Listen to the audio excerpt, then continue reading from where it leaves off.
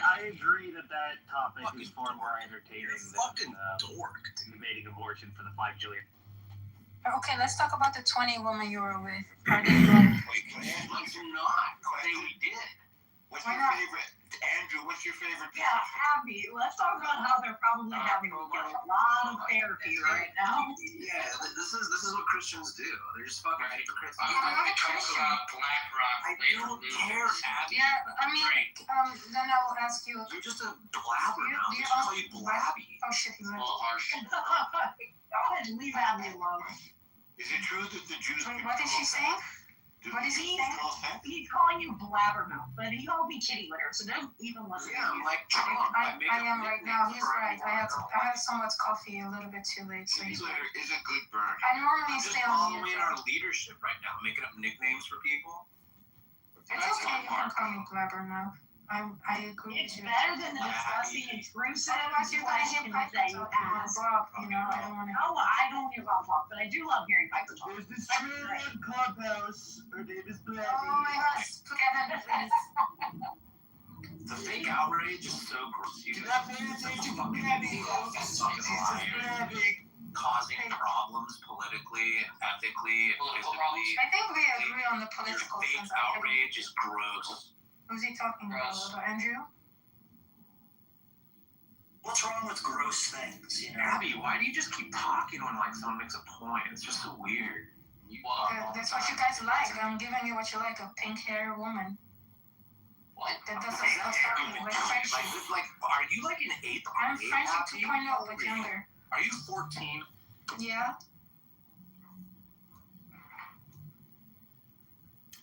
Well, back to the topic at hand on abortion. Some of the people on this app should have been aborted, but that would have been murder. So I'm thankful you're all here to talk over each other as if there's no reason to even be here.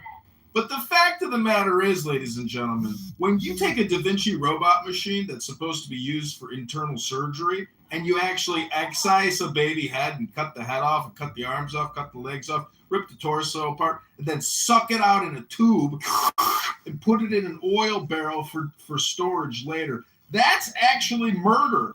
For example, if you were to murder a 2-year-old child, that would be murder, not a late-term abortion. If you were to give birth and then take a knife and jab it into the child's chest and then throw it in the garbage, that's the same thing as sucking it out through a tube. That's the difficult thing about life, is it's brutally savage. And Congress funds abortions in America by $1 billion a month, 2,000 children a day. We have a problem with women. We have a problem with doctors. We have a problem with Planned Parenthood. Rest of the day. May I make a comment? Everybody go to the same time! May I make a comment? When you get muted, you have to stay on mute. John, late-term abortions are called births. Nobody's cutting out fetuses from an 8-month. All right, we got it. Birthed. They are birthed. Incorrect. Right? Sorry, that is not correct. And by the way, Agamemnon has decided to read this by the way you're not correct. By the way. Think about By that. the way you're not correct. Hold up. Please let me finish what I'm saying. Think about that. Think about that. Please let me finish. Okay. Late-term abortions are basically a vanishing small number. Most abortions in this country are in the first trimester and very, very, very, very, very early in the first trimester. Late-term abortions are not really a thing, by and large. We have birth. Just like rape cases when it comes to abortion. It's very, very small. Yeah, Okay, was circumcision a good thing or not? Here you go. Another. Yeah. I'm sorry, I'm not going to do that. The average IQ in this room is walnut. I think the average IQ in the US is a walnut. I agree. Non-medically necessary late-term abortions should not be legal. I agree. Did someone ask Kevin Hodge? Wait a minute. If you've ever witnessed it, Oh gosh. it is murder. It's Thank you, Joey. it's We love Joey. You witnessed a lot of murders in your life? Yeah, Joby's here. that late abortions are negligible gender specifically. That doesn't You guys ever get tired of Doesn't waiting at a negate the right fact now? doesn't Wait, let that person speak. Piper, have you decided what gender you are yet? although the percentage is negligible, and I'm going to go with what Caleb says, although it doesn't provide any statistics, and I don't think that there's a gender what he was saying, but it's There's no such thing as gender. They're horrible. That's I'll let your choice, Abby. Thank you, Elon. I That's know like you are. 5,000 IQ. No.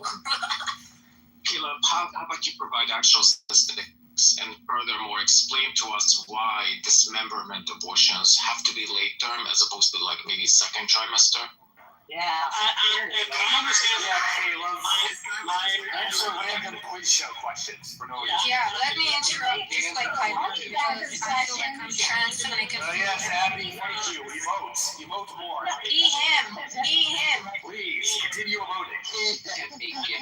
sure that was Oh, I'm so hurt by you. Oh, you're hurting feelings. No, I am he him, dumbass. I'm talking about You're me. hurting my feelings so badly. I'm talking about me. Oh, no. No. You're misunderstanding me. I'm talking about myself. That sounds. I'm not talking about That's you. not even I do with that. I'm being a trans. It's like a lazy trans chat either way. So my response What? I is still, cannot be oh no.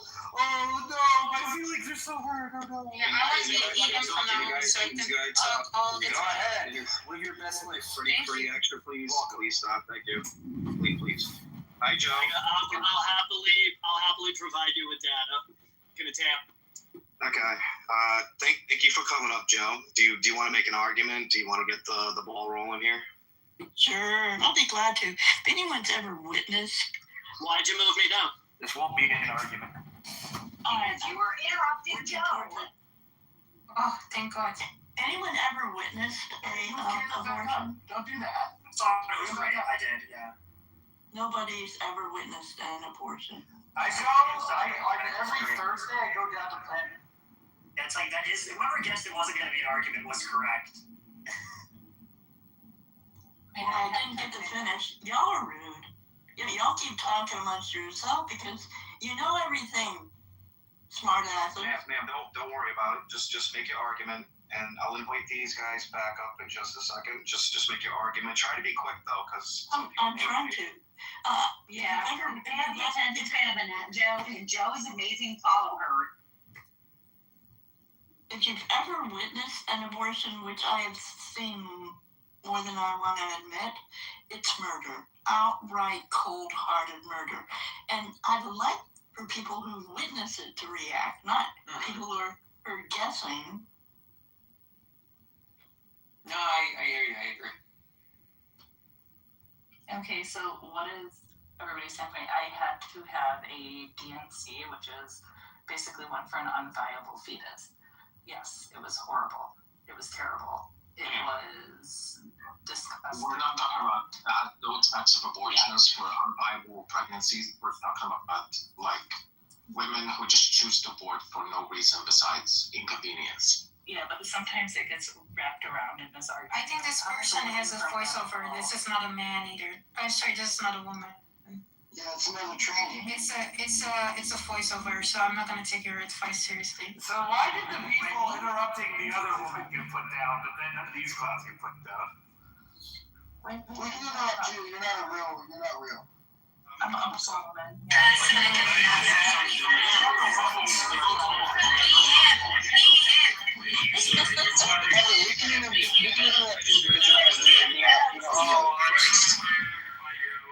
Sorry, Piper. I didn't mean to put you down there. My bad, dude. It's just I'm trying to get some kind of everybody on board. It's a big panel today, so my bad.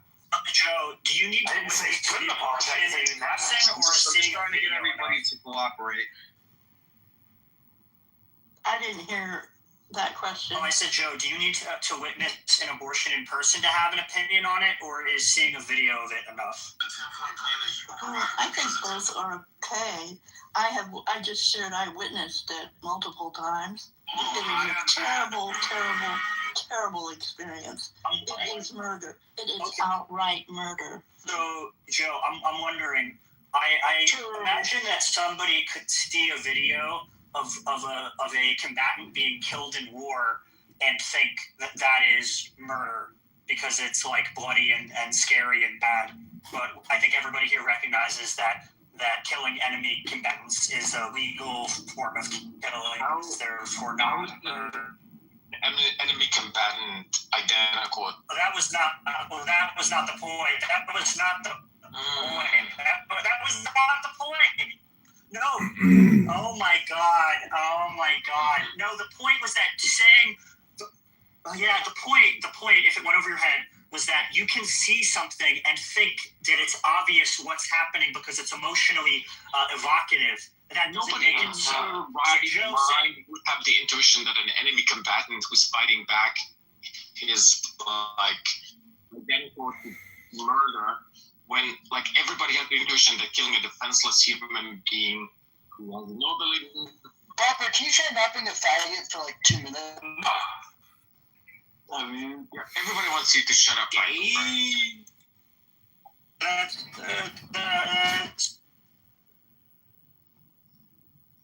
Andrew, please.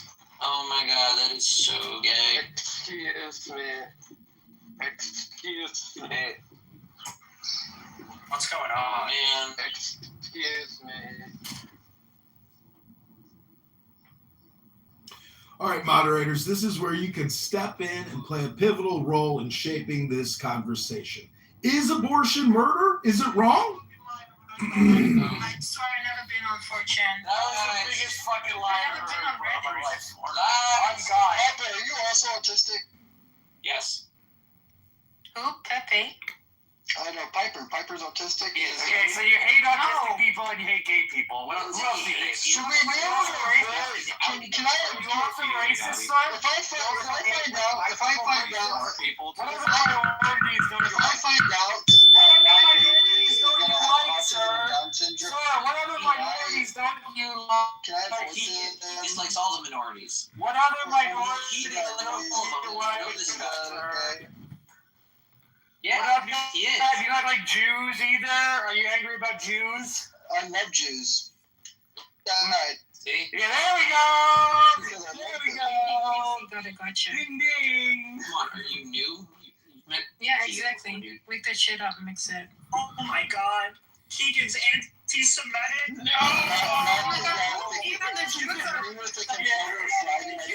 It's a big surprise, I know, it was a shocker. How could you? Also, another issue with the I saw an abortion and it was really upsetting argument is that what if I saw an abortion and did not find it upsetting? Like, Take a head of a combatant being killed in war and think that is murder. I find because it's like the argument to be funny. I don't find It is a funny argument. it's funny because it relies entirely on one's subjective emotional experience. Normal human emotions, sure. Well, I don't think you have to be a sociopath to think like naked appeals to emotion are bad arguments. If we were in the context of kind of a debate, and Joe was just like, Like I consider an argument is like when you Come on, give reasons say and to you have like gay inference, supremacy, that kind of thing, not just like, oh, I saw this and it's gross and it made me feel bad, so therefore it's wrong. You walk away kinky. Normal human. That's just how normal human. That's how we typically reason about. I think that's how young people reason. That's the way we reason. If something seems to you to be very strongly to be the case, you're probably justified in believing it. no. COVID-19 vaccines were abortions. Is a presupposition reason. Provide the countervailing evidence why we don't have overwhelming. Oh, nice burden shift, buddy.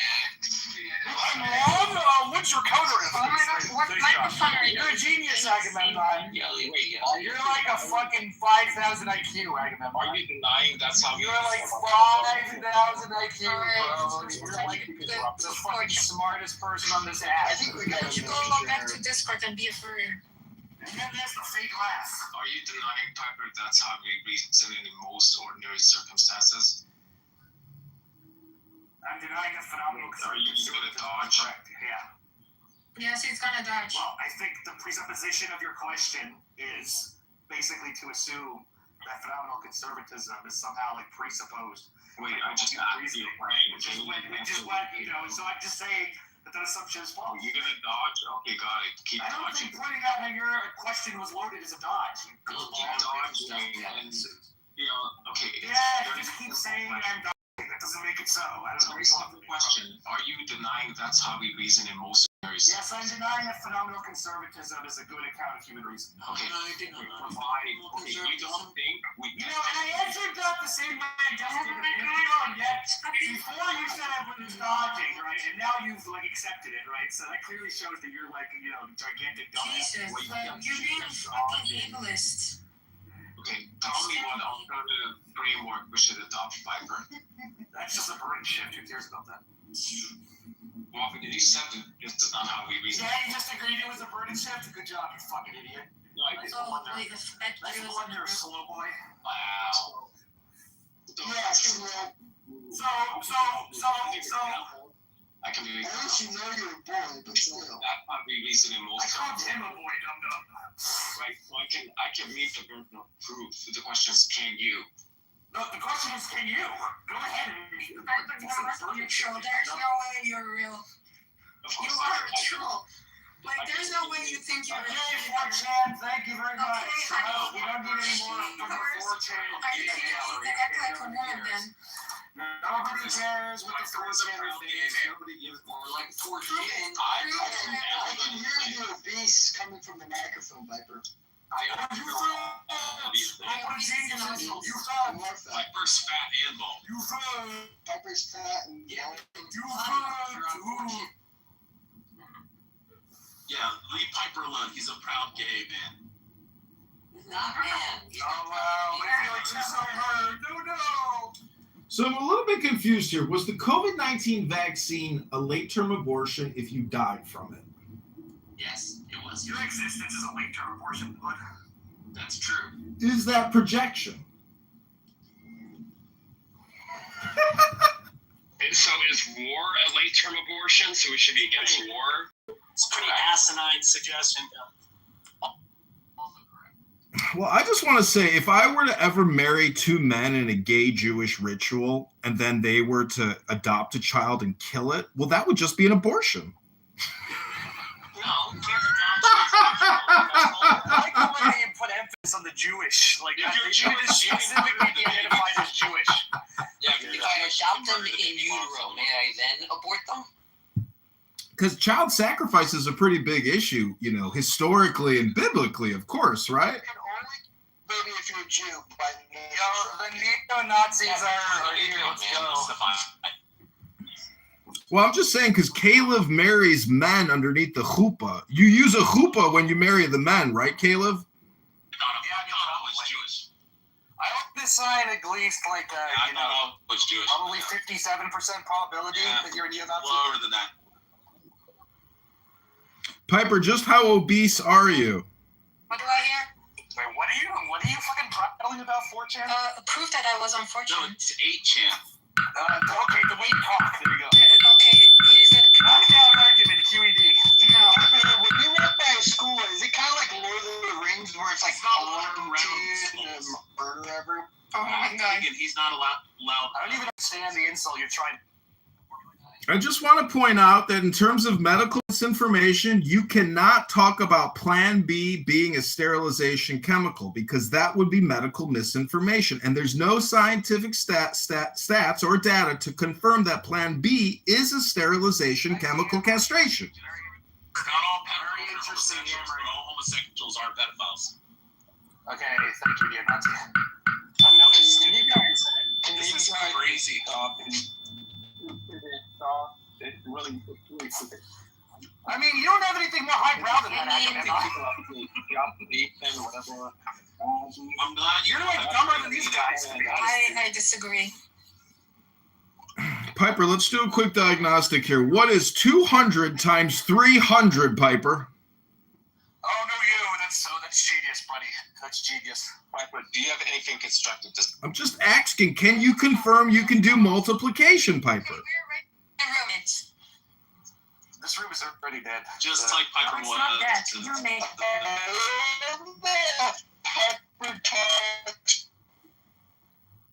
Yeah, me too. Actually, that's the best part. Rabbi Caleb, what does the Torah tell us about abortion? You struggle. We can tell you struggle. Oh no. What is the microphone reading?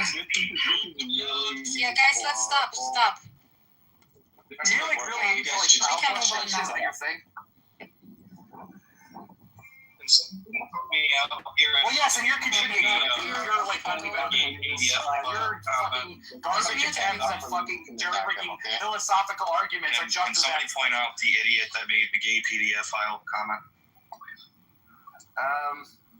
Yeah, I wasn't really paying attention, to be honest.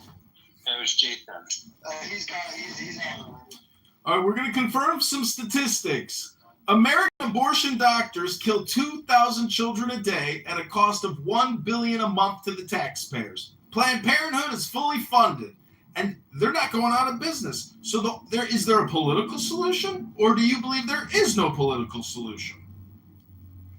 Gotta get those numbers, rookie numbers. I mean, I'm sure you want to like firebomb abortion clinics. So John, look, John, the way to prevent abortions, the way to prevent abortions. Well, there you go.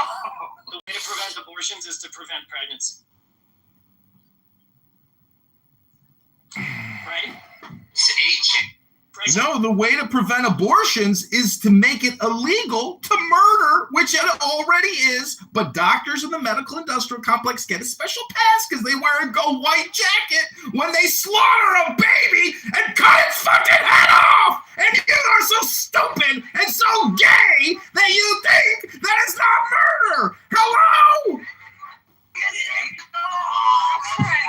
Papa, is that what you did? You're in favor of gun control, right? Because if we make guns illegal, we're all gun murders, right?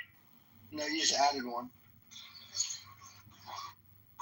It is funny that a lot of these people oppose evidence-based things that prevent teen pregnancy, like easy access to contraception. Gun murder rates. Oh yeah. No, it definitely does. When you talk one-on-one with Kevin, he becomes right-wing. So just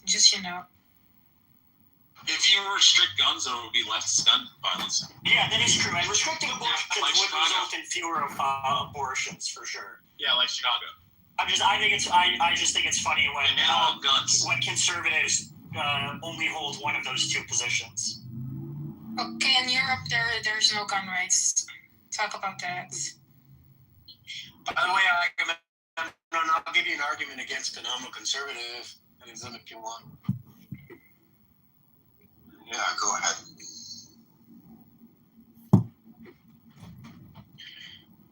All right, I had to write it out. Sorry.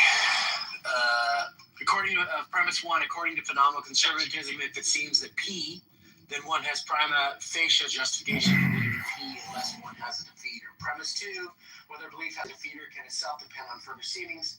Premise three, different people can have conflicting seemings about whether defeaters exist. Premise four, justification depends solely on seemings, and a presence or absence of defeaters becomes dependent on arbitrary psychological states. Premise five, a theory of justification that makes rationality depend on arbitrary psychological states is epistemically inadequate. Conclusion, therefore, phenomenal conservatism is epistemically inadequate. What the fuck did you just say? That was retarded. Sorry, respectfully. Yeah, anybody want to check? I got like all these morons who don't understand what Jim was saying at all. Are like, that's retarded. Do you deny? What did ChatGPT just ran It was a bunch of bull. Yeah, because you didn't fucking understand it. That's why you're saying that. Take it one point at a time, then. Take it one Stop point at a pretending time. like you understand shit. Take it one point at a time. Joe, do you even know what phenomenal conservatism is, Joe? No, it's like fucking squawking for no reason. You don't know, so why would you even jump in? I wasn't making You guys aren't even politically involved. You just flap your lip. They weren't talking about politics just now, you fucking idiot. Shut up. You shut up. You know what you read? conservatism. Yes, I did. You didn't. Rats. You just decided you didn't like it for some reason. You think yelling makes you more... Yes, I do. And I will continue doing it. Try and stop me. You're giving me a headache. Good. Good. That was hilarious, Piper. She actually thought I was talking about conservatism in this, like Republicans. Really? Is that what happened? That's what she thought I was doing. Oh my So, god. I have a question for you. Wait, Agamemnon, which premise do you deny? Hold on. Agamemnon, can you ask Tell me your which question premise you to deny. Yes, thank Piper you. needs to act like a woman. Okay, I will act like a woman and I will ask Agamemnon which premise he denies. I think it's going to be premise two. You said something like... Okay, that's good. You want me to read it out for you again, just so we're all good? Yeah, read ChatGPT real fast for us. I'll read. Go ahead, read ChatGPT. He's got to open up the... he's got to act Whether belief has a defeater can itself depend on further seemings. I think what we have confirmed is that some of you should have been aborted, but you weren't. Premise three. So you don't deny premise two? Well, I deny premise two. Like it actually depends what you Go mean. ahead. Go ahead. If you're using Grok, use Grok on Hinge and ask if men can become. Like, at least use better AI, Tim. Use Gemini, bro. Go ahead. ChatGPT. No, we can't. I'm just kidding. I'm just asking for a response. It's fine if you don't have a That's response. what you mean by premise two, because premise two is sort of ambiguous. Yeah. Premise two merely depends on its Looks seeming. like it was written by Then I ChatGPT. disagree. Hey, Tim, can you explain premise two to us in your own words? Yeah, explain it to us. Yeah. Well, for instance, the idea of phenomenal conservative is the idea that your seemings are justification for your beliefs, right? So the idea behind that is if you can't personally come up with a defeater, that just means that it depends on your further seemings, right? That's all that it's saying. That's not even what it's saying. Oh my god. Whether a belief has a defeater can itself depend on further. That is definitely what it's saying. That's exactly what it You're is. a moron. You're a moron. One mic. Okay, so it depends what you mean by premise two, because if you mean by premise two that defeaters only depend on seemings, I disagree. So I don't think and seemings are just psychological states. So I don't think your defeaters only depend on your psychological states. That just means that something else. Hold on. That just means that something else besides the seeming does justificatory work. Exactly. So you just conceded. Thank you.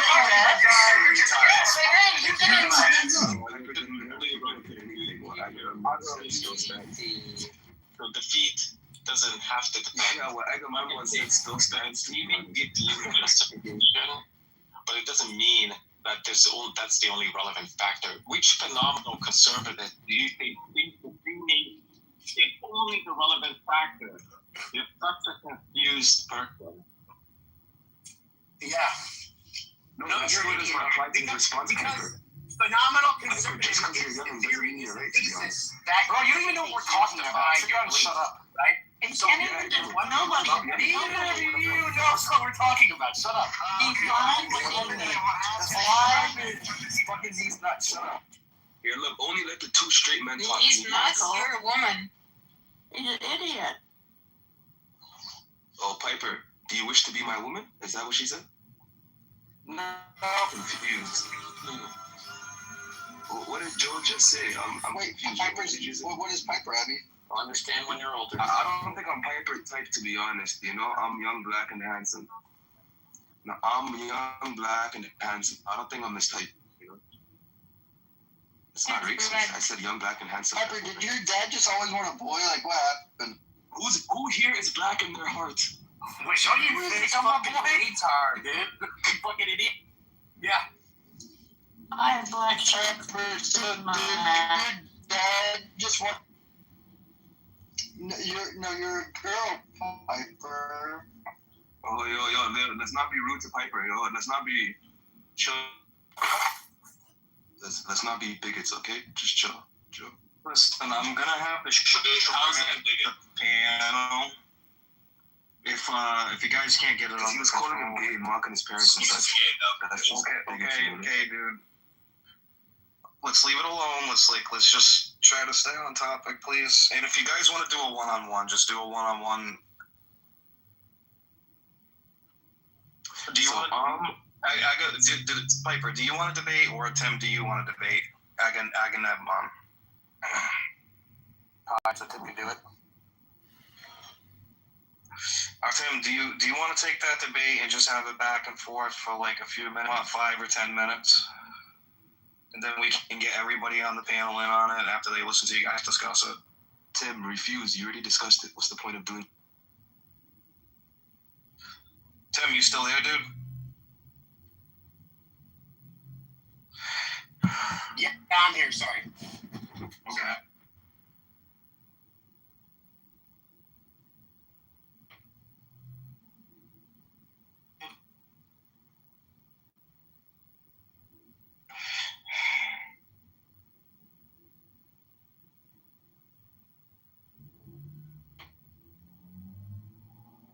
Shoot, even being a physician assistant. These are still.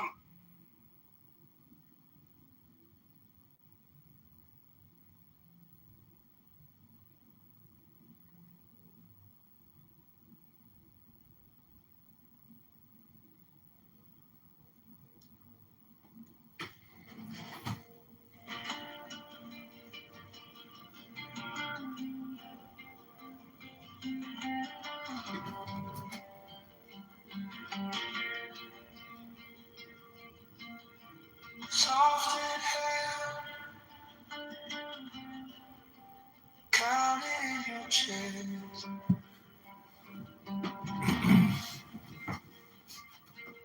Let the shoulders fall, nothing to impress.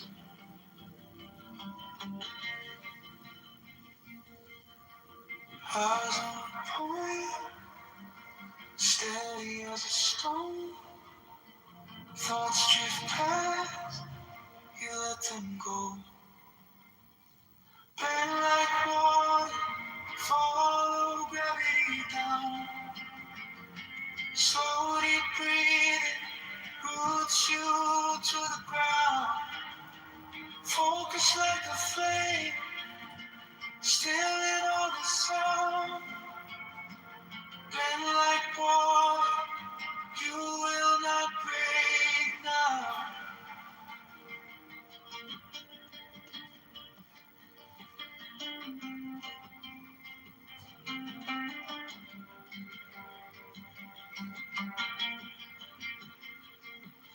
Notice every edge where the tension hides. Send your breath in, feel it loosen, slide.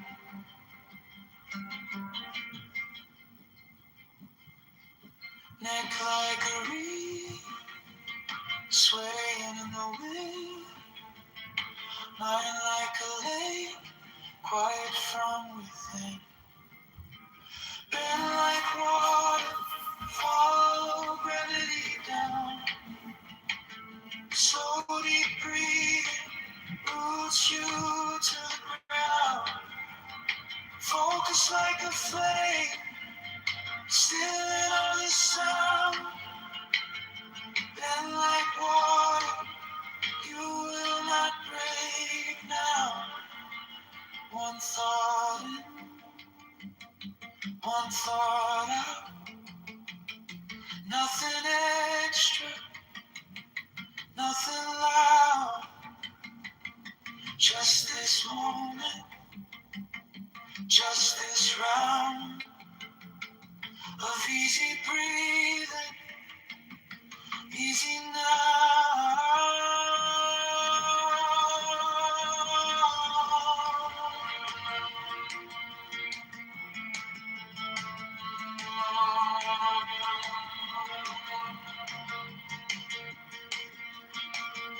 Been like water, follow gravity down. Slowly breathe, roots you to the ground. Focus like a flame, still in all the sound. Been like water, you are steady now.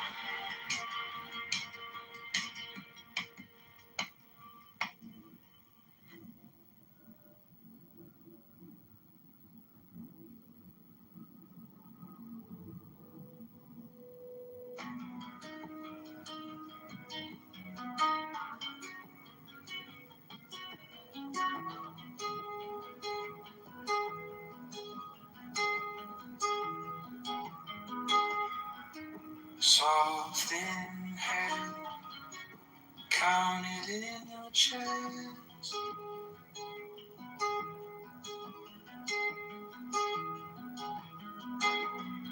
Let the shoulders fall, nothing to impress.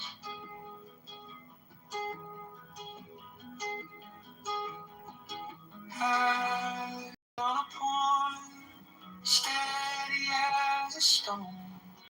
Thoughts drift past, you let them go. Bend like water, follow gravity down.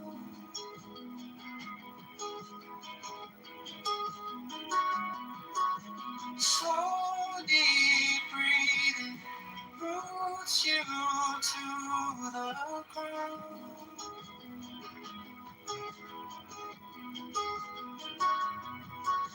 Focus like a flame, still in all this sound.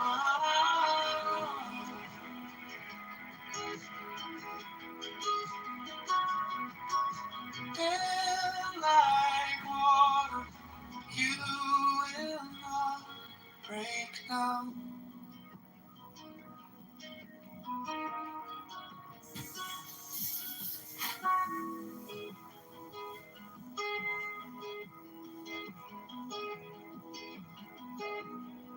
Notice every edge where the tension hides.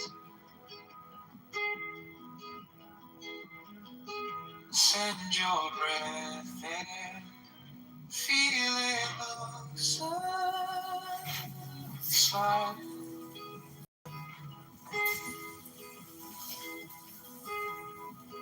Neck like a reed, swaying in the wind. Mind like a lake, quiet from within. Mind like water, follow gravity down.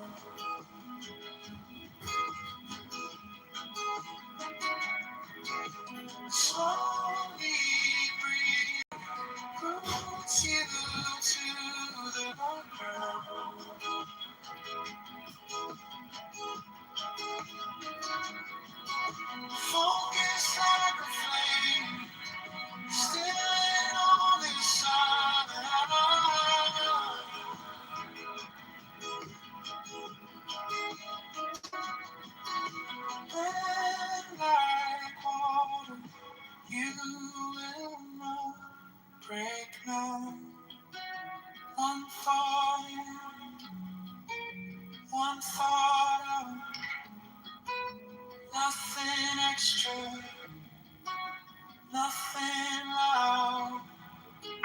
Just this moment, just this round of easy breathing, easy now.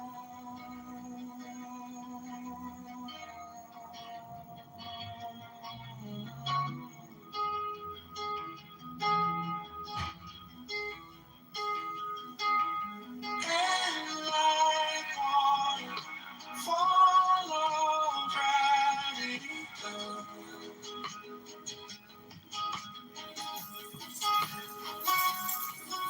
Slow deep breathing roots you to the ground.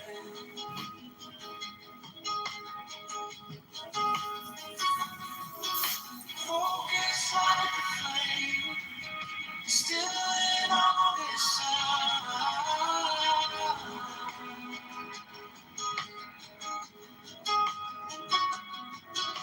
Then like water, you are steady.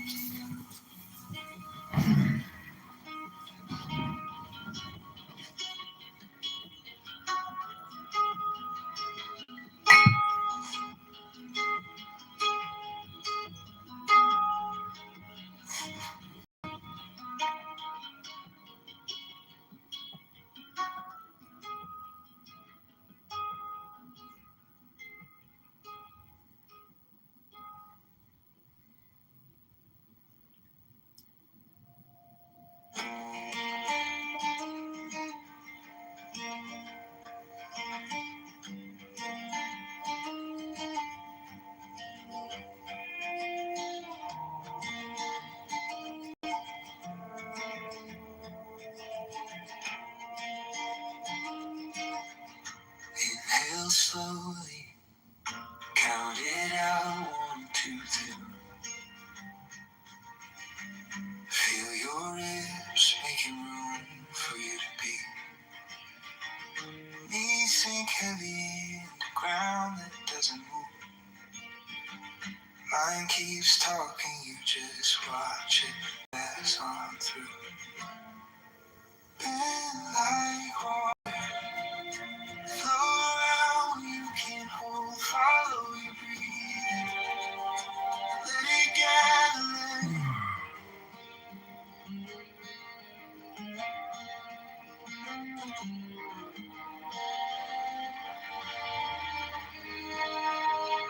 inhale slowly, count it out, 1, 2, 3. Feel your ribs making room for you to be. Knees sink heavy into ground that doesn't move. Mind keeps talking, you just watch it pass on. Breathe and let it gather, let it go.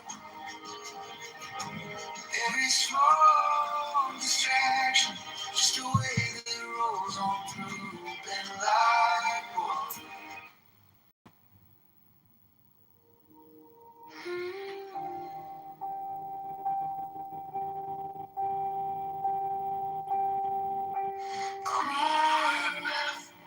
And they're all sitting there debating, the particular position, but they fail to see a universal truth known as Kabbalah. I don't understand this. Or the Tao. How do you ignore Hinduism? How? It's got over 1 billion people that are interested in it. There's a lot of Hindus. They don't give a fucking say into your conversations at all.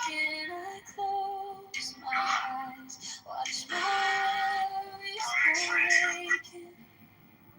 I breathe in deep, I breathe out the love inside. I breathe in strength, and we tremble every tide. I breathe in joy, let it rise above.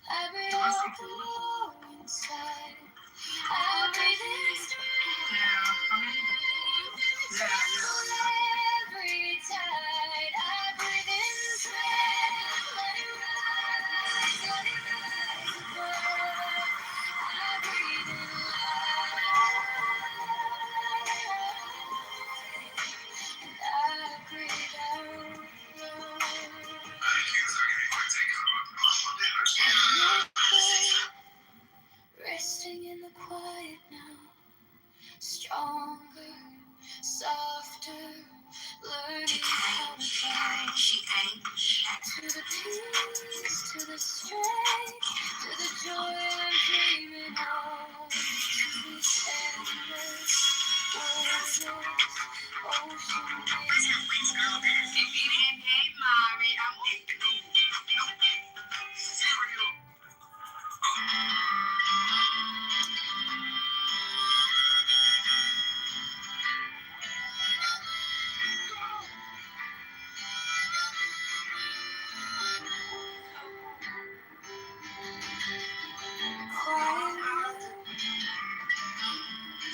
heartbeat drumming my return. All this noise fading down to gray. I feel the flood cold in every step I take. I close my eyes,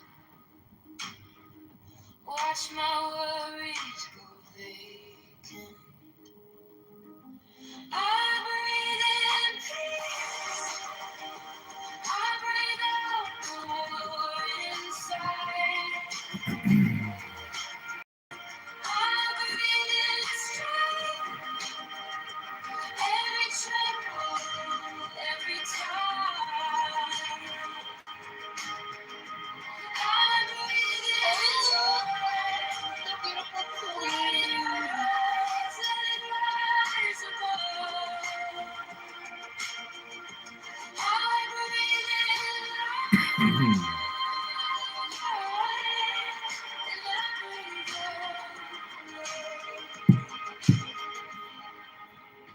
soft blue sky,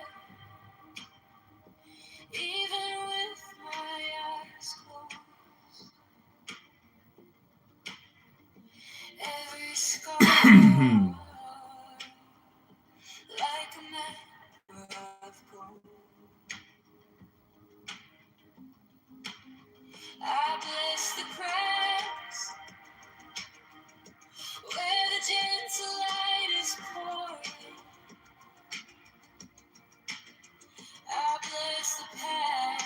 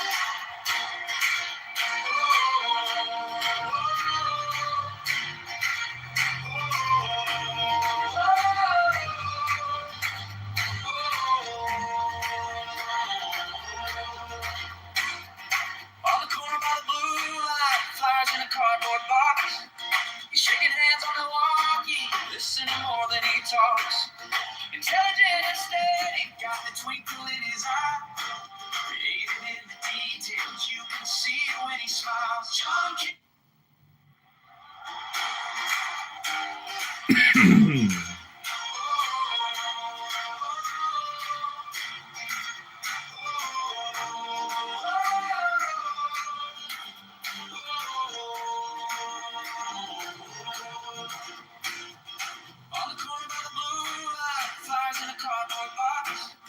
He's shaking hands on Milwaukee, listening more than he talks. Intelligent and steady, got the twinkle in his eye. Creative. John Kitover for Chicago Mayor 2027. John is intelligent, creative, joyful, reliable, strong, courageous, and going to liberate Chicago for Chicagoans. Chicago Mayor, vote for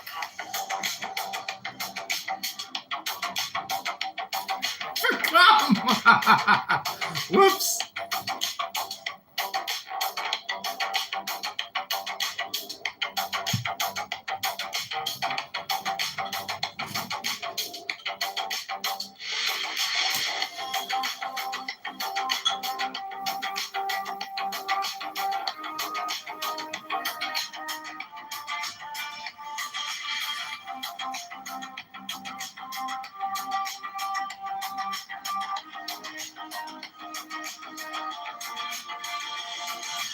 John Kitover for Chicago Mayor 2026.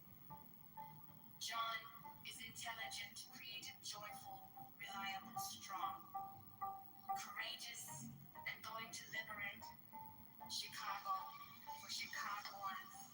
Chicago Mayor, vote for come. John Kitover for Chicago Mayor 2027. John is intelligent, creative, joyful, reliable, strong, courageous, and going to liberate Chicago for Chicago and Chicago Mayor.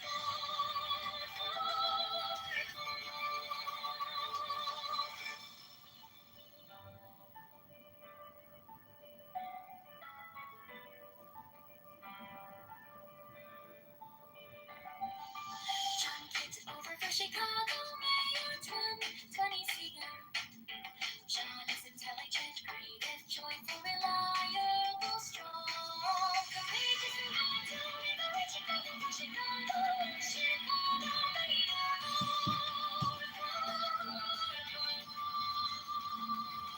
John Kitover for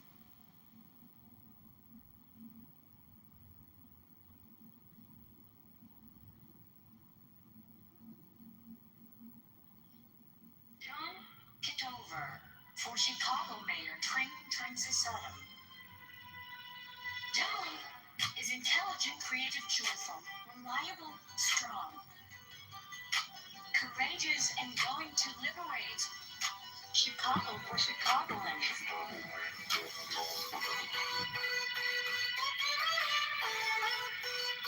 John Kitover for Chicago Mayor 2027. John is intelligent, creative, joyful, reliable, strong, courageous, and going to liberate Chicago for Chicago and Chicago Mayor. For Chicago Mayor.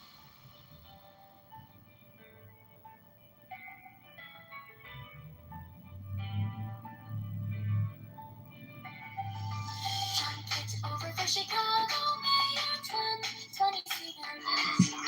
John is intelligent, creative, joyful, reliable, strong, courageous, and going to liberate Chicago for Chicago and Chicago Mayor. John Kitover for Chicago Mayor 2027.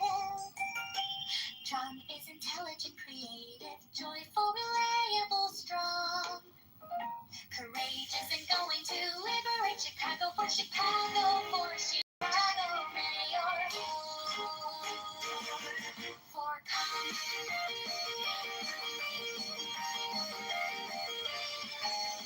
John Kitover for Chicago Mayor 2027. John is intelligent, creative, joyful, reliable, strong, courageous, and going to liberate Chicago for Chicago Mayor. John Kitover for Chicago Mayor 2027. John is intelligent, creative, joyful, reliable, strong, courageous, and going for liberate. Chicago for Chicagoans. Chicago Mayor, vote for Come.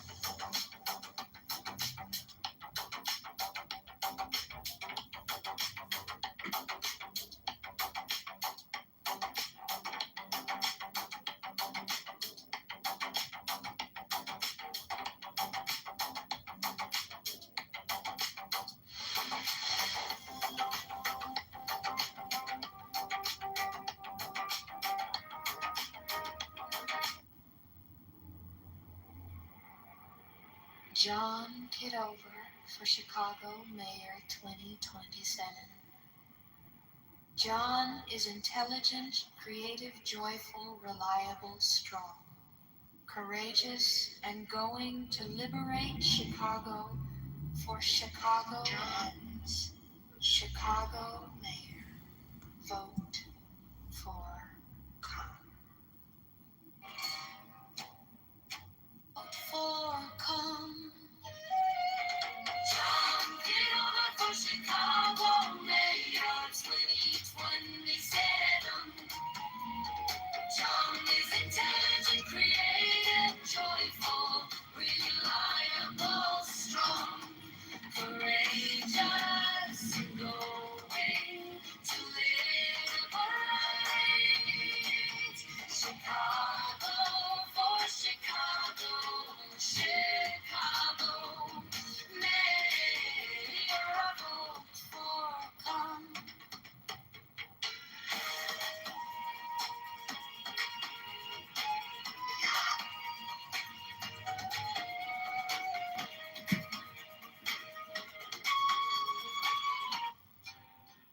Create joyful, reliable, strong, courageous, and going to liberate Chicago for Chicago and Chicago Mayor, vote for Come.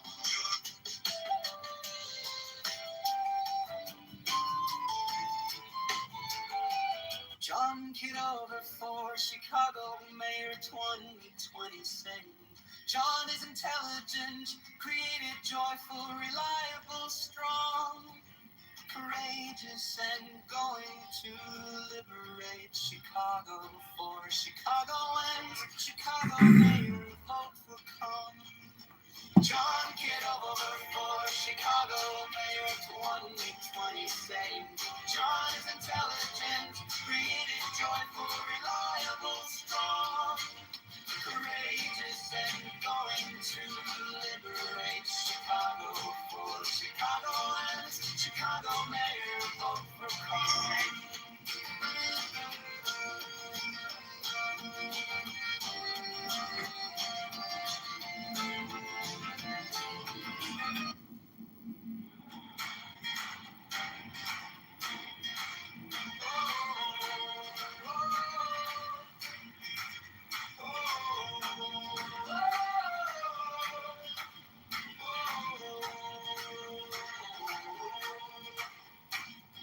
On the corner by the blue light, flowers in a cardboard box. He's shaking hands on Milwaukee, listening more than he talks. Intelligent and steady, got the twinkle.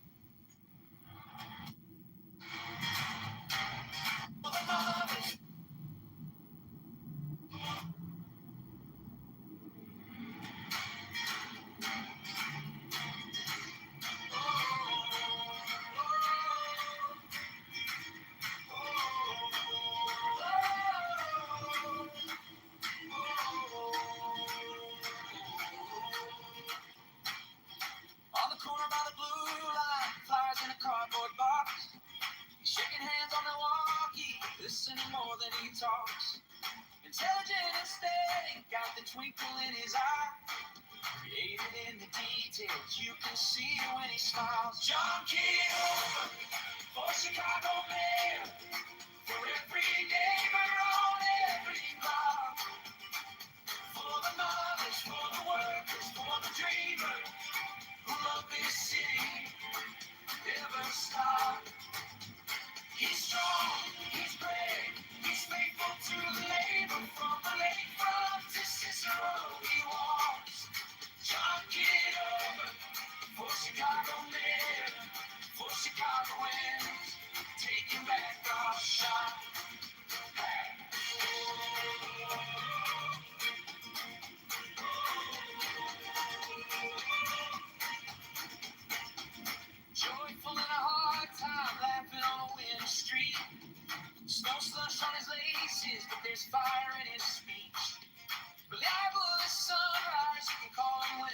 arms, courage in his backbone, standing up to every form. John Kitover, for Chicago mayor, for every neighbor on every block, for the mothers, for the workers, for the dreamers who love this city, who never stop.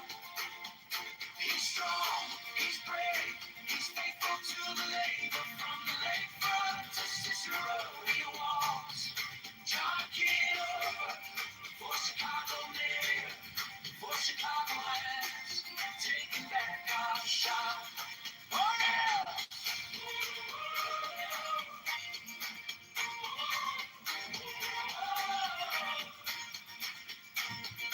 This is our city, not a headline on a screen. This is our city, every promise, every dream. He's gonna liberate Chicago, street by street and door by door. One clear voice, one true choice. We don't have to settle anymore. John Kitover, for Chicago mayor, for every neighbor on every block, for the elders, for the students, for the builders who love this city and never stop. He's strong, he's brave, he's faithful to the labor, from the lakefront to Cicero he walks. John Kitover, for Chicago mayor, for Chicago lands. Come on, take your shot.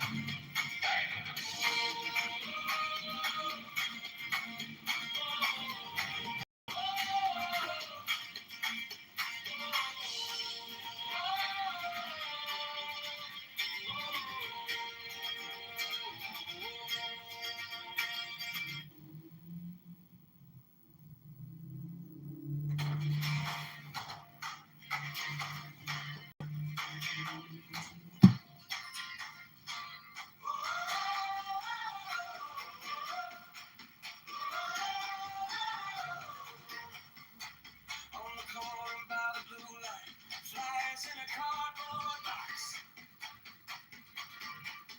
He's shaking hands on Milwaukee, listening more than he talks. Intelligent and steady, got that twinkle in his eye. Graded in the details, you can see when he smiles. John Kitover, for Chicago mayor, for every neighbor on every block, for the mothers, for the workers, for the dreamers who love this city and never stop. He's strong, he's brave, he's faithful to the labor, from the lakefront to Cicero he walks. John Kitover, for Chicago mayor, for Chicago is taking back our shot.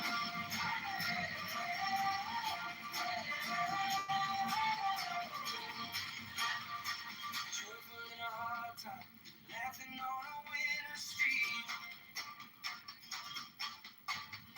Snow slush on his laces, but there's fire in his speech.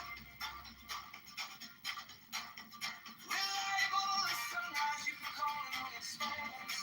Courage in his backbone, standing up to every form. John Kitover, for Chicago mayor, for every neighbor on every block, for the mothers, for the workers, for the dreamers who love this city and never stop. He's strong, he's brave, faithful to the labor, from the lakefront to Cicero he walks. John Kitover, for Chicago mayor, for Chicago is taking back our shot.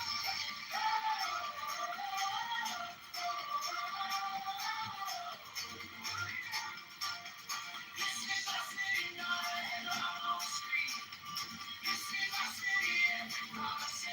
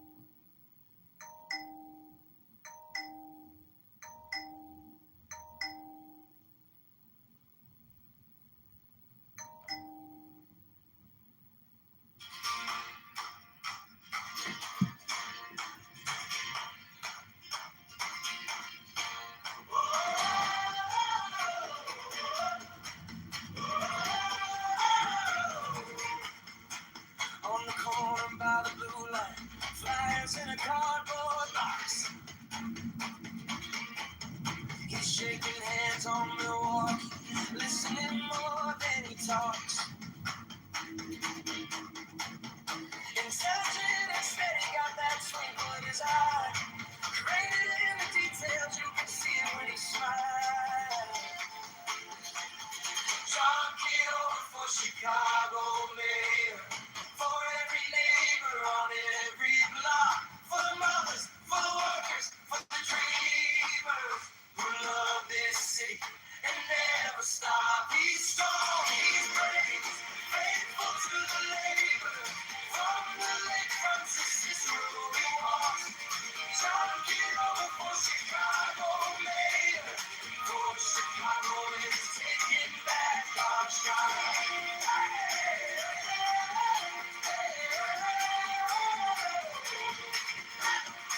Joyful in a hard time, laughing on a winter street. In his speech, reliable as sunrise, you can call him when it storms. Courage in his backbone, standing up to every form. John Kitover for Chicago mayor. For every neighbor on every block. For the mothers, for the workers, for the dreamers who love this city and never stop. He's strong, he's brave, faithful to the labor. From the lakefront to Cicero he walks. John Kitover for Chicago mayor. For Chicago and he's taking back our shot.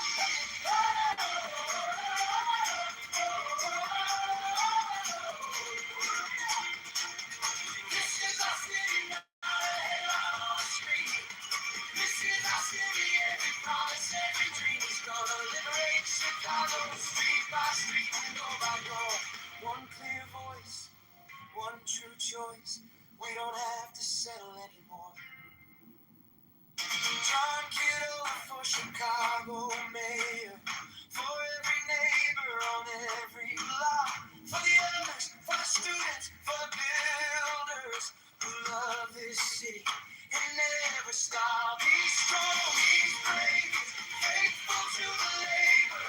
From the lakefront to Cicero he walks. John Kitover for Chicago mayor. For Chicagoans, come on, take your shot.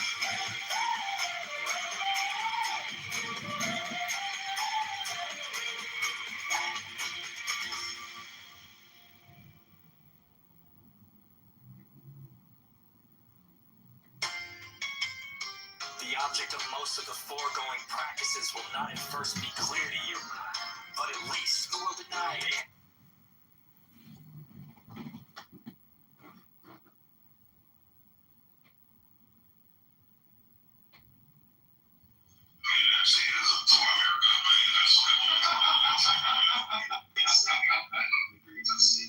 Hi, I'm Susan Bennett from Framingham, Massachusetts. What's your name? From hell. Oh, do you know Barbara? Look, what are you doing? You're a fighter. Just fight it. Are you also from the Boston area? I was burned by flames, and the lady told me to do Oh, try I had an epidural. Do you enjoy being a demon? Sugar. Must be hard people afraid of you all the time? You know, actually it is. Thank you for acknowledging. What did you say your name was? Susan? Susan, you are a breath of fresh air. Oh, stop. You know, sometimes I think people come to me only for my power or my treasure. No one ever just comes by just to say hi. See how I'm doing. That must really hurt. Sure it does. Is that why you want to destroy the world? Turns out the real demon is loneliness. Maybe you need to meet some new people or take up a hobby. There's a spot open in my watercolor group. Oh, wait, no, there isn't. I forgot. Carol apologized to Janine, and now she's back in class. What did Carol do? She drew a portrait of Janine, and she didn't leave out her mustache. She added the mustache. They call me a demon. I know, right?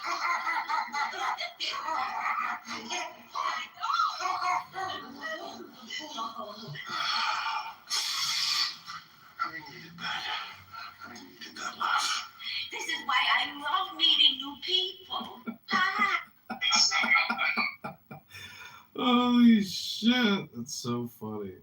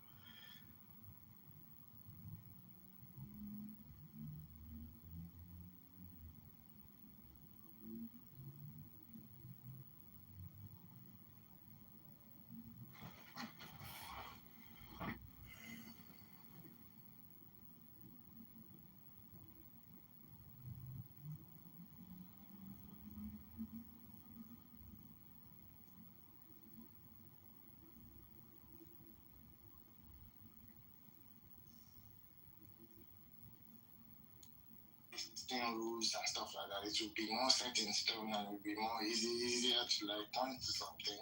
Yes, but is that good reason to then suppose that that thing is there? Wishful thinking there. Yeah, it would be. If maybe we wanted to say that our rape is wrong, but then we have this extra thing that we can use to pass ourselves, so that would be nice. But it's that in itself enough to say that for that one. How do you think this is how we typically believe in something if it has explanatory power and it's a simple theory. And it's given theism has so many converging lines of evidence to support it. It's one unified principle which explains a bunch of data other theories can't explain, including the existence of the moral realm, but like other things like fine-tuning, etc. You should probably believe it because it's a simple theory with explanatory power. But I can see how it could be false. This undesirable situation whereby generation to generation we just need to like rethink what we're doing and just make the best of it. That might actually be what reality is really. And then it's unsatisfactory to some people and they're now doing wishful thinking that there's something in there out there that's making some YouTube. That could be what's going on very easily. You could apply the same reasoning to anything. You could say, oh, well, we could be wrong about quantum theory. We could be wrong about relativity. Okay, I don't think that's a very good. These other things you're pointing to now, they have at least some kind of like measurements. These moral things are still better by having this intuition, just thinking there must be something. Makes us that rape is always wrong and stuff. It's not like something you measured in that makes it look like there's some stuff out there. Well, when you talk about measurement, I guess you're talking about predictions. Observed predictions, right? Yeah. Okay. Yeah, and I'm sure you're aware that there are two types of predictions. There are future testable predictions, but there's also use novel predictions, something that is called use novel. Have you heard of this distinction? Use what? How do you spell the other word?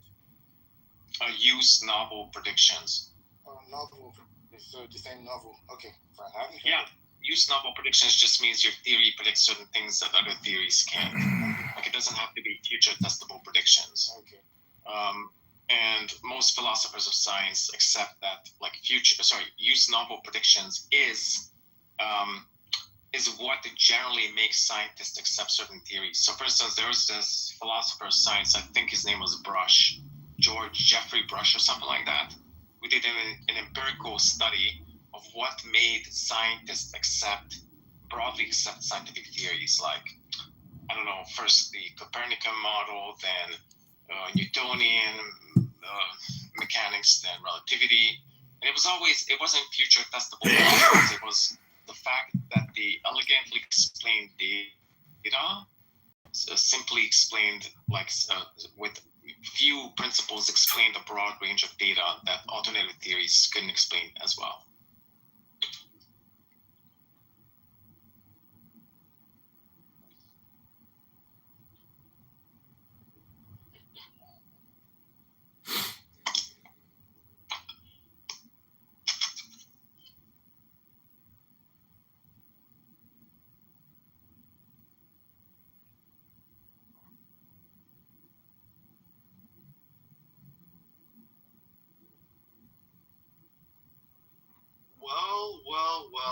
Well.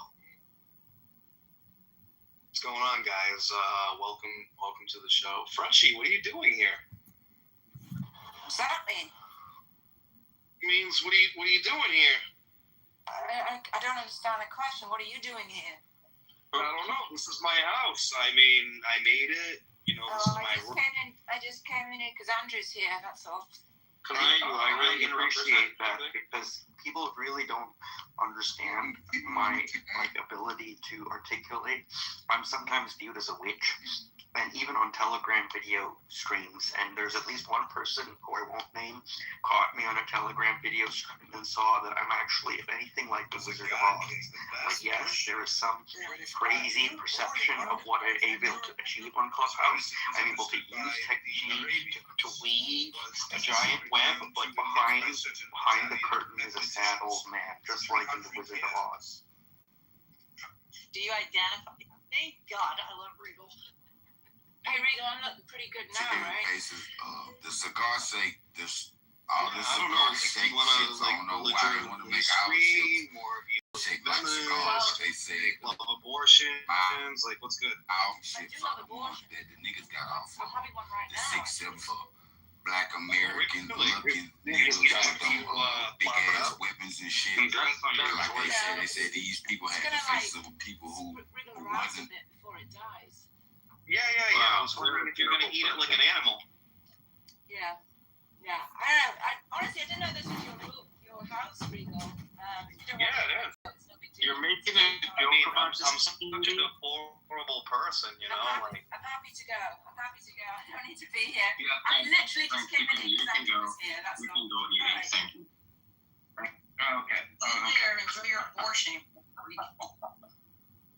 What the fuck? She said she was gonna eat it too. What the fuck? Oh my god, I don't mean to laugh at that, but yeah. Alright, I should laugh at that.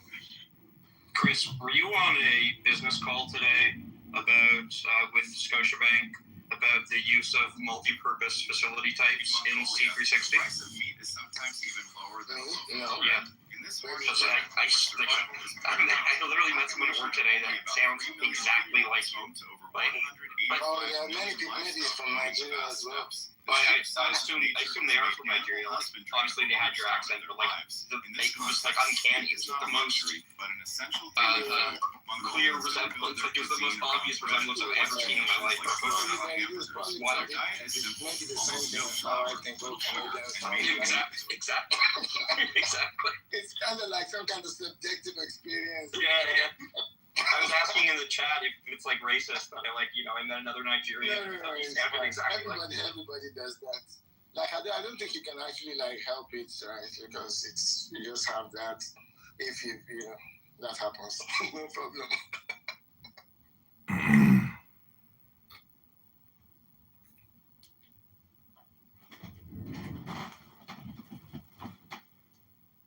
I actually don't remember what I said last when this thing happened with Heidi and Leo. I was saying something and I totally just forgotten what I was saying.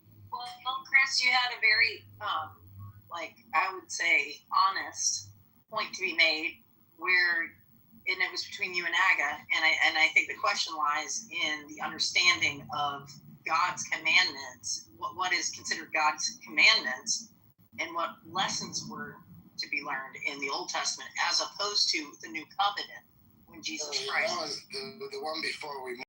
Okay, if you want to do that, you can do that. You don't have to. I just that's the last thing that I remembered you talking about.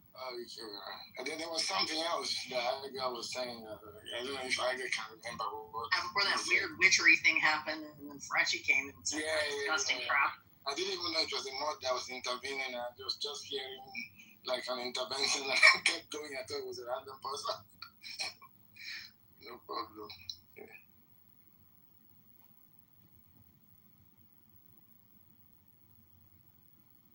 Oh, I remember what we were saying, right?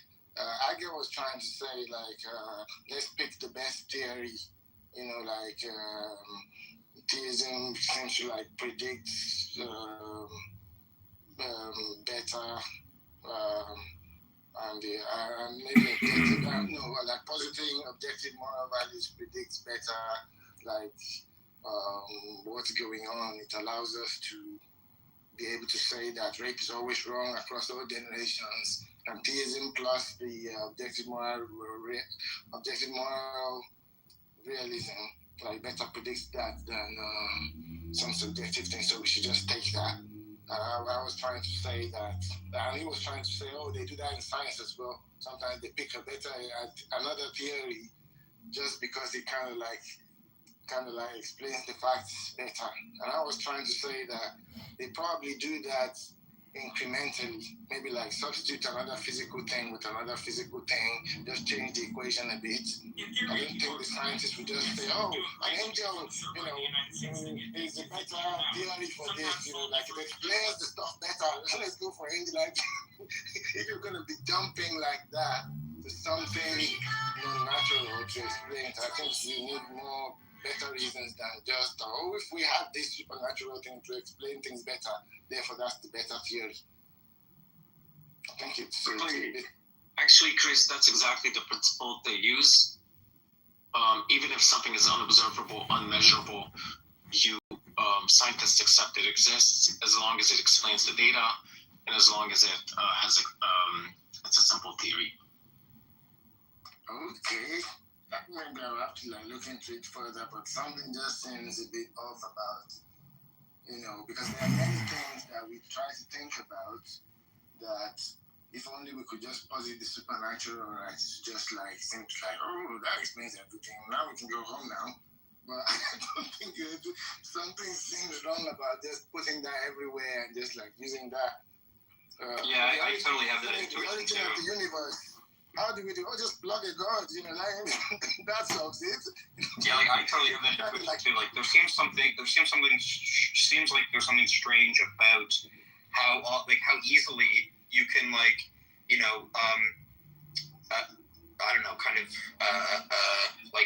fudge the promise by suggesting that there's an agent that wanted X to be the way that it is, right? In every case, no matter how improbable something is, right? say there's an agent that wanted it to be that way and like immediately increased the probability. So like there just seems like there's something, I don't know, illicit about that, right? Especially if you like don't have good independent motivation for that agent. Oh, I absolutely agree. I think there's something illicit about coming up with ad hoc theories, because you can just overfit the data. You can just overfit your theory to the data. You can just come up with arbitrary postulates to explain anything. But that's why I think theism is So were you disappointed in is not an ad hoc performance, theory or did you because it explains a bunch of phenomena which we discovered thousands of years after classical theism was phenomenon. Thanks, phenomena, which we discovered thousands of years after theism was discovered. So, for instance, it elegantly explains the fine-tuning of the universe for life, explains the existence of I don't know, consciousness, the beginning of the universe, blah, blah, blah.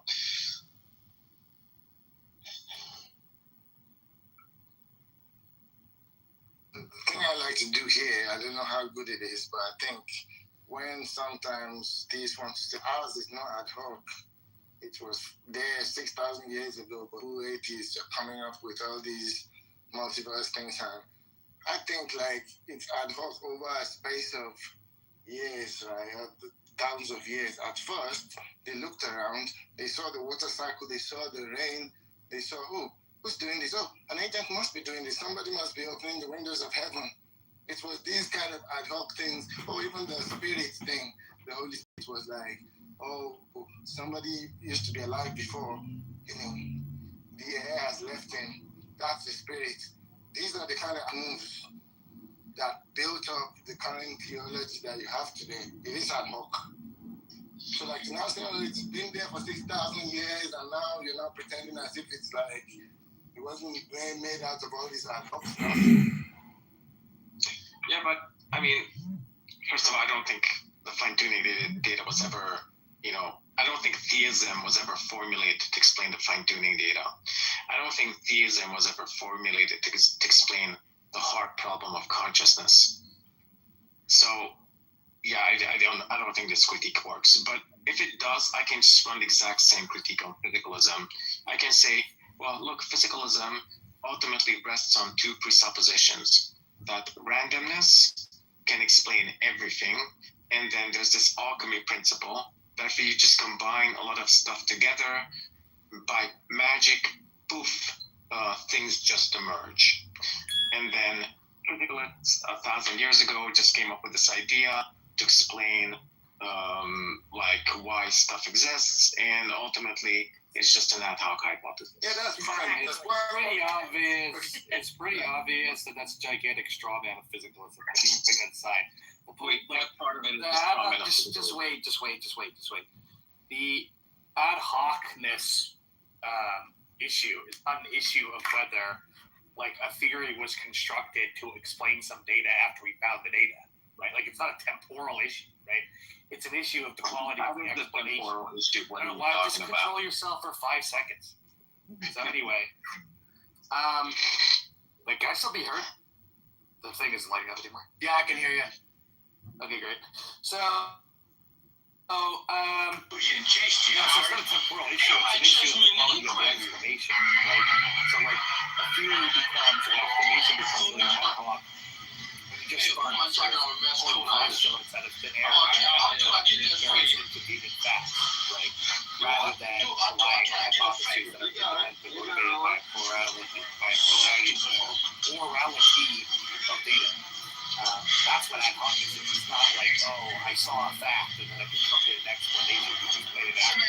That's how explanations work. You see facts, construct explanations to explain them, right? So you're sort of under misapprehension. I think you're using an idiosyncratic definition of the term. If you're willing, like, please provide any reference that like the principle of the definition of ad hocness doesn't include things like the theory that you fit the theory to the data, meaning you have to observe the data first and then you fit the theory to it. And that's how most people typically use the term.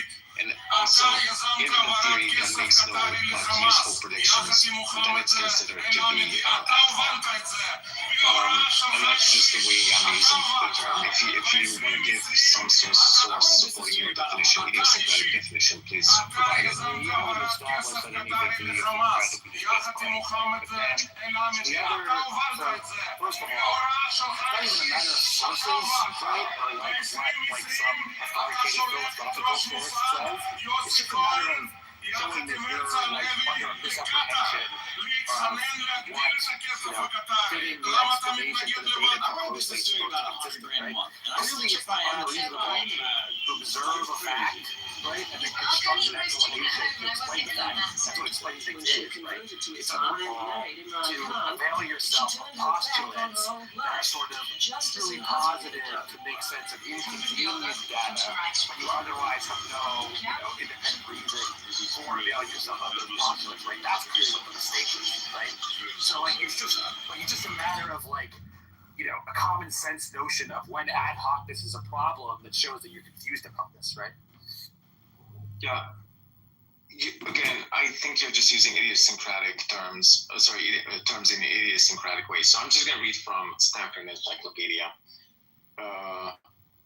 According to Popper, a theory is ad hoc. It will simply introduce a single phenomenon. Okay, right? A single phenomenon. It has no further testable consequences or no further testable.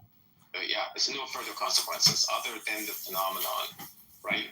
So that by definition, theism is not an ad hoc theory because it wasn't meant to introduce to explain a single phenomenon and has consequences aside from the data it was purportedly introduced to explain thousands of years ago.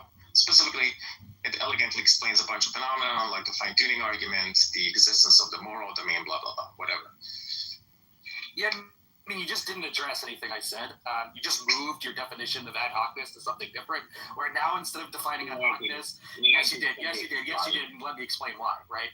So now instead of defining ad hocness as, coming up with an explanation for observe fact after the fact, right? After you observe the fact, which is how you defined it before, right? Not it as, something is ad hoc when it's only meant to explain one fact rather than, right? And that's actually not what Popper said. Anybody who was listening could hear that that's not what Popper was saying in that quote. That's a clear misinterpretation by you. But then, so putting that aside, right? Now that you've changed your definition of ad hocness, right? The problem with that definition of ad hocness, right, is that's clearly not what ad hocness means, because explanations which are designed to explain many different facts can be ad hoc, clearly, right? Everybody, is going to sign up to that, right? So you're just unbelievably confused about what ad hocness even is. Okay. Again, I'm just going to read from Stanford Encyclopedia. Thus, Popper's conception of ad hocness added to the ordinary English meaning a further requirement. In the case of an ad hoc hypothesis that was simply introduced to explain a single phenomenon, right? So that's the ordinary English definition of it. The ad hoc hypothesis has no testable consequences other than the phenomenon. Now, like this sentence entails that the phenomenon has to come before the explanation, right? The data is the explanandum, and your explanation is meant to explain the data, right? So the data has to come prior. So obviously there's a temporal dimension, right? So what I said is entailed by the sentence. Second, the sentence says it explains a single phenomenon, without further testable consequences. Okay, I think theism has testable consequences, so it's by definition not ad hoc, and also explains a bunch of phenomenon that we observed thousands of years later. Yeah, so I mean, again, I already told you why it's not a temporal issue, and instead of responding to any of the things I said in favor of that, notion of what ad hocness is, the non-temporal notion, right? You read stuff about Popper that didn't support the thesis that it's temporal, right? And then you just reasserted that it's temporal. So unless you can respond to what I said, I take it that, I just showed that you're confused. Okay, what does the following sentence mean to you? In the case of an ad hoc hypothesis that was simply introduced to explain a single phenomenon, What do you think? Do you think the explanation comes before or prior? Sorry, before or after the phenomenon is I'll observed? tell you, it doesn't fucking matter. Wait, do you think the explanation for a phenomenon comes prior to a phenomenon being observed? Isn't that what a prediction is, you fucking idiot? No, but the explanation for something presumably has to come prior. Prediction is not an explanation. You just Wait, so I don't if know. a theory predicts X, it doesn't explain X, you fucking idiot? No, but you're using prediction in two different ways. Every time you No, I'm not. I'm using it in say the it same out, way. like you fucking yeah. And now Kitty's getting triggered because I'm insulting some Christian on the internet. I'm always nice to you, but I can always talk to you as nasty as you talk to everyone else. Go ahead. I don't give a shit. You fucking You idiot. literally think, okay, Piper, can you explain to me what an explanation is if it's not like some theory which helps you illuminate some sort of data you observed or like accounts for why you observed Yeah, this that notion of what an explanation is doesn't speak against what I'm saying to you, so you're just still on. Well, it does. Okay, can you just explain? Like, do you agree with that definition though of an explanation? Yeah. Okay. Now, what do you think comes temporally prior? The data? Temporal stuff just doesn't fucking matter, is my point. Well, I'm not asking you that right now. I'm asking you, what do you think comes You are temporally asking prior? me about the significance of the temporal status of the explanation versus the fact, right? So I'm telling you that doesn't matter, right? No, but it does matter, right? Because you're trying to say that ad hoc. Okay, well, I'm giving you reasons for thinking it doesn't matter, and you haven't responded to any of them. So you want to start So maybe you can answer my question then without dodging. Can I? already You want answered me the to question again. No, you didn't. Yeah, I did. I told you. You started asking me about the temporal status of the explanation relative to the fact, and I kept repeating to you that obviously my thesis is that doesn't matter, right? So just asking me some incredulous question isn't going to address any of the reasons that I gave for thinking that doesn't matter. Can you address those instead of dodging them? Okay. No, you keep dodging my question. Okay. Kitty, could you keep a lid on your tribal emotions for 5 seconds? Just agreeing with you, Piper. Oh my god. Yeah, and he can't even like when people stand up for him, he still has to be aggressive and so. Right now you're just wasting time instead of responding to what I say, Aga. So And Piper, want to start responding? stop it.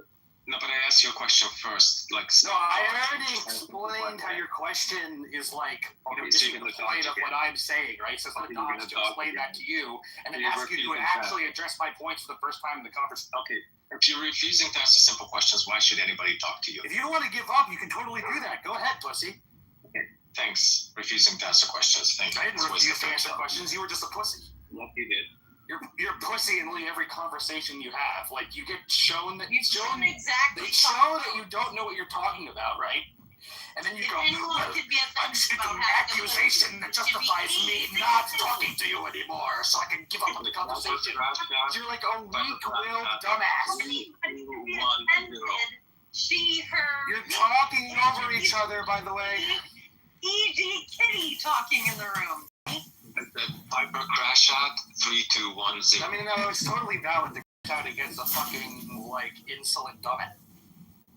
Against me, pussy, the kitty in the room. Piper. Yes, you should crash out against time-wasting dumbasses like Agamemnon.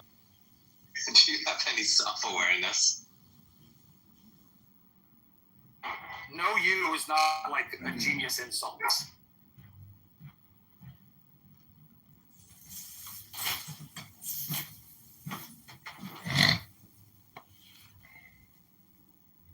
I didn't even get to say hi to Tim today. Hi, Tim.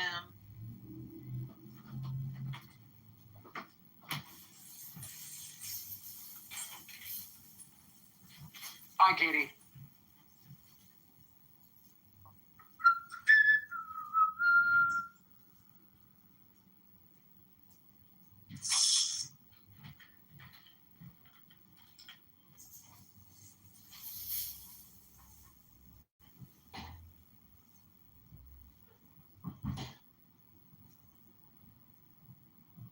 Toast? Do not get aggravated. Wait, why is Toast in the audience? All right. No. We're not going to play this game where Toast says little things in the audience. Okay, got it. Oh, shit. Now I got a job. Fuck. Hey, everybody talk about whatever you want to talk about. Go ahead. Everybody kill each other. I don't care if there's a mutiny. Christians, atheists, everybody. Jews, who wants to die?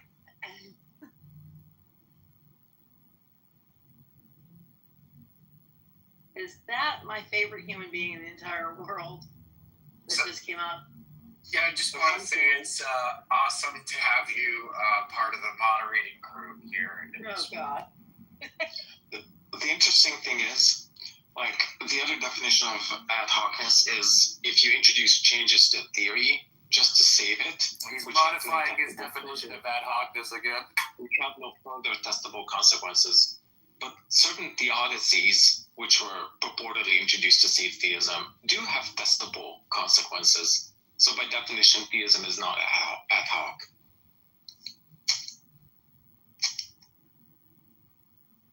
Yeah, but I think before. Yeah. I think half of those theodicies are just ad hoc. Especially It's that just really visibility, stupid. middle knowledge. It's just really stupid to make declarations like, by definition, theism is not ad hoc. Because whether theism is ad hoc is not whether theism is ad hoc, not dependent on the intrinsic nature of theism, how theism relates to the data that are to be explained. So it's just like he just makes like dumbass declarations because he's like a fucking like complete fail son at philosophy. Yeah, the whole ad hoc thing has got to stop, Piper. And you trying to... Well, every time you read Stanford Encyclopedia, you misinterpret it audibly, like everybody can tell. So, yes, you can, like, do the fake chuckle all you want, but, like, you still look like a dumb... We're gonna stop. Anyway, so there's other people, new speakers on the stage that at least when I came back to the room, I haven't got to speak. Daniel, Elliot, David, Millith, CM, Dude. Hey, what's up, dude? If you have any other contributions that you want to make, that'd be awesome.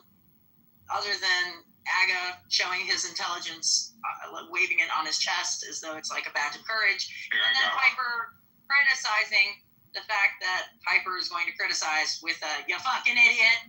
All right, there you go. If that didn't win me some karma points for doing my best Piper, I'll never know. All right, what's up, El? Yeah, Piper needs to take them sometime. Look how desperate he is to get some one up on me. It's so fun.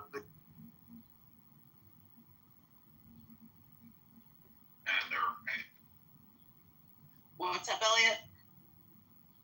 Sorry, am I in the Matrix? I just heard a bunch of hissing like cats.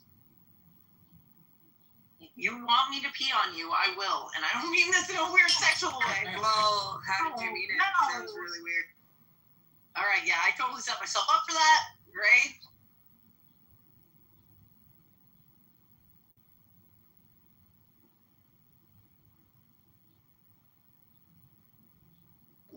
Where do you get in the Bible, like middle knowledge and feasibility? You know, like half of these theodicies, like they're just not in the Bible. So this like God of philosophy that I don't know a lot of people talk about around here. It's just not the God of the Bible. The God of the Bible is like married to. I don't think theology has to be constrained by what's literally said in the text of the Bible. God, Piper, I couldn't love you more. Like, honestly. Aga, don't say a damn word about Piper again. Like, there. That was said. It was done. Elliot, I'm sorry. I'm responding to Elliot, not Piper. Every time I hear you speak, Elliot, it drives me nuts. It's a contrarian for just stupidity, and I just can't stand it. That's true. Okay, so point me to the scripture where it explains how God has middle knowledge. Look, scripture doesn't use middle knowledge, the term middle knowledge, but that's just like an exact word fallacy. Scripture does describe something, theology whose consequence is middle knowledge, God possessing middle knowledge. Specifically, it says God is omniscient, God foreknows all things. Second, it says humans have free choice or free will. So for instance, it says God wants to save everybody, but not everybody's going to be saved, meaning some humans can freely choose not to be saved. Okay, if some humans freely choose not to be saved, they have free will, and God also foreknows all future outcomes.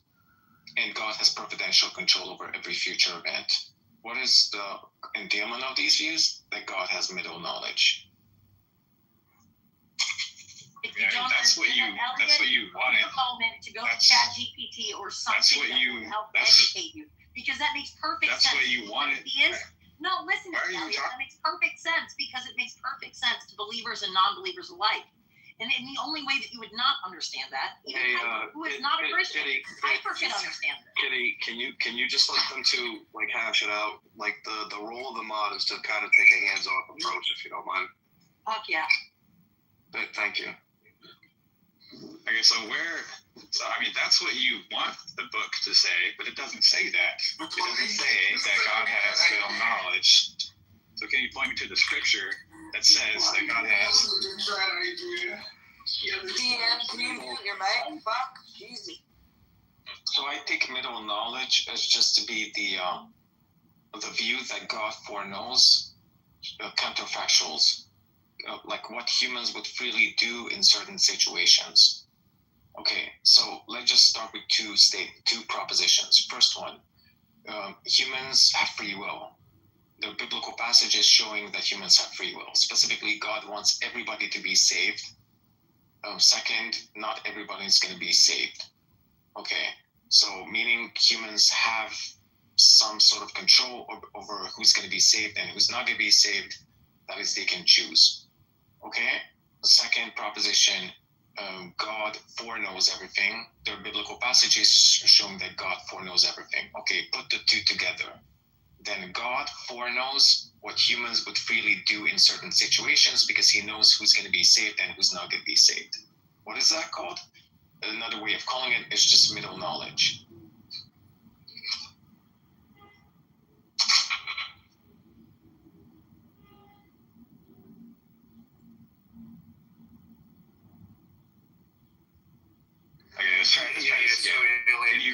You asked for an actual scriptural reference. Can you point me to the scripture that says that God has middle knowledge? Well, it's from an interpretation. Oh my God, just another exact word fallacy. I can let the two of you go at it, or I can provide just the scriptural reference.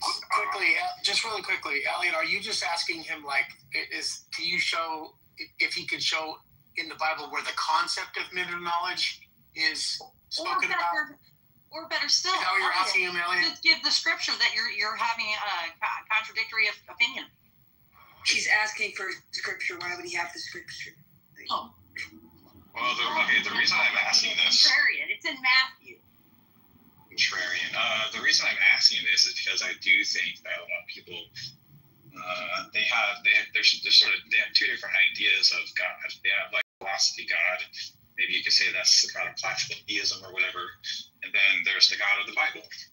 And the God of the Bible, it seems very different. So, so I want to know, like, which scripture informs us that God has middle knowledge. I don't think you can. So, just quickly, so you know, like this is from a Jesuit theologian, and it's not like there's not a direct scriptural reference that says that this it's inferred from several scriptures. So there are just ways in which God has answered whether or not someone would be betrayed, where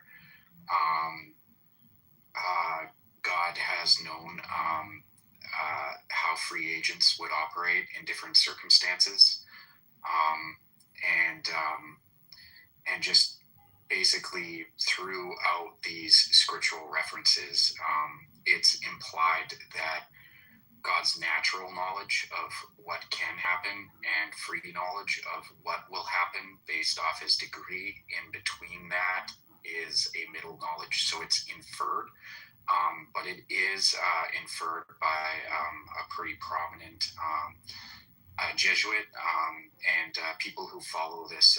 Do you have the scriptural passage? Molinism. I could give you that if you want. You could go That'd to probably be good. 23. Yeah, 1 Samuel 23, 1-13. Matthew 11:23. There you go.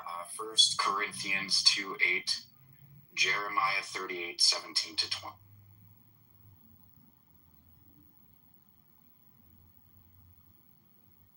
Dude, are you able to read that off? If you could just put at least 3 of those in the chat, I'll even pin them. Yeah, I'll put them in there. So basically, like, and this is just because I did kind of remember this from just research back in the day and everything like that. So I just want to say it is actually coming from a Jesuit theologian, and some people follow him. It's Molinism. I may have pronounced it wrong. I'll put the scriptures in the back channel. But these seem to be the scriptures that he's cited in his take here. Can somebody read that? I can't. Well, maybe I got it wrong because I heard him say 1 Samuel 23, 1-13, and that's like about a battle. 1 Samuel 23. Listen, 1 Samuel 23, 1-13. Yeah. I got it. I don't see anything about middle knowledge. It's talking about a battle with the Philistines. Right, so it's inferred. So, okay, well, where is it inferred there? David asks God if the verbal fill in and it's gonna. So here I'll just put it in the back channel too, because I've got to get back doing what I was doing before chiming in, and once I do have some more time, I'll definitely. Your insight. I really do appreciate it. Here's the. Yeah, I put. Thanks, man. Now, with the homework done for you, Elliot, what dumb? I hate to sound like Piper right now, but what kind of crazy are you going to posit about God and middle knowledge? Well, I'm not. Before he does that, I just read that for you because I read it really quick. There's nothing talking about foreknowledge. I mean, the closest you could come is in verse 11 through 13. It says, "Will the man of Keilah deliver me up into his hand? Will Saul come down as thy servant hath heard? O Lord God of Israel, I beseech thee, tell thy servant." And the Lord said, "He will come down." So he's just basically saying that, like, that something's gonna happen. I think that's what he's saying. Then said David, "Will men of Keilah deliver me and my men into the hand of Saul?" And the Lord said, "They will deliver thee up." He's just like making a prediction of like what was going to happen. Is that what he was referring to?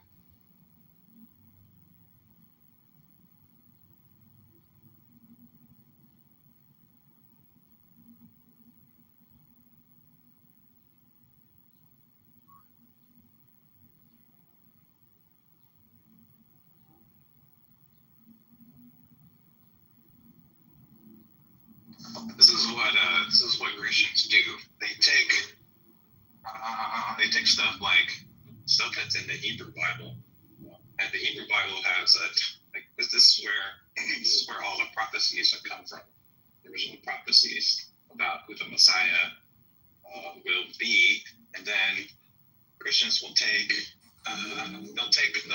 those prophecies in the Hebrew Bible, and they'll like add some second prophetic fulfillment that is completely divorced from the context of what the book actually says. Like Tim pointed out, like what was that passage about, Tim? No. Don't get your point, Elliot. I want you to finish. I want to show you that precise note without any deviation. Your concrete, absolute, malleable level maybe we should just let them unethical stupidity to what you're actually saying. So what we're going to do here to show Elliot what he's talking about is let's have him read something from Jeremiah. Jeremiah, 400 years, mind you, before the birth of Jesus. Yeah, but we can do that, but we're on 1 Samuel. We're just trying to figure out like where 1 Samuel comes into play. Well, okay, wait. So one thing I do want to say, like, I was very clear to the room that this is inferred by a prominent theologian. This is not like what Christians do, like Elliot said. Different Christians have different levels of intellect and intelligence and interpretive ability of well, apparently so. I mentioned to you straight up, Elliot, that this came from a Jesuit theologian, and not just scripture alone, that it was inferred.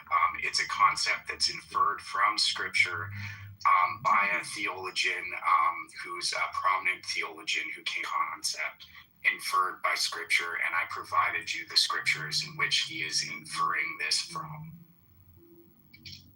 I hope that makes sense to you. No, I get that. I just started reading 1 Samuel, and I was like, I'm trying to find the inference, right? Like an inference is something you read, and it provides you with the reason to believe. Okay. That. And I'm just trying to say, everybody help me. Can you please back off and let them speak? Hey, Gray, can you give us a scripture that correlates to their conversation? We'll let them have the conversation. I don't need to be added to the conversation, neither do you.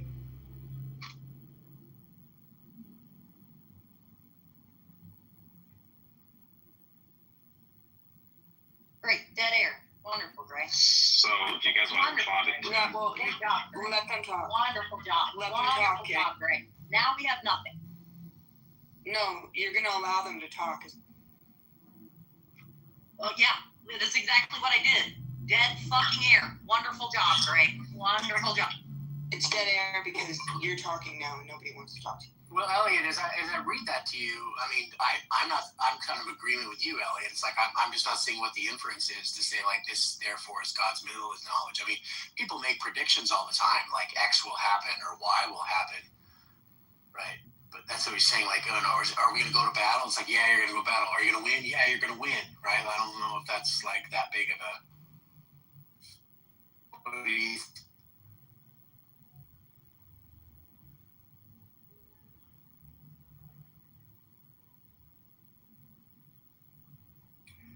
So you're arguing if it exists, if there's evidence of it in the Bible, but then like, so what? Like, say it is provable from the Bible. So what's the like? What are you trying to imply with no knowledge? I would say, I personally, if Gray doesn't mind, the stronger ground at the concept on from the Bible. Well, what Elliot was saying was there's people that like argue this like philosophical God, but they don't ground it in the Bible. And so he was saying like a lot of times when we talk about these concepts that don't seem to be very biblical.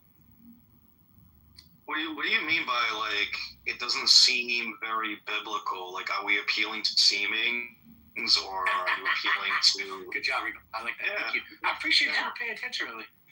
But what he's saying, I think he's saying is like if you read the Bible, you don't come away having the concepts. I wasn't finished. Sorry. Go ahead. Sorry. Yeah. I was, so like Agamemnon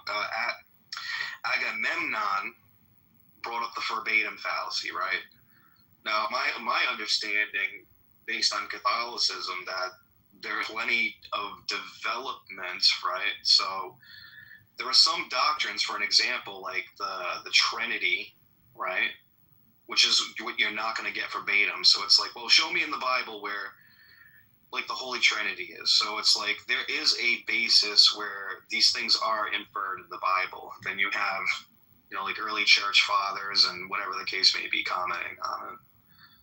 But developments, as interpretation expands based on philosophy, wherever the case may be. But I agree with you. I don't like verbatim fallacies. I think they're stupid. Yeah. So, it's like if you ask a Muslim, where's the concept of Tawheed? Where's Tawheed in the Quran? That word doesn't exist, but it's a concept they have, and they've inferred it through their scriptures. I don't. Also, I just want to say, like, I don't like the like the trust me bro attitude on either side. Like I get that things need a little bit more explaining, but that's kind of just the way it is, man. But that was gonna be my whole. I'm just gonna say, for the sake of like conversation, just to kind of push it forward, like can we just kind of suspend this thing for today, I guess, and just do the trust me bro thing and just further along and see where we get at. Okay, if I can just if you don't mind, Regal, my whole premise. No, Kitty. You're supposed to be modding. This entire debate with 3 scriptures that you don't have to. Like your role, Kitty, are you paying attention to what I'm saying? Your role as a mod is to be unbiased and kind of take a hands-off approach and just keep things on track. You know what I mean? Keeping people on track is just don't let them disrupt each other or interrupt, that kind of thing. Yeah, it's something you shouldn't also make schizo. Well, actually, she makes these rooms much less boring. And Kitty, you should let the assholes be grumpy assholes, and you continue to make the room better than it was when boring people enter the room. Well, boring people are boring. Who's this disgusting white man? Thanks, dude.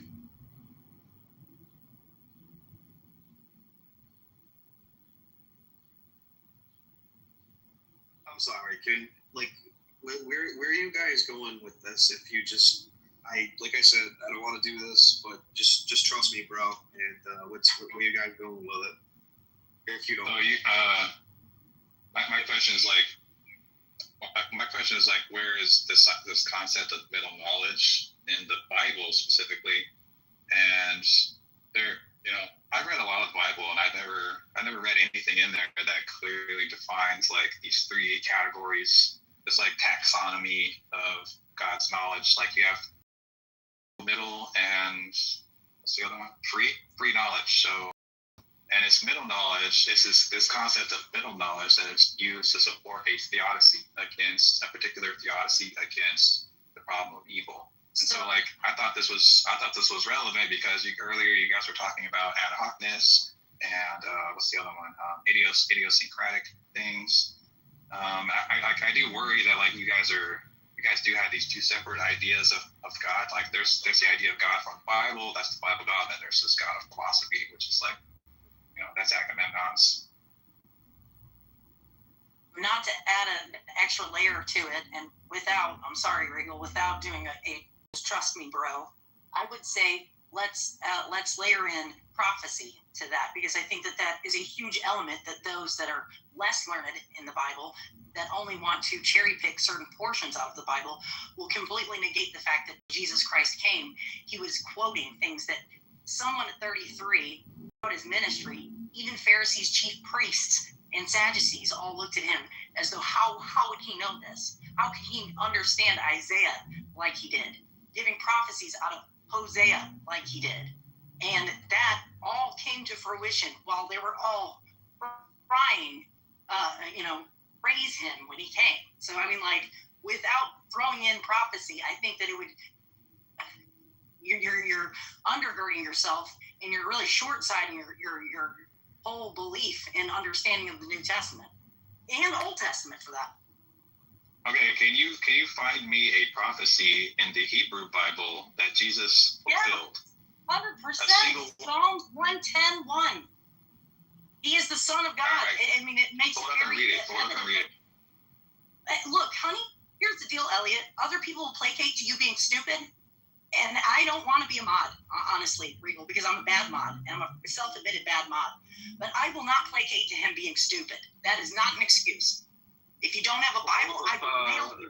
If you wanna drop down and come back up and read the verse for him, because if you're the one that's making the claim and you feel like this is proof, then the burden of proof is on you. If you want to take that, go for it.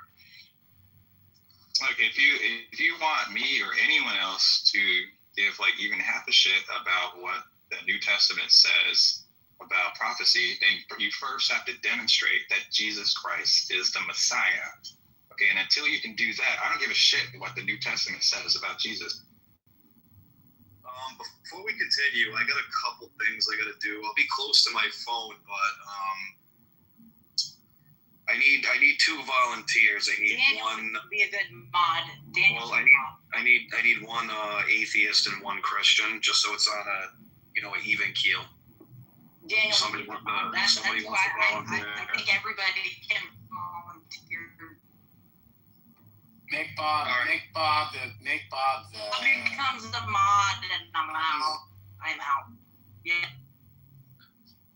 Bob, are you there? What's up? Can you do me a huge solid? Can you help me mod? But the only thing I am asking here is if you can just take an unbiased approach to the modding thing. What am I supposed to do when I mod? Am I just gonna prevent interruptions?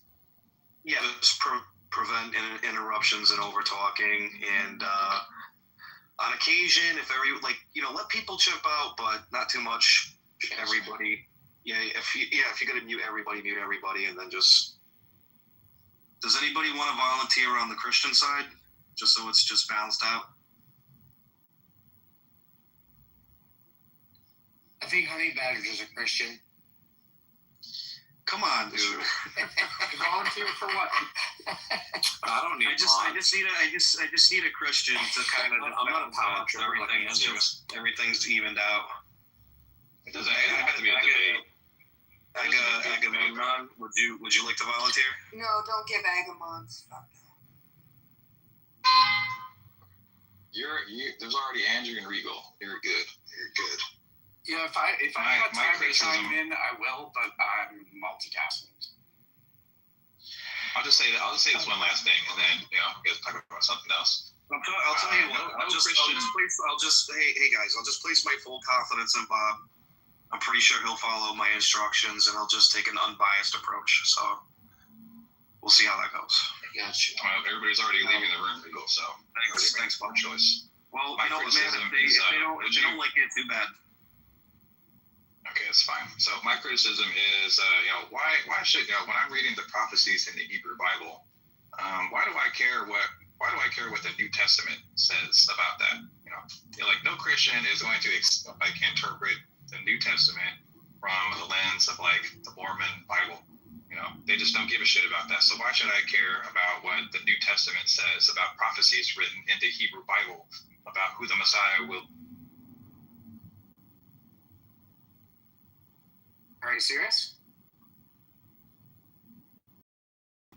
Yeah, the prophecies are written in Hebrew and they're put in the Hebrew Bible, not the Greek Septuagint or the New Testament or any of that. No, I understand, but do you think that there is a reason for that? That maybe a certain religion is still waiting for a Messiah, and another religion said this is the Messiah. Yeah, the problem is when you go and read the prophecies in the Hebrew Bible, it turns out that Jesus didn't fulfill a single one of those, not even one. That's a matter of contentious debate, and I would say that it's also historical and considerate that there were reasons why some of these prophecies were weaved into the New Testament. So you would have to look at each and every one individually, and then there is for each and every one in academia a study on the historical accuracy of whether or not this was just added in as a literary device or if it actually happened. But the reason for the prophecies being woven into the New Testament is to let everybody know that Jesus is the. Right. Obviously, Christians want Jesus to be the Messiah. Okay, that's kind of the whole point of Christianity. But when you read the prophecies in the Hebrew Bible, it turns out he didn't fulfill any of those things. And I've only looked at a few of them, but it seems like in each case that I actually looked at, where I compared prophecies in the Hebrew Bible versus the ones that are in the Christian Bible, is that each Like there's one about, I think it's in Isaiah 53 is the one that Christians like to point to a lot. But it turns out like the entire context of the entire chapter is about Israel. It's about Israel. It's not about Jesus. Like there's another one about Jesus or like the misborn of a virgin. But when you go and read that same scripture in the Hebrew Bible, it doesn't say virgin at all. It just says a pregnant young woman. Or there's another one where it says what's the one about a king will be coming into the land riding on a donkey. I mean, anybody who's ridden a donkey has fulfilled part of that prophecy. Literally anybody. But the rest of the prophecy also says that this person that rides in on the donkey will both be a king. And Jesus was never a king in Israel. Not even for like 1 minute was he a king who ruled over Israel. So like he didn't fulfill that. What's the other one? The other one about that one is that the Messiah is supposed to bring peace to the land. Jesus never did that. So like it's just like every time I look at these things, Jesus didn't fulfill a single one of these.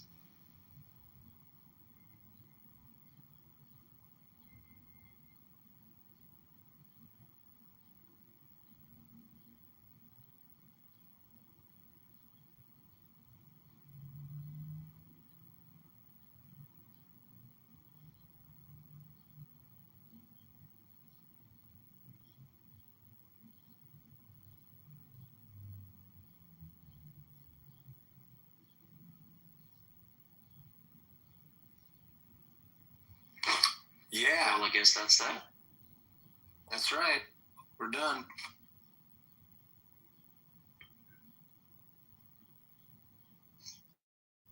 Yep. Checkmate, Christian. Wait, Agamemnon, you're not a Christian, are you? Of course I am. I'm a Catholic. You're a Catholic. Do you pray? Yep. What does that mean? What happens then? Honey Badger, you're out of questions for the day, dude. You have to make arguments. You need a timeout, Honey Badger. Well, I had a long time out. I left the room and came back. You only if you're scared, I'll just shut up. Questions per day in this room. Yeah, if you're afraid, I'll just remain quiet. Well, how come you can never just make an argument? When I get the time, I'll carry on that conversation with.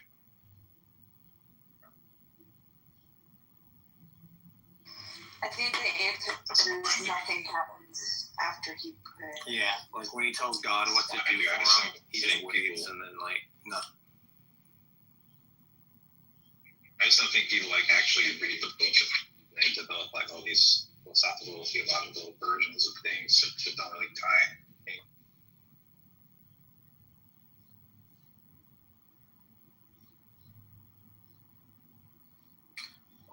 Regal, you broke my heart yesterday, bro. Do what now? You broke my heart. What? Boot you out of the room? Yeah, man, you broke my heart. All right, bye-bye. You invite Jason up here. Jason's saying interesting things. Elliot, are you a biblical scholar?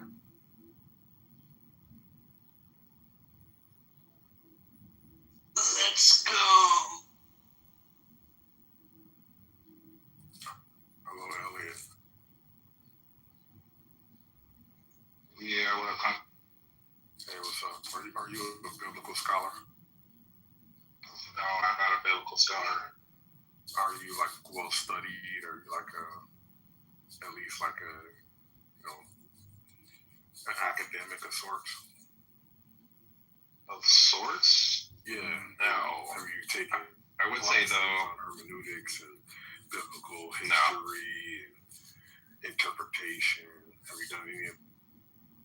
No. I think what is fair to say though, I think it is fair to say that I have read more of the Bible than many Christians. I think that's probably pretty. That seems like an unfalsifiable claim. What are we supposed to do with that information?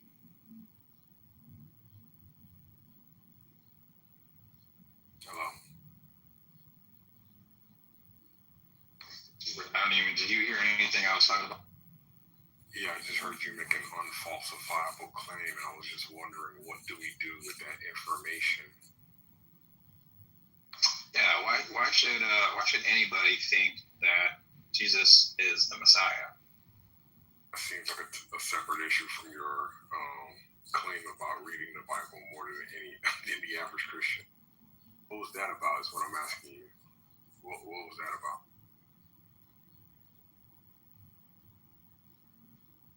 Are you trying to establish some sort of? I don't think people want to hear about that shit anymore. Are you trying to establish some sort of superiority?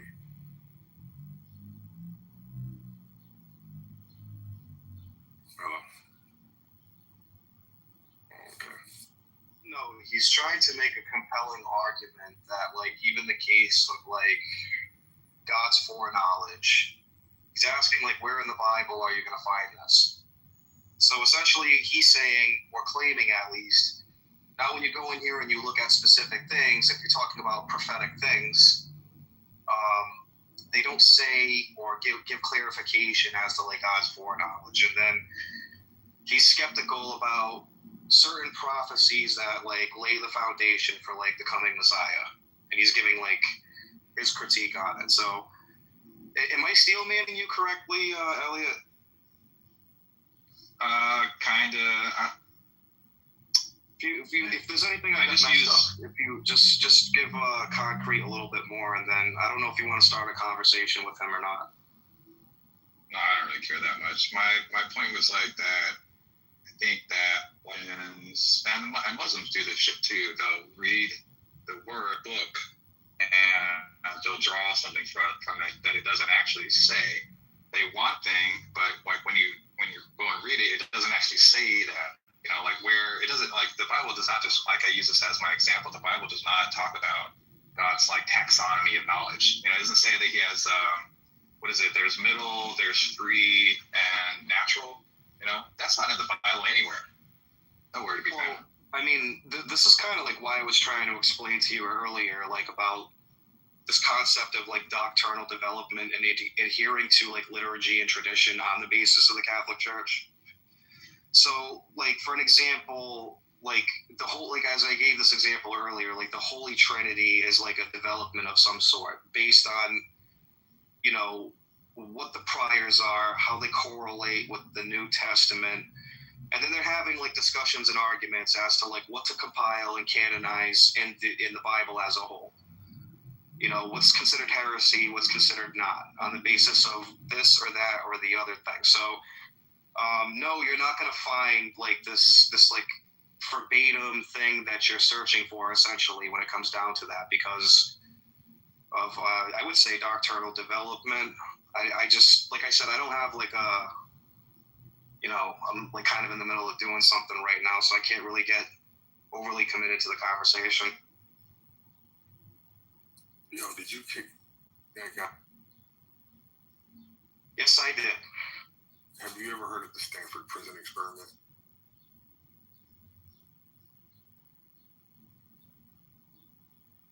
Okay, you can go hang out with him today.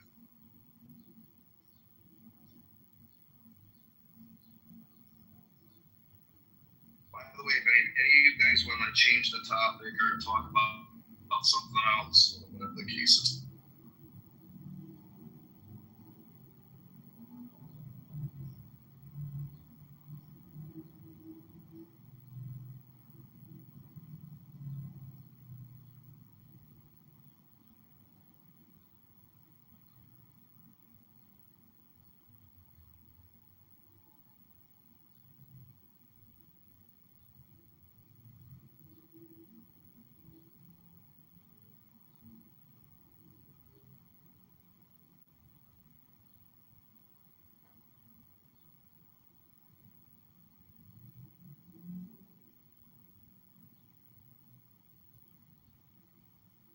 Wait, is everyone actually quiet?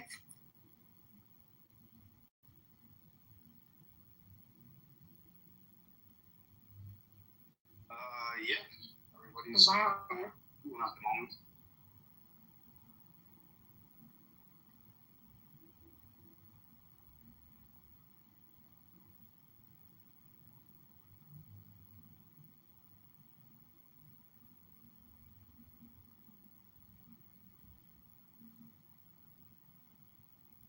were you guys talking about that everyone is so quiet?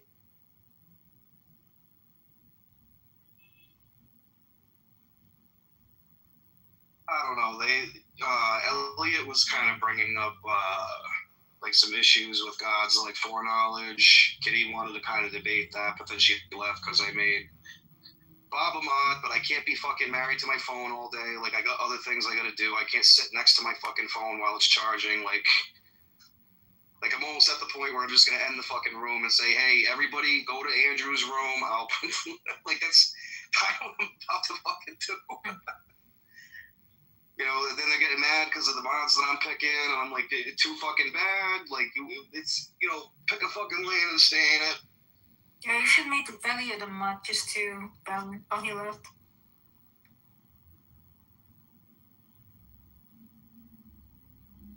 Even Piper is quiet. Well, it seems like everybody was having plenty fun today. Everybody was getting them. Yeah, it was fun. Yeah, especially in the beginning, actually, it was a good room. Thank you for hosting. Yeah, no problem, no problem. It's why I know it's tough sometimes when people are modded that, when you open up a room and everyone is like complaining, it sucks, but I think in the end, everyone is grateful. Yeah, no doubt. I think I'm gonna smoke a stogie before I get back to it.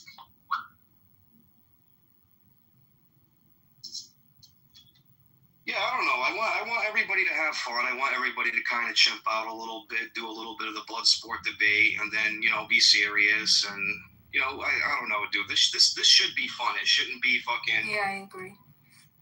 You know, fucking something that's miserable.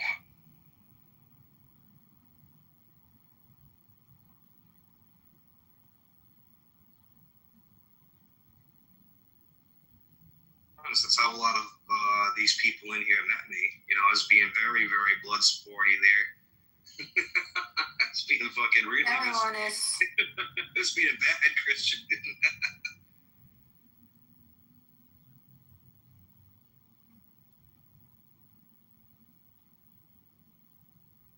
Wait, Aga, are you a neuroscientist? No, definitely not. Okay. Definitely not. Why definitely? Yeah, I work in the janitorial business. Mostly on mop floors. Why are you laughing, Piper? The way you said it was just funny. You could have just said, I'm a janitor. Like, I work in the janitorial business. Well, I don't know, man. I'd rather work for myself and clean houses than fucking wipe somebody's ass as a CNA or something.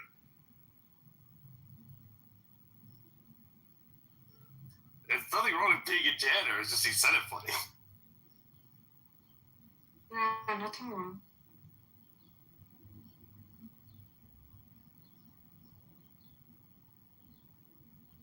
Plus, also, he used to claim to work in applied sciences, so that's also why it's a little, you know, fluid. Yes, in the science of mopping floors.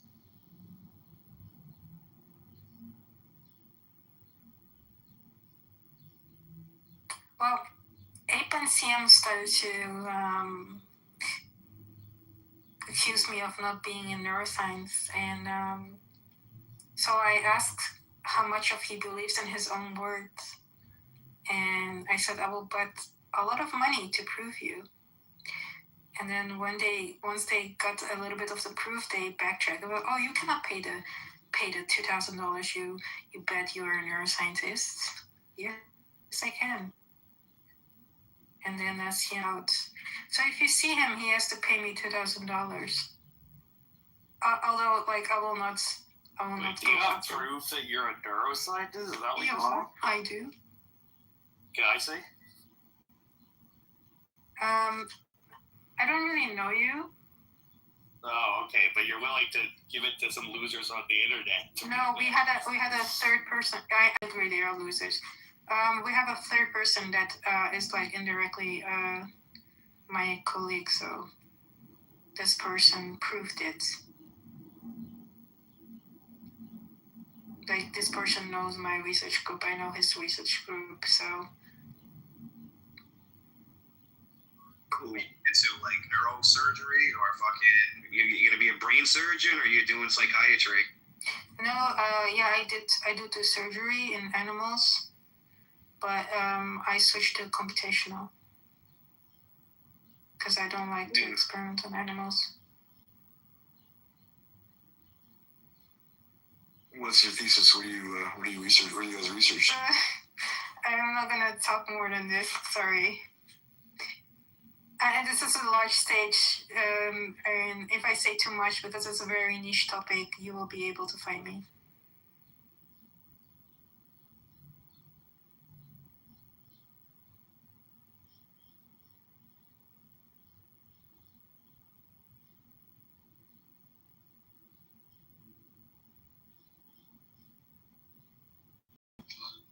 Okay, I guess I have a question for you. Have you heard of subplate neuron? Sorry, what? Have you heard of subplate neurons? No. Okay. Oh, what is it? It's supposed to be a precursor to the cerebral cortex in human babies, human fetuses. It's supposed to be something that's present prior to the 23rd weeks. That has the same organization, like the 6-layered cortical structure. Very similar to the 6-layered cortical structure, except we don't call it a cortex. We call it a subplate. Oh, okay. No, not really into the development stuff. I used to do biotech before my master's in nanotech.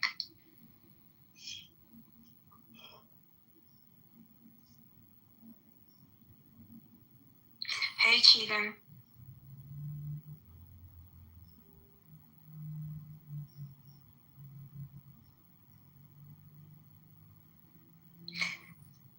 So you're another janitor then. Yep.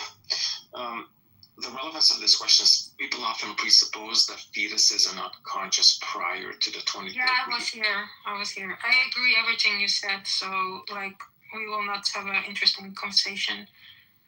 Whether they are conscious or not, I don't care. I'm just fully against abortion. I don't care if it's not alive or it's alive. I don't care. Have responsibility and have every action has consequences and you have to cope with it. I just think even if you take typical suppositions neuroscientists have, like take global workspace theory or integrated information theory or recursive consciousness theory, these theories, a fetus prior to the 23rd weeks should become. Because, we can go into each individual theory, but each individual theory entails the fetus prior to 23 weeks should possess consciousness. Mm-hmm. So I don't know why people make this arbitrary cutoff at the 23, but I suppose it has, they just have their political biases. Magically, Roe versus Wade cuts off, says you can perform abortions prior to viability. Yeah.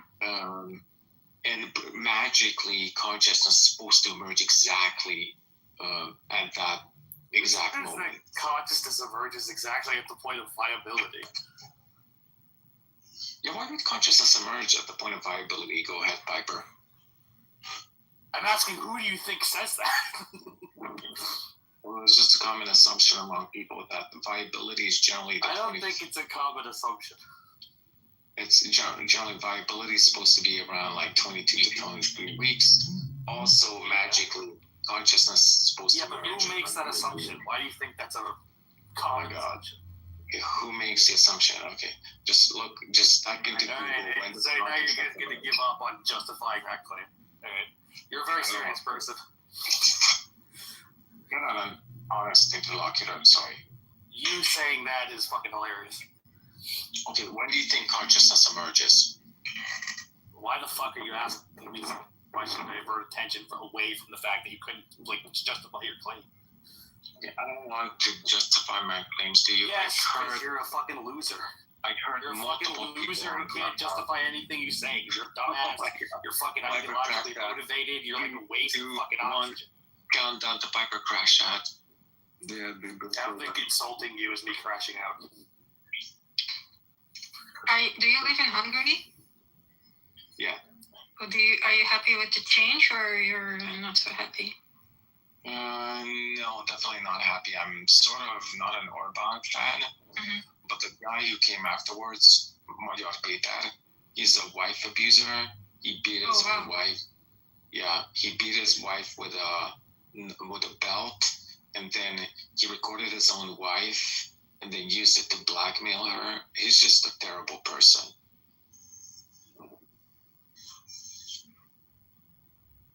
Oh wow! And everyone is cheering for him. That's crazy. Yeah, he's a complete narcissist, wife beater. Especially the liberals in Europe. Yeah, of course it doesn't matter, but like he's just politically convenient, and of course they're just going to support whatever candidate is politically expedient for them. Isn't that what politics is? Yeah, well, liberals are going to support a white beater. What a surprise.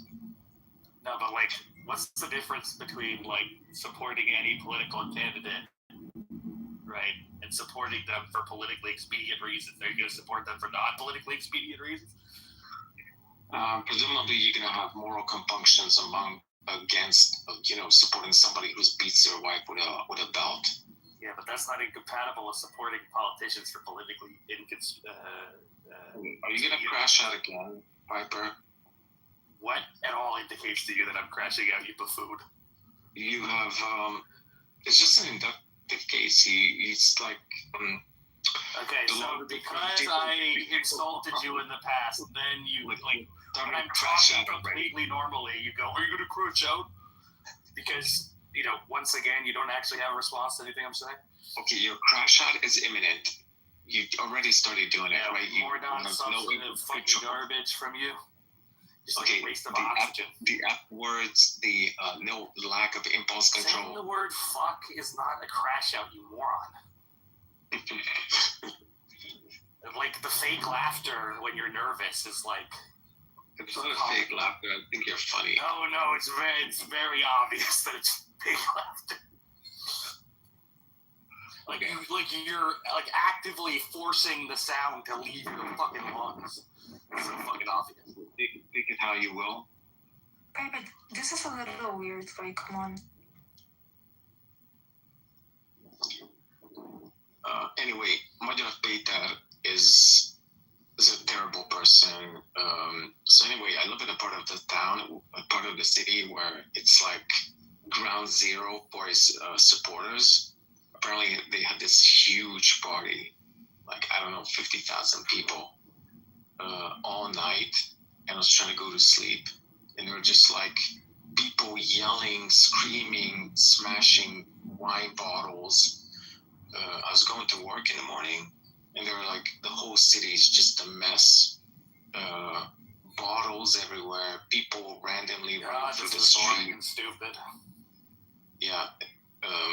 So I about fucking people having a party quiet somewhere before. else. You didn't come up with a topic, so like I'm trying to at least. Yeah, well, come up with something that's listenable. For God's sake. This is listenable. I was interested. What about You're interested in Agamemnon whining about a party? I'm not. Yes. To be honest with you, so. As a fellow European, I am. Well, I mean, your IQ is about as room temperature as Agamemnon's. All right. Why am I not surprised? You don't have proof It of doesn't that. surprise me that my purpose would support Peter.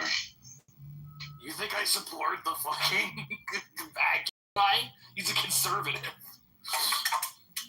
God, you're such a fucking idiot. Holy fuck. You think he's a conservative? You're like, honestly, you're like Oh, when the guy who fucking like voices Patrick the Star dies, like that character on SpongeBob, it should just get you because like your IQ and the IQ of the Star are about at the same level. All right. Can you go on mute now? No. Pretty please.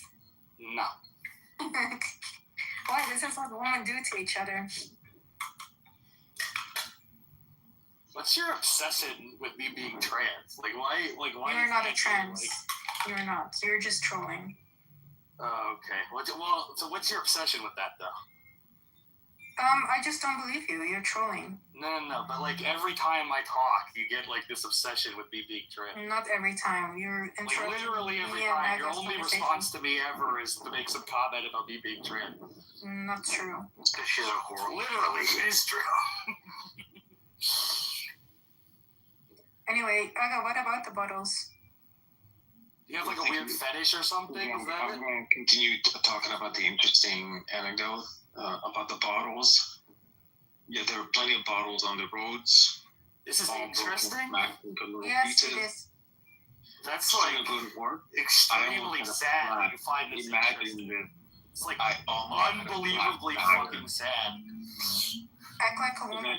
I almost drove over a broken bottle. Who cares? Oh, I'm sorry for you. that. Do?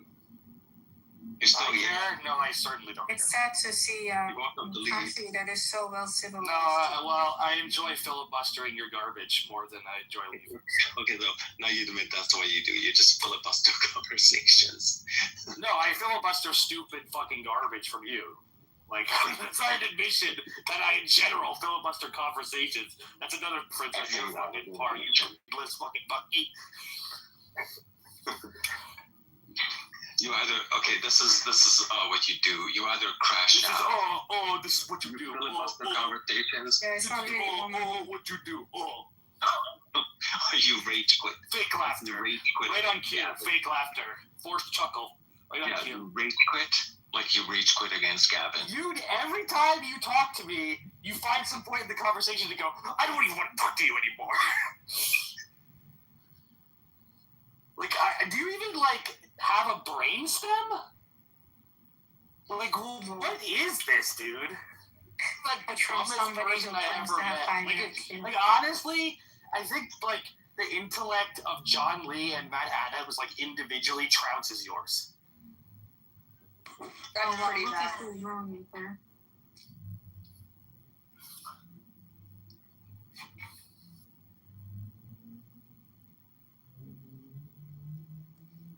Hey, Andrew. Hey, Gray, how? Well, just like. Oh no, I just listen to these horrible people. Not Piper, but these two horrible people. Just like. Well, you rather listen to Shameless? No, he's also a horrible person. Oh, okay, because somebody's in love with him. See, this is how I know you're a horrible person. Yeah. I don't even know why they allow you on stage. I mean, you're that awful. And because you know these rooms are like cultivated so that horrible people get in, obviously. Yeah, but the fun one, you know, ones you can get fun with, ones you can like. But this is not even fun. They're just straight up. No, but it's like most like internet morons are not the kind you can have fun with. So like the ones that you can are like diamonds in the rough, you know. So it's just like whenever you open the room to like, you know, sub room temperature IQ fucking dipshit, there's always going to be a chance that like, or put this way, the probability that you're going to get a thing that's like just boring and stupid, right, rather than something that's funny is like pretty high.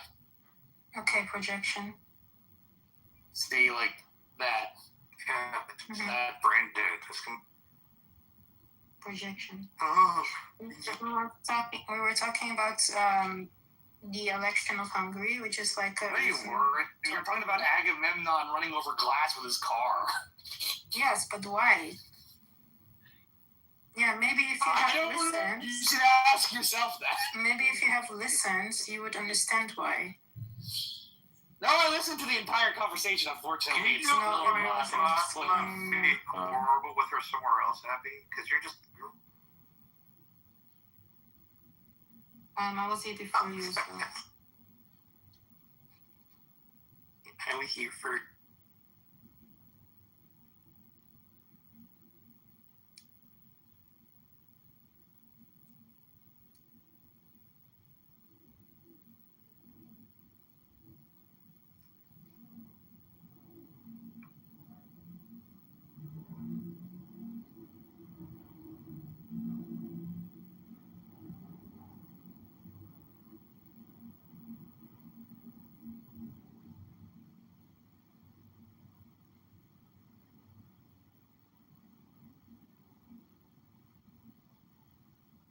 Did Aga run away?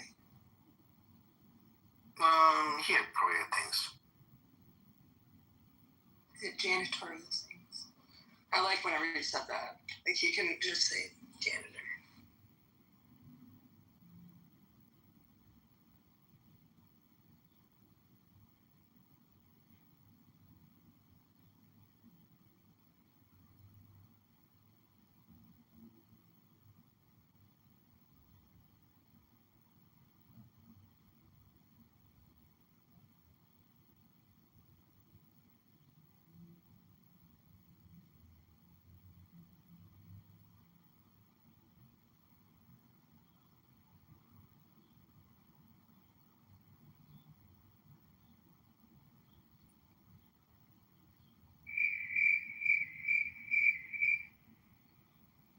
Did Piper run away?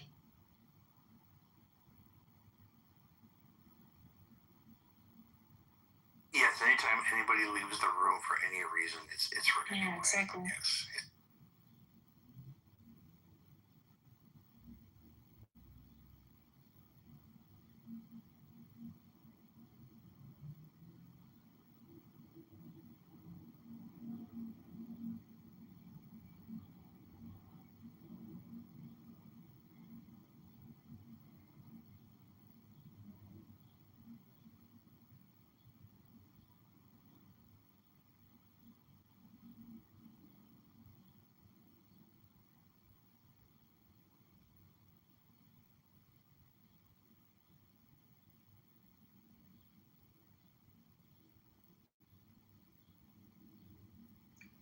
I planted over 50 cucumber plants today.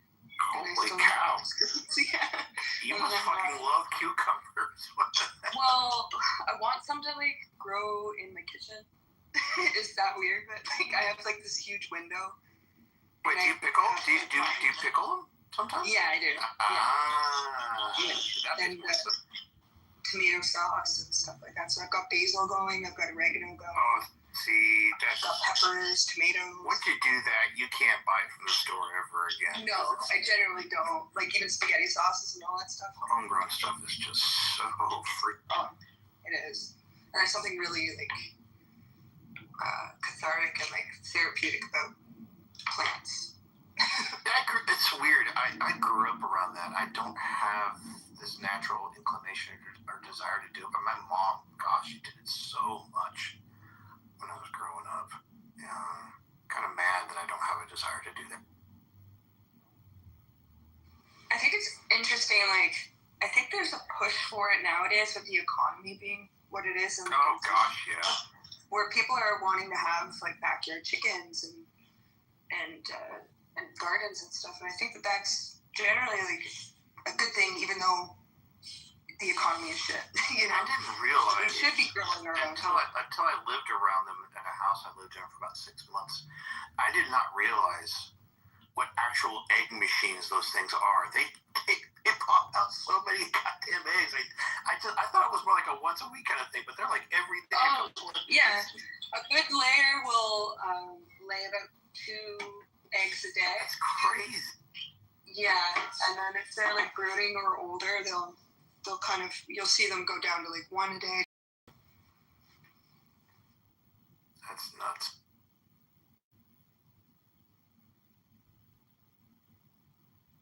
No, I had a great time in that house. I was actually kind of doing that kind of stuff with the girl I was sharing the house with, a really, really good friend of mine, growing all sorts of stuff. We can't dig ditches when the chickens are around though, because God, they're just they're waiting for you to. Once you get a good trench in, they're just in there, just picking every worm they can find out of it. They won't get out of the.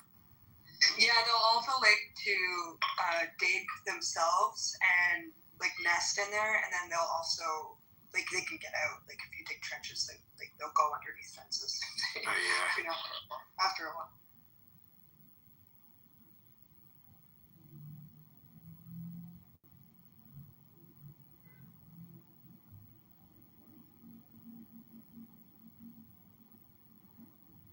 Yeah, when people say that men and women that are friends that aren't related can't cohabitate, they're completely wrong. Without ended up being romantic. Yeah, I think you're right about that. I think that if you can't really, I don't know how you could be friends with an ex, though. If it's an ex, like if you've had those sexual like things and you are in a relationship and trying to keep friends, I don't know, like. Well, I don't think you can necessarily be like regular friends, like, you know, seeing each other a lot, but I still think you can be friendly with each. Yeah, but there's definite boundaries.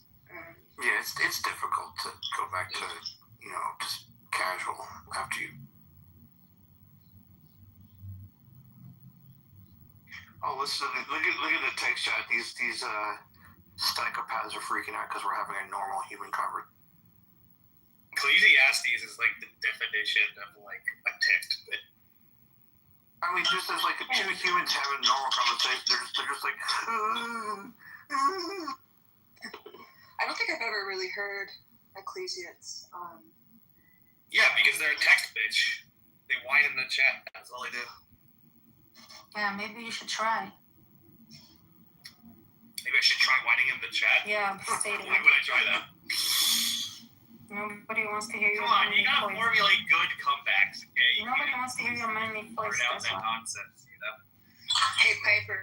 No, you, Piper. Yeah, well, yeah, that's most of what she says back. She actually sounds like she's a little sad, a little hurt right now. I'm not sad. I just can't believe like this girl Gray. I mean, you have to be sad at some level to like free Pat poor sent kid her nudes.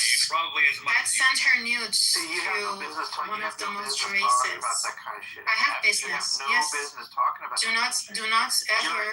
Especially You wanted to silence me. You're a fucking horrible person. You want to business silence talking about that me. shit. You want to silence me. I silence you. No business talking about that. I have business. You have no business She talking about attacks that. me, and I attack her back. You need to shut the fuck up. You're a horrible person.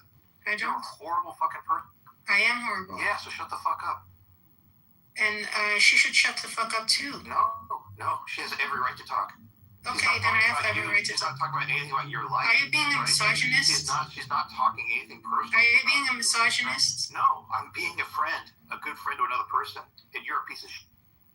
Why do these like weird fucking schizo Why are you like sending nudes to a racist Holocaust denier? Traditionalists? Why are you sending nudes while being married? Why are you sending nudes while having children? Social issues. Why do you have saggy tits? What business is that of yours, you piece of shit? Just wondering, why do you fake outrage about racism and Holocaust and all that, and then send a nudes? And send a nude. Yes, you did. Yes, you did. Everyone who's on Discord knows. That's why Andricus has to stick up for you. No, I'm just sticking up for her because you're a shitty person. No. You know exactly what I was talking about when I said shame us. Well, you can keep speaking. I don't really care about your opinion. It's not a lie. Everyone knows it on Discord. Yeah, see, you're just horrible. It did happen. Even if it did, who cares? Even if it did, who No, cares? then don't fake outrage about racism on Holocaust deniers. What? Fake outrage. Or anti-Semitism. Like, what do you mean fade outrage? Please. You have an idea who Seamus was, and you sent nudes to him. No, I never did. Yes, you did. You're denying it right now. You did. Everyone knows it. And you have no business. No, don't fake outrage about anti-Semitism and racism when you send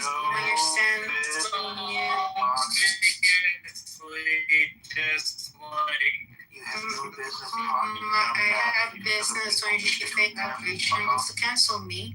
I will cancel you. You are. No, it's cute that she has a fake outrage about racism and anti-Semitism. Yes, I'm gonna keep on going. No, it's not. I own it. You're disagreeing with what I said. I don't do fake outrage. Yeah, I'm not gonna go cry around. I say leaving. Look at Andrew. I don't care. Yourself, right? And then you go, no, I would because people have business to do outside of Clubhouse, Andrew. Look at Andrew leaving in the. That's literally what you just used before, and great. It's very cute. You're going around.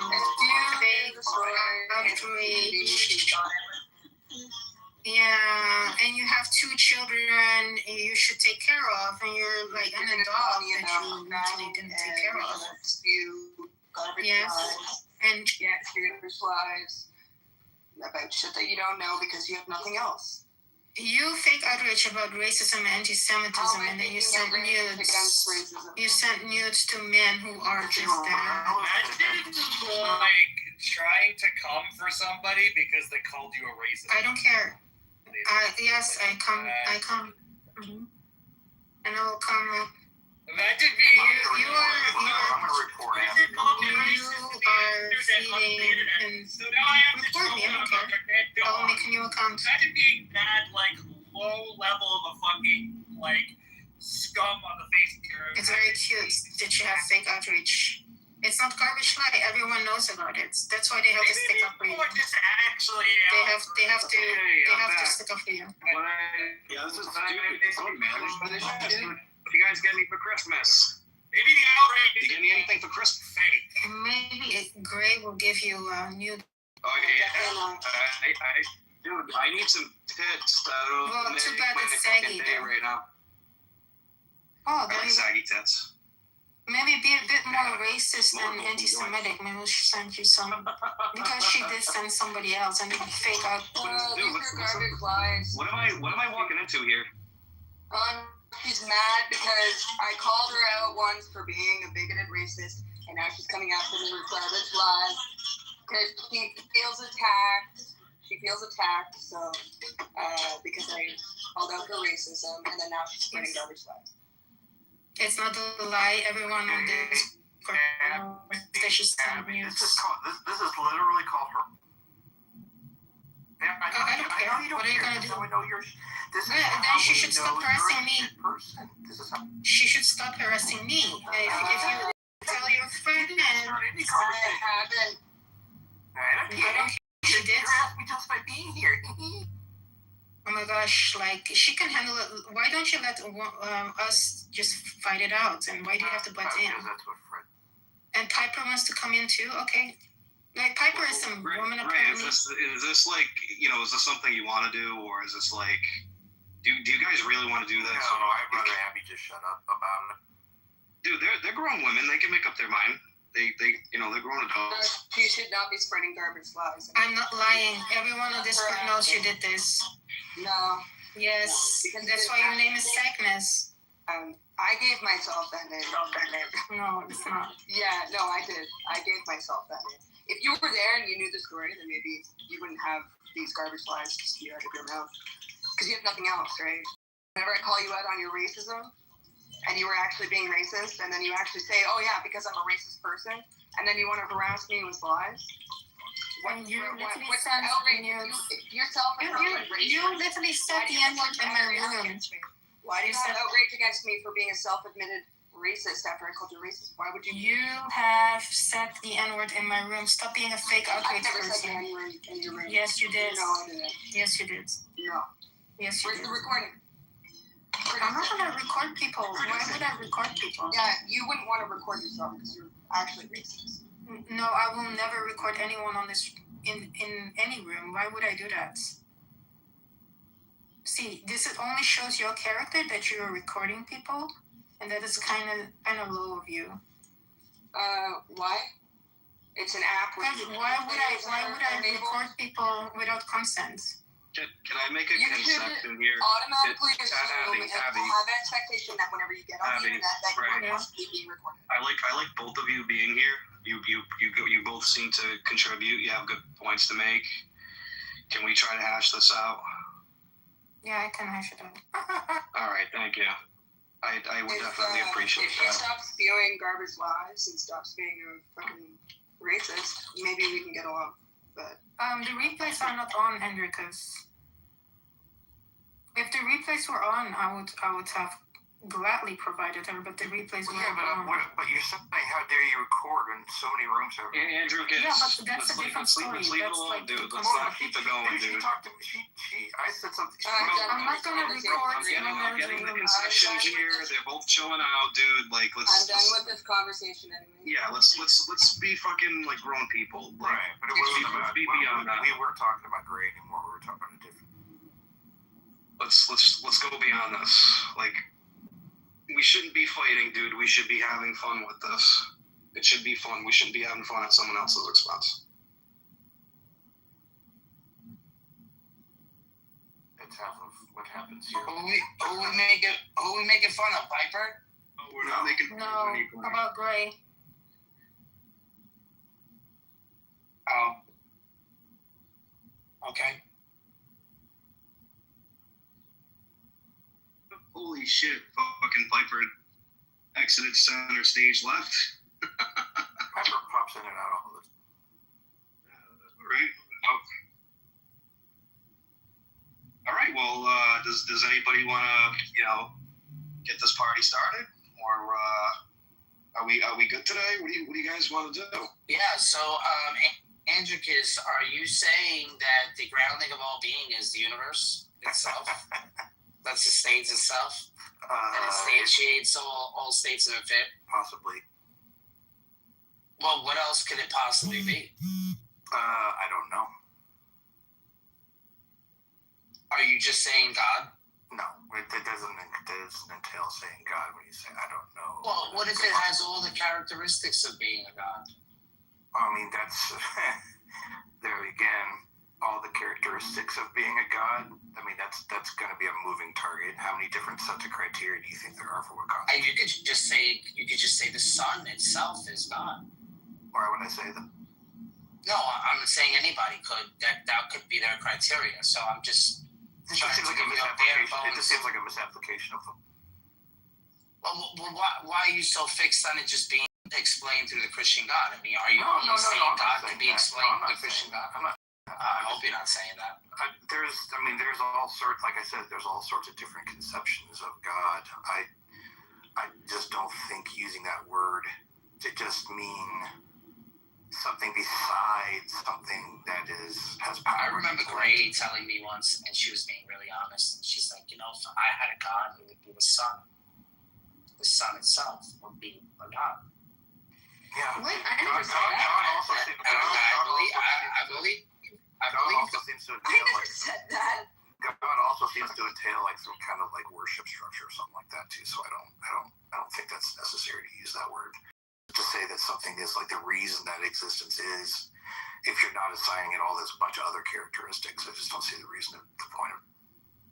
Oh, so it needs a personality? So it seems like when we say a God, it seems like we're talking about something that we're ascribing with that kind of property. So if it's a distant God or a very like a Gray again. She's got all these great zingers. She said to me about pantheism. I mean, if you want to reduce it down, pantheism, but I've never said anything about the sun. I mean, if you want to reduce the word God down to just meaning the reason for existence, I mean, that could encapsulate a bunch of natural explanations too that don't necessarily entail a bunch of other properties typically associated with the word God. Just the reason for existence wouldn't, mean it's something that needs to be worshipped or something that has intention or anything like that. So that's why it's weird, because there's this weird dividing point between a bunch of dividing points actually between what people mean when they say the word God. So it just, I don't know, it just seems too generic of a term, and it seems to have too much baggage, right, for more sophisticated, complicated concepts than just like something that's the reason for existence. So I don't know. It just seems like a different word should be used, or that word shouldn't be applied. Well, naturalism doesn't answer those questions either. So I'm not sure how you're expecting it. Any naturalism is like an exhaustive explanation, right? Oh, okay. So then you can be okay with the God not having a personality, or maybe a really boring personality. I just don't care to use the word God because it's just got too much stigma attached to it. No, but I'm saying when I use the word God, he has to have a sense. What does he have to have? He has to have a being. He has to be a person. Is that what you're saying? No, I'm asking you. Because if I said God is just a mechanism. Typically that's what it has meant for so many different concepts. So it seems like when you start reducing it down and down and down and down and down to get rid of those so you can just describe something that's the reason for existence at that point, this doesn't really have any meaning, really any deep meaning anymore to it. I don't know, it just seems like a misapplication of a word that's been used in such a different way for so long.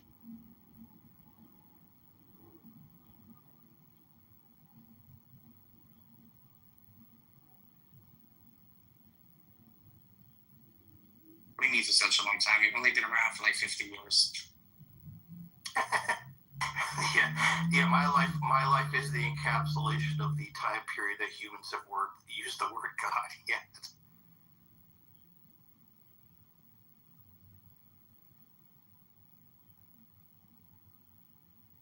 I mean, I even said before, dude, Megatron, that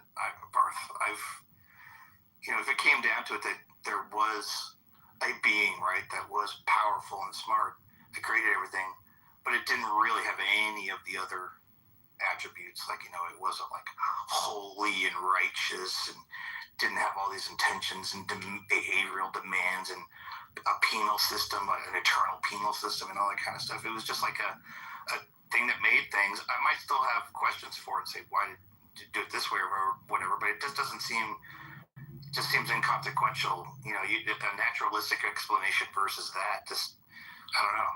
It just doesn't really have much weight. Yeah. You wouldn't be interested in speaking to somebody that says the sun is their God. It just seems, I don't know, it just seems weird. Like a God. Like a God. And what? Gives life. I think it gives energy and element for life, but I don't think it's the actual thing that cause. Gives us light. Yeah, of course. Gives us guidance. Gives us what? Guidance. Diamonds? Guidance. I'm sorry, I don't understand what you're saying. Guidance. Like it guides us. Diamonds. Like, no. Diamonds. What the? Not diamonds. No. It takes a long time to go. Diamond. Like we could see, we could, do things. We're not going to do things at night when the animals are out.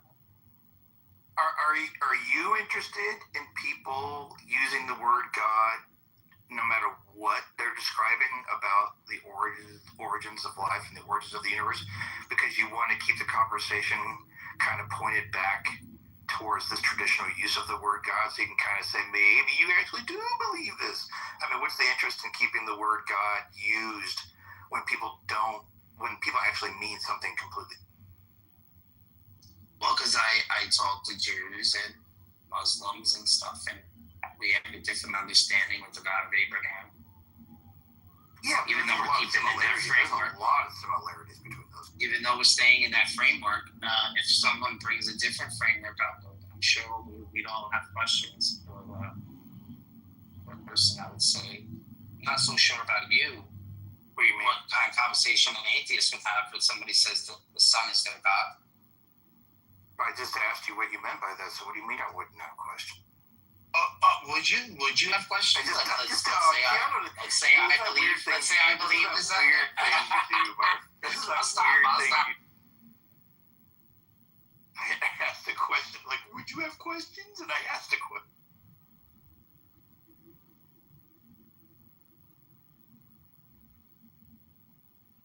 You don't like to argue with someone who doesn't have a God where the omni properties are not put into play. We can give like morality questions and stuff like that. No, I mean that's a version of God that's can be interesting to talk about, but I mean I mean, there's plenty of other God models. I mean, the other, what I'm saying is that it seems that as far as like human interaction, how humans act in the world, behave, you know, socially, what they, how they interact politically, seems to be more and more affected the more codified, deeply codified the God concept gets.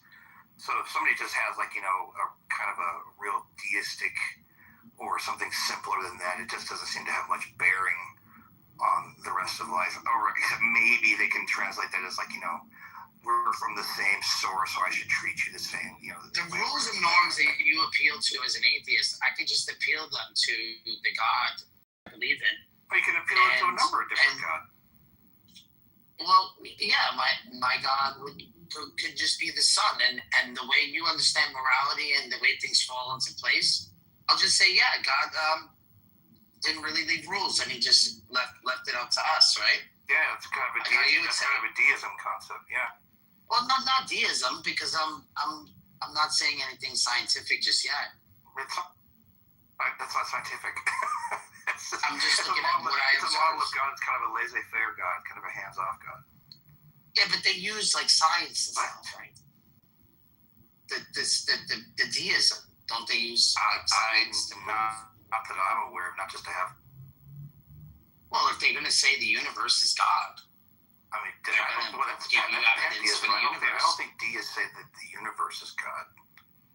Yeah, the universe is God. Yeah, and he made the universe, and then he effed off, right? No, that's not deism. External entity. Deism still points to some kind of an external entity. That's like. All right, so he created the universe. All right, so he created the universe, and then he just effed off. Or he just sitting back, sitting back, munching on chips, watching the whole thing, not really involved. He's just not involved. Yeah. So whether if he died, or he's not coming back, or he's just watching. Yeah, there wouldn't really be any distinction between those two. Yeah. Okay, so how is that different from the model of atheism? How far away is that? I kind of made that point a little while ago. It's really not. So it just seems inconsequential if you have that kind of a belief. I don't really have a problem with people that have beliefs in those kind of gods. It still doesn't compel me to believe that kind of a God actually exists. But those kind of people it doesn't seem to affect how they interact with the world in the same way that, like, you know, a Christian or a Islamic God or anything like that, which you're getting more deep into like a whole, like a complete worldview kind of thing with behavioral prescriptions and punishments for, you know. Okay.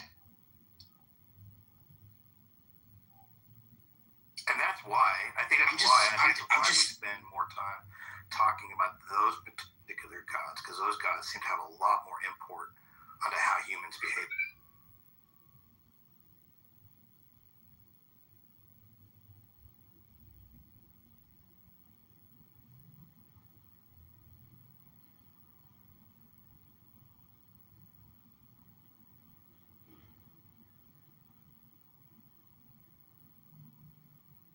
And whenever people start saying the things, well, you don't ever talk about the other gods a lot. If you think such a way, it's like, well, there's very few. I mean, there's other religions in the United States. I mean, you got Baha'i, you've got all the subversion, weird versions. But the one that seems to most heavily influence the greatest part of our population is definitely some variation of Christianity. So I think that's why, and even in a lot of the modern Western world, that's the case.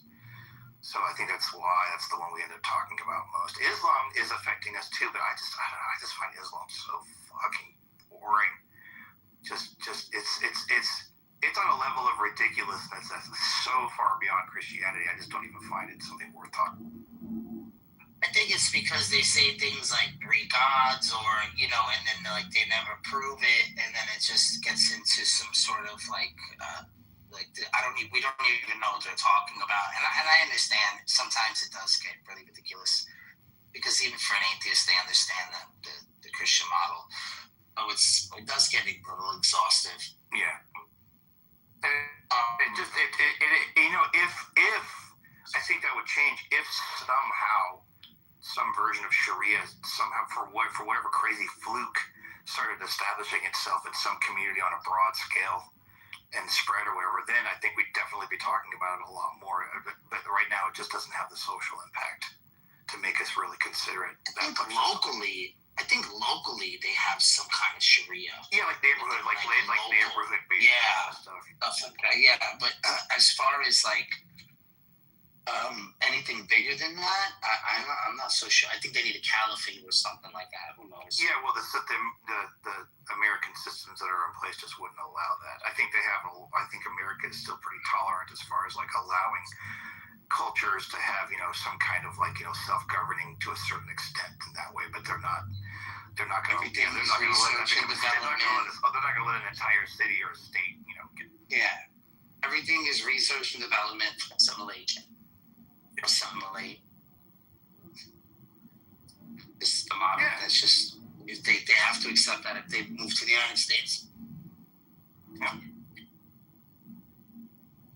So I mean, them being were they up in Detroit?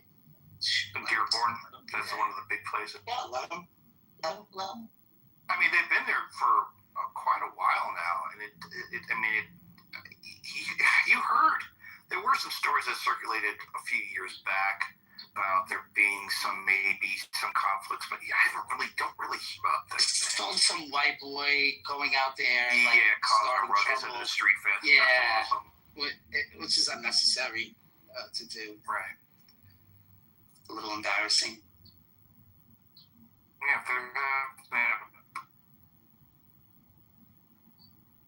I guess it goes both ways, right? They do it for the media. The hype. News media runs off of sensationalism and bonsai.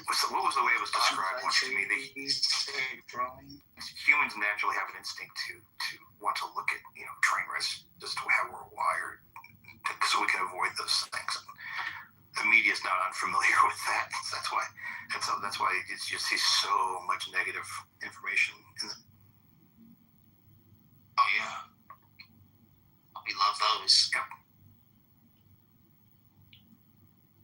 And you have one little segment at the end, a little happy, the world is a nice place, and it's like one little story tucked in at the end of an hour-long broadcast about how the world is falling. Do some pruning. Pretty soon, the candles. Oh, look, my candles already started. I have a question. Sure. What would your all stop be on, like somebody like myself, that if I don't believe the Earth is spherically gets flat, and then hold on, and then I think that thermonuclear weapons aren't a real thing because I've never seen them with my own eyes. Well, I mean, you want to be careful with statements like that. I mean, you can count the fact. Yeah, but I'm answering you. You can hold the fact that you haven't seen something with your eyes as a reason among reasons to believe that it doesn't exist, but you can't say in virtue of that one, I think it doesn't exist, because that would just be bad reasoning. That it wouldn't it? It would make me automatic. Yeah. Oh, okay. That's Barthology's position, actually, not mine. Oh, is it? Thank you. I appreciate that. Thank you. Does it? No, wait. What is the argument? I can't fucking say that the Earth is fucking round because I've never fucking seen it. I'm like, you can go get on the Blue Origin, and he's like, and I was like, what do you believe? Like, thermonuclear weapons don't exist? And he's like, oh, I've never fucking seen one. I seen an atom bomb, but he's trolling. No. He's doubled and tripled down on it. That's what you don't know. But have you known Barth for a while? Yeah, I've known Barth for like 5 years. Yeah, he's a fully committed troll. He's a complete utter idiot. Go ahead, ask him.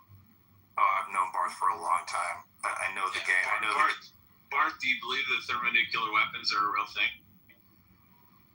Come on, Barth. You gotta go hide in the closet because your wife's gonna yell at you now? I mean, he does have, a lot of kids. Dude, it's funny when he goes into the closet or the bathroom and he's like whispering, he's like, fuck all you motherfuckers. I fucking hate you cocksuckers. Yeah, nuclear war. I don't think we have them like all lined up, ready to go. Right?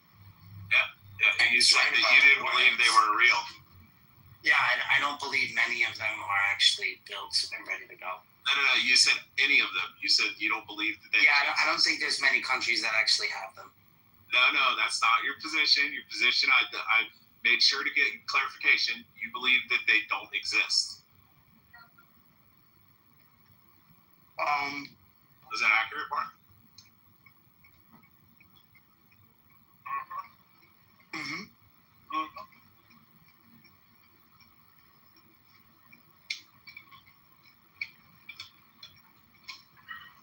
Well, I hope nobody else does either. So we're just pointing nothing at each other. Yeah. Do I think that they actually exist? You know, I know I'm like a bit agnostic about this. I don't think they actually exist. Because even if we had a bomb, right? And I've looked at this, and let's just say it hit Manhattan, and it was 10 times what we hit on Hiroshima. So all of Manhattan would be flattened, right? And anything on the outskirts would burn up. And it would probably knock out most of the surrounding areas for 30 miles, 20 miles. But then all that work you do for the last 10 to 20 years. That's it. It's not going to take out huge sections like you guys are thinking. Like it's not as big as you guys think it is. Is it worth them spending that much money for that just to sit on the shelf like that? The point is not. I don't think it's worth it. The point is not necessarily the blast radius. The point is what happens with the nuclear fallout, how it affects everybody for a long time after that.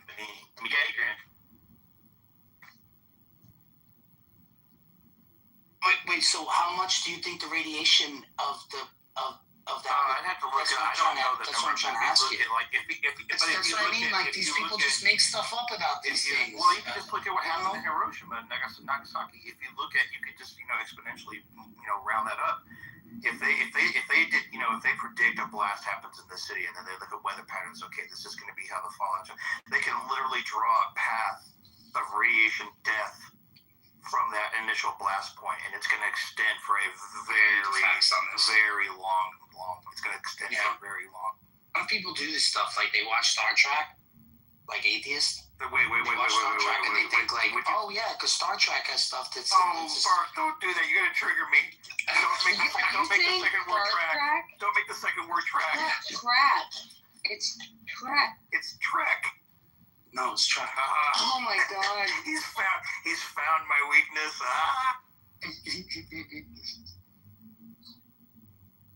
Oh my God, chicken's so good. All right, good. I gotta eat, guys. Yeah, you do that, man. Star Trek. So, hi guys. I was in the room. I've been in the room for about 10-15 minutes or so. And I wanted to come up because somebody said Islam was boring or something like that. Yeah, I did. Boring in what way?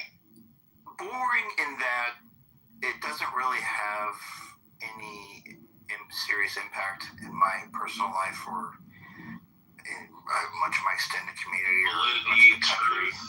Yeah, that's true. That too. It just doesn't have any compelling things that it says that give me pause that make me go like, that could possibly be true. I mean, it borderlines on. I mean, Christianity is not different in a lot of ways, but Islam seems to have a higher ratio of things that are just absolutely ridiculous within its narrative. So I just don't even. Wait, you don't believe that the sun sets in a muddy spring of water?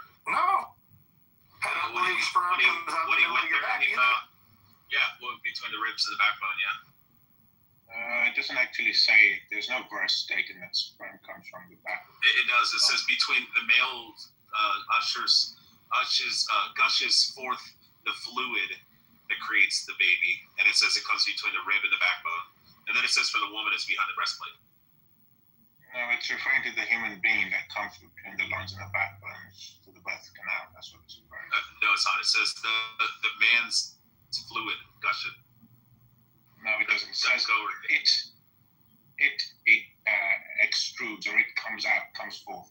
Yeah, the man's fluid. Yeah, it says. It doesn't say the man's fluid. It does.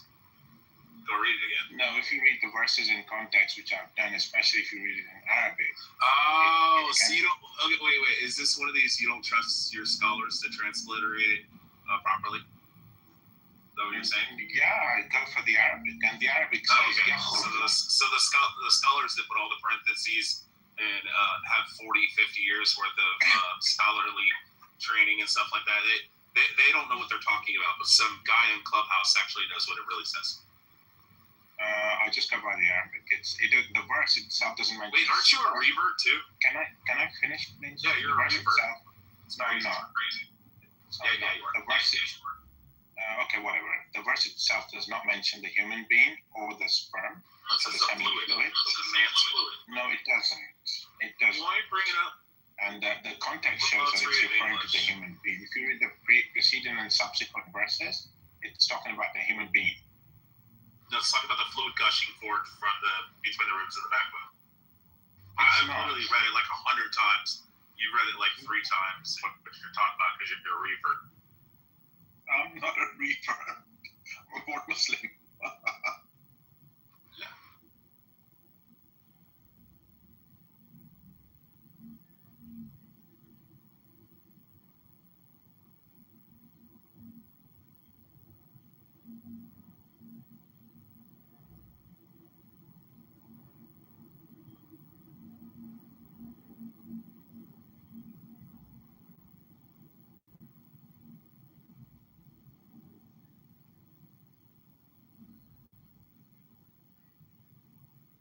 You want to open up Sir 86, I 5 and 7?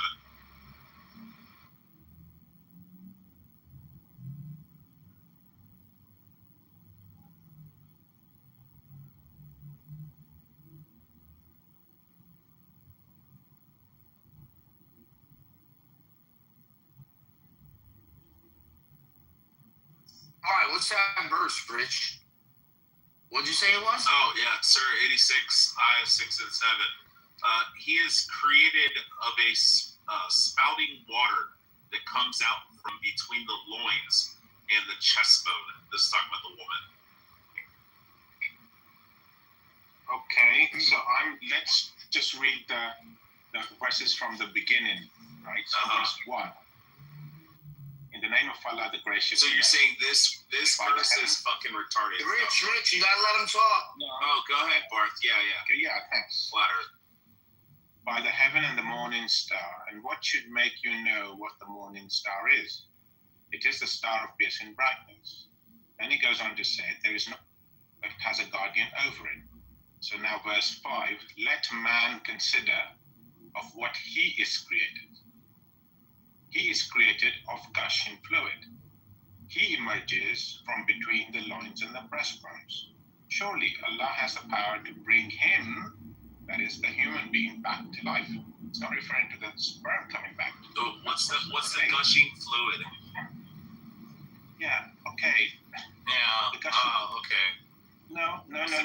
What's the gushing fluid? It's semen. No, like your best way to actually listen. Your best way to argue this is to say that it's referring to the prostrate. I mean, if you said prostrate, that's even wrong, but that'd be like your best argument. So he emerges forth from between the loins and the breastbones. Surely Allah has the power to bring him, the human being, back to life. The argument is that when Can I finish the verses? The testes. Can I finish the verses? Are you afraid to listen to the verses? Surely Allah has the power to bring him, a human being, back to life. On the day when the secret shall be disclosed, and he shall have no strength and no helper. So the point is that the context, when it's using the pronoun he or it is referring to the masculine pronoun. And in yakhruju, which is the Arabic verse which starts off the sentence of the verse that you are disputing, that he goes back to the human being, not to the gushing fluid. So did we determine the gushing fluid is semen or the saline produced in the prostrate? Maybe it's the testes that are up in the cavity. That maybe that's what it's talking about. No, it's talking about the human being, the fetus. No, it's talking about the gushing fluid that creates the human being. Yeah, baby's not gushing fluid. I mean, the semen is, or maybe the saline. I'm gonna move on. I'm gonna put him in the audience for a little bit. We'll bring him back up. That's a really bad argument. They care less where they think the semen comes from. So the context is talking about the human being in the previous and subsequent verses. And so, although I know there are some Muslims who say, yeah, we can also talk about the semen, and it's referring to the semen as well, that's a possibility that can be considered, given the fact that we're talking about the usage of pronouns. The issue is which pronoun, what the pronoun is referring back to. Now, conceivably, because it's a masculine pronoun, he or it can refer to the semen, but the context shows that it does not. That's the point I'm making. It sounds like it's talking about water breaking when a baby is born, is what it sounds like. No, because it's that he is created off gushing fluid. Right, well, I mean, that's the amniotic fluid is what the baby is developing in the entire time, and that's gushing out right before birth. No, it's talking about seminal fluid as far as I know, as far as I can tell. But the seminal fluid makes it very strange. But anyway, it's so inconsequential. Okay. But the point I'm getting at is verse 7 does not say the seminal fluid or the gushing fluid emerges forth from between the loins and the breastbone. It's a pronoun that is used. It's actually a pronoun within the verb. In Arabic, you have that, and it's referring to, it can't be, it is it or he, it masculine or he, and I believe it's referring to the human being. I mean, we know how human biology works. I mean, if they didn't say, and this is the problem with scripture, even with Christian scripture, they just don't seem to be able to say things in a way, right, where you don't have to have, I mean, you have to have all these different interpretations of it. It's one of the things that bugs me most about whole quote unquote holy texts is all the possible interpretations, right? I mean, you got hadiths on the Islamic side. You've got major divisions in Christianity based on these interpretations on the Christian side.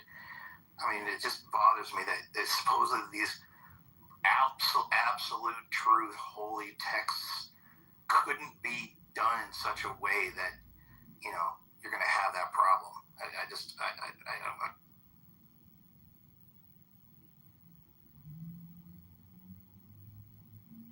Usually a bit of reading subsequent, preceding and subsequent verses helps to understand. Well, yeah, I mean, everybody's going to use that in defense of their particular position of interpretation. I mean, that's somebody else that disagrees with you about what it says is going to say the same thing and how they reach their conclusion.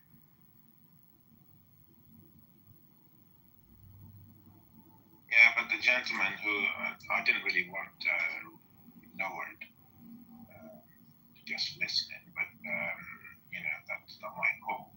But in any case, the point is that he was insisting, at least to start off with, that the verse itself is talking about the gushing fluid emerging from between the loins and the breastbones.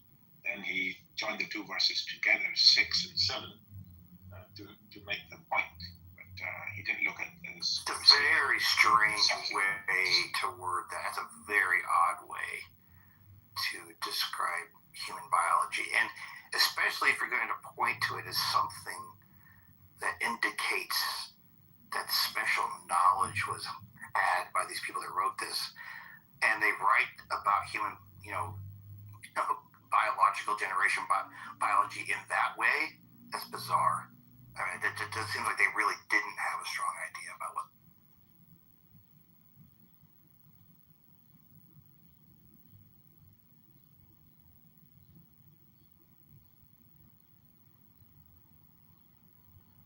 Which I think is like what we were talking about earlier. You know, these books are, in the Islam, they like to point to the scientific accuracy of so much of what's written in there. Then when you delve into something like that and say, okay, that's really not that accurate, it doesn't make a whole lot of sense. And it's like, okay, well, that's not really usable as proof that of divine.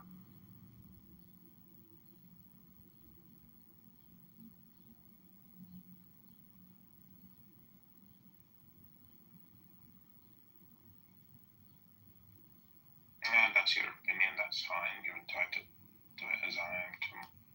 Yeah, sure. Yeah.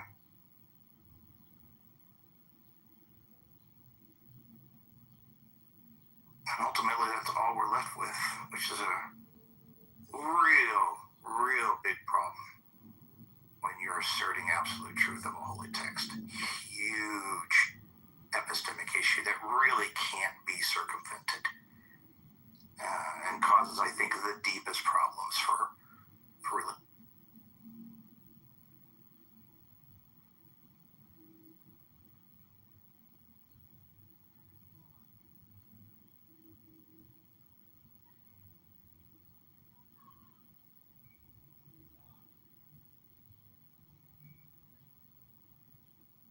Yeah, I invited Rich back up, but I'd love to know how this thing with the, like he's saying, that we have nuclear weapons. Like, is it like 2 or 3 keys? Is it like have to be 3 people that turn the key and then put the code, and you have to stick your, you just have to stick your foot in, and you have to stick your foot out. Your microphone sound you have to stick and shake it up. You sound like Galaxy Bender right now.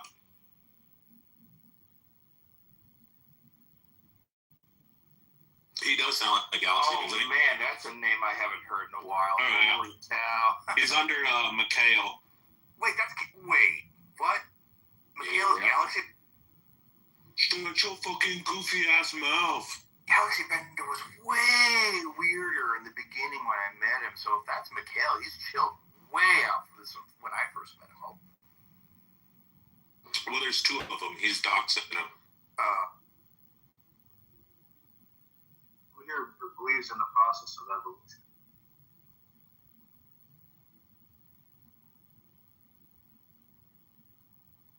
Are you guys creationists or evolutionists? Yeah, I do. It's a mixed bag.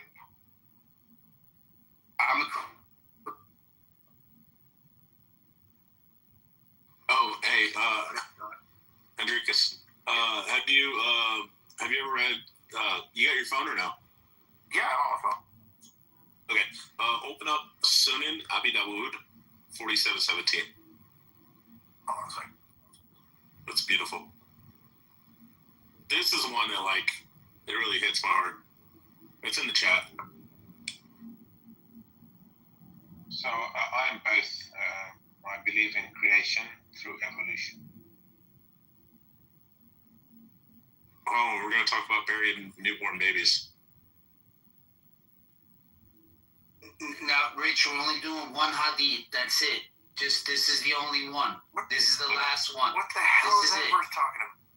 Yeah, and it says, and for the woman who buries alive her newborn baby, the mother and the baby both go to Jahannam. They both go to hell. Yeah, I got a lot more. This is not authentic. Yeah, it is. Which hadith? I'm rating it right now. What's a grade? Grade Sahih. No, the grade is not Sahih. Al-Albani. That's Sahih. No, it's Sahih. No, it's not. It literally graded Sahih. Al-Albani. How many hadiths are there? Like, they really accepted the widely accepted? Hundreds of thousands. Oh, there's thousands. No, like, dude, there's one that says you can have sex with a donkey and still be clean. I said only one hadith. That's not it. reading it verbatim. All right, but that's it. So are divisions within Islam based on hadiths like there are in Christianity based on interpretation? Are there like multiple subdivisions within it? Yeah. East side, Sunny, and the chain, the Sahih label is being narrated, so the chain has to be solid. But the content of the hadith still has to be examined in light. You're thinking of Matthew. And if it doesn't match up with the Quran, you throw out the Sahih. Oh, Enriquez, if it doesn't match up, with the Quran, you have to. Albedo had something to say. Hold on a second. Like well, they're gonna do like legal interpretations. Like those are called madhabs, I think. How many of those are? I think there's 5 new ones. There might be a few more. 5 different schools. So they suffer from the same issue that Christianity. Anybody who's read anything has that same issue. Yeah, but we're talking about something a little different when we're talking about this. This is what I mean, Andrew. If I let Rich go off, he'll just be rattling these things off like one after the other. I've heard that one before. Yeah, he's just going to keep doing that. So there's no need for that. There's no need for all that. He doesn't believe in any of this stuff. If it's one of the really highly accepted hadiths. He's reading it out of context, man. What? He's reading these things out of context. He doesn't know what he's talking about. So there'd be a reason the baby would go to hell because of the mother bear? I have no idea what that story pertains to. Like, he's just randomly reading the story. Anyway. Yeah. But Albedo, I think holy texts are in a little bit of a different category versus whether you're disagreeing about interpretations of a fictional, a known work of fiction or something, right? That's going to be, the import's a little different. So if you're dealing with holy text where people are ascribing absolute truth to them, right? That's gonna. You would think that all the division of interpretation is a much greater problem for that kind of a text than it is for a scientific paper or something. I don't think so, but I see why you think that. Oh, Hendrik, this is not a hadith of Marquez. It's actually from a different book. It's Al-Tabari, and Al-Tabari says. And Allah forces the angels to penetrate the donkeys at night so they become weak and submissive so they can ride them into battle in the morning.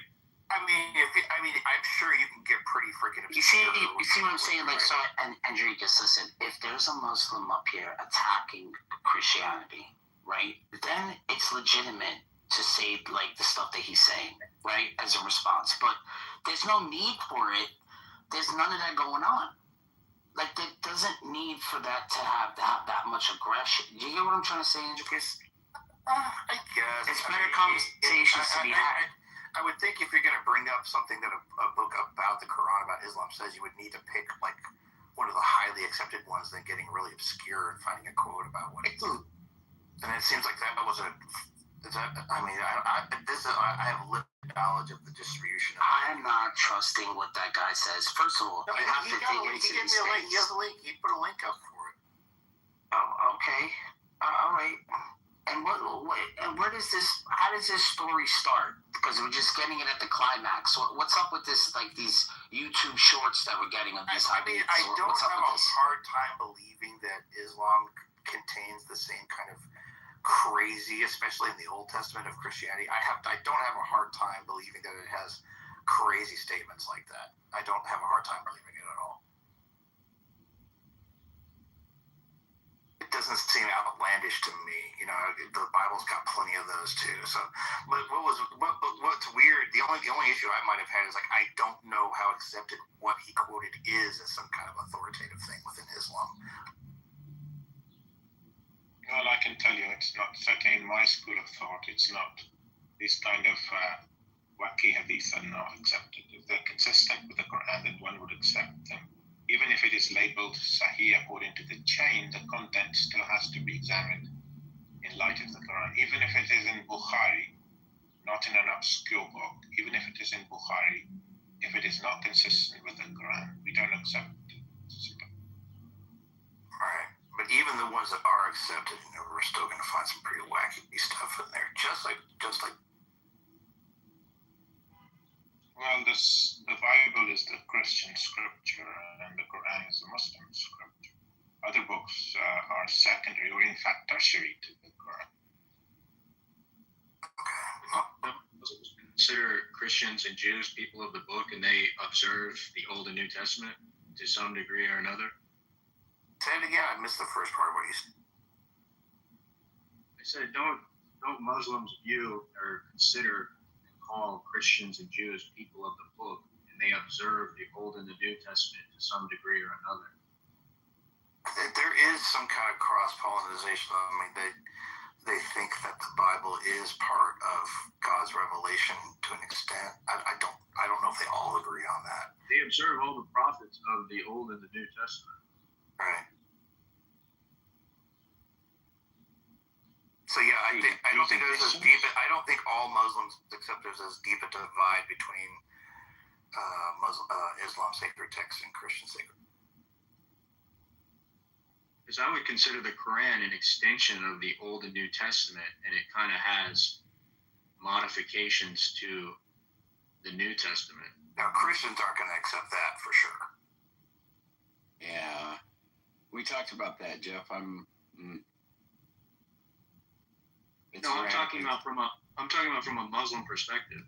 From a Muslim perspective, they're taking out a huge portion. They're going to deny the divinity of Christ, all that kind of stuff. And the Old Testament. They're just taking it right out. So. Right. That's why I said they have provisions for the new. No. The Old and the New. Huge portions. Right.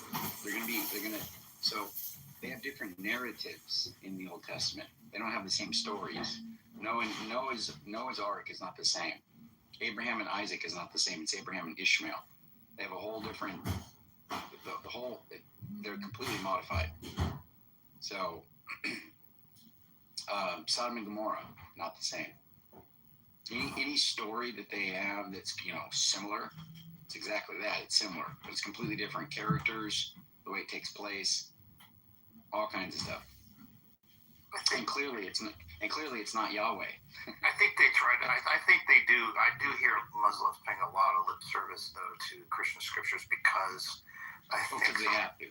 Yeah, well, and I think they want to foment some kind of bridge between the two because they are based on this initial idea of a similar God that branched off at one point between Judaism and Islam. Yeah, that's fine, right? They say the God of Abraham, Isaac, and Jacob. Right. Or something like that, right? But yeah, but that's not gonna. That doesn't. You understand, Jeff, that's completely different because Jesus is the one that brought the children of Israel out of Egypt. Jesus is the one that is in the Old Testament, so that they're not going to go for that. So you believe Jesus revealed the Old Testament? Everything the New Testament says Jesus is the one that released the children of Israel out of Egypt. Jesus is the one that struck people dead in the Old Testament. Wait, who did Jesus strike dead in the Old Testament? Wait. Oh, my bad. The Old Testament. I'm sorry. I was like, I don't think he did that in the New Testament when he was on. I don't think he's. No. But a lot of people just have this. They have a misconception of who Jesus is because in the New Testament, it's quite clear that Jesus was present in the Old Testament. I mean, if you're Trinitarian, you would have to. Well, even if you're not, if you just believe the Bible. Which verse? What's that? Islam? Which verse says that Jesus? Here we go. Yeah. No, it's good. It's good for people to know this. So, hold on here. Well, you guys are just going to go off on illustrating the point I was making earlier, which I'm very. Well, no, this isn't going to be going off on. I mean, first of all, this isn't a Christian versus a Christian. This is going to be. No, I mean, it's your point. It's still going to be interpretation. No, because he's not going to take no, it's not going. No, I'll tell you why. It's not going to be an interpretation. He's just going to reject this. So because he doesn't agree with the. No, he's going to say that this is corruption. This isn't from God. This isn't even going to be allegedly a holy text on his perspective. There's a difference between two people who acknowledge the same text as holy versus somebody who thinks it's not holy at all. Also, there's a difference between people that are interpreting a text. There's a difference. Well, that's a separate point. That's the point I was making. I know, but that's not what's getting ready to be illustrated. All right. All right. Well, you come from the standpoint of you have the truth. No, Andricus, listen to what I'm saying, okay? You're saying that if a text comes from God, the disagreement on that text is some kind of red flag about it being from God. Yeah. And I'm saying, I hear you on that. I understand your concern. I think that does have problems, so we could talk about that. But I'm saying this isn't an instance of that, because what I'm getting ready to show him is that the New Testament says that Jesus was in the Old Testament doing stuff and killing people, right? But he doesn't accept not the interpretation. He doesn't accept the actual text. So that's the difference between what you said and what is about to happen. Hopefully you can see the distinction. I honestly, if you really wanted to get into it, we could show how there really isn't a distinction. No. That we shouldn't have to spend much time on this. How is it not a distinction? Because the point is, because anytime you read a text, what are you doing? Yeah, you interpret everything. That's right. Not even just reading. That's right. Not even just reading. You interpret everything that comes through your eyes. Everything. Okay, and.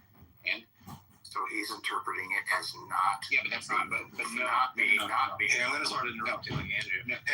Hey, what's up? I'm gonna move you down. I'm moving you down. All right. You shot too soon, man.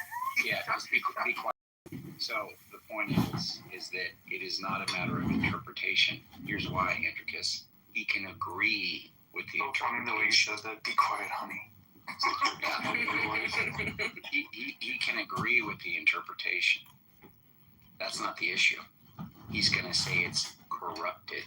It is not the text of God. You understand that, Andricus? Do you see how that's different? Mm-hmm. Because of how he reads it, he doesn't see how it matches up with the correct. Yeah. Which is two different things. Because what you were saying is people reading the same text come to different interpretations. I'm sure Islamo is going to understand what I'm about to read, that it says what I'm saying that it says. I just have a couple levels out of a bird's eye view than you do on this, and it's okay. Well, no. Go ahead and continue your discussion. Well, no. I don't want to wear this out ever. Well, no. It's not a matter of wearing it out. I don't think there's anything that's going to make sense to where you can say these are the same. So I want you to explain They're it to both me. holy texts. They're both being interpreted by the reader. They're both. Well, no, because we're reading one text, and he disagrees on it being a holy text. Yeah. He's only going to accept it. Okay, and you can also disagree. You can also disagree with what is.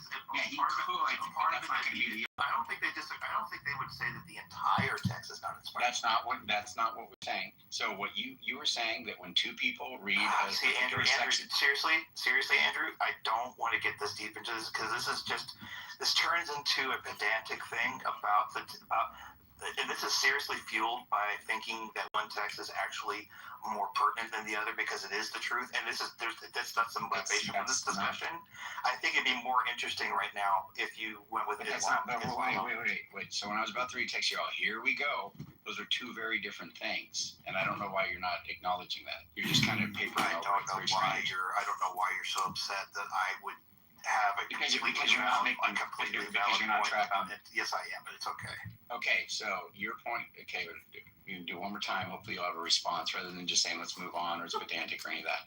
Okay, you said two people reading the same text come to different interpretations, and if it is a holy text, that's problematic. I understand that point. Let's put that on one plate. Okay, let's keep it right there.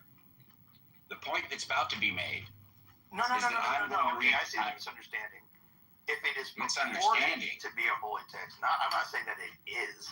No, and because both people think that one text is holy, okay? They read it, come to different interpretations, and you're saying the fact that they come to different interpretations and it is purported to be holy is a problem. That's what you're saying. That is a issue, yeah. Yeah, that was the issue that you said. Now, I am willing to acknowledge that. Let's put that on one plate, okay? What's about to happen is I'm going to read a text that Islamo most likely will not disagree with my interpretation. What he will say is that it is not inspired by God. You understand that? Okay. And what's the importance? The importance of it is this is not what's about to happen. So when you said that's what's about to happen, referring to a difference in interpretation on the same text that we both purport to be holy, that's not what's about to happen. Do you understand what I just said? Oh, so you're mad. I'm not mad. I'm just, you're either being purposely ignorant on this, or you're just trying to like paper over. I don't know what you're doing. The point was actually, if we drilled down, Andrew, we could still show how we could still show that interpreting these texts is still happening, even if one doesn't accept it as true, and it's going to still be problematic for the text. It doesn't. But Andrew, seriously, that's not the point. Okay, I know, God, you get so. No, because I expect you to be saying something that you're willing to stick to if you're going to double down on it, such that you can actually make sense of what you said. And since I'm telling you that's not what's happening, and I'm giving you the clear reason why. Okay, Andrew, you want me to say it? Even if the person doesn't believe the text is true, right? The text being purported as a holy text, and the person is interpreting it right in such a way that disagrees with another person, that is still problematic for the text. It's not going to interpret it differently. That's what I just told you. Yes, he is. He's interpreting it as not being from God. No, he's not. I don't know how you're missing this. Hey, I'm not missing any point. I'll stay on this till the cows come home. You're wrong.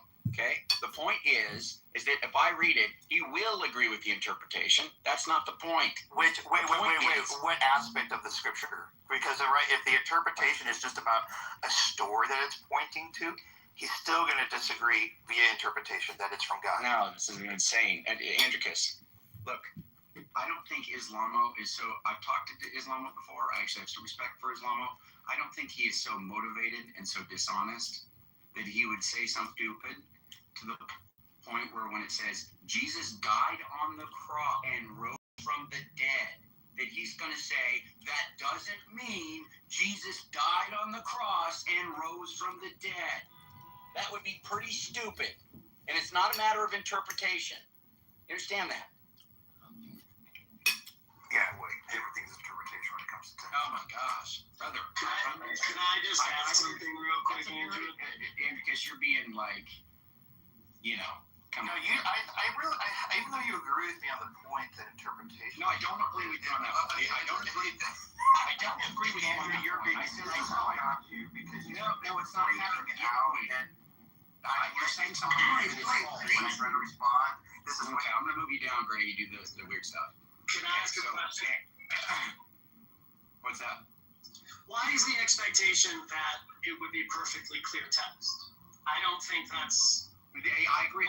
Well, I agree with you, Caleb, that the interpretation. Well, you and I will find some agreement on that. There won't be an issue saying just even if you were to assume that it was divine, directly given by God, people interpreting it different doesn't bear down on the fact that it doesn't take away from the fact.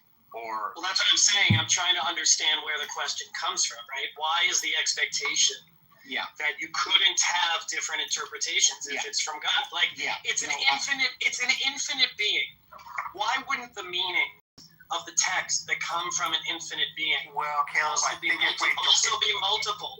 No, I agree. If we drill down on what you think about the text and what a Christian like Andrew thinks about the text, I don't think you guys are going to.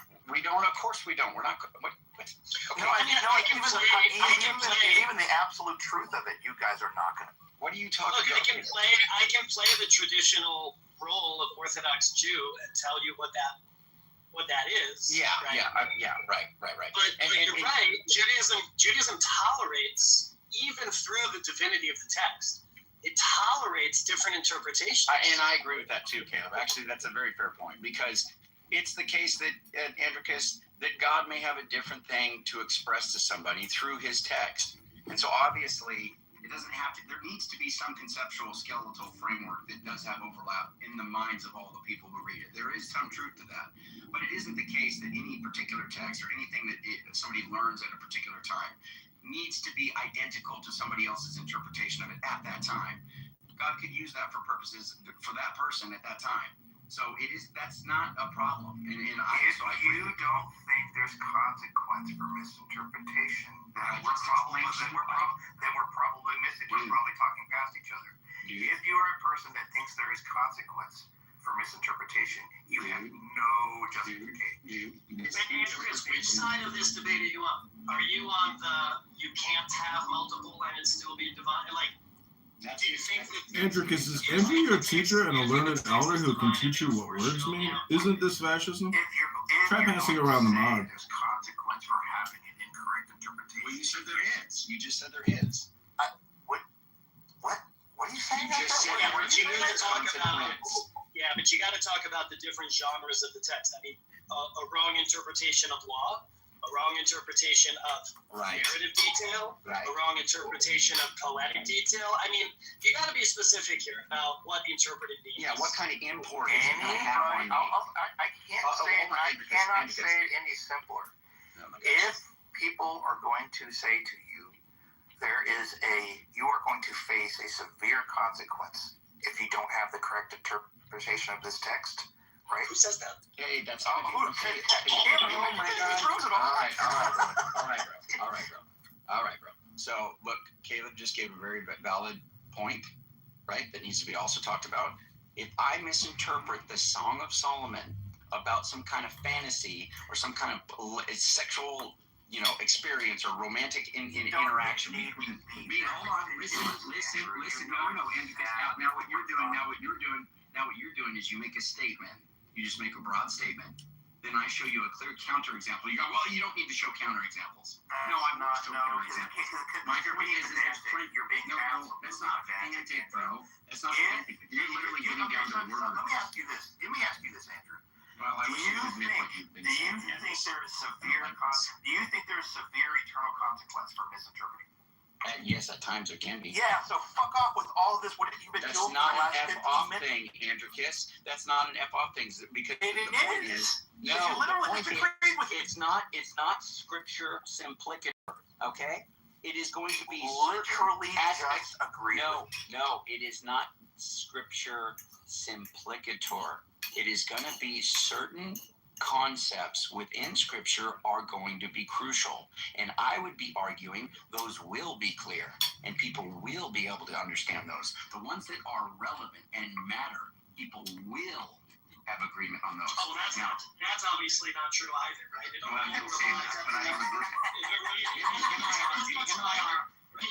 relies on interpretive reading tradition. That's what meaning of the text means. Because you and I are going to have a departure on hermeneutics and obviously what's involved in interpretation from your perspective versus mine. All I'm saying is that any act of reading, regardless of what kind of reading it is, involves interpretation. It is an interpretive act. I agree. By the very nature, definition. Oh, I agree. Definition. And I'll be honest with that too. I love all these Christian text terms. Not only that, I took it up further. Your interpretation is going to even be, you dial it back and you interpret all sense data that comes into your mind. Anything you see and hear, you're interpreting. Yes, yes, that's right. There is no access. There is no epistemic access to the mind of the author. The mind of the author. So people that say things, I don't agree with that, Kevin, only insofar as people that say, and if you want to say it's like direct access, I mean, insofar as.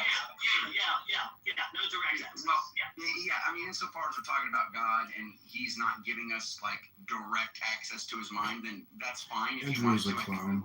He comes here to get high in Jesus debates to get his dopamine at the expense of his life and well-being. He accomplishes nothing running his people mouth. say things like, well, you don't know my mind. You can't read my mind. Well, people reveal their mind by their actions and the things that they say and the things that they express. Right? So, and the first thing that we do is throw it around our minds.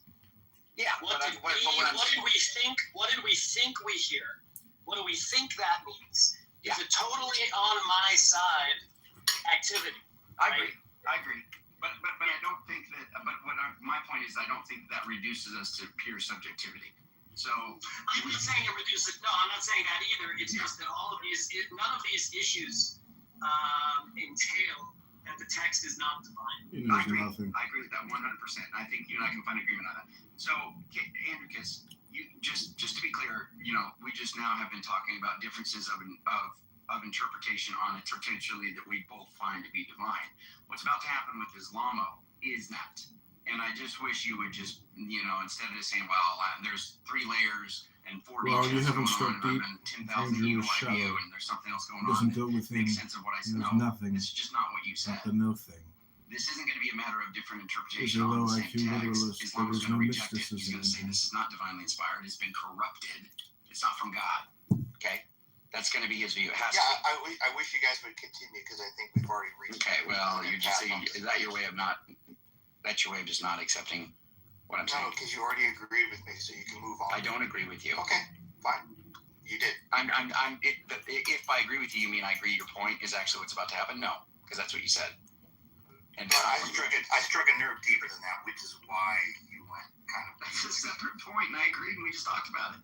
That's a separate point that I agree that is a point to make and talk about. Not that I agree with the conclusion, but it is something that I can agree is worth talking about, which is what Caleb and I were just talking about with you. But that's a separate point than saying, hey, I'm getting ready to read. Islamo's been waiting very patiently. No, Islamo's listening too, and I think. No, Islamo is actually got the text. He's ready. He wishes he could continue. Wait, Islamo said what? He was waiting to continue. He really wanted. Did he at any point express some sort of, let's keep going and read the text, like he wasn't enjoying the conversation? You're not reading the text. I am. He wants to. And because you're killing me, no, bro. dude. If you want me to go back, I've read them in passing. But if you want me to go back and literally read every text where he said he wanted to continue with you, I mean, if you're going to say I'm being dishonest about that, go ahead. He has said 2 or 3 things in chat that he would like to continue, and I was trying. Is that in? Oh, I'm just going to ask you, Islamo, did you express anything in chat? Because the way Andy Kiss is making is like, let's get on with it. No, I'm not saying it. No, you are so bad faith sometimes. Islam. I said he would really like to continue with you. I didn't say he was mad. And I didn't say I just said he would like to continue with you. Everybody heard me say that. I didn't say that. Strawmanning what I said. Hold on, Andricus. I didn't say he was mad. I didn't say you said he was mad. I'm saying that. Now you're my point is, Andricus, your brother, it's gonna be like a vice grip. It's not gonna happen. Okay. See, Andrew's just a little pool of water there, but not much there. You can say it's a problem. That's why people like coming in here, because once you get locked in on something that's so obviously been laid out, and we agree or disagree or whatever. The fact that you can't let go is amazing. No, you're just so I'm releasing you to talk to Islam. Yeah, it's not a matter of releasing me. So you claiming that people don't want to come in here for this reason, that's a very stupid point, because that just means you don't like my God, you just heard what I said. This is why people come in here. Let me explain why that's stupid. I don't know. Because it has nothing to do with anything other than just the fact that you said some things. Oh my gosh. And I'm trying to address those. It's like a comedy show, stupid clothes. Acquiescing to the fact that you said some stuff that was not correct, and I'm trying to point that out. You're trying to throw a bunch of smoke on it, and then just say, let's move forward. That's what you're trying to do. And I don't like that. I did not throw any smoke on you. You did. You said the thing about Islamo's we disagree. Islamo's we disagree. I am freeing you to talk to Islam. Thank you for freeing me. I don't want to get you too mad because you're getting. I'm not mad, bro. Come on. I'm telling you that you're saying stuff that's wrong, and I'm trying to. Dude, I'm just trying to get you to carefully think about what I just said, what you just said, and let's come to some agreement there. But instead of you doing that, when you know that I'm saying something that's valid, you're trying to throw smoke out. You're trying to say Islamo is waiting. He's ready. Yeah. Who cares? Yeah. He's not. Has he showed any displeasure? I mean, not who cares about the fact that he wants to do that. I don't think Islamo. What? I don't. Listen, and this bro. This is the other thing. You're trying to. Andrew, when you get right up like this, Chinese. You make up. I'm not speaking. What was the statement that you made about it? Nobody thinks is going on. Andrew, everybody calm down, Andrew. Knows that Islam is down. If you want to say something great, I'll move you down next. Okay, so Andricus, listen. I just repeated your statement about Islam. You either said no. We're going to be That's exactly what I said. You either said he's waiting. Yes. To read. You either said he's to read the text or he's ready to. You What the fuck? You Why said would you that, even think that would be an important distinction? He's ready to talk to you. Yeah, Andrew, I want you to be able to repeat back what I said. Yeah, I don't care. It doesn't matter. Islam has been waiting to talk to you, and I heard you. What's the relevance? What is the issue with what is the relevance of? Hey, Andrew Kiss, come on, bro. No, you come on, dude. No, you keep repeating back things that I did not say. Brother, listen. We're going to be here for 4 hours because I will not leave this point. I'm telling you, I will not leave this point until you tell me that you understand that what you're saying here doesn't make sense unless you can explain it in a way that will, which I don't think you can. You said that he is ready to read the text, okay? Why are you telling me? I repeated what I said, and you just said something different again. I don't know what's... Andricus, do you want to say ready or willing? I don't care which one you want. I said, Andrew, I swear, I'm not gonna do this, bro. I'm not gonna do this. Just say what it is. Just say what it is. I really don't. I'll say it one more time. He's ready to talk to you, and he wants to talk to you about what you guys were going to talk about. He's ready. I repeated that 10 times now. And you keep saying he's ready to read the text, which I didn't say. I said he wants to talk to you. How is that different? How is that different? How is that different? He's ready to talk to you? Yeah, how's that different than me getting ready to read a text, which is what he's ready for? How is that different? How is that different? How is that different? You are just okay. And why? Completely rabid right now. Andricus. But I want to give the full. I bet you do. I bet you do. I bet you do. I bet you do. I bet you do. I bet you do. I bet you do. And I don't want to. So that's that. So now I'm asking you. You don't want to talk to Islam? Now I'm asking. I don't care. No, bro, it's not gonna work. Now I'm asking you. Why the fish did you tell me any of that about him? Why are you telling me that? Because he wants to talk to you, and I was great. Thank you. Got it. I knew that 5 minutes ago. Thanks. Got it. And I'm going to let it go. I'm going to let it go back to you. I am ceding my time back to you. Andricus, that's so benevolent of you to cede your time so long. I agree. It's incredibly You're such a benevolent. Oh, that's so benevolent, brother. Well, guess what? Me as a moderator, ding, ding, ding. I'm giving you some more time, Andricus. You just got more time. You giving me more time doesn't mean I have to take it. Oh, you don't have to take it, but I mean, you can sit there and just talk. It's so precious because you're seeding it. That's for the month. Andricus, it's so precious just because you're seeding the time over. You know, I want to add some more. I want to give you some more of that precious time so you can speak too. Andricus, can you tell me why you told me that he's ready? Can you tell me that? Why did you tell me that? I'll tell you why. I'll tell you why. Because you didn't want to have the conversation we were having. Because I'm telling you what you said didn't make sense. What you said is that people have different interpretations of holy text, and that's a problem. Hey, don't give me X. I see my time. That hurts my karma. You saying that there's disagreement between holy texts, that that's somehow a problem for divine authorship, right? And I'm saying I hear that point, and we can discuss it, which we already did briefly with Caleb, right? Some agreement between Caleb and myself. And I think you understood that. But that's different than saying, I'm getting ready to read a text that to Islamo is the equivalent of Harry Potter. Now, he's not going to be rude and say that, but of course it's not going to be real. He's not going to accept it. He's not going to accept it. Not the interpretation of the text. He's not going to accept the text wholesale. Understand? Okay. So don't say things like that. That's what's happening when it's not. That's not what's about to happen. Thank you. You said that like 4 times. Can you say it one more time? I say it one more time.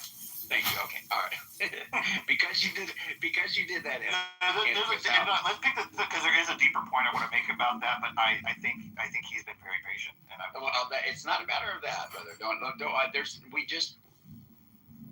Andricus, I won't allow you to leave that as though I didn't clearly show there's a difference between what you said and then what you claimed was about to happen, right? Trying to make those identical. In the way you framed it, it could be interpreted that way. Sure.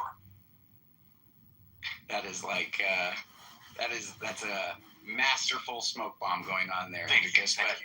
Yeah. There's a deeper point there, but I would rather have you go after. I would not go after. I'd rather have. Yeah, you have a deeper point there that's somehow not going to ever come to fruition. Oh no, it's always yeah. How about this, Andrew? Because I want to hear what the deeper point is. I'm going to give you even time to construct it. Okay, so you can create this elaborate thing that's going to make sense of. Remember the distinction that I laid out. Two people reading the same text that they don't agree is holy, okay? Versus two people reading the same text, having different interpretations on one. They do powerless against interpretation. No. So just remember, I want you to sit here and think about this, and you have all the time to construct it. Holy text has no power against interpretation. That's just a further claim. What? Yeah. Now you're saying something. Well, I'm making a bit of a dig. What I'm saying is. Yeah, this text that you say is the word of God. Yeah. Powerless against human interpretation. That's the same point. Whether it's agreed upon or. Oh, now you're saying this, but now the point you're making is if they have the same interpretation, it's just a powerless. No, text. what I'm saying is if a person doesn't believe, right, the text is not from God, right? That text does not have the power person's reading of. No one's putting that forward. Who are you? What straw man are you attacking? No one thinks that No one thinks that. Wait. Do you think there's a limit to the? Yes. Because it has to do with. Because what does that even mean? What does that even mean? Power to the word of God. What does that even mean? Well, that's a great question because this is something, right? Fronted by most of Christianity, most religions. Judaism is different in that way, but like the Christianity, Islam, they will put forward the absolute power of the word of God. What does that mean? What does that mean? Power. What do you mean? And he said absolute. And he's trying to the power to communicate the truth of God. He's trying. So let me ask you this: so why did the early church fathers and the early councils disagree about the meaning of God's word? Exactly. No, why did they do that, Andricus? That's against you. I completely agree with you. How could the word of God be disagreed? They weren't purporting. Because that's the nature of reading. We're talking about communication directly from God, correct? Not directly to my head. It's communication from God in human form. That's right. And because it's in human form, it's subject to human. Right. So you're not an infallible. So I may not even have a disagreement with you, Caleb. If you're not an infallible. No, that's not the point. Absolutely yes, it is. Yes, it absolutely is.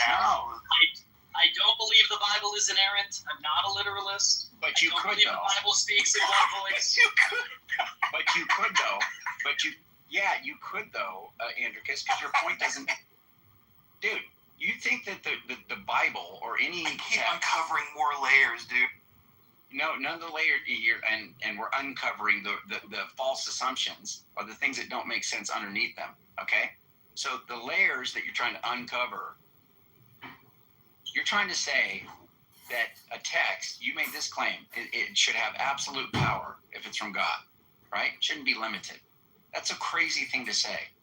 Nobody keep it within the confines. Nobody thinks the word of God. Keep it within the confines of what we're talking about. No, I am. We're talking about this communication from God, right? And there are consequences for misinterpreting this communication from God. What are the consequences? You cannot escape. What are the consequences? Oh my God! Now you're going back to the interpretation point. Dude, listen.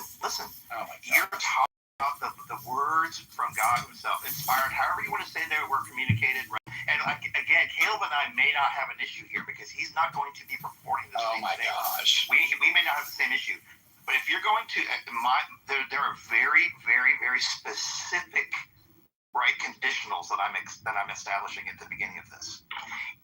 But you're not explaining the conditions. Caleb, I don't have an issue with you. I don't think you and I have. It's not. I know, but I still think that you're. Let me just clarify this one thing, okay? Sure. You're trying to show you're off the hook, Andrew, by the way. you're trying to show that the Bible is not from God because of the multiple interpretations. In other words, you're not taking a position that it is. I am saying that it is not reasonable. It can't be. It's not reasonable to take it. It's not reasonable to take it seriously as the word of God because of the interpretation problem, right? And the interpretation problem is going to give severely different versions of what it is you're supposed to not get wrong, right? So if that is the case, right? There's going to be some entailments with that. Right? What is get wrong? Calvinists don't have a problem necessarily with some of those entailments, and they don't care how many people get it wrong. Wait, but what is get wrong? What do you? So you don't delve too much into. Oh, fuck. Do you know what I mean? Like, what is sorry about that, guys. I'm sorry. I had a phone call come through right at that moment. I'm so sorry. Right, like it says, like, don't do any work on the Sabbath, but it doesn't explain what that is. Right. Well, what I'm talking about is mostly about soteriology, which you don't get into soteriology really. So that's not really an issue that you really deal with much, or at all in Judaism. So it's going to definitely land. You don't think squarely. Judaism has its own tradition of soteriology? Not like Christianity, no. We have a parallel tradition of those issues. Not really, because I don't think you guys believe people go to hell for the same reasons that Christians do, right? We have our own system and ideas. Okay, so if you have a similar system of soteriology where you can get in trouble, severe eternal trouble, no. That's the issue. That's the issue I'm talking about. Hold on, I think you're strawmanning. I don't understand how this is being. I think you're strawmanning the Christian position. Whoa. I think you're strawmanning the Christian position. Tell me how I'm doing that. Yeah. I've never heard a Christian say that because of a wrong interpretation, I'm going to go to hell. Have you never met a Calvinist? Have you never met a Reformed theology Christian? Like Calvinists don't think that the interpretation matters. It's all about the elect. It's already God. I don't know who you're talking to because that's crazy. Because they absolutely do think that. Look, you're missing steps, I think, in your argument. Let me help you out. I think you want to say something like this. If you have the wrong interpretation, that means you might have a wrong theology, which means you might have a wrong ritual, which means you might have a wrong behavior. Is that correct? Right? I see. Okay. How do you know that the interpretation is important, especially for Reform, but even for Catholicism, I think it's really important. What's the test? What's your test to whether it is a wrong interpretation? Wait. What's my test for what? Well, if you didn't interrupt, you'd hear the whole question. Well, I'm just giving you guys what you've been giving me the whole time. That's fine. What is it? Yeah, but if you interrupt and then you're like, what's your question? The test for what? The test for what? What is the test for knowing if the interpretation is right or not? What's the test? That is the issue. Well, but there is, so you're saying there is no test? There's not a test that will allow you to land on any kind of a reasonable enough conclusion to determine that you've arrived at the truth. Right. That's because the truth is less important than authority. What? In all of these traditions, okay, the what is the truth is told to you by the authoritative interpreters of the text. That's one version of how you reach it. It's not the only one. It's always the one. No, it is not. Do you know what Sola Scriptura is? Sola Scriptura is an interpretive method. Right. No, Sola Scriptura is Sola Scriptura. Well, yeah, okay, correct. There's no other arbiter except for the councils that landed on the particular canonization of Scripture. That's right, and their interpretations. That's right, and their dogmas and doctrines around their selection of that interpretation. Right, but you're still. I don't see how you're avoiding. I don't see how you're avoiding. I mean, you just literally beautifully laid out the problem. I don't see how you can avoid it. I don't think it's because I don't think it's a problem because I can appeal. And if you don't, you and I don't have a disagreement. Right, I don't. But I would still say that the text is from God in some sense. Right, but I think this is a charitable view of what this is a charitable view of what you're saying, Caleb. I think that because of the way that you view Scripture, you're charitably or unintentionally overlaying that on what Christians do, and it's not the same. That's fair. I'm sure it's not the same, right? I'm trying to be as descriptive as possible. No, totally, and I appreciate that. Right, I'm trying to be more of an anthropologist. I'm trying to be more of an anthropologist here, Andricus. He's saying something. He's not saying, Andricus, you're kind of doing some weird kind of gaslighty stuff. It's kind of weird. Caleb, that's what Christians say whenever everybody kind of mix up. It's fine. Look, Caleb and I can have different hermeneutics, different ways of interpreting. We have different views of inspiration. That's fine.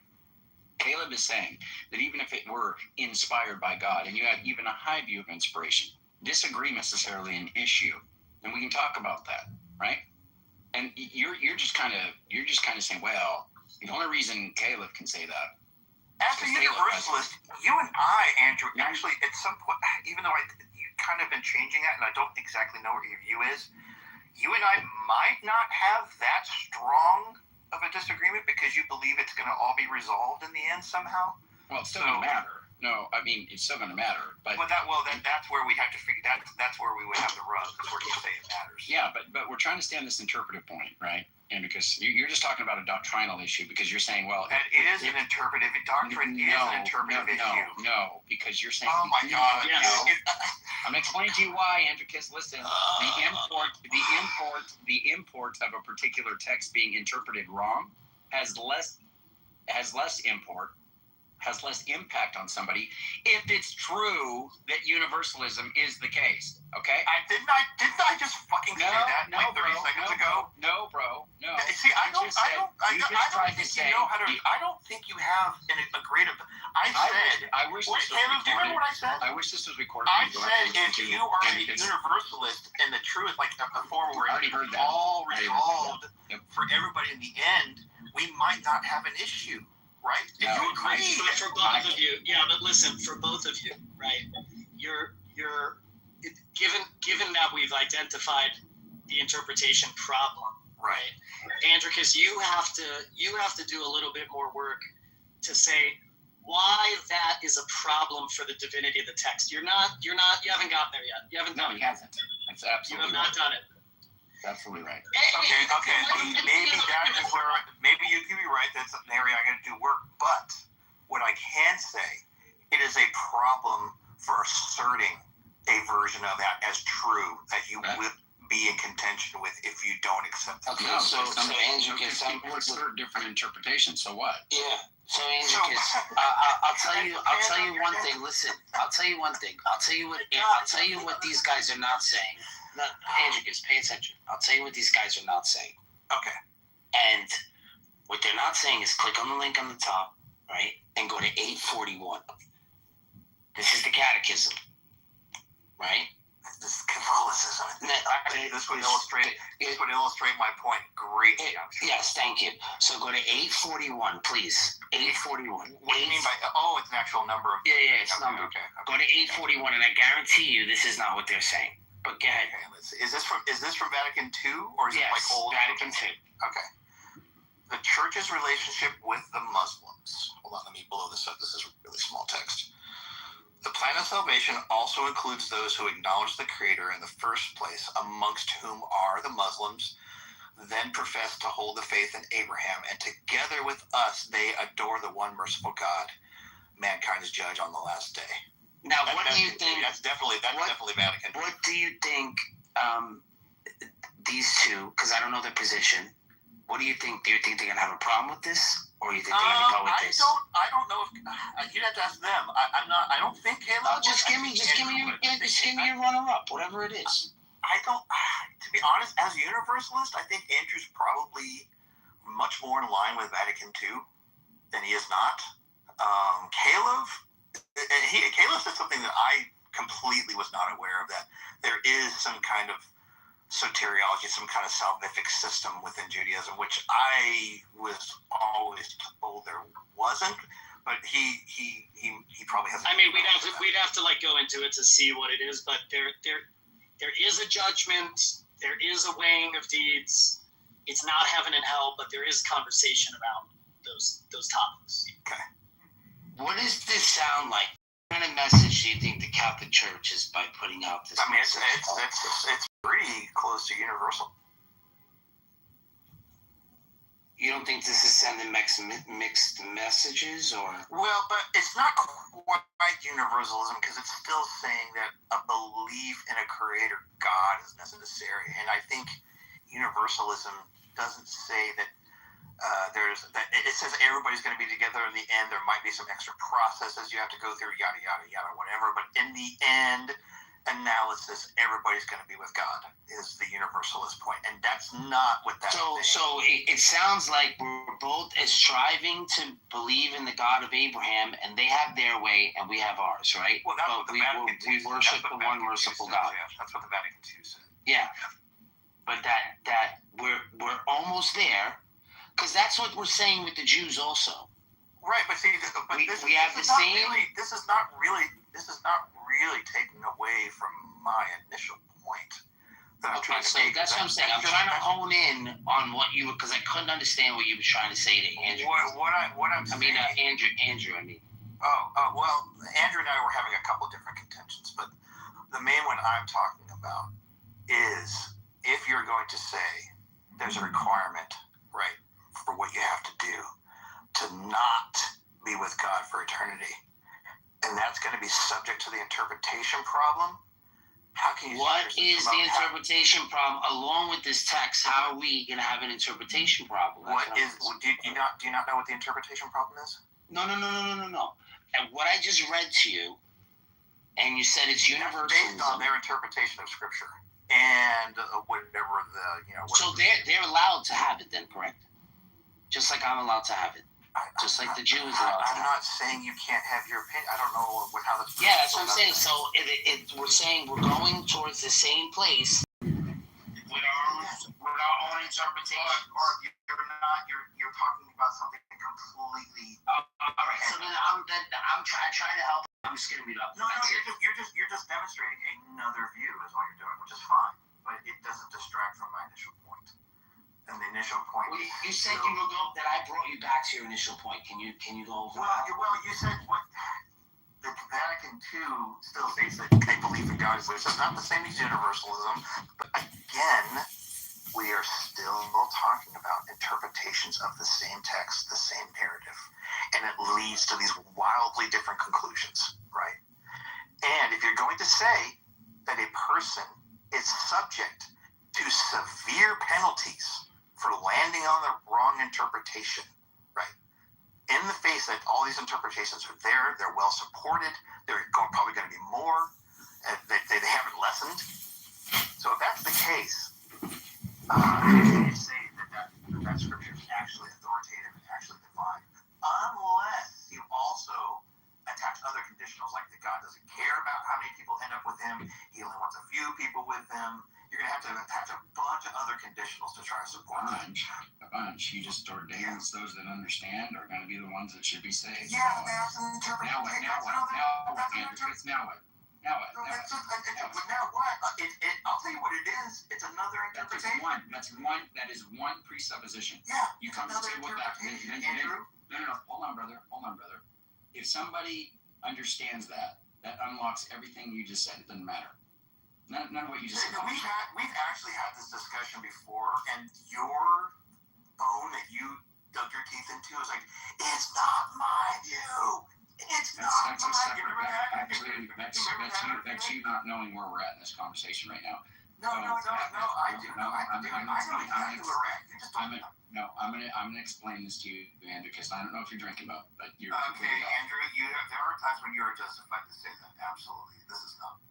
Okay, so you're just starting to reason very poorly. No. So I was screaming completely wrong. Well, we'll see if that's the case. Maybe we can get some third-party interjection or assessment, and we can see what's true here. You're bringing up an occurrence where I was yelling at Sully. I meant to take it like you're just trying to refer to something because you think that's going to be some sort of jab. In some sense, hold on, buddy. Yeah. That was an argument. No. It's not my view. was what I was yelling at. No, you yelled at me. No, I didn't yell at you. No, you're confused. You're confused. No, I'm not. You are confused. We're talking about the interpretation, these salvific soteriology positions, and I said, well, that's your view, and you said it's not mine. The only time that I have ever yelled, it's not my view. Okay, we would disagree. Was to solve that. No, it's not a matter of memory. Now, you and I talked about interpretation because you used to say there's all these different doors. And because there's all these different doors, that's a problem. And we went through that, and we finally got to the end of that. And then there was agreement, and I thought you abandoned that. Now you're back. Abandoned what line of reasoning? The line of reasoning with the interpretation. Yes, the line of reasoning. Why would I abandon it? You would have, because I just explained why. Did you not hear why? Why? Why would I abandon? Wait, hold on. I'm going to clarify.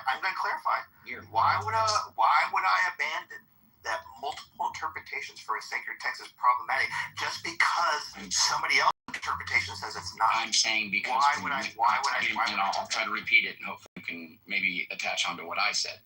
What I said is that you and I had this conversation and you said there's all these doors, and because there's all these doors that you can go through, it is not appropriate because you will end up in hell as your final door if you don't go through the right doors. According to several interpretations. According to your interpretation that you're presupposing bringing to the table. Okay, Andrew, that level of dishonesty, I would not even expect. I would not even expect from you. Honestly, dude, you say that there are not soteriological systems. You say that? Yeah, if you accept those, if that's an interpretation you bring to the table. That's the entire issue. That's not the entire issue, brother. That's not the entire issue. No. That's not the entire issue. No. That's not the entire issue. There, Andrew.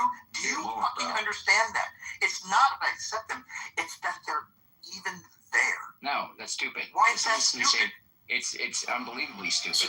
I can say that if you don't own 3 toads, you're going to go to hell. And the Bible doesn't teach you that you should own 3 toads. You're in the Bible conversation again. You're going to give me another one. What are you doing, dude? What I'm doing is showing how it's unreasonable for anybody to place the expectation on a human to pick one of these fucking interpretations to avoid eternal punishment when they cannot be reasonably supported to the point of exclusion. Now. Okay, do you recognize there's a difference between the 3 texts? Do you understand what the fuck? Can you answer? No, it's not No. You have been misrepresented all night. And I want you to repeat what I hear. I want you to repeat. Anybody who's been listening, No. You have misquoted everything you said. I am not going to continue with you until you repeat. I got you. I'm not going to do the gaslight.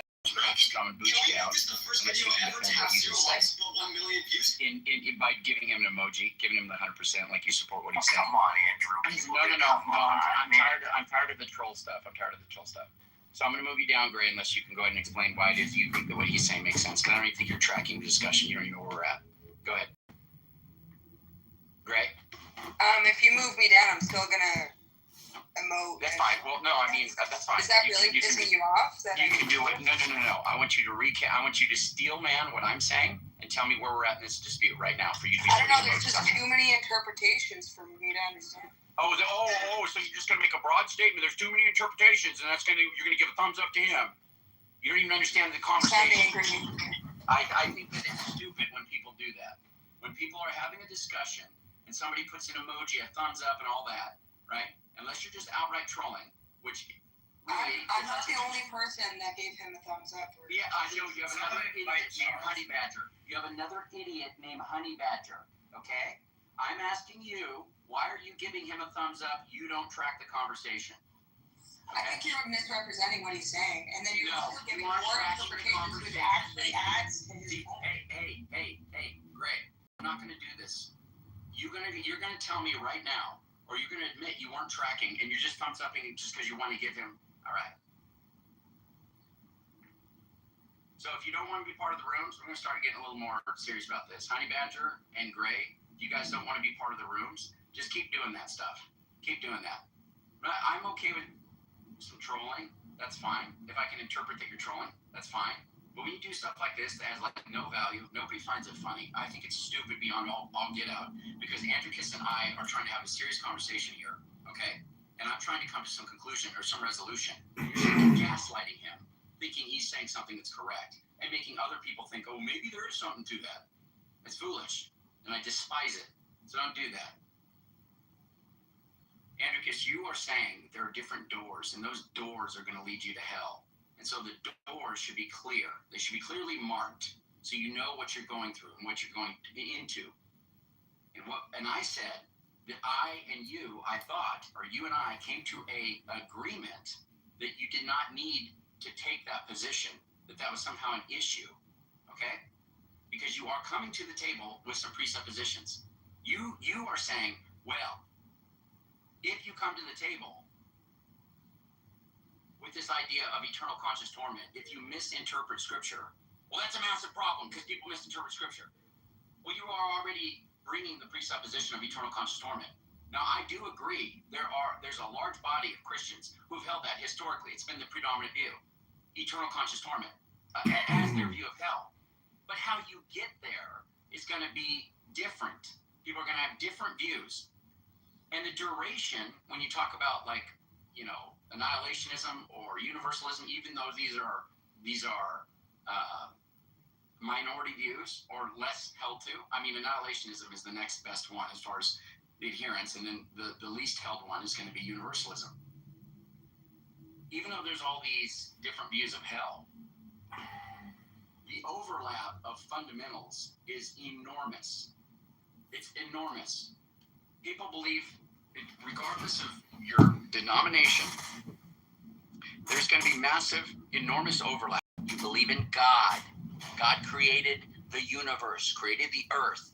You believe that man is either directly or that God is involved with the creation of man. You believe that man are sinners. You believe there's a guy named Jesus who died on a cross for your sins and rose from the dead bodily.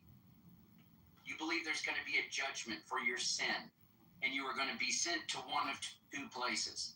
That's a pretty broad, overlapping belief among people of many denominations. There's not going to be much discrepancy on what I just said. That's going to be pretty well universal. Okay? Now, there will be some aberrant denominations, quote unquote, that claim to be Christian, whatever. But that's showing you that if God is behind the text, which P.S. he is, but if God is behind the text, he's doing a pretty bang-up job on getting people to understand the fundamentals. Because it's not like God is taking you out on a technicality. Nobody who understands the text and understands what we're talking about here is going to be like saying, well, God's just going to be like, well, you just didn't assent to this particular proposition just right. No, it's a heart posture issue. It's a submission issue. It's a sincerity issue. It's not about, oh, I didn't get this part. I didn't have this part of the text committed to my mind. Therefore, I'm discredited. Now, if you have a disposition that you want the truth, you want God, if he's there, that you're open to that, God can save you. You don't need to assent to all these different propositions. You can be saved if you're open to it. So, saying an interpretation. I'm telling you, and I'm going to say it again because I asked you very reasonably, and actually in good faith you should have repeated what I said. Where you decided to attack Gray instead. So I'm going to say right now, I'll say it again. If you have multiple models of soteriology, and you cannot reasonably exclude all but the one correct one, you can reasonably demand a human. And I just answered you cannot reasonably demand I just answered that one. I just answered that. Soteriology is how you get saved. Soteriology is going to be just broadly, it's how you're saved. Okay? And the point is that Christ is the one that's doing the saving. He did it on the cross. Now, how you get there, saying that you must assent to propositions, you must have the correct views, you must have all these different views correct, or you're not going to be saved. I think most people who are Christians, if you press them on these issues, they can tell you, and will, because it's just true. Andrew, I swear, I gave you huge runway in this, and you just say the damn thing. Hold on, You're saying the same thing. Can I point out to you what these? Andricus, I swear, bro, this is No, frustrating because you're not tracking. You're not tracking. What did I just say? What did I just say? What did I just say? You want to talk about expounding and right? I mean, I wrap my point brother. so quickly. Hey, Andricus. And you just can you steel man what I said? I'm saying the same. Everybody go ahead. He's gonna say the same thing. Can you steel man what I said? Can you steel man what I said? You presented a version that says. No, that's not a version. You presented that there's different criteria that you could publish. Not a version. Not a version. Wrong. You said that you could believe any number of these different things and still be saved. Is what you said. Yeah, it's not a version. Yeah. The point is, even people within these denominations know that God can save you. Then you're still making a demand that certain things must be believed. And if you cannot exclude the other models of soteriology that say that is wrong, then none of you can reasonably demand that people believe any of it. I'm saying that the assent doesn't have to be there. I'm saying God can save you if you just say, yeah, I want to be saved. That's what I'm telling you. And I'm saying people who are Christians, if you ask them about this, if you talk about the fundamentals, they believe in a God who is typically going to have you will be hunted by the black power or be omnipotent in some way. Another view, Andrew. No, it's not presenting another view. Quit saying that. You're wrong. Quit saying that. That is not what I'm saying. I'm telling you, it is going to be nearly universal. That's you. Andricus, you're talking about people within Christianity. Please quit saying stuff that's stupid. People within Christianity believe in this figure called God. Do you understand that? Do you think Can that you they all understand that? think this exclusively? Can you understand that? Can you understand that? Hey, Andrew, let's make this simple. What do you think is the criteria to be? Andricus. Right, which JC is hearkening back to what actually occurred. Which he's hearkening back to what actually occurred, which was me yelling at Sully, telling him it's not a You yelled at the me too. Well, wasn't that whether or not like you had like a talking with God or something? Yeah, but that wasn't anything to do with what Andricus is saying, which is what him and I were talking about before. I wasn't yelling at him. It's not a view. But anyway, that's fine. He says that I did, but that I didn't. But whatever. Anyway, Andricus, my point to you is this, okay? Can we take a poll? I'd really be curious. Yeah, we can take a poll. We can take a poll, but you're just there's been massive confusion upon confusion. Now, I'm telling you that people can be saved because God can save them. Now, if they believe the scripture, which they typically are going to believe scripture, if they have a concept of God, getting down to the specifics of the soteriology, there is going to be some differences on what it means to be saved, okay? There are going to be differences on that. But the overall point, which is something that there's going to be massive overlap on, is that God has the power to save you, and that there's this thing called the Holy Spirit. Most people that are within Christendom, regardless of denomination, are going to agree that there's a Holy Spirit. The functions of the Holy Spirit, like what the Holy Spirit does today, if there's still gifts of healing and speaking in tongues and all those things, they are going to differ on that. I agree. But what they aren't going to differ on is that Holy Spirit is to lead you to truth. So the whole point is, and I think I could get almost any Christian you could provide from almost any denomination to agree with this, is if their disposition is open to the truth and they want God to show them the truth, they will come to know God. Okay? That's what I'm saying. Okay. So I'm saying there is a fundamental, there is a more broad opening there.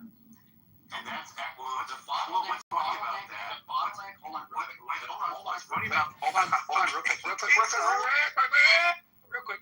The bottleneck is not at assenting to a particular doctrinal proposition.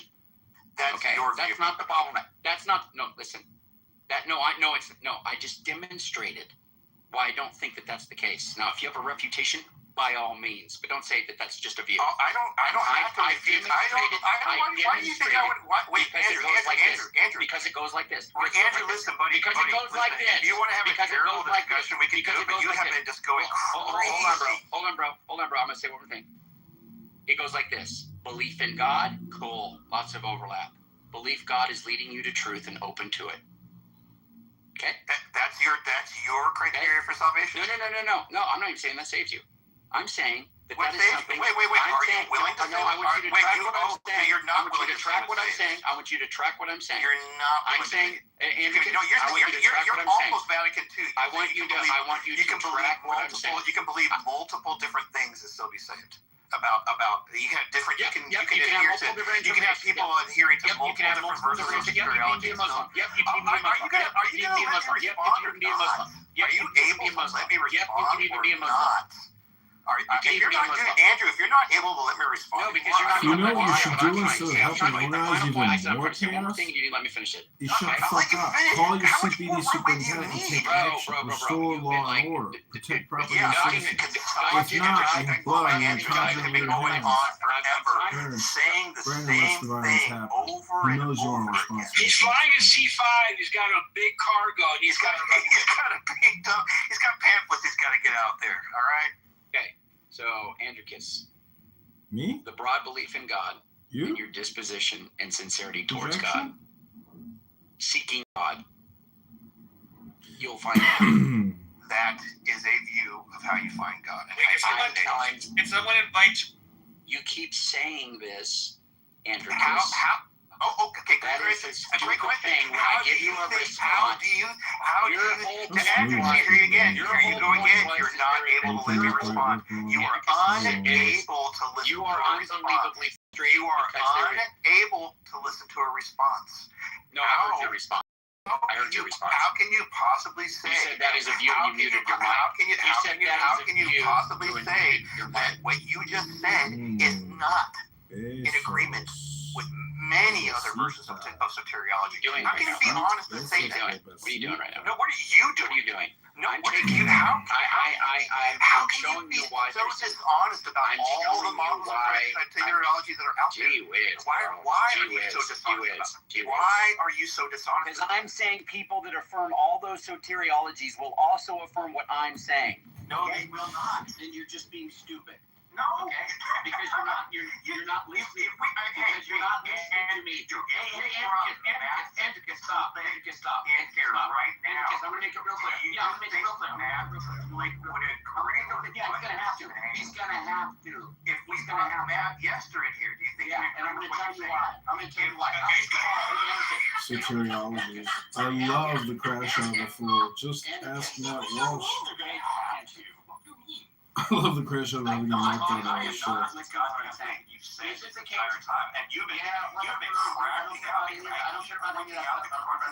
I don't care. I do not care. Multiple models of soteriology that are not in agreement with each other. And somehow you delude yourself to believe that there are not multiple models of soteriology. Somehow you delude yourself to think that's not the case. I don't know how you got there. Stop saying stupid stuff. I don't know how you got there. I beg you. How did you get there? I'm curious how you got there. Okay, stop talking. I'm curious how you got to the point where you think if Van Til came in here, he would agree with you. Stop. Andricus. If Van Til, if Bonson, you're just being so ridiculously. How you think you're being purposely obtuse. You better listen to what I'm saying. You're being purposely obtuse. Don't do that. I'm not, dude. You tell me where I'm being obtuse. No, dude. No. Shut the fish up. You just pointed out that I'm stupid. Yeah, I'm trying to, but you won't shut the fish up. Yeah, but I'm trying to, but you won't shut the fish up. But I'm trying to, but you won't shut the fish up. You've been trying to and haven't been able to. I'm gonna start playing music, dude. Just stop talking. Please. No, please. Is it the case, Andricus? Stop. You're like drinking or something. No. Just stop. Remember how you're a dog with a bone earlier? I'm the dog with the bone now. I have got my teeth locked into the problem. Okay, that's fine. No, you're not locked, man. You're completely off the problem. JCC, stop. I've already repeated this multiple times, and you're not getting it because you keep going back to soteriology, which is down the line. What your claim is that everybody in Christianity agrees with soteriology. That's your claim. Yeah, I need you to demonstrate that everybody agrees with soteriology. Andricus, stop talking. Go ahead. Andricus. Say Andricus. I'm not going to have the conversation with you if you don't stop this. Knock it off. I'm trying to explain something to you. Soteriology is down the line. That is not what I'm talking about. You're doing some very stupid things listening to me. Oh no. And then you're responding to a straw man.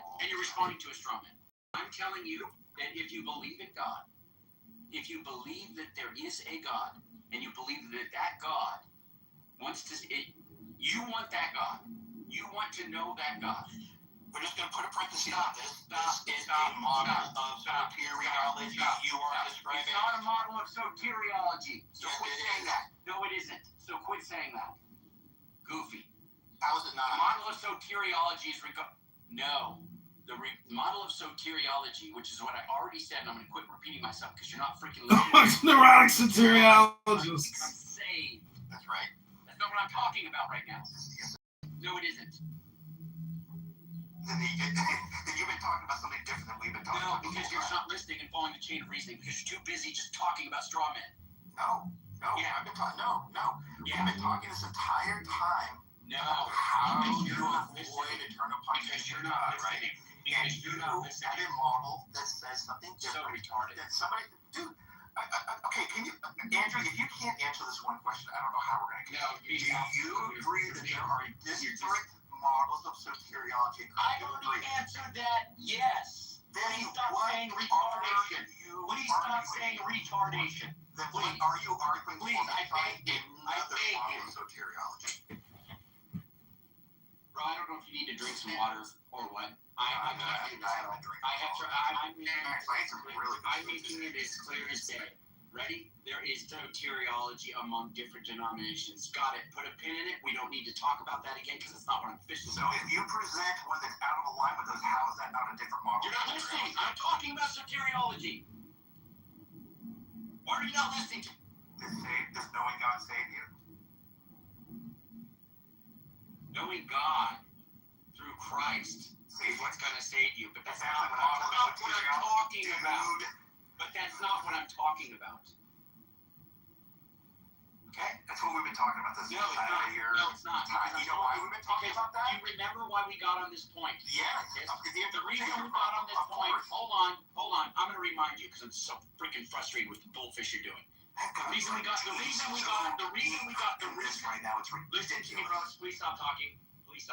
The reason we got onto this point is because we were talking about differences in interpretation, and you're saying there's all these different doors, and if you're going to end up in hell, it's unjust. It's not right because God didn't make it clear for all people to understand. That's what we got onto this point for. That's correct. Yes, that is correct.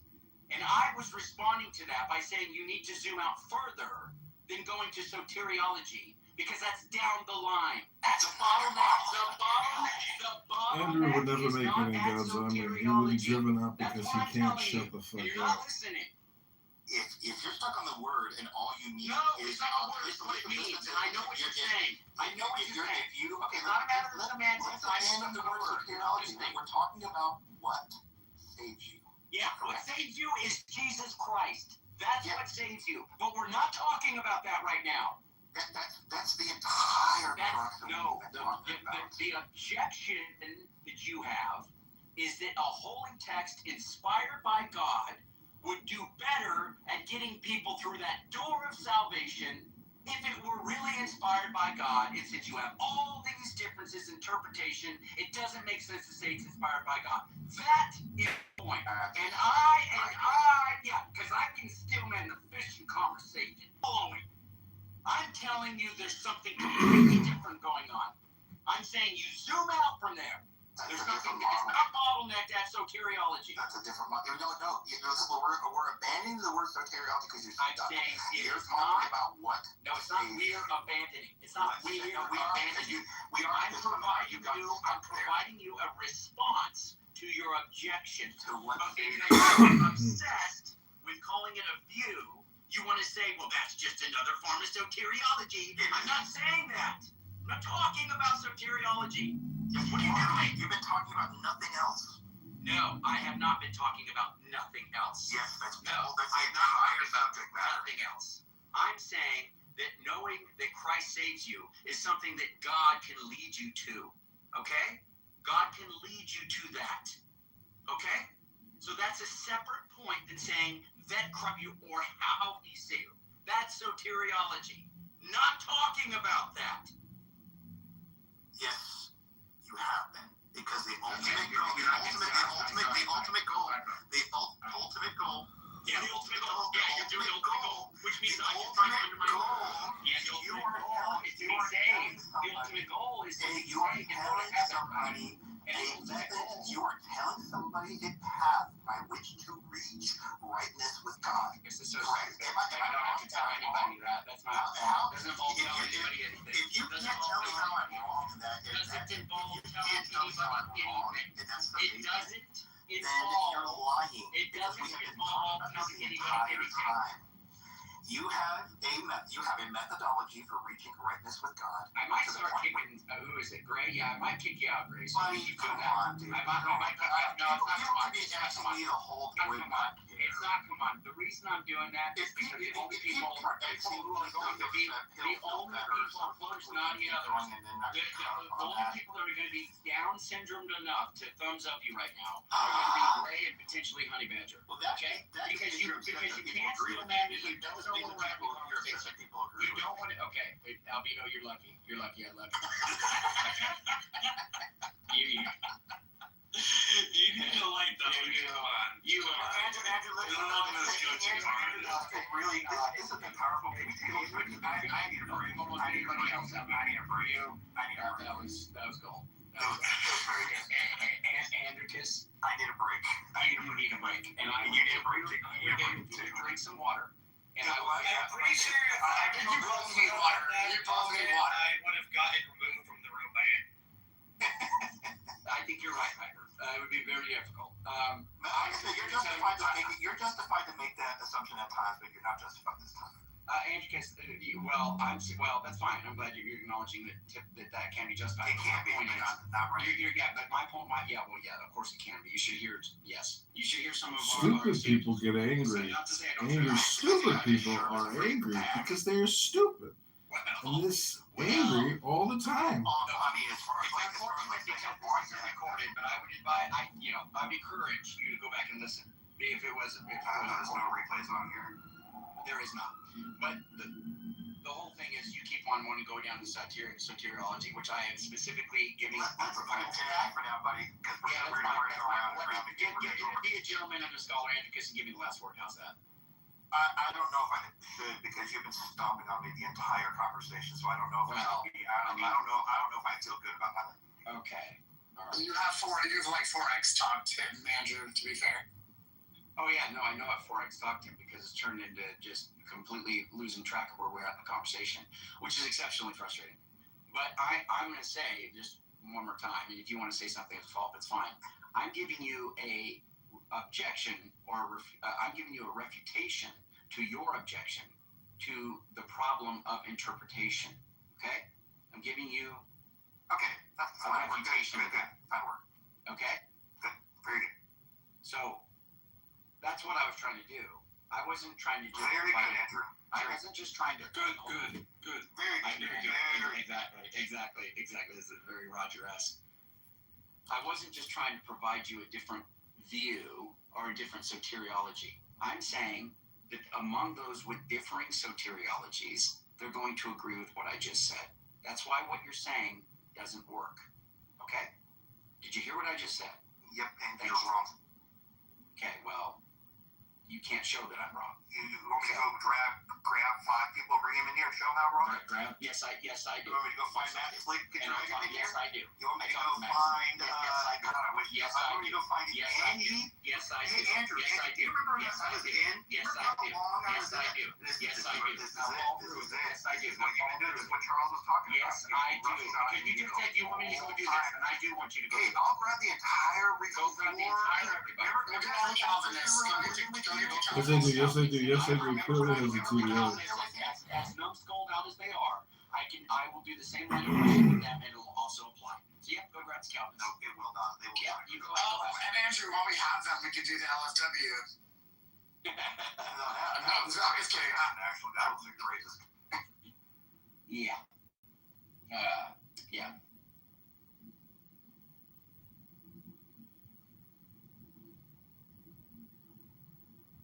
Okay, we're going to. I do want to say though, Andrew, with the whole React thing, I mean, people do that to everybody here all the time on all sides of an issue. No. You're not around. Come on. And I know there's some motivation there, some bias. If you look at the transcript of this convo, YouTube, you would both excuse the mouth with how pointless this is and was. Let me explain to you about. Let me explain to you. There's total tracking errors on Gray's behalf. There's tracking errors on Honey's behalf. But yet, because they're so anti-Christian, they're so anti any that is going to be defending the faith. More Honey Badger than Gray, just to be clear. But both of them are bad. They don't track a conversation, but yet they'll put thumbs up and, X the other person. They'll do that over and over again. And it gets kind of old because at some point they start gaslighting people. Wait, but you don't think the Christians do that to atheists in here?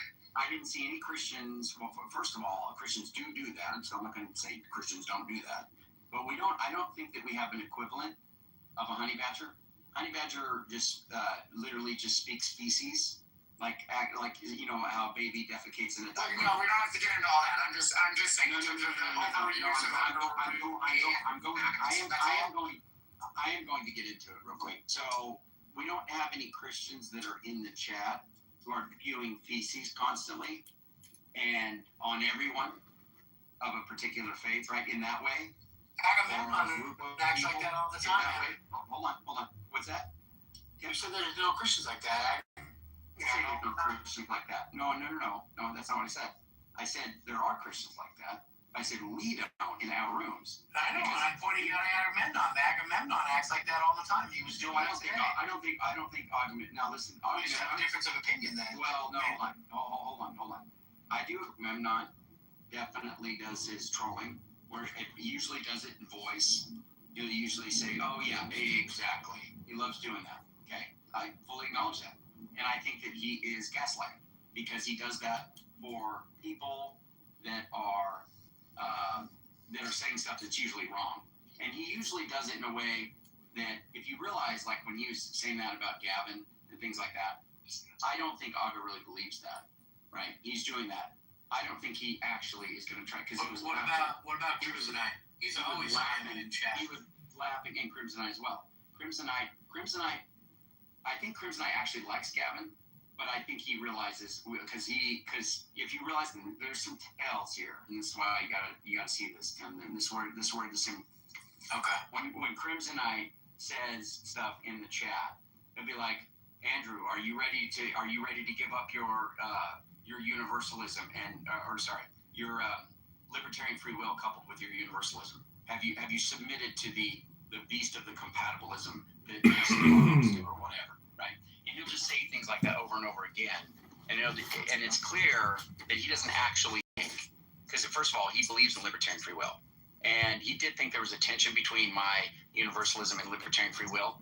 But ultimately, I think that's been cleared up. But he still likes to say stuff. No, actually, it's funny. Last night we were talking about my view, and he wanted me to run that line against you specifically. No, of course, because he likes to have that discussion. Roger, there you are, brother. I need to get your Discord, buddy. So. No, I'm just saying to react stuff. I just don't think it's that big of a deal. Because you're not. But yeah, because you're not on. Now you're. Well, we can get to that point next. But I'm just making a broad point that the people who do that don't track it at all. You'll have to steel man this argument, otherwise you're insincere and not tracking that the they convo. genuinely mean that they're giving this person a thumbs up and stuff like that. Ask them to steel man, and they can't. And then they'll just say something very vague, very stupid, like normal. And that's something I'm just getting kind of tired of. So just keep in mind, a lot of people have asked for them to be excised, right, out of the room pretty strongly, right? I'm not trying to do that. I want them to be Andrew, this is the steel man, and he is tired. Particularly when you're the one receiving end of it, because I get this constantly from Honey Badger and from Gray, right? What? What'd you say? So I mean, you got to keep that in mind too when you. Mike's cutting out. You're also the person in power. You're the person in. You're roboting.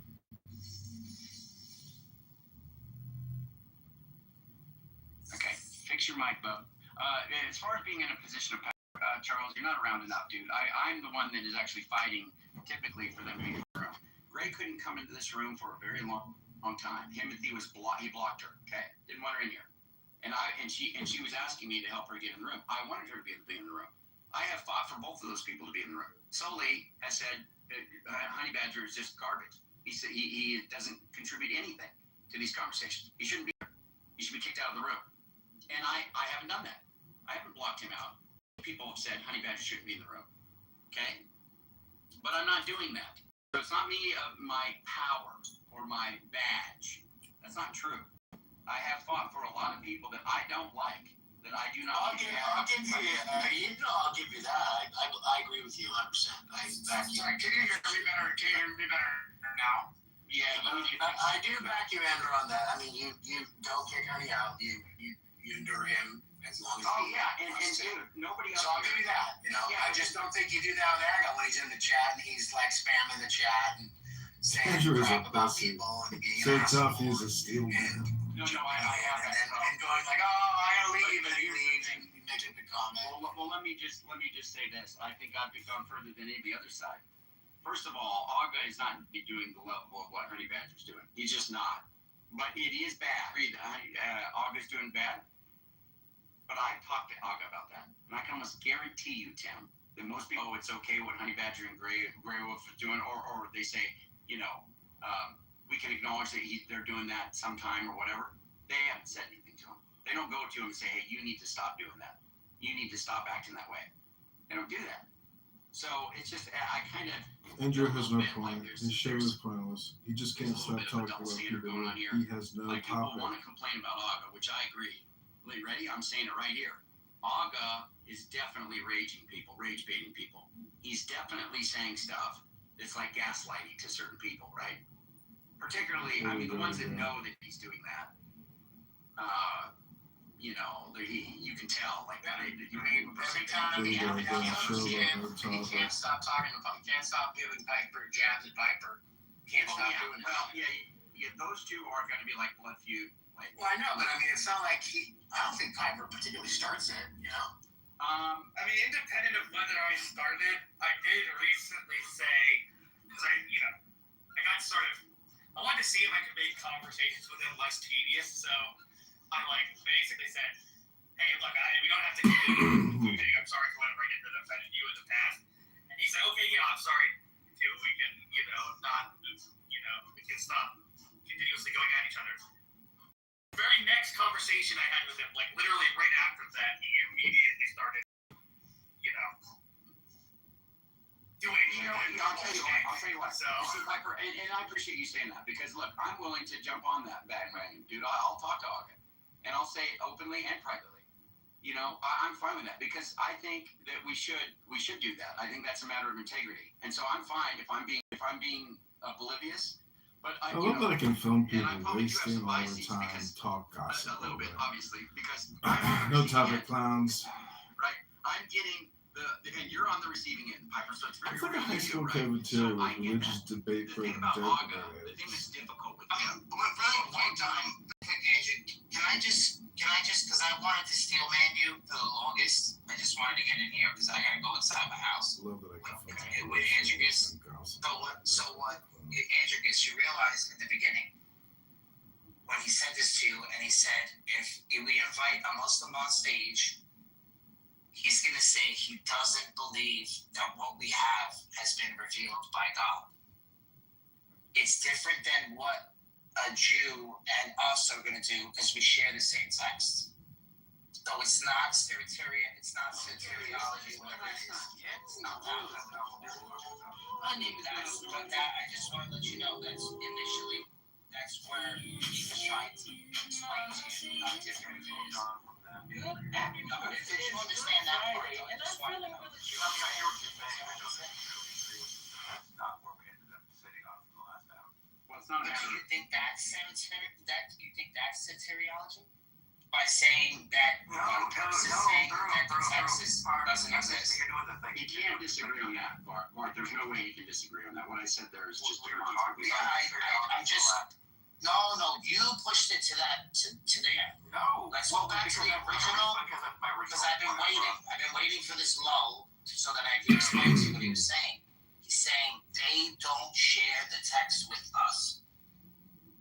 They reiterate the stories in their book, and they're saying that's the standard. It's not the same. I'm a Muslim, so he's talking about the Christians. No. Yeah, the conversation Andrew and I were having was about Christian soteria. Yes, because you changed it. The initial conversation was to what Searcher when he was in the room. That's what it was originally about. Well, my initial. Do you understand that difference, right? You can have the soteriology conversation with him about Christianity all you want. That's fine. Well, He's constantly more of an atheist every day. I believe more and more in science and technology. These if the one person is saying they don't share the text, how am I going to do soteriology on someone that's not reading the same text? No. My point of if you have anyone claiming, right, that according to the text they have an interpretation that leads to you being on the right side of God, and within that same belief system, there's multiple other ones that are disparate. Alright, so I'm going to They're all able to be reasonable. They're all able to be reasonably supported, and you can't reasonably exclude one from the other. Then there's no reasonable demand that you can place. Sounds like two people are agreeing on the text there. Here we go again. Can you Disparate try? soteriologists. Because I'm going to stop. I gave my effort there, Andrew. I tried. But he's not budging. So Tim, if you want to, maybe you can get through to him. I wasn't here for all the backstory part of like what you guys are talking about, so I don't know if I can help much. The only thing I'll say is that it is true that Muslims they make criticisms. They begin to make an internal critique and then they make an external critique. They back and forth between external and external, and so they're very difficult to talk to because they'll say something like, Jesus prostrated to God, and you'll say, okay, where's that at? And they'll say, okay, here's in the Bible, and they say, okay, so you're making a critique, you're accepting the Bible on its terms. I say, no, only when it agrees with what we think is it what it says, only when it agrees with our scripture, which is kind of like a weird thing to do, right? External. I mean, if you're granting for the sake of argument that this is what the book says, that doesn't mean you're accepting that when it says it's true. No, I agree. Yeah, I know, but what they'll say like, here's the reason why Jesus was a Muslim. Jesus was a Muslim because he prostrated, right? And then in the very next verse it said he prostrated Father. Father. Listen, no. You say, okay, well then why are you accepting verse 1 and you're not accepting verse 2? Possibly make a case that the Bible itself is internally inconsistent with itself. Right.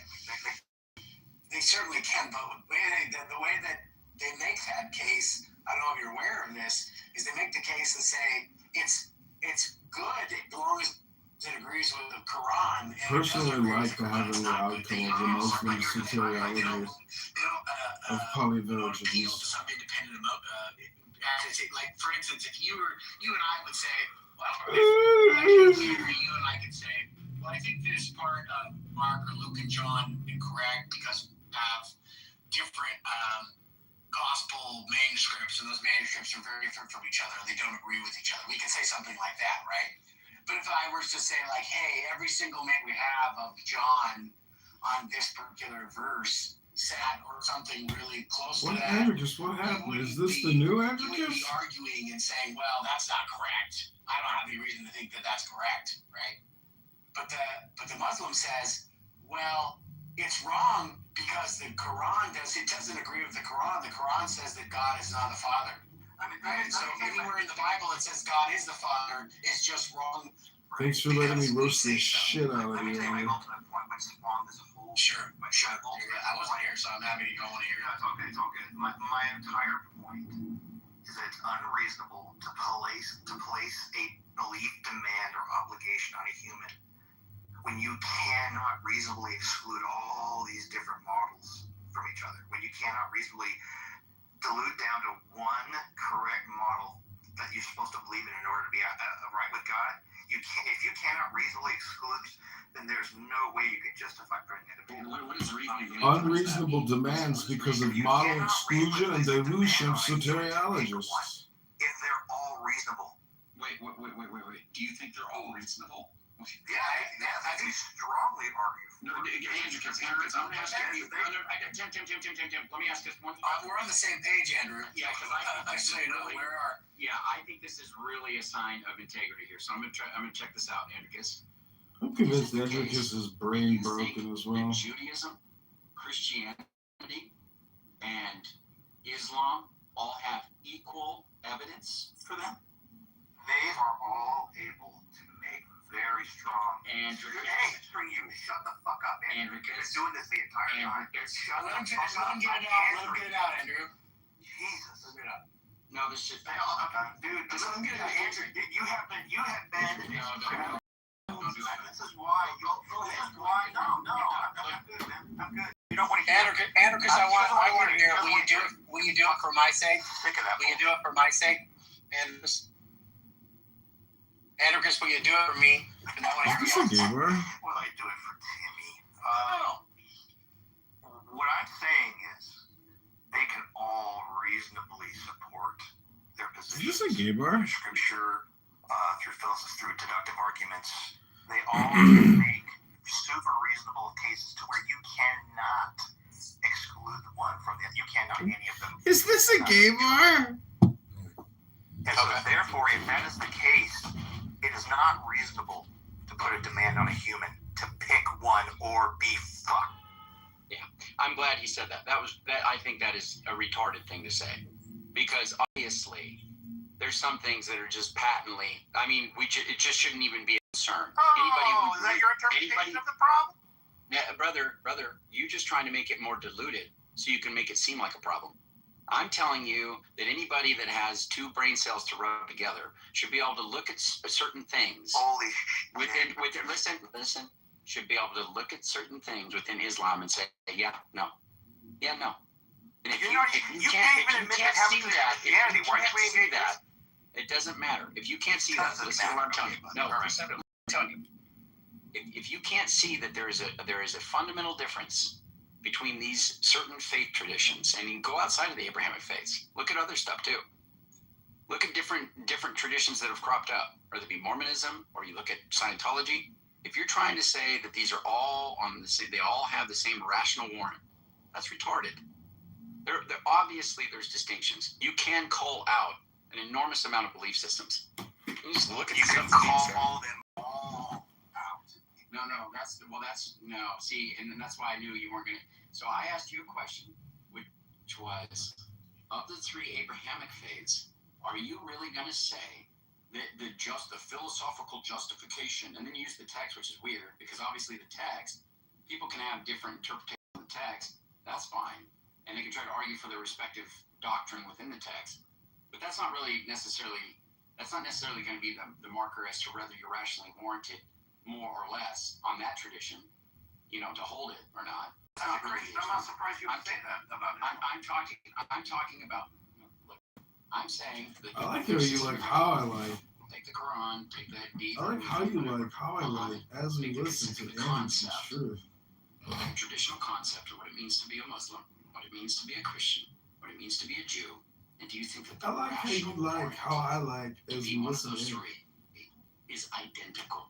I would say that I personally, don't adhere to any of them because I think they're. I know that. Oh my god, dude. Oh my god. Yeah, because I wish you were just answering. You should be lobotomized. Okay, are you ready? I'm not talking to you, man. Your point's already been made, dude. I already won. Here's the answer. Ready? You're not gonna like it. Every time I'm about to come up with a rational response, you freak the fuck. I know. Yeah. You're not actually answering. No, I'm done. Here's the answer. That's fine. Here's the answer. Christianity. That's the one. Okay, great. Now, believe it or not, I don't care. You can say I'm biased. You can do what you want. Because you can take the facts surrounding. Now you're going to go through the entire litany of why it's. I thought you were done talking. I'm telling you that you can take the three traditions and you can look at them, and it should be. I think, and obviously there's going to be some bias there, but I think that a rational, reasonable person, objectively, should be able to look at. And there are a lot of rational, reasonable people. Stop. I think you should be able to take the philosophical underpinnings and look at what has been done in the traditions of each, and see which one really. Andricus, you are perpetuating this. It's interesting. He wants the last word because he's insecure and his clubhouse credibility is on display. Reality more than the others, and you can tell which one should be more rationally warranted. That's what I'm saying. And I think many people who you respect, who are atheists, would agree with that. And I think And because you are perpetual, Anderson lost the last one. Atheists is going to agree that Christianity is more reasonable than every Respect means. It means on a whole, it is more rationally warranted. That's what I'm telling you. And you can say whatever you want to try to make it where they're all the same. Scientology and Buddhism and Jainism and Sikhism and everything else, put it all in one bucket and just say they're all equal. And that can make you feel better. I don't think I said that. I don't think. No. You tried to make the Abrahamic phase. You tried to make the Abrahamic. What I'm saying, you tried to if you have enough disparity even within them. Okay, let's try one more time. You still can't. No, dude. Try one more time. This is actually the point. This is the point that it all I started. don't care about the disparity. I don't care about the disparity in them. I don't care about the disparity. You cannot have a conversation. I don't care about the disparity in them. Because you're not staying on the point. Because you're not staying on the point. Because you're not staying on the point. And you continue to make the wrong points. No, I didn't make the wrong point. I didn't make the wrong point. I said taken as a whole, what it means to be a Muslim, what it means to be a Christian, what it means to be a Jew, which one is more rational? Let's say you had which one is more rationally warranted? No, dude. Thank you. Let's say you had two Christian soteriologies to pick from. Two. And you could not reasonably exclude them. You couldn't reasonably even remove one from consideration as being true. You couldn't do it. They're able to support their positions. You've got way more than that even within Christianity. If that is the case, which we can demonstrate by the number of people that actually hold to them and can argue for them, because you know that Matt Slick would come in here and tell you you're going to hell because of your view. If that is the case, how is it reasonable to tell a human to believe any one of them to the point of their fate is determined by it? How is that?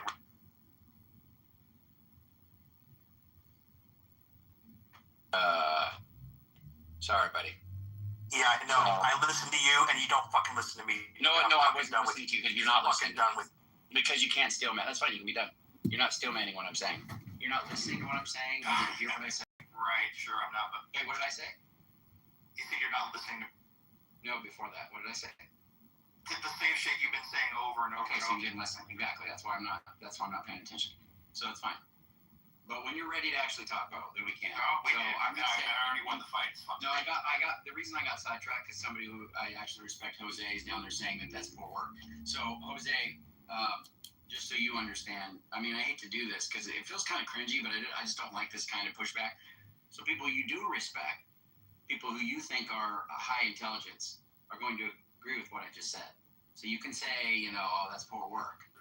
But this trend, because there's this, and I get it. Look, I understand the desire to make them all equivalent, to make it all the same. I'm not even really worried about that. You didn't want to talk. Well, make them all the same, put them in the same bucket, and then just say, none of them are warranted. That's not my question. That's not equivalency, soteriologists, logical fallacy. Because there are going to be ones that have more merit. Wait a minute. Yes. Then the ICE police arrest Christianity Wu and the is cops. the only one that has any more merit than the others. No. Obviously, there's going to be some differences in merit between all of them. Unless you're a universalist. It is astonishing to me that you aren't listening to me. It's like you're trying hard not to listen.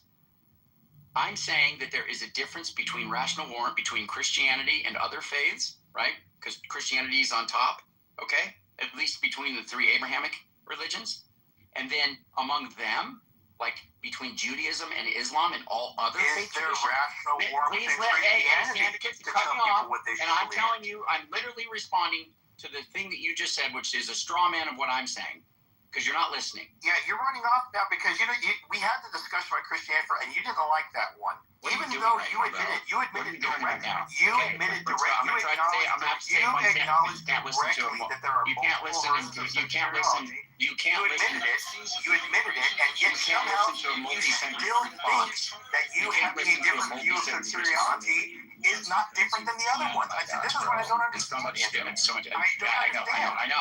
I don't understand. I got you. And it's all those can be reasonably supported by the components of them, right? Do you think that everybody that is able to argue for a position different from yours is unreasonable? This policy, and I kind of wanted to look at his trajectory. Sometimes, yeah. He sort of get here. Who is everybody? I just said sometimes.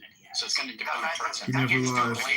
Not going to be able to do a blanket. No. What you're saying, it's just a weird question.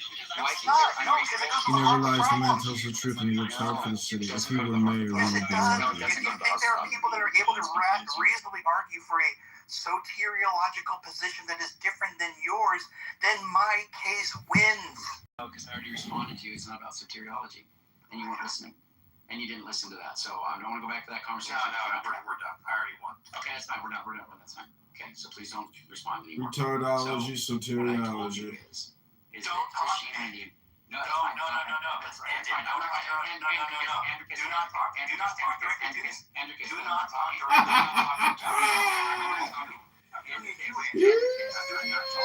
Beautiful. Yes, you are. Okay. No. There was somebody who said, and I'm not going to name who it is, that there is, like, he's trying to put it forward like I'm saying, oh, it's just Christianity, and then all these other traditions are identical. No, I'm saying there's a rational warrant difference between Christianity versus the other two Abrahamic faiths. Okay, that's specifically the scope of what I was saying. And then retardology, soteriology. Abrahamic tradition compared to other religions, I'm saying they're going to differ as well, because I'm not naive enough or motivated enough to say something like Christianity is the only one that has any merit above the others, that none of those have merit above the other ones within that group. Of course there are. It's going to be a hierarchy. It's going to be insane to say that they're all equal. It's insane. It's not what I'm saying. I'm just saying in the three, that Christianity is going to shine above the other two. Which version of Christianity? Just Christian. Andricus. Dude, don't do it. Don't admit to it earlier and then back off of it. Don't do it. The version thing is stupid. Because I said traditional Christianity, take your pick, I don't care. Traditional Islam, the core tenets, fundamental propositions of a particular faith, whatever it makes, whatever the criteria it is to be called a Christian. I don't care how you define that, as long as it's somewhat orthodox, whatever. Whatever it is to be an Orthodox Muslim, whatever it is to be an Orthodox Jew, you compare the different traditions and you say, which one has more rational warrant? And I'm saying Christianity shines. Now, there are plenty of people who you respect intellectually, your peers, your atheist peers, who will agree with what I just said. But if you want to give pushback, by all means do so. It's fine. What's up? Is that Blessed? Blessed, come up here, bro. So, Andrew, who's the one who says that they are going to pick Christianity over all the other? I'm not going to say it. I'm not going to say it. Okay. Why not? I'm curious. Well, they can speak up because I think some of them are here. But, yeah, anybody, and actually I polled the room the other day with that, and several people spoke. I'm definitely going to say that, so. Yeah, well, I would lean towards Megatron saying yes, Andrew saying yes. Well, of course, we're Christians. I'm saying people who are atheists. Yeah, people who are atheists. Oh, what you're saying, okay, so when you're asking atheists, are you asking them which religion makes more? Yeah, so here's how I put it. I'm going to ask an atheist. What do you think about Christianity? Yeah, let me frame it like this, and Daniel can answer too. I'd like to hear Daniel. If I put a gun to your head, any of you atheists, and say, you must take one of these three faiths, Judaism, Christianity, or Islam, which one will you take? Spinning a rule. Since you with the gun, we obviously have to choose Christianity, right? Because, like, you got to cut your head. Yeah. Thank you, Deepak. Thank you. I don't know about we got Christianity. What'd you say, Daniel? I mean, it's got to be Christianity. It's like ubiquitous within history. At least there's some historical basis So you do it. for the stories. Spinning a roulette wheel, bro. Piper, you're not helping. Chris. Oh. Yeah, I would say Christianity, but the reasons are not maybe for that you think, right? There are other like social reasons, what I'm familiar with. The sample size, there's a problem with it because if you ask like atheists that used to be Muslims, they would just probably just say maybe go back to that or something like that. You know? No. So my point, and just to be clear, the criteria is going to be rational warrant, not for pragmatic reasons or anything like that. I mean, you could say this maybe that you could say you could say that it's rationally warranted due to its pragmatic effects or something like that, but that's not. No, I wasn't even saying pragmatic, right? You would think it's rational, but you're biased because that's what you're used to. You grew up in the West, so I'm not saying for me. I'm not saying for me. No, not for you. I'm saying for the you there is an atheist. Oh yeah, so for atheists who are not in the West, the heat is on you every day. Christianity on top of the three of them. I'm trying to more be about people who have understood the cases, right? The kind of historical basis that is given, right? So all the facts that are brought to bear, whether it be about Muhammad and his life and the revelation of the dictation of the Quran, and what's involved there, and maybe the life of Muhammad, the things that have been pretty well established. Same thing with Jesus and his disciples and the death, burial, and actual resurrection of Jesus. John is intelligent, creative, joyful, reliable, strong. Courageous in going to liberate Chicago where Chicago we're time.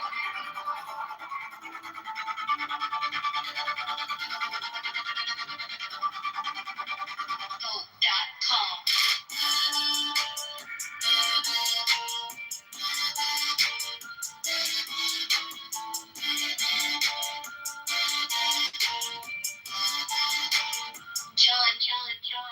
John, Kitover for Chicago, Mayor 2027. John is intelligent, creative, joyful, reliable, strong. Courageous in going to liberate Chicago where Chicago went joiner. Go.com. Those of you posted when they got obliterated, some of you, schmuck, I'm gonna go listen to music and bring that to the story of the teacher of the every waste of time.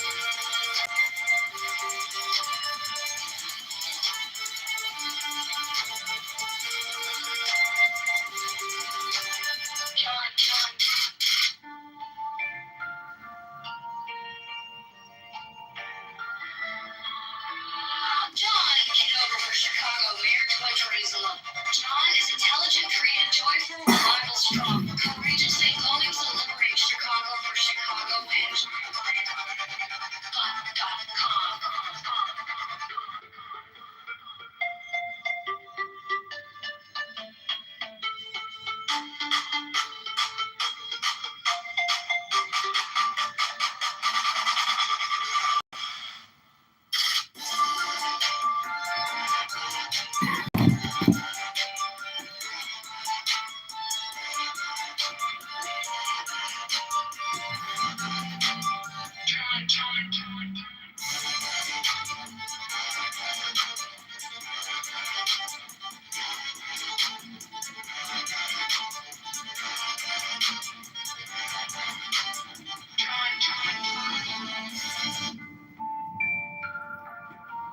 John Kitover.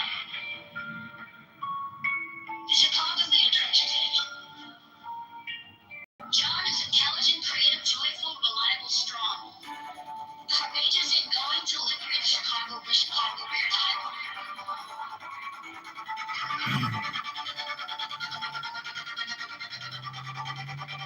Go.com.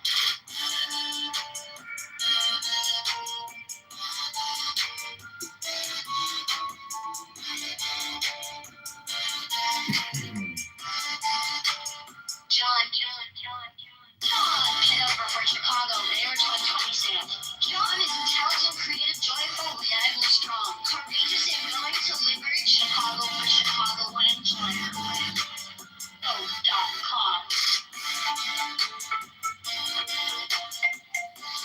John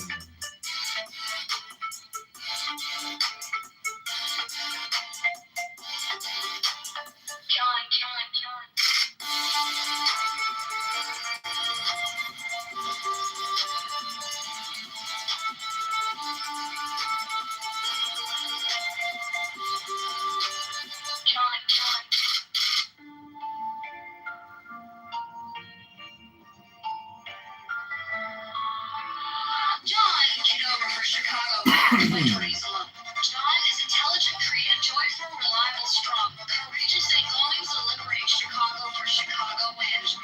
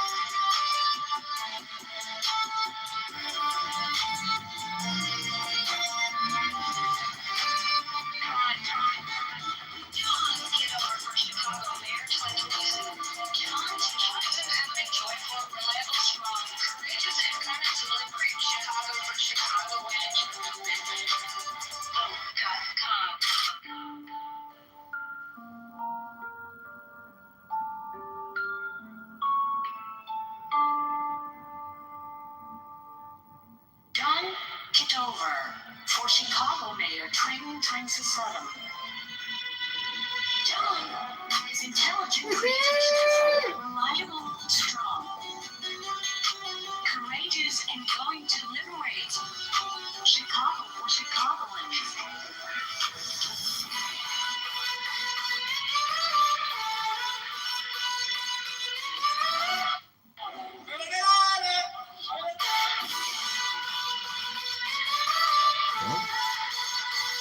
Mayorbook.com.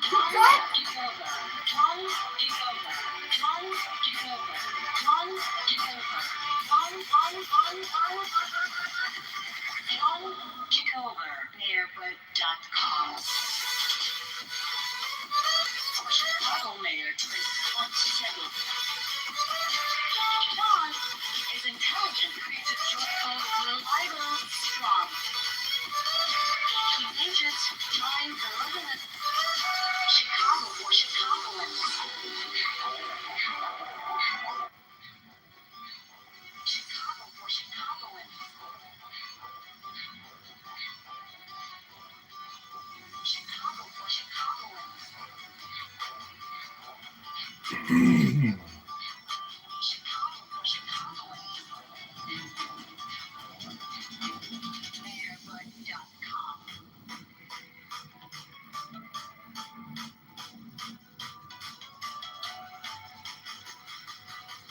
Mayorbook.com. John Kitover, Mayorbook.com.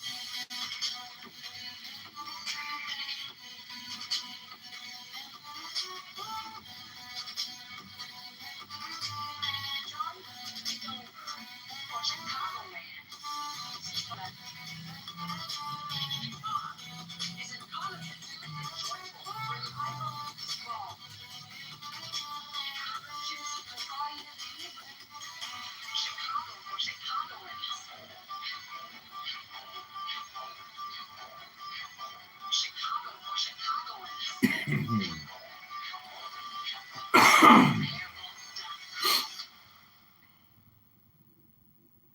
John Kitover for Chicago Mayor 2027. John is intelligent, creative, joyful, reliable, strong.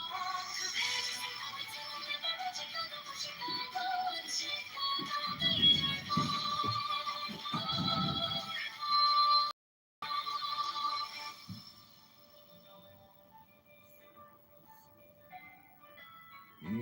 John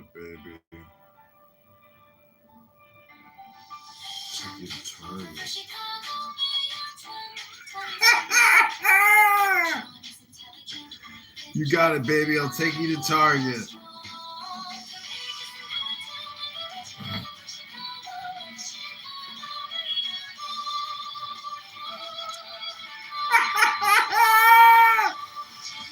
You got it, baby. I'll take you to Target.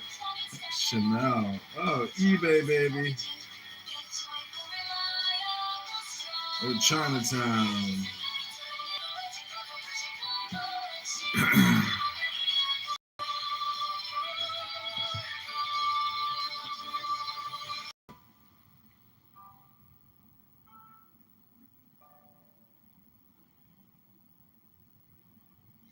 John Kitover for Chicago, Mayor Clem created.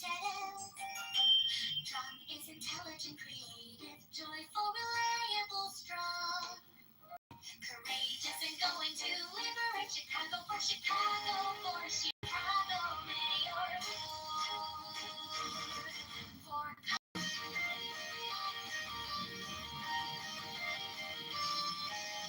John Kitover for Chicago, Mayor Clem created. John is intelligent. I have a fat, more precious gift.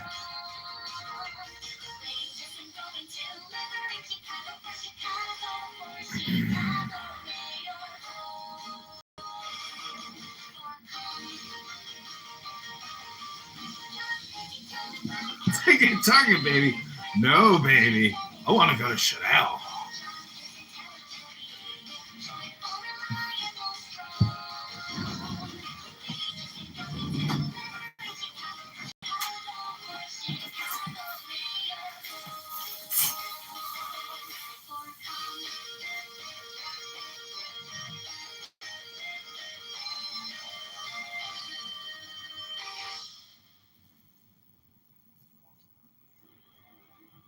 John Kitover for Chicago, Mayor 2027. John is intelligent, creative, joyful, reliable, strong, courageous, and going to liberate Chicago for Chicagoans. Chicago Mayor, vote for Trump.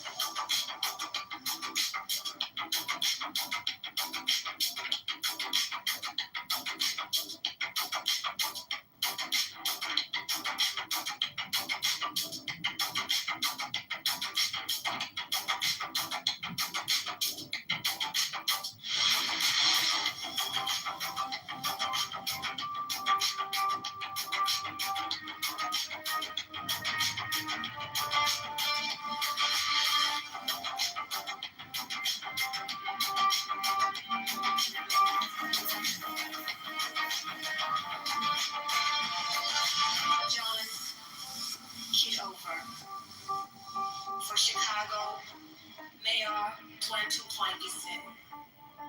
John is intelligent, creative, joyful, reliable, strong, courageous, and going to liberate Chicago for Chicagoans. Chicago Mayor, vote for come.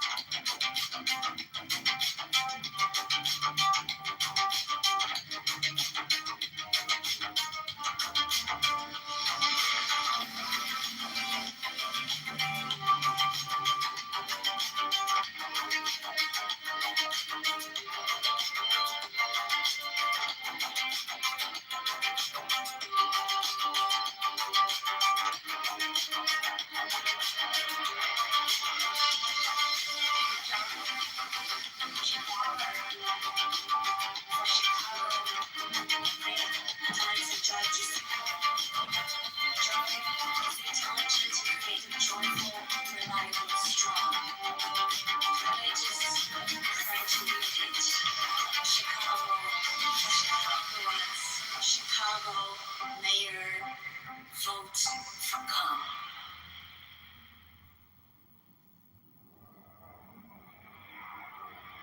John Kitover for Chicago Mayor 2027.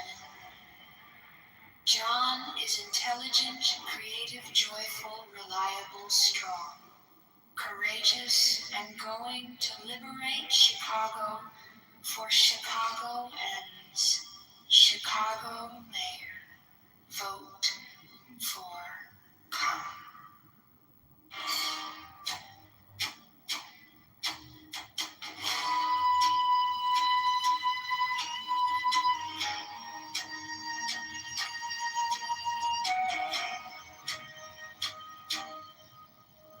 John Kitover for Chicago Mayor 2027. John is intelligent, creative, joyful, reliable, strong, courageous, and going to liberate Chicago for Chicago and Chicago. Mayor, vote for Come. John Kitover for Chicago Mayor 2027. John is intelligent, creative, joyful, reliable, strong, courageous, and going to liberate Chicago for Chicago, Chicago. Mayor, vote for Come.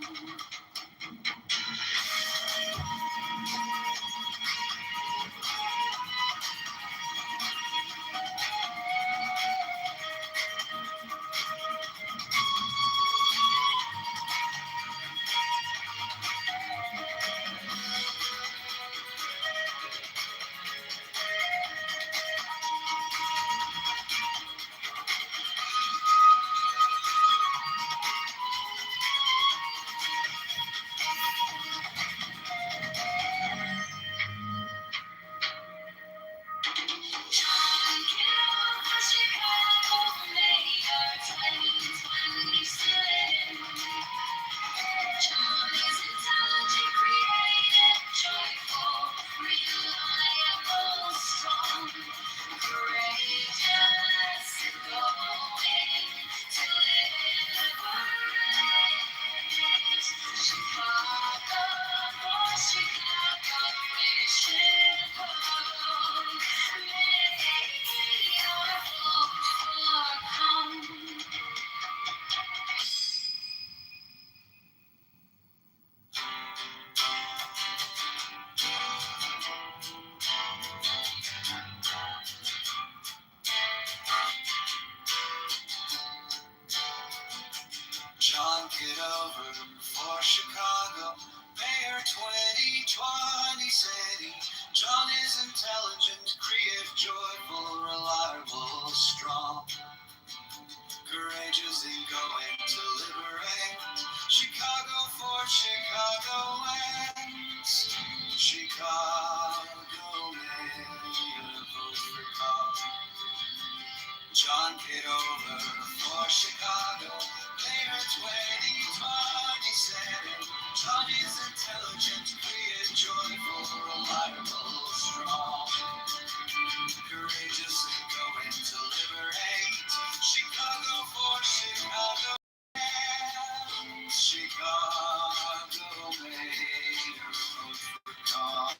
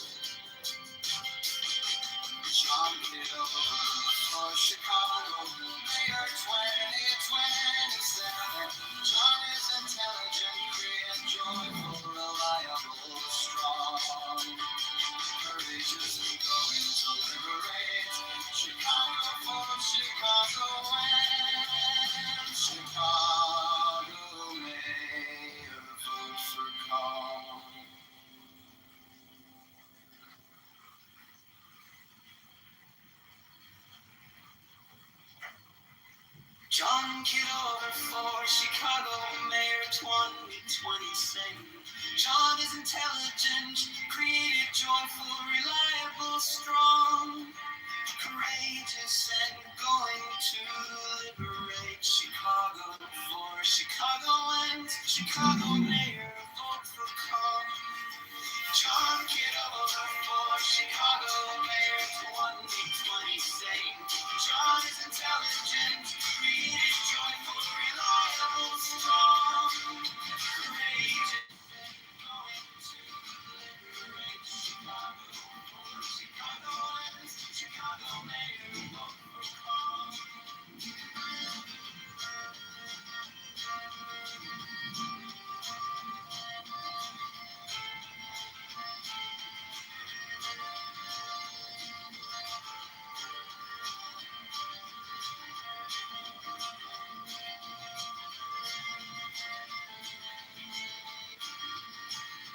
John Kitover for Chicago Mayor 2027.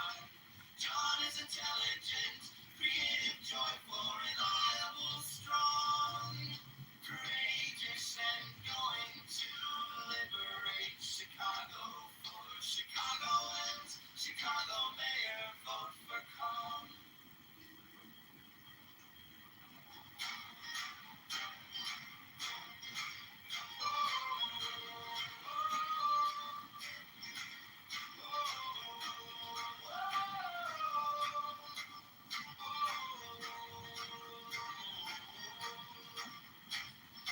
On the corner by the blue light, flyers in a cardboard box, shaking hands on Milwaukee, listening more than he talks.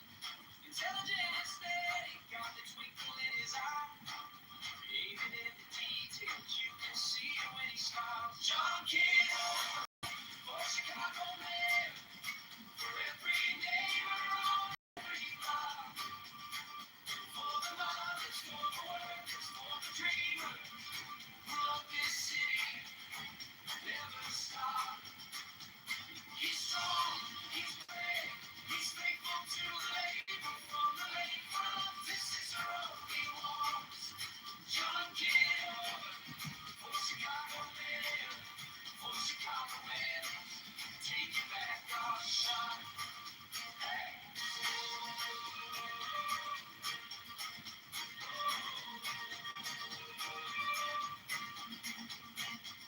Joyful in a hard time, laughing on the street. Snow slush on his laces, but there's fire in his speech. Reliable as sunrise, you can call him when it storms. Courage in his backbone, standing up to every form. John Kitover for Chicago Mayor, for every neighbor on every block, for the lovers, for the workers, for the dreamers who love this city, who never stop. He's strong, he's brave, he's faithful to the labor from the lakefront to Cicero he walks. John Kitover for Chicago Mayor, for Chicagoans, taking back our shot. Oh, yeah.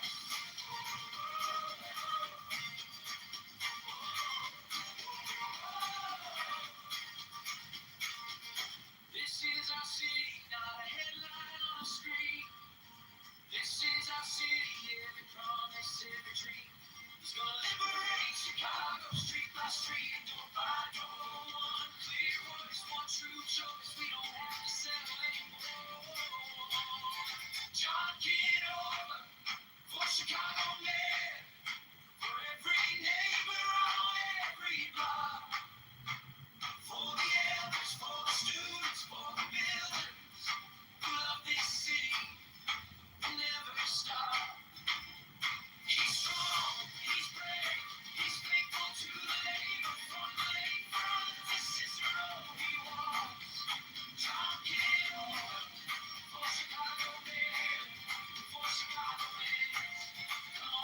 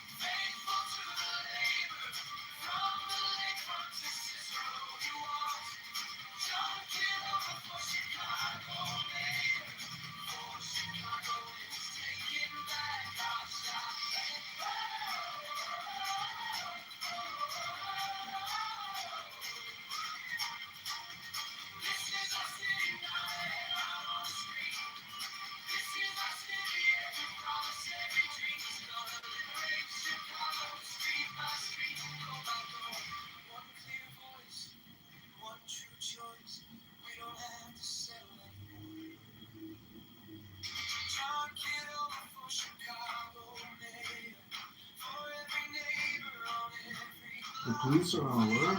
The mayor is posting on IG he's okay with the chaos. Deploy the police preventatively. Block the train, stop bus, arrest chaos agents. Don't be woke. Protect citizens and property.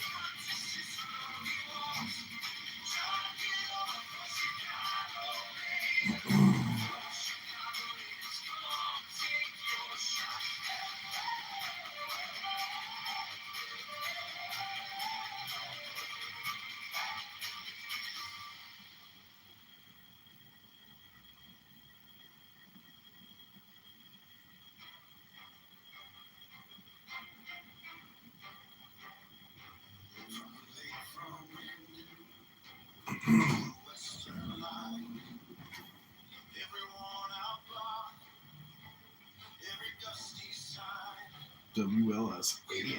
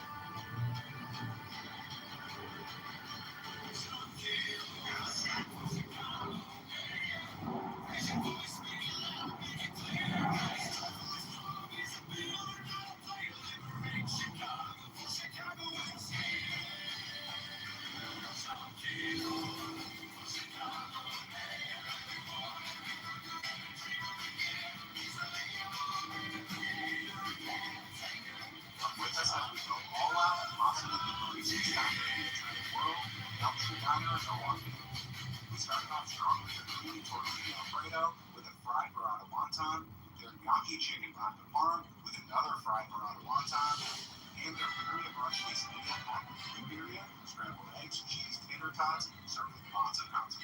On to their stuffed volcano sandwiches. This first one had rigatoni chicken vodka, 2 mozzarella sticks, vodka sauce, parmesan, melted mozzarella cheese, more vodka sauce, more parmesan, served with even more vodka sauce. Don't mind if we do. They're also serving out this chicken veggie Alfredo stuffed volcano sandwich, topped with 4 mozzarella sticks, Alfredo sauce, parmesan, melted mozzarella, more Alfredo sauce, and more parmesan.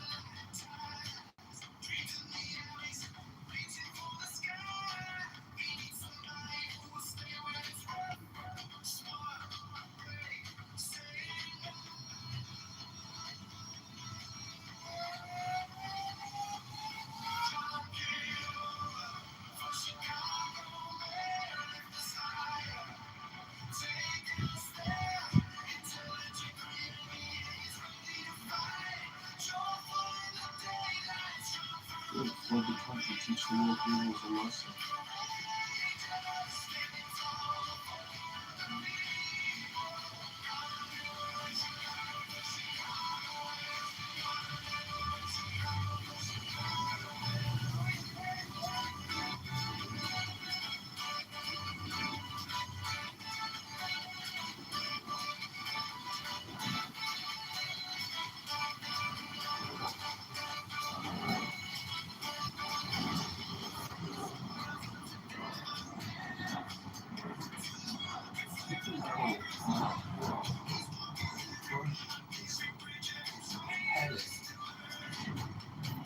Smash it so the brain oozes from the shade.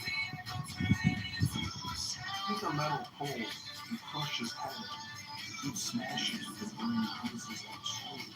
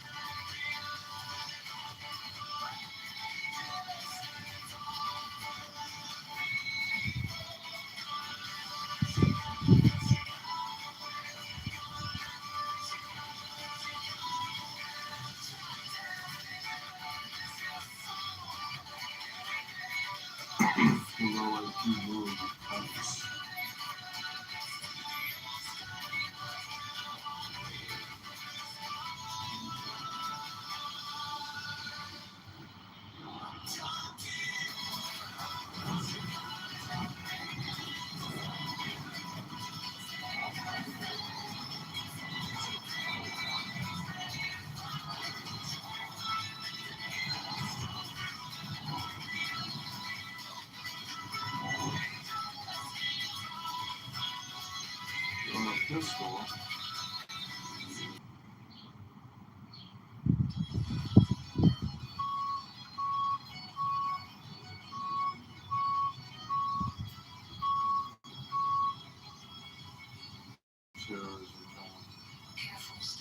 Go back, terrorism town.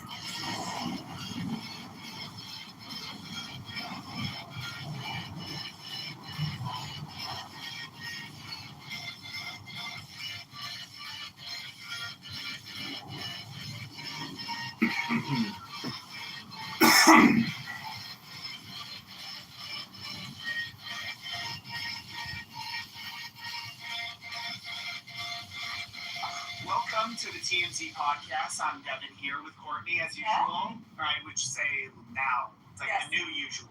It is. Nosy, you gotta hold still in order to get a drink. Nothing don't look so good. Oh, that's drying out. Oh, don't be a problem. Realize there's problems after that. Hey, look, our first customer. Only selling the finest farm-raised salmon in the county, that's all. That's all? Free range. No nuts, no punches. You can go wherever they want. Plus, we have smoked salmon. This is a golf course. What you think? Yeah, we're trying to save an orphanage. Look, are you here to buy fish or are you just kicking the tires? Good job. Cock back over. I'll cock back you, you the wide open. Scram. You more can.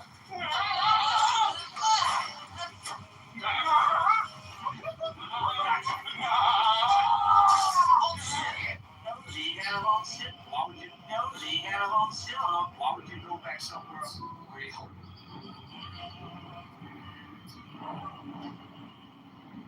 Voice of the silence.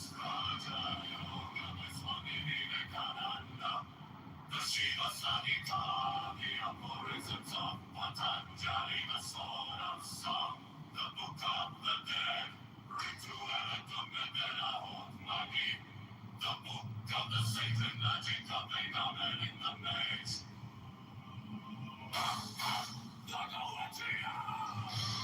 Hi, Kirby. Hi, Kirby.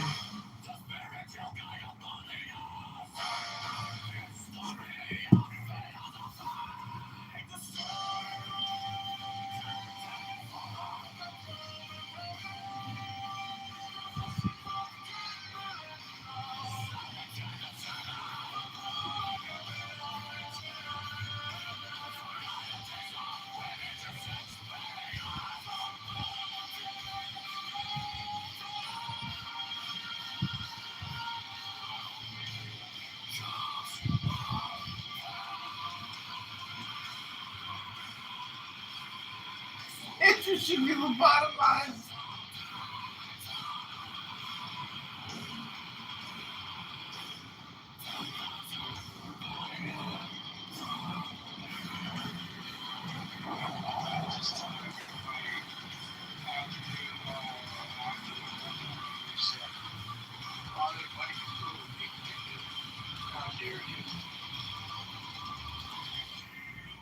What's that, Matt? What do you say?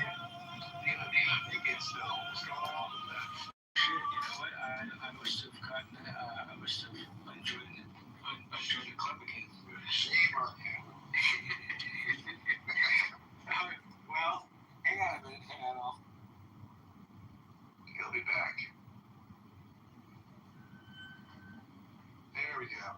Here we go. So, I think what's going on right now is Trump is either delaying or he's done with hitting the bombing the infrastructure. Administration of Hormuz is going to either end the war or it's going to, like I said, it's going to.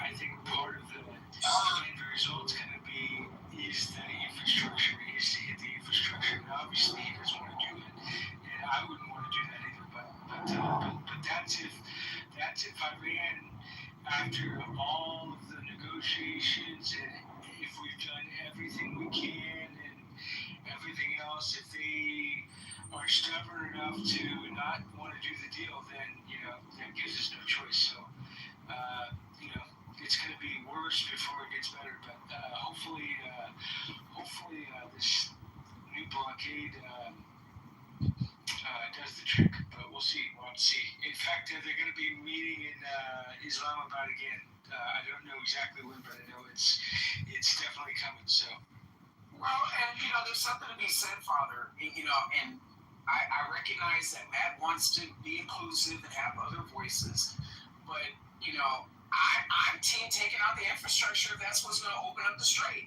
So, I mean, as an American, and listening to a lot of the bitching and the moaning from people that are there, and I'm watching the gas prices go up, and Americans not being able to get to where they need to go because prices are going up because they got that strait closed. They need to do whatever means necessary as our president, to have that strait open back up. And unfortunately, people who want to resist and who want to advocate for them to continue to resist, it's in conflict with our aims as Americans now.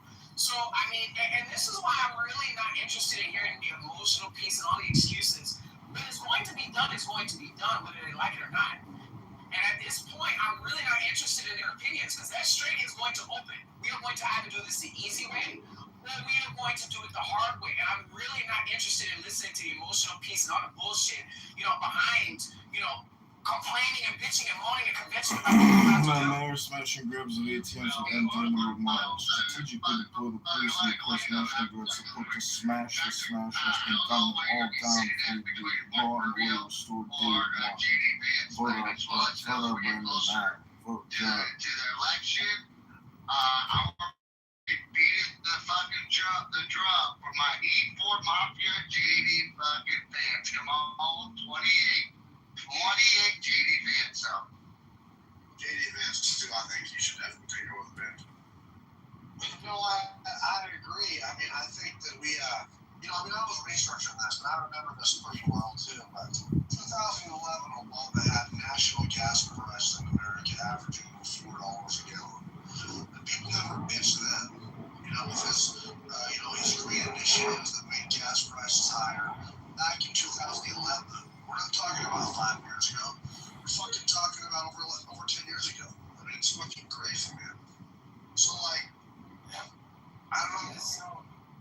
People need to calm down. We need to get what's done. But I think that, like I say, Obama and Biden, when they were taking away the tax credits of the drilling companies and taking away the permits and making it more expensive, people weren't saying nothing. When people, when the left makes gas prices more expensive in the name of what do you call it?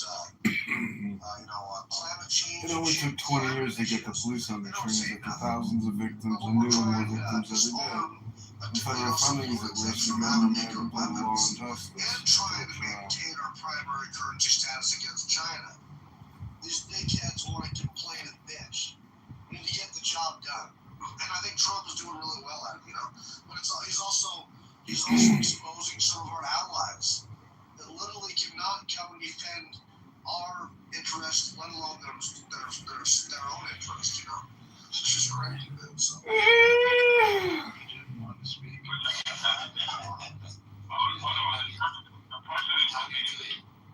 on one second.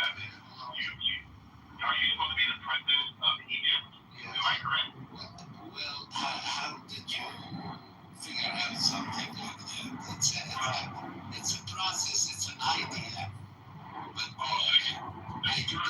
I'm not working on it now. But it's an idea. Okay, it's an idea. All right. That's not. Yeah. All right. So what would you like to share with us today? What would you like to share with us? Well, first, I'm a citizen in Virginia. I'm an American. I'm a citizen in Virginia. I'm thinking the decision to go to this war was not a wise one. But we already in it, so we have to deal with it. You can also it's gotten to a very difficult jog around the block. position. It's not as easy as do someone might push-ups. think. Iran is a very hard-headed and not look at cell country. We phone already saw it in the war of all day. Iraq. Great idea, work out. You can also jog around the block and do push-ups and squats and not look at cell phone all day. Easy. You know, what are the options for us now? Either nuclear, and nuclear, if you look at the disadvantage, you are saying if you use the nuclear against a country that doesn't have nuclear, that would be, that gives legitimacy to the warhead to use it, which is going to represent a danger to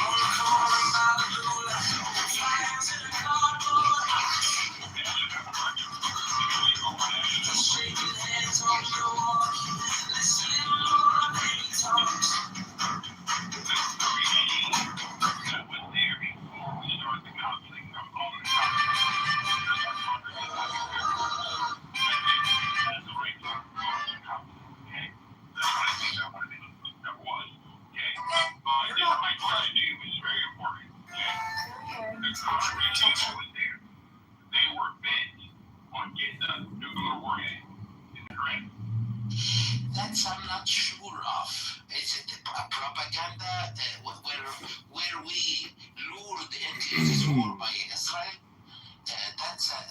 That we have the right to know because. Hold on. I just feel the same. You said you.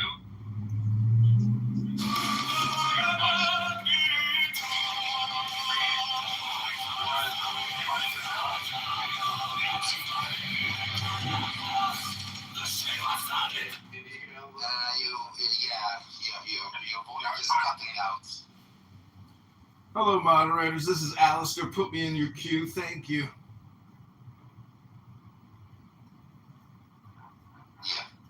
Edward, you should probably try to use Clubhouse on a Wi-Fi, not your cell phone. FYI. Thank you. Appreciate the insight. Oh my goodness. Okay, so going back to the question, okay. Would we think that taking out a regime that was on the process of trying the same thing they were trying to get a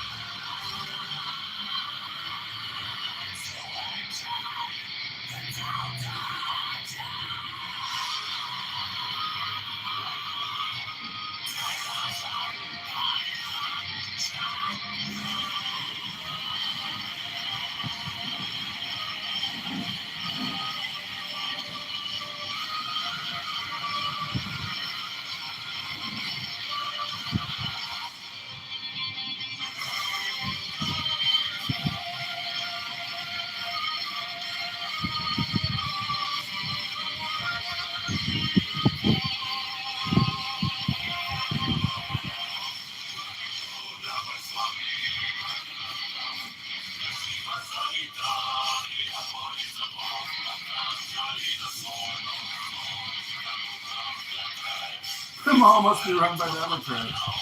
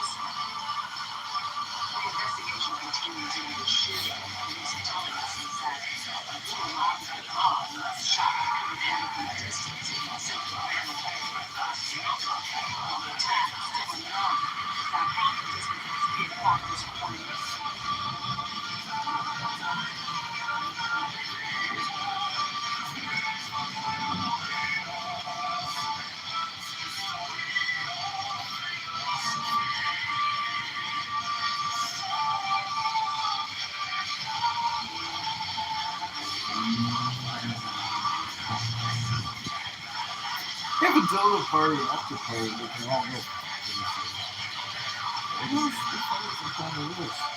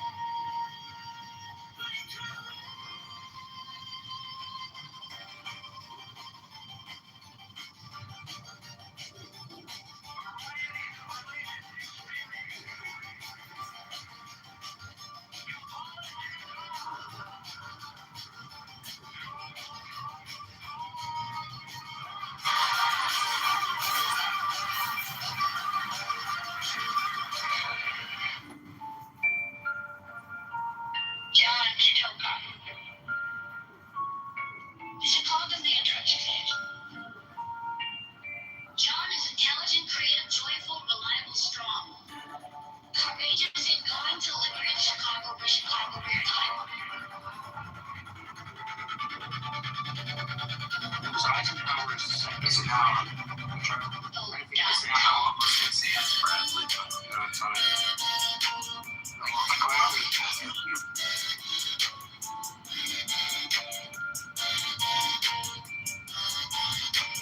John Kitover for Chicago, Mayor 2026. John is intelligent, creative, joyful, reliable, strong. Courageous and going to liberate Chicago for Chicago for Chicago.com.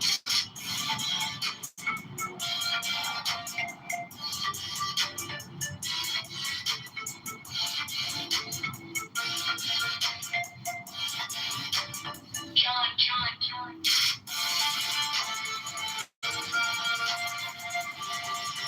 Logically, rationally. Oh, look at this. Let's pause and see about Elijah when they come up. And you can't. Elijah, welcome. Even though you keep kicking me. How are you even in here? Did I not have you blocked? John Kitover for Chicago, Mayor 2026.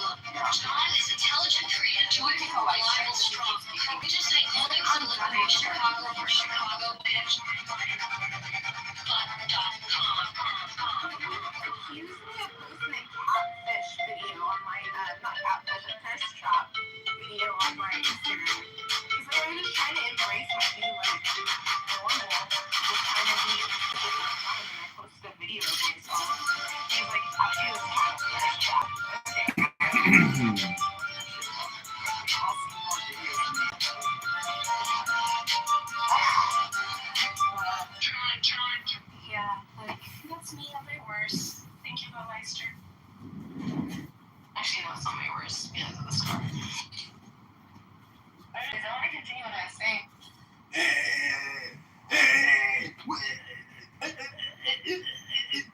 You have a scar? That's my Pepe impersonation.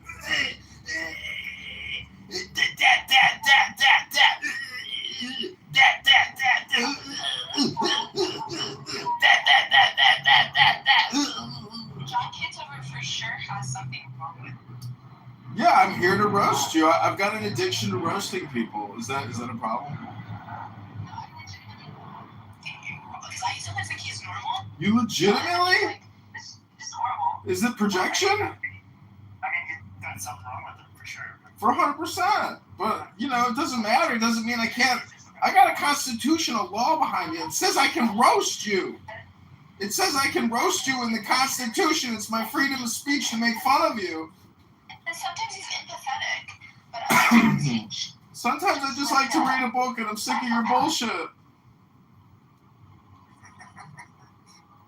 I thought it was rich for a minute, but no, it's Oh,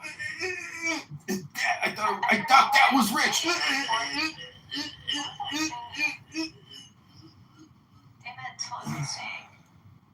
oh goodness. You had no point, so you can't remember what you were talking about. Goodness, what was I saying? You're saying you have no point. You can't remember what you were talking about. Something about logic exercise that your friend. Oh yeah. So this, yes. My friend, her name is Sineadu. Sineadu? She was so good at reasoning with me rationally and logically, and like instead of just saying, okay, you're fine, there's nothing wrong with you, blah blah blah blah, she would just reason with why. She'd be like, even if he did injure it, like the body will like bounce back and it'll do this and she just like walked me step by step, and because of that I was able to be like, okay, cool, instead of like now, like even with my like scarf, I'm like talking to my family about it, I just get gaslit. But if she was here, like I know like she would like reason with me the best way, and I really appreciate that. My point is this a room about your Scarface? No. The thing is, my point is the things that we are calling irrational, I don't think are really irrational. Like the things that you're saying about the numbers, I don't think that, like, you're like, yeah, I acknowledge it as irrational, but I think we just look for meaning in numbers, and you built some significance about those numbers from your own, like, upbringing, so you connected it to that. That could be correct. Is that what you think Pepe sounds like? It's not what I think Pepe sounds like. It's actually what Pepe sounds like when he talks. That could be true. Oh, just listen closely next time to it when Pepe runs a room like he does almost every night, and every big room becomes the Pepe room. I can't believe it. But now Steve Appel, he's got the power beans, so Pepe's here talking to a woman, the second most exciting thing on Clubhouse. He did that! He's gonna kick me dead! No! It's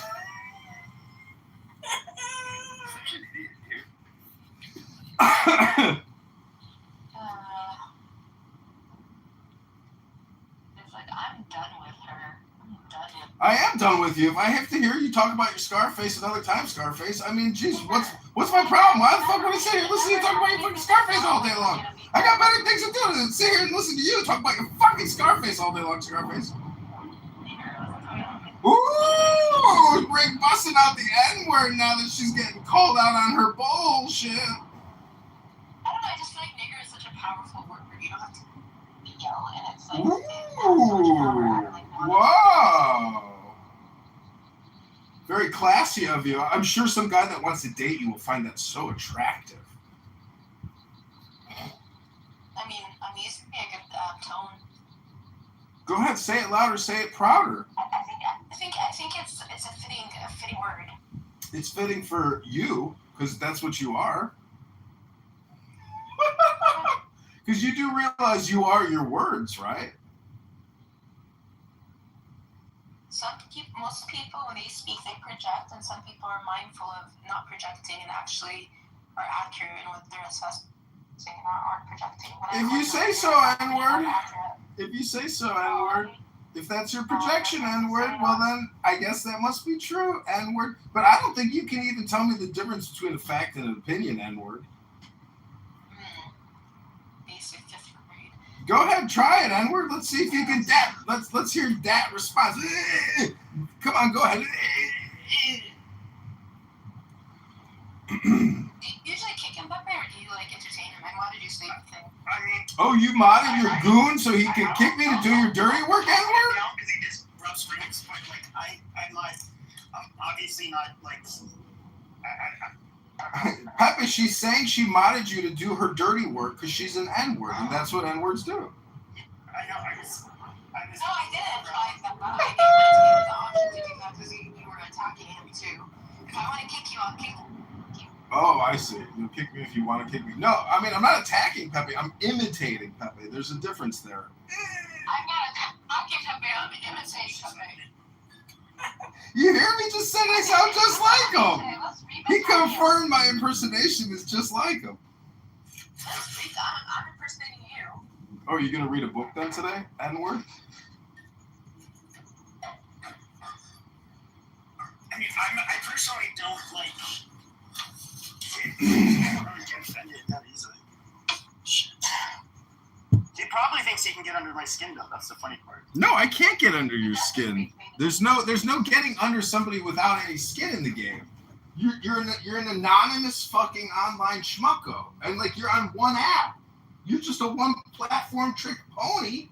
And I mean, if Jay Breska actually gave a shit about this app anymore, he'd probably report you all the time. But Jay Breska got his own problems. He ain't got time to be here to fuck with Dr. Baby.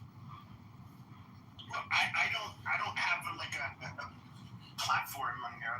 I'm not saying give a platform. I'm saying like there are rooms where they just your ego, your sound, your voice just creates like an echo, and there's big rooms out there, not like the old super rooms, but these Matt Cool Trump rooms. Wow, these Jew hate rooms that you put on. Wow. Oh wow. It's true. He's an anti-Semite, just like you. N-word. People like you use the N-word all the time because you're low IQ and you think it sounds powerful because you got no other power words because you're just an N-word, an N-word projector. I am black. I'm allowed to say nigger. Oh, you're allowed to say whatever you want, N-word. It's just that you're a low-class piece of trash. Okay. If saying nigger means I'm a nigger, and you say I'm a low-class piece of trash, then I guess that means you're a low-class piece of trash. Oh, you mean I'm projecting my low-class trash onto your trash? N-word? All right, if you say so. Is that how it works? Scarface. Can't we talk about my scar again? I talk about it every day, 10 times a day, 100 times a day. Why are you getting so upset when I talk about my scar? Just I'm injured. I was so beautiful. I was a supermodel. I was Miss Kentucky. Everyone wanted me in my burqa. I think it asked me to do Miss Kentucky when I was in my early 20s while I was running.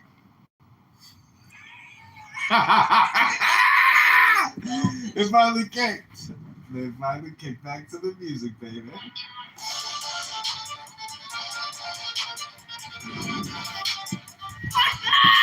Was this Kentucky?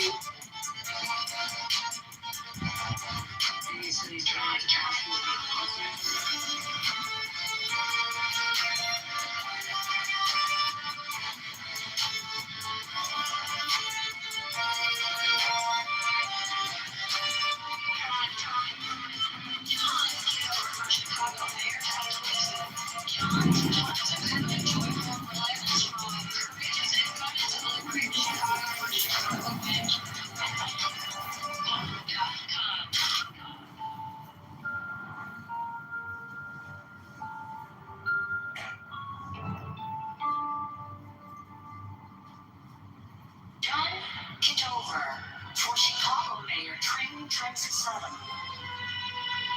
John is intelligent, creative, joyful, reliable, strong, courageous, and going to liberate Chicago for Chicagoans.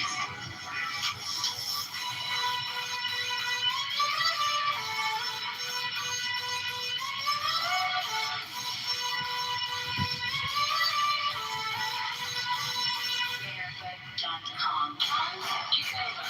John Kitover. John Kitover. John Kitover. John Kitover. Barefoot.com.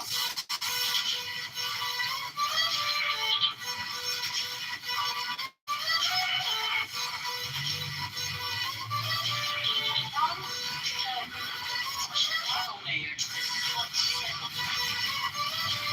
John is intelligent, creative, joyful, reliable, strong. Beaches, time, development. Chicago for Chicagoans. Chicago for Chicagoans.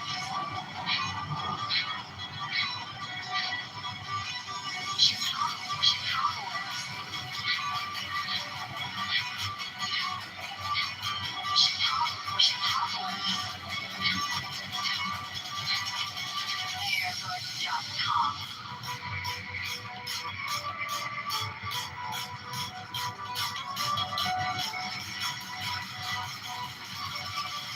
John Kitover. Barefoot.com.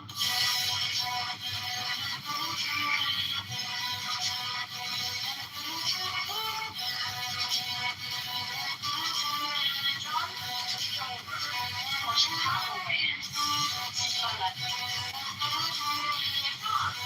Is intelligent, joyful, reliable, strong.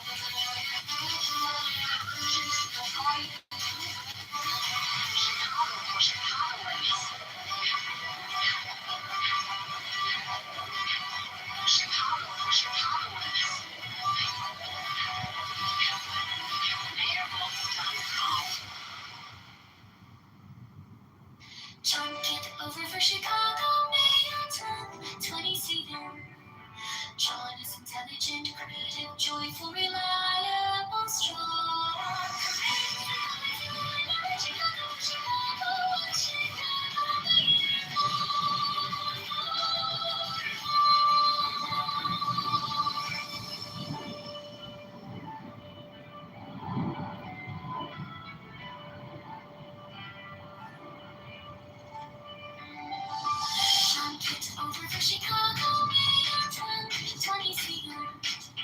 John is intelligent, creative, joyful, reliable, strong. Chicago for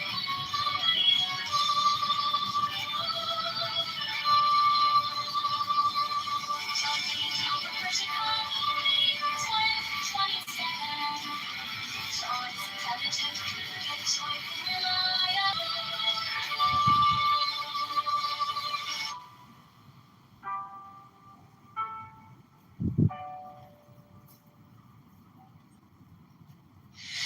John Kitover for Chicago Mayor 2027. John is intelligent, creative, joyful, reliable.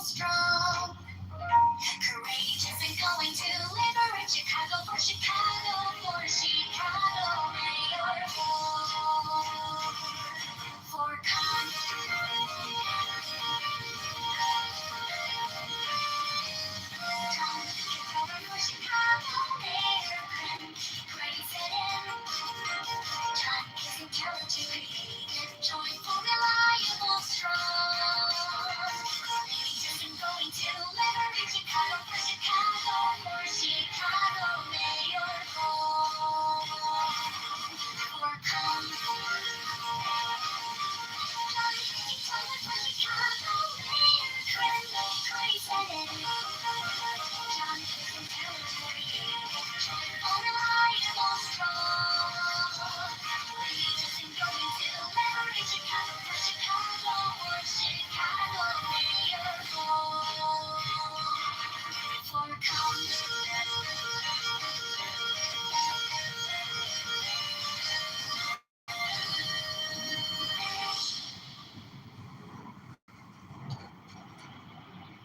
John Kitover for Chicago Mayor 2027. John is intelligent, creative, joyful, reliable, strong. Courageous and going to liberate Chicago for Chicago Mayor for Con.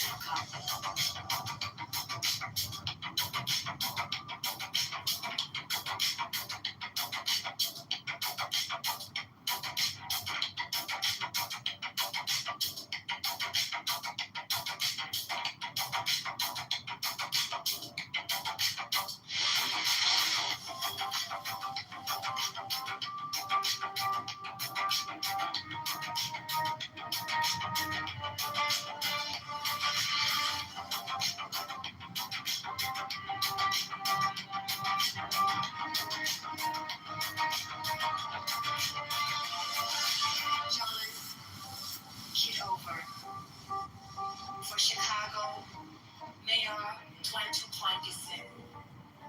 John is intelligent, creative, joyful, reliable, strong, courageous, and going to liberate Chicago for Chicagoans. Chicago Mayor, vote for Con.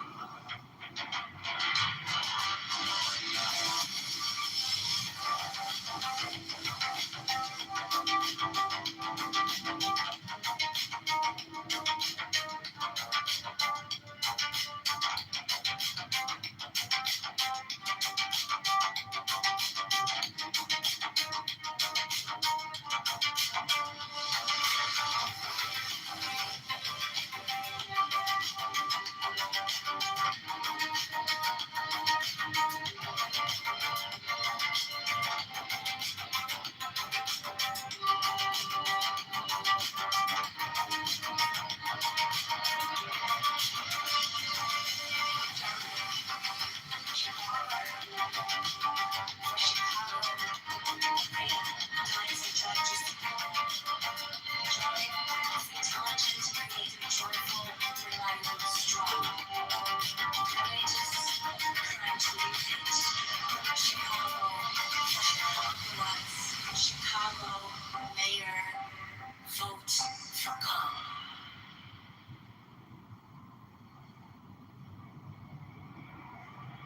John Kitover for Chicago Mayor 2027.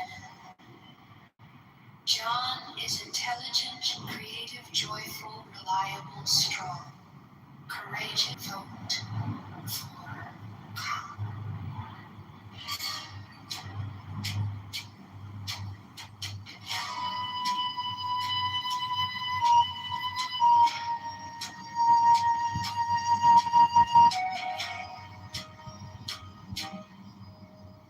John Kitover for Chicago, Mayor 2027. John is intelligent, creative, joyful.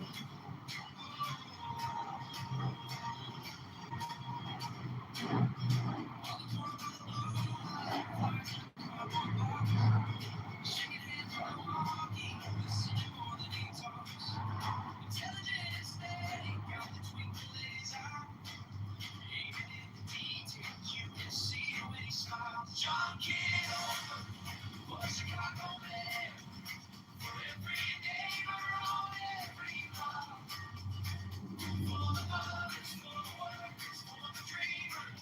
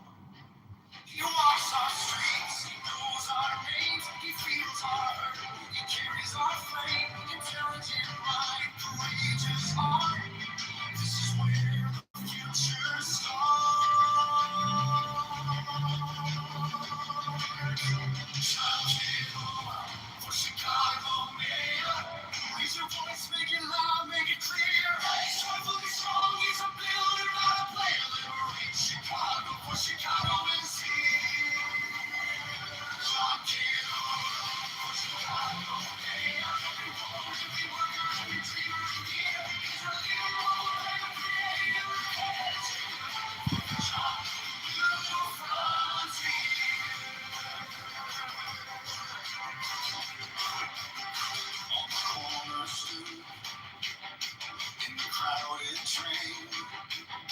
People trading hopes for a little change. He's the kind of man that would pull us up, turn a broken promise to a full cup. He's thinking big, he's thinking fair, from the classroom light to the evening. Creative plans, a steady voice. Finally, we get a choice. John Kitover, Chicago, man. Raise your voice, make it loud, make it clear. Joyfully strong is the building of Liberate Chicago, for Chicago will see. John Kitover, for Chicago, man. Every moment, every worker, every dreamer in gear. He's reliable, brave, and creative, yeah. John, new frontier. This is our city. Our streets are song. We've been waiting so long. Now the skyline shines. From the lake to the tracks, we choose our future. We're taking it back. John Kitover, for Chicago, man. Raise your voice, make it loud, make it clear. Struggle is strong, it's a builder, not a player. Liberate Chicago, for Chicago will see. John Kitover, for Chicago, man. He's a leader, John, new frontier.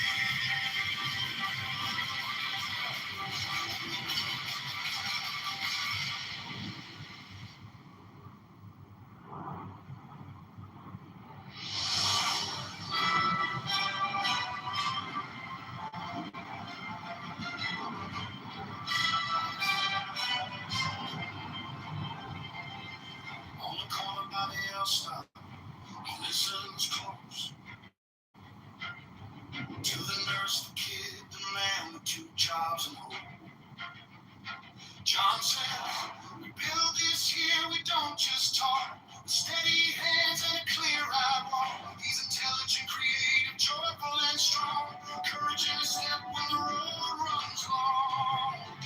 For the bus riders, the block of the whole downtown. He's coming with a plan, gonna turn it around.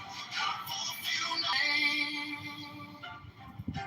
John Kitover for Chicago, Mayor 2027. Chicago, choose your side.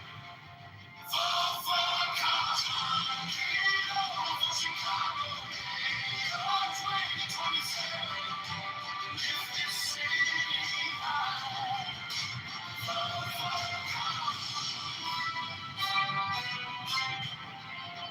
Vote for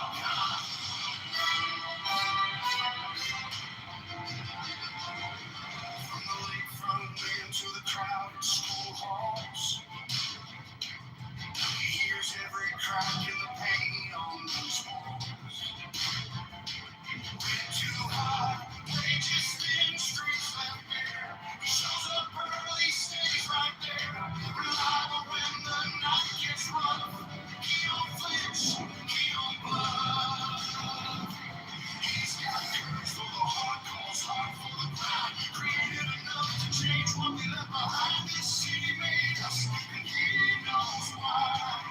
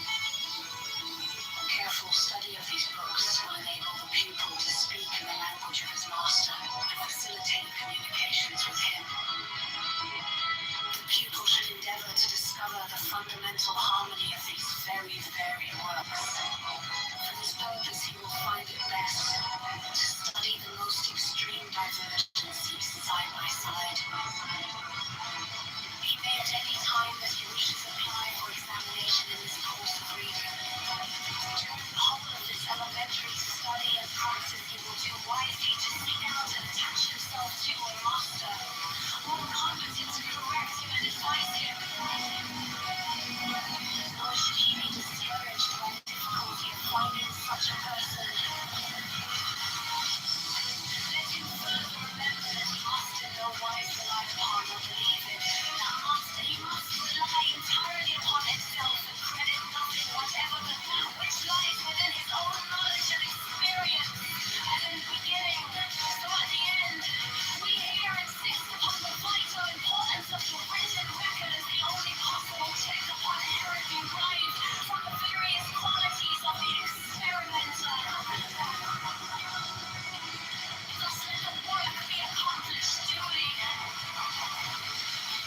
Yeah, let me accomplish duly.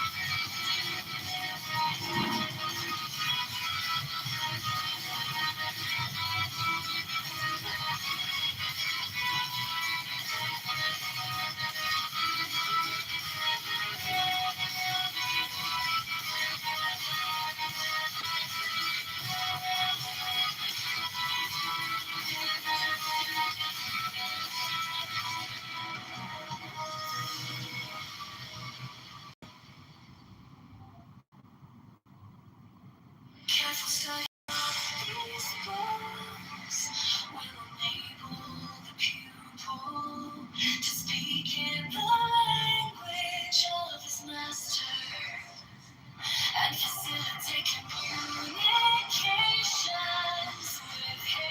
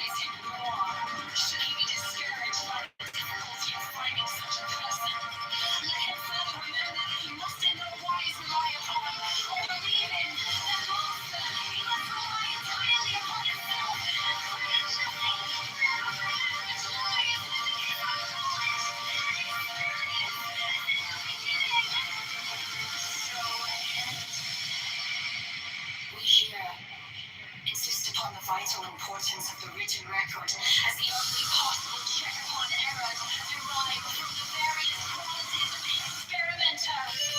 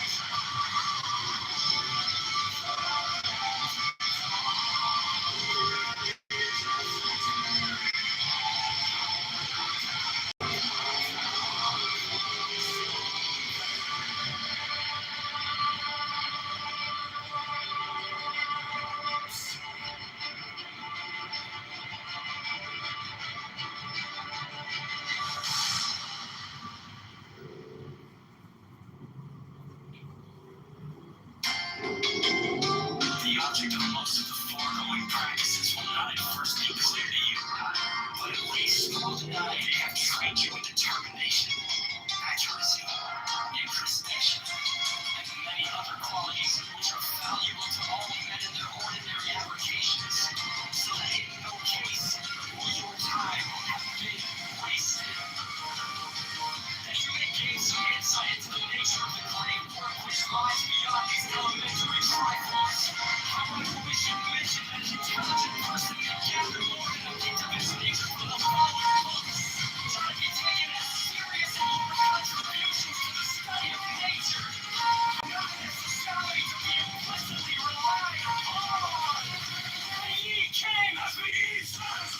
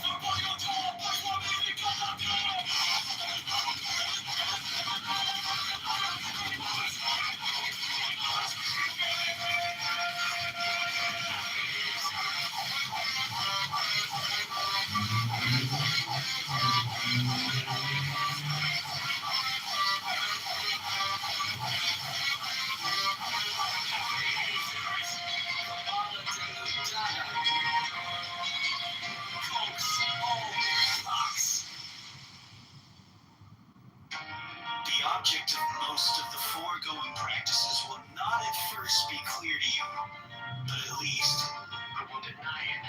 They have trained you in determination, accuracy, introspection, and many other qualities which are valuable to all men in their ordinary avocations, so that in no case will your time have been wasted, that you may gain some insight into the nature of the great work which lies beyond these elementary trifles. However, we should mention that an intelligent person may gather more than hints of its nature from the following books, which are to be taken as serious and learned contributions to the study of nature, though not necessarily to be employed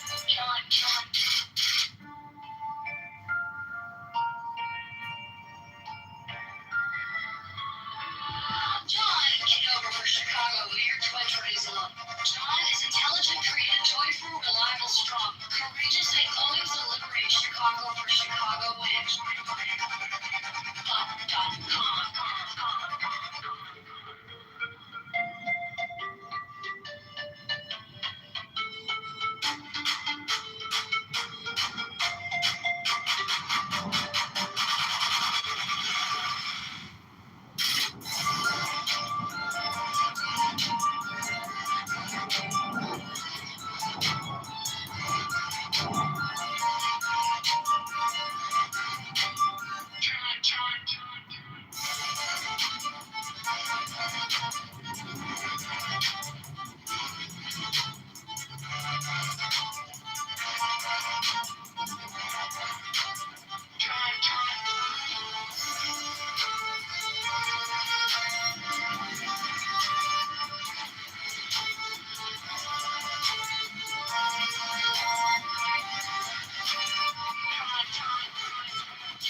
Kitover for Chicago Mayor 2022.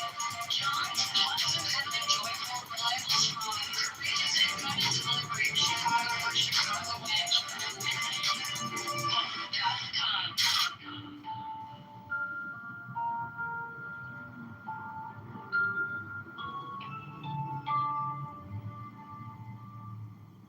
John Kitover for Chicago Mayor 2027. John is intelligent, creative, joyful, reliable, strong, courageous, and going to liberate Chicago, Chicagoans.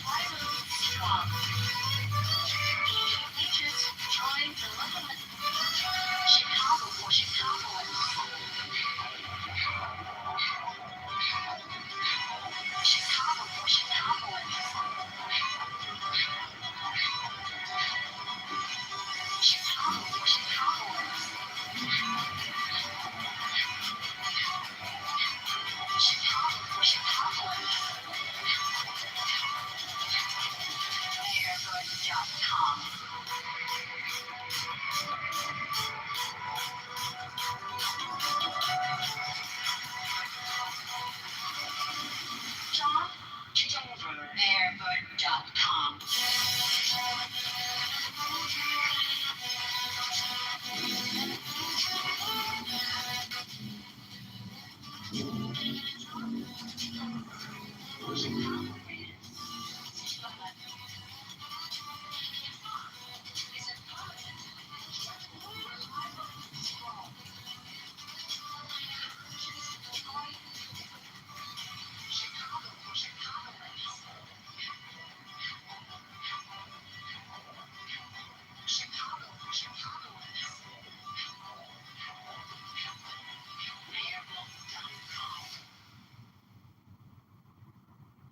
John Kitover for Chicago Mayor 2027.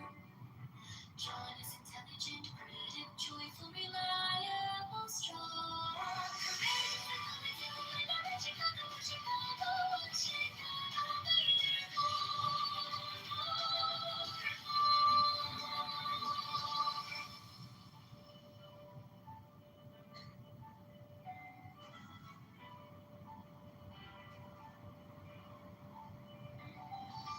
John Kitover for Chicago Mayor 2027. John is intelligent, creative, joyful, reliable, strong.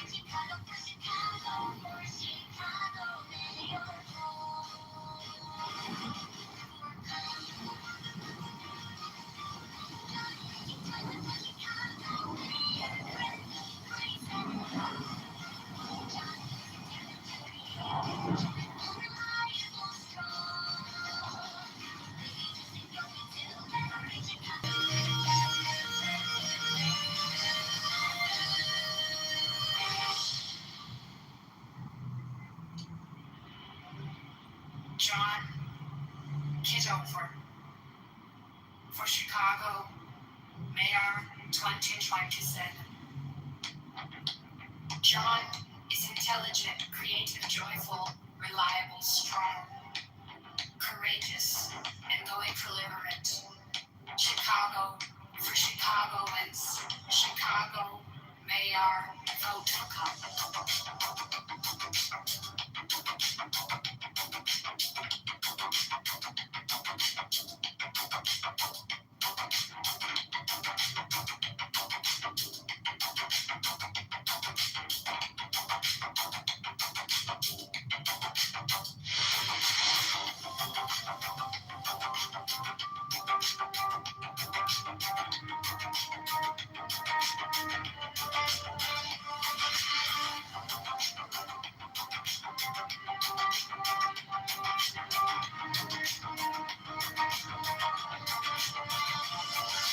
John Kitover for Chicago Mayor 2026. John is intelligent, creative, joyful, reliable, strong, courageous, and going to liberate. Chicago for Chicagoans. Chicago Mayor, vote for come.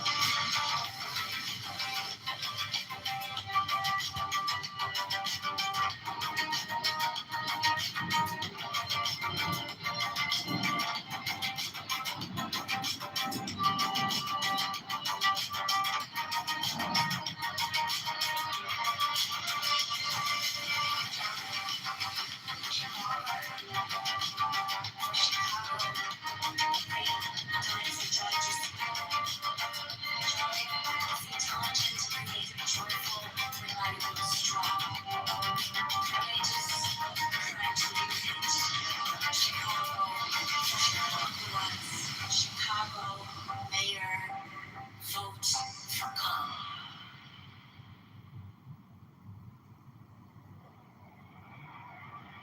John Kitover for Chicago Mayor 2027. John is intelligent, creative, joyful, reliable, strong, courageous, and going to liberate Chicago for Chicagoans. Chicago Mayor, vote for come.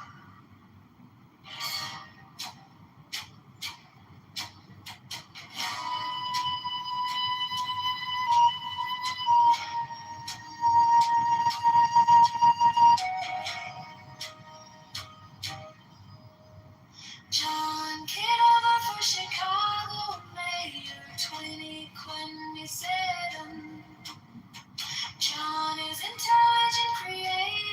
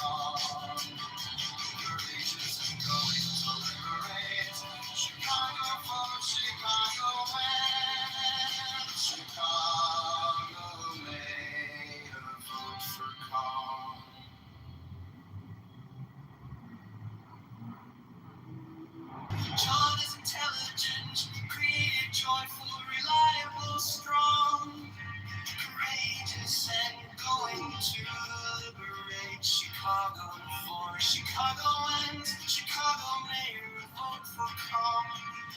John Kitover for Chicago mayor 2020.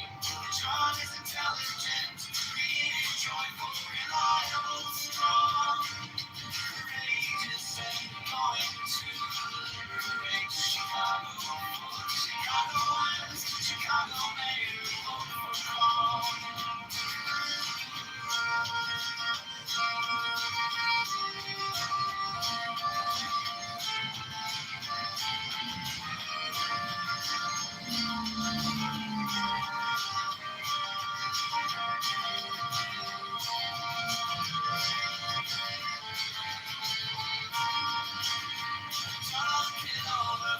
Chicago mayor 2020 son. John is intelligent, creative, joyful, reliable, strong, courageous, and going to liberate Chicago. For Chicagoans, Chicago mayor, vote for calm.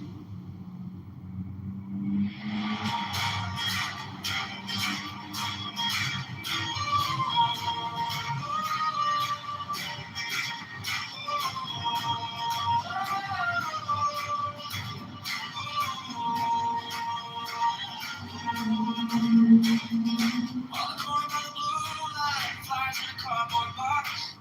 He's shaking hands on the walkie, listening more than he talks. Intelligent and steady, got the twinkle in his eye. Even in the details, you can see when he smiles. John Kitover for Chicago mayor, for every neighbor on every block. For the mothers, for the workers, for the dreamers. Love this city, never stop. He's strong, he's brave, he's faithful to the labor. From the lakefront to Cicero, he walks. John Kitover for Chicago mayor, for Chicago mayors, taking back our shot. Hey.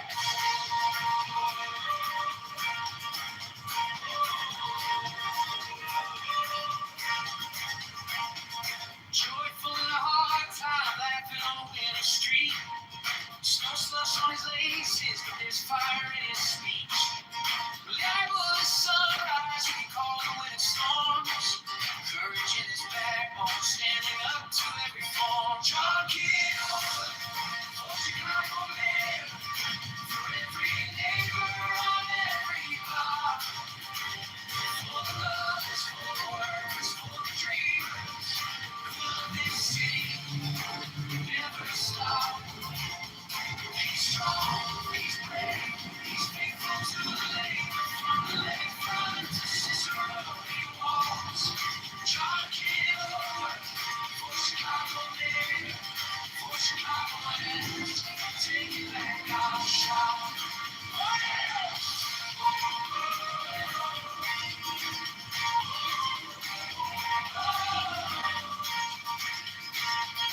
This is our city, not a headline on a screen. This is our city, every promise, every dream. It's gonna liberate Chicago, street by street, and door by door. One clear voice, one true choice. We don't have to settle anymore. John Kitover for Chicago mayor, for every neighbor on every block. For the elders, for the students, for the builders who love this city and never stop. He's strong, he's brave, he's faithful to the labor. From the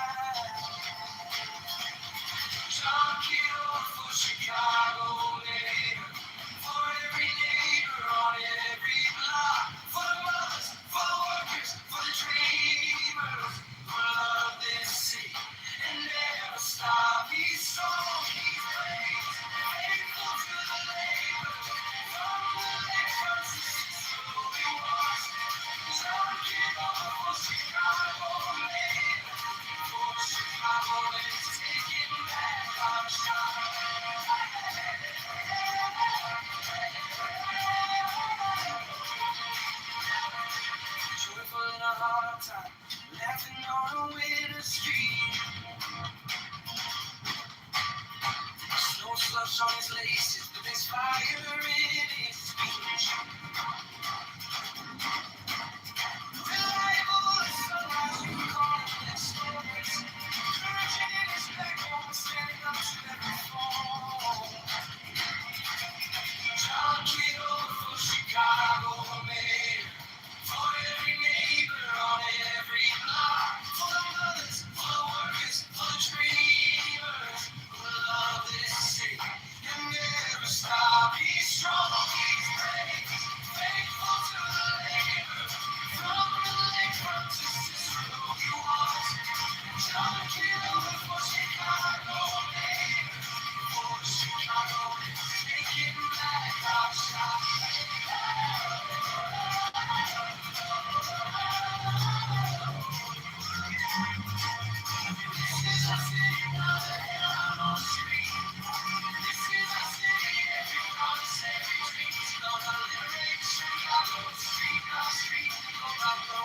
One clear voice, one true choice. We don't have to settle anymore. John Kitover for Chicago mayor. For every neighbor on every block. For the others, for the students, for the builders who love this city and never stop. He's strong, he's brave, faithful to the labor. From the lakefront to Cicero, he walks. John Kitover for Chicago mayor.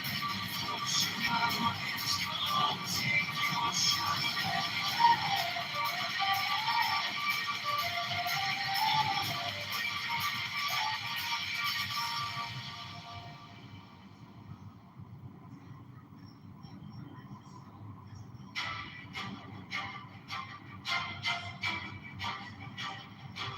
From the lakefront to the western line, every worn out block, every dusty sign, we've been holding on, waiting far too long for a leader who will call this city home.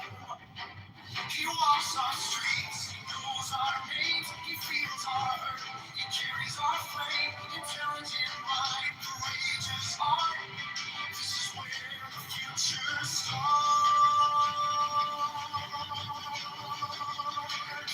John Kitover for Chicago mayor. Raise your voice, make it loud.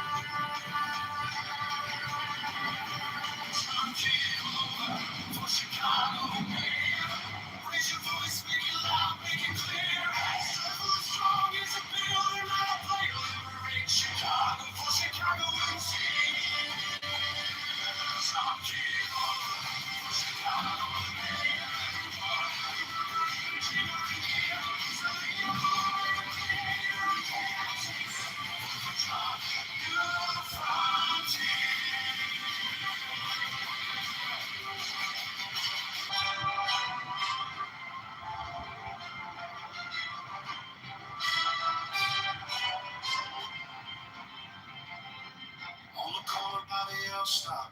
He listens close to the nurse, the kid, the man with 2 jobs and hope. John says, we build this here, we don't just talk. With steady hands and a clear-eyed walk. He's intelligent, creative, joyful, and strong. Courage in his step when the road runs long. For the bus riders, the light of the whole damn town. He's coming with a plan, gonna turn it around. Not for the few, not for the old backbone games. For Chicago wins first. That's the word, that's the name. John Kitover for Chicago, Mayor 2027. Chicago, choose your side. Vote for John Kitover for Chicago, Mayor 2027. Lift this city high. Vote for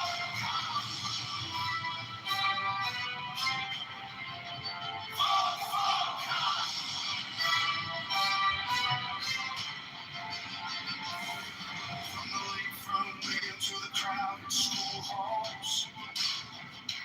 He hears every crack in the paint on these walls. Been too high, wages thin, streets left bare. He shows up early, stays right there. Reliable when the night gets rough. He don't flinch, he don't bluff. He's got courage for the hard calls, heart for the grind. Created enough to change what we left behind. This city made us, and he knows why.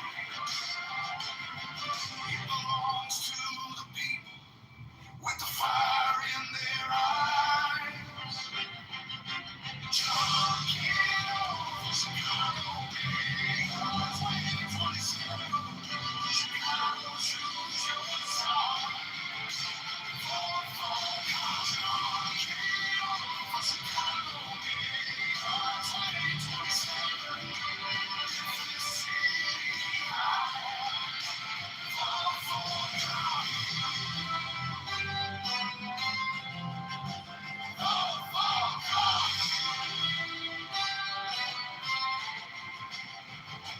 Picture the schools with the heat on the candy way. Picture the clinics open, the box ordinary.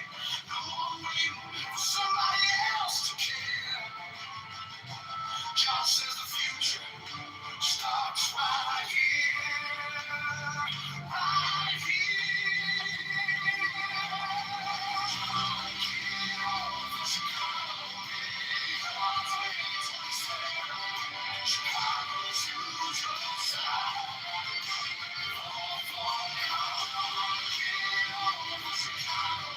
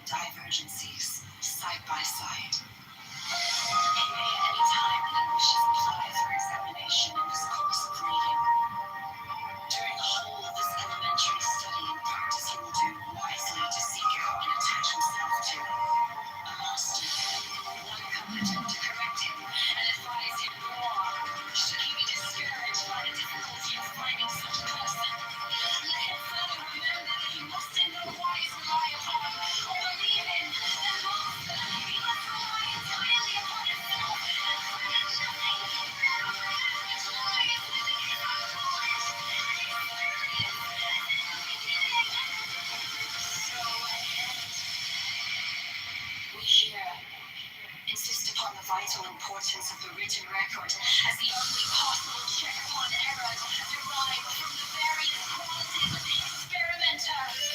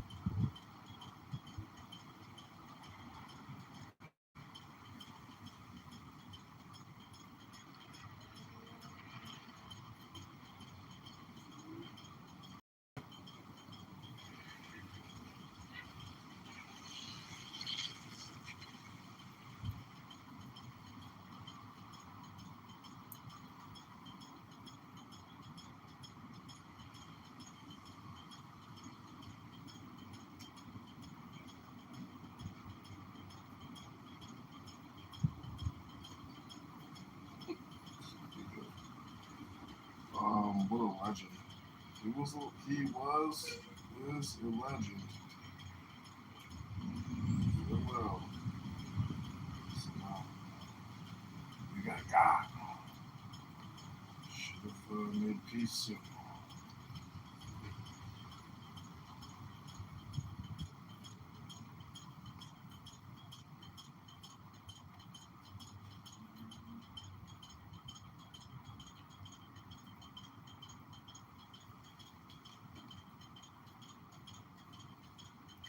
Support Palestine?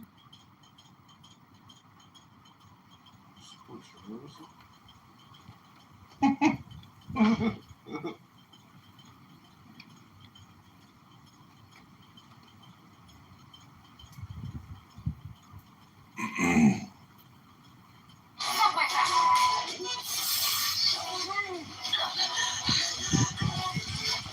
So, the big plan, sandbag me with the Golden virus?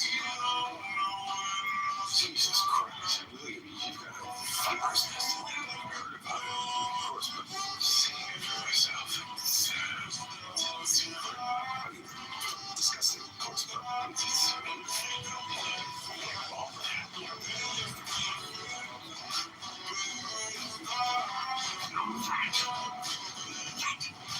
This devotion.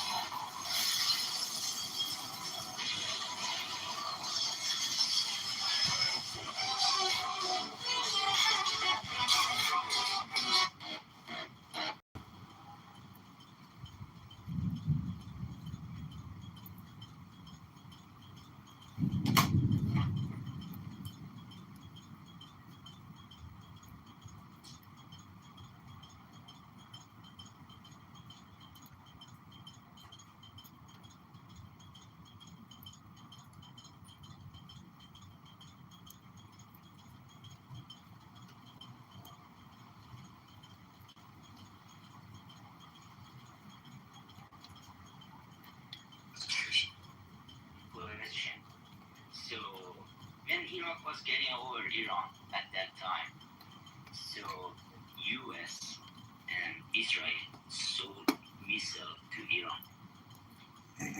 Why? And Iran had a chance to beat Iraq and put them back, push them back. So the answer for me is this: Israel doesn't want to see any strong country be much stronger than Israel in Middle East, which Iran is. Be honest, Iran is the strongest country in Middle East, can fight with Israel. Israel is there just because of we are watching them. They are having their back. Trump saved their ass.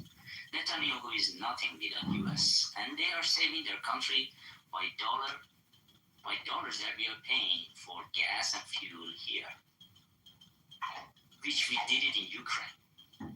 How Ukraine?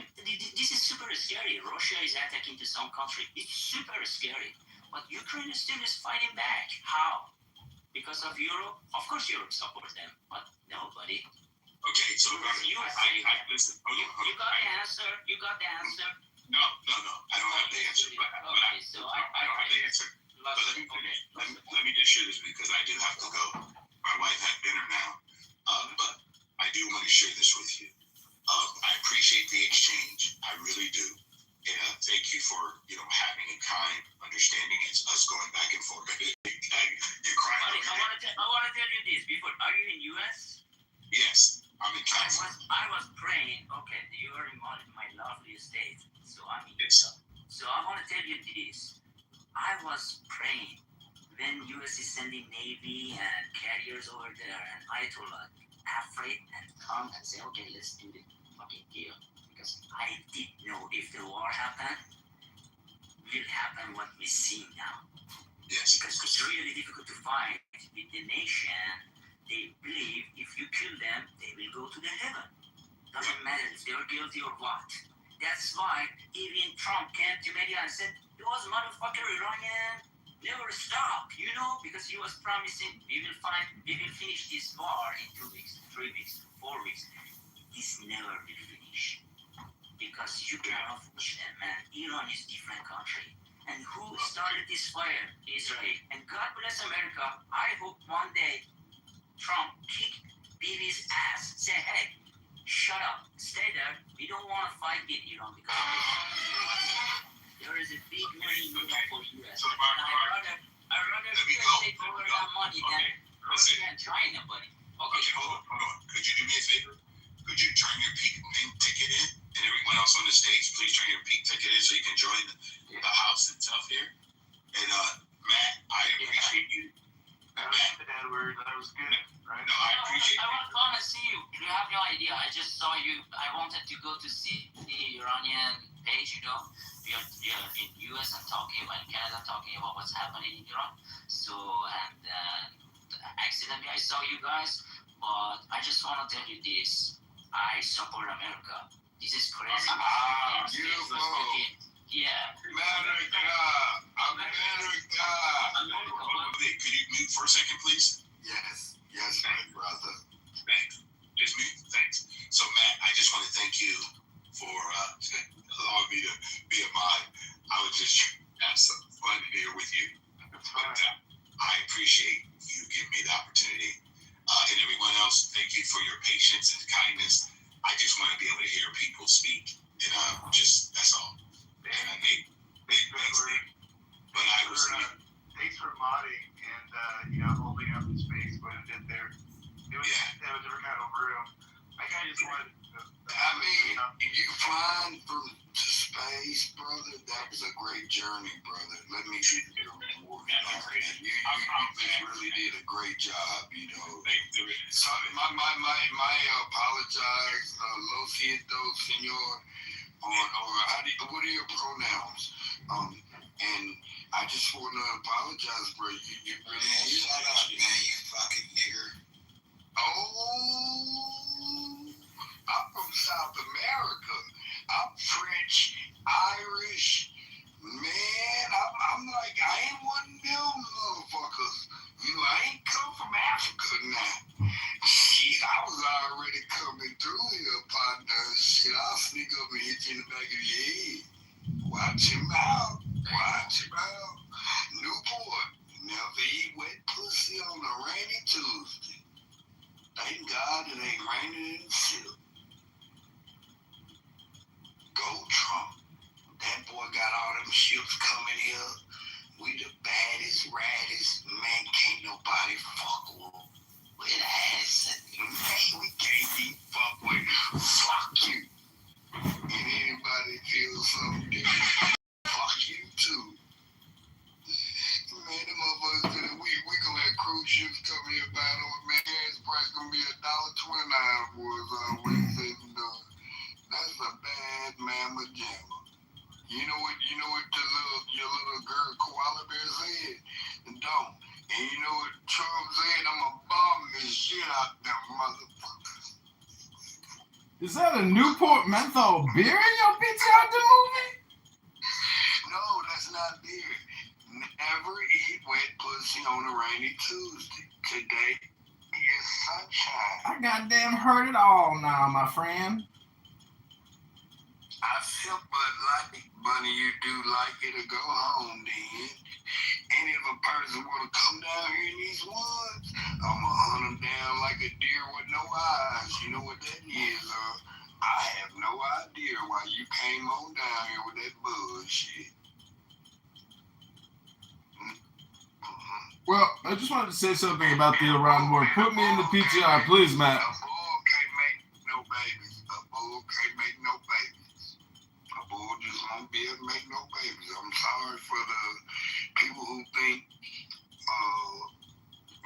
if you want to be trans. Hey, yeah, I watch Transformers and Voltron. Shit, you can be a lot of things growing up, but when reality hits you and them bills hit you, shit, you gonna have to transform into jail or get your shit right. I know that. But hey, I'm just one of them country boys down here. What do I know? I know one thing for sure. Shit, old Trump, shit. Oh, we bring God back in the system. Man, we got about him for a moment. have to put their air conditioning on today? Somebody got mad that the heat ain't on. Oh, hey, we'll get you a GoFundMe. I mean, hey, my guy name, my name, PAT, shit, putting all going together. When that damn paid out of time. Cooking, skiing, surfing, Go out there. I don't know what she love wanted to do. making, And you only a football, match. that kind of stuff. Lord Buffett, enjoy these next 4 to 5 years like it ain't my last, but it's gonna be so beautiful. Oh, mama. And if y'all ain't in the stocks, some things been off the chain. Just, y'all know. Don't believe CNN on everything. I'm telling y'all from a Hello? Hello? Hello? You sound like the black Doc, aka Brian Sellers down in Georgia. You sound like. Do you like to smoke cigarettes and drink beer? Well, I don't smoke and I don't drink. I sip and I puff. You sell marijuana and you puff marijuana? I sip and I puff. So you either do I drink, I don't drink, I sip. Speaking of puff, do you think P. Diddy was running an Epstein network? No, he was doing what the industry been doing. Foxy Brown was 16 years old. What? Y'all don't remember Foxy Brown? Yeah. Aaliyah was 14 years old. No. I mean, the industry been doing that. Didn't LL Cool J say in his video that she that was standing up pissing? The industry been freaky in Hollywood. Yeah. I mean, Hollywood.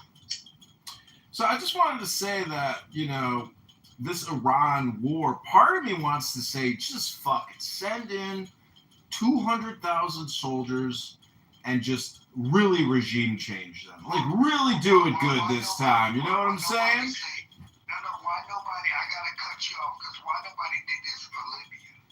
What do you mean? I didn't hear no oppression to Libya. Y'all just couldn't wait to get rid of Gaddafi. And then Hillary Clinton said, we came, we saw, and he did. Yeah. And America cheered. I mean, well, we didn't have the same feeling for Gaddafi. He didn't do nothing wrong. He seemed like a pretty nice guy. You just believed everything shit, he could ride around with no top. I just saw a video of Saddam Hussein in court yelling at the judge saying, "You were found guilty twice, and I pardoned you, you cocksucker. I pardoned the judge that found Saddam guilty and then had him killed. Saddam Hussein pardoned that fucking judge." I got one better than that. People don't listen to what you call his speech in English. Who's the guy that got the swastika? What's his name? Adolf Hitler? Oh, Hitler.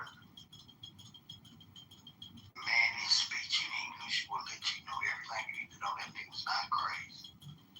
Excuse me, using language.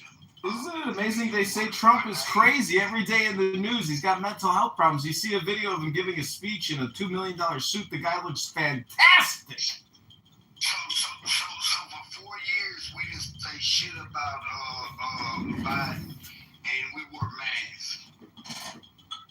So nobody said shit for 4 years about Biden or koala bear. What are you talking about? The man let hundreds of thousands of illegal aliens run into the country. No vaccines, no COVID vaccines for all those illegal aliens. I wonder why. Maybe because it was all bullshit. Hey, look, they getting eat better today card money. And you know vaccines, you know how many places, Man, I wouldn't even be here today if my mom would have got sick during that time. Oh no, y'all finna go see my people. You know what I mean, man? My cousin and them couldn't see their dying father. They had to look through him through a window. Nigga, I would have kicked that shit. Man, the Biden administration and Koala Bear, what the fuck? You don't even know what a woman is. It's an experience, like Clubhouse, like a cell phone. Listen, they have Angela Merkel. They got Angela Merkel, former Prime Minister of Germany, Chancellor. Go ahead. What is Koala Bear? I don't know that. Oh, that's Koala Harris. The one Tampon 10. What is the first time you heard that? Yeah, Tampon 10 and shit. I'm being honest, I got a lot of dry humor, you know what I mean? And hey, look, is Trump perfect? No. But I tell you this, if Koala Bear got on her period, shit, we would have had nuclear war. But, you know, menopause, I don't know all the details. That was a deep joke, y'all. I told you I got to dry humor, man. Look at Koala Bear. Do you know how much we spend on nuclear weapons annually as taxpayers? Hundreds of billions of dollars. Can't we just get an arsenal and keep it and like cut the costs by 80%, but not keep, expanding and researching and I mean, when is enough enough? The country is broke. And this is what I want for Donald Trump. I don't want him to be the exterior-facing president. His attention matters. And if his attention is just on the war in Iran, he's forgetting about the war at home. We have a war to wage against left, wokeist liberals. We have to smash them. We have to take over these sanctuary cities and fully eliminate the threat internally before we ever spend any more blood overseas. We have to liberate America and make America great again. America first. America first. America first. Top Gun, you're maverick. You can be my wingman anytime. Hey, how do y'all feel about all those tankers coming into USA? And boy, we finna be a bad motherfucker. Oh, excuse my language. You know all those tankers coming to get our oil? Y'all heard about it? I didn't know if y'all. Boy, Trump, hey, like they say, this shit is chess. Not checkers. And everybody think the queen can move around, but that king can go anywhere. And the game ain't over till you capture that king.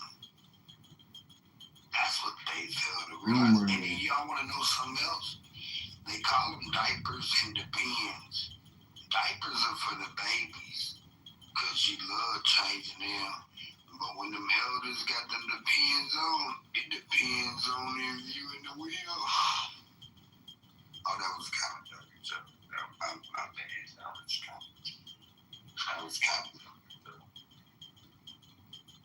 yeah, I was clean up a little bit, man, but I ain't had no other change with it. He mad, he my roommate. I live next to a college. Alcorn State Highland Rebels was the first black governor or senator or something. And the school where Steve McNair went to,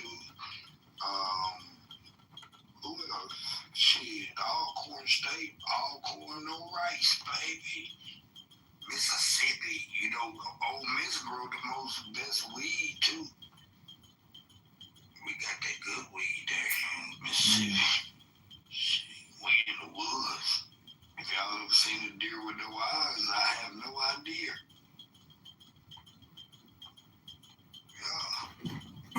See, the thing about Iran is, even if we sent in 200,000 soldiers and we pulled a Brennan and we took the whole thing over, we've already killed the Ayatollah. We've already killed dozens of senior leaders. We've taken out a huge amount of their military capability. So, it's not necessarily necessary. And so I would just say, instead of sending 200,000 soldiers into Iran, Why don't we send them into Democrat cities like Chicago, New York City, LA, Miami, everywhere, and actually eliminate the illegal alien threat in our country, the fake voting, the Democrat frauds, and the Social Security fraud, and the Medicare fraud, and all the fraud that's going on that Nick Shirley's exposing, and make major sweeping arrests internally and prosecute the people. And when our people are getting murdered by illegal aliens and criminals, we don't just lock them up for 7 years and spend $500,000 housing them. We kill them. We execute them. We shoot them and we bury them quickly. Hello? And if a Democrat judge stands in our way, well, then we arrest that Democrat judge, just like Bukele did in El Salvador. We liberate America, one criminal, one judge at a time. Hello?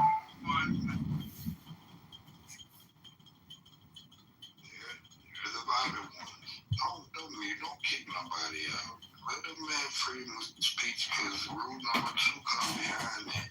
Oh, no threat. That was no threat. I was just. Yeah. He got. Oh, we got them Sesame Street. See. Hey, everybody! We're going to start executing killers again in this country instead of putting them in jail for retirement programs. When you murder an American, or you rob an American, and you kill that person, or brutally harm that person, you will be killed. It's called the Elmo Law. No more pussyfooting around and spending billions of dollars a year housing murderers. Either we execute them, or we fly them over the Pacific and drop them in the fucking ocean. Self-defense now. You either on the sidewalk or you from the streets now. You ready to do that time up in the den? You know, commissary, you get 3 free meals. As my family say, 3 free meals. Be careful.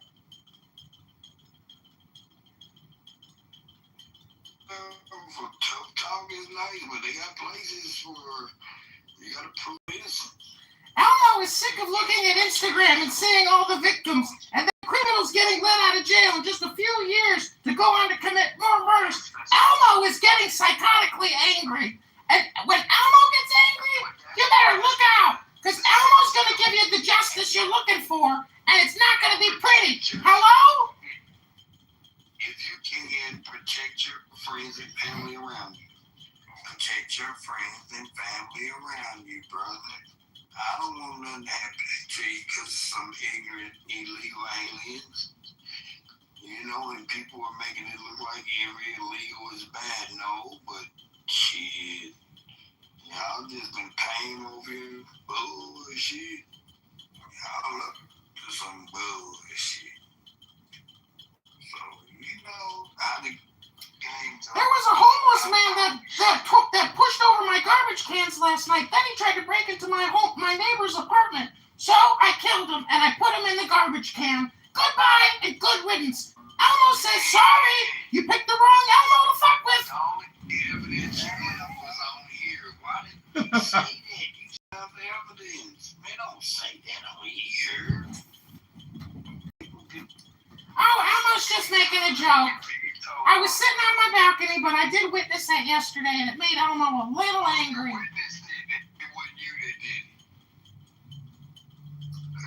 I'm just saying, if you kill Elmo, Elmo's going to come back from the grave and kill you. Oh, you changing subjects. You just said you got you a body. No, Elmo was kidding. Elmo wouldn't hurt a fly. No. Elmo's your friend. No. Your ATV shows a white male. I'm running your place. I want you to be honest. Elmo's always honest. Elmo is very patriotic and loves his country. I found out you was a trying to play female sports. That's a violation of a code 121-34A. Is that the federal code or the state code? Oh, this federal, bro. Oh, no. We have a .0099009. Yeah, prosecutorial misconduct.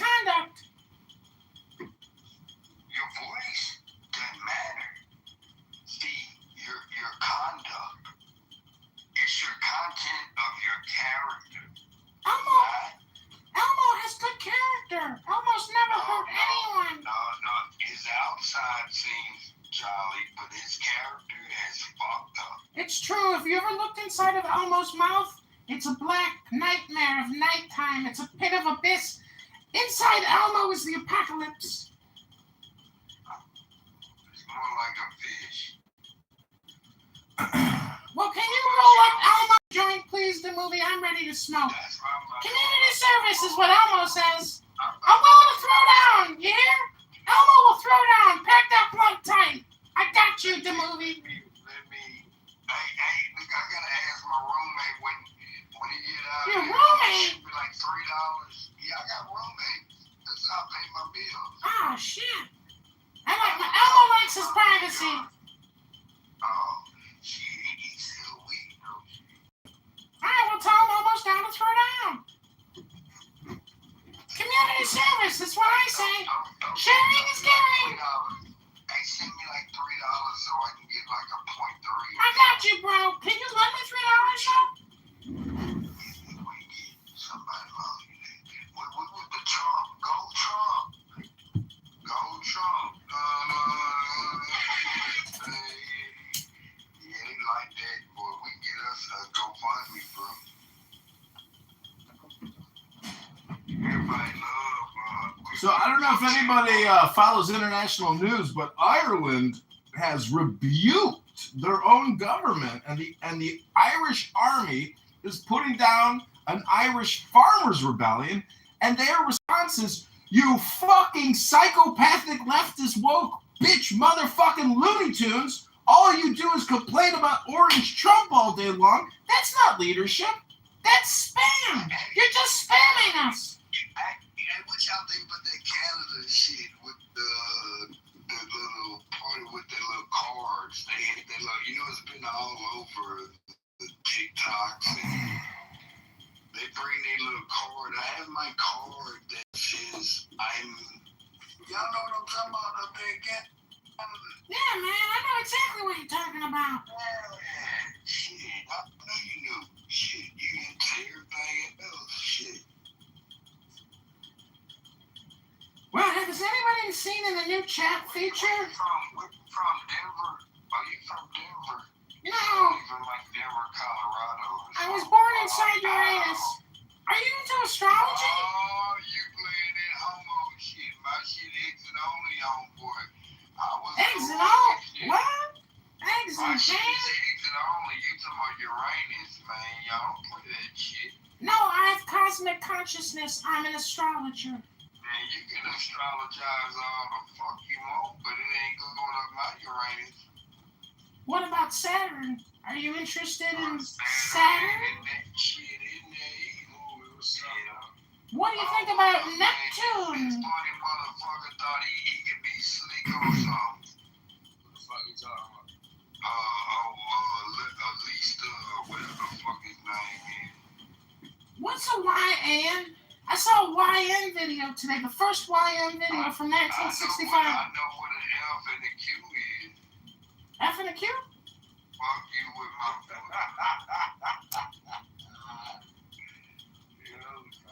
playing with me, man. He come out with a YN. Niggas said I know what an F and a Q is. What's an F and a Q? Fuck. He fell forward like a slide. The movie, I got a joke for you. Why is sex like a box of Kentucky Fried Chicken? I have no idea. Because after you're done with the breast and the thigh, the only thing left to do is stick almost greasy bone back in the box.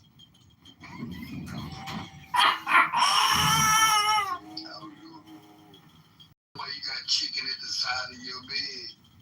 Cause you just need some grease for whatever you do later,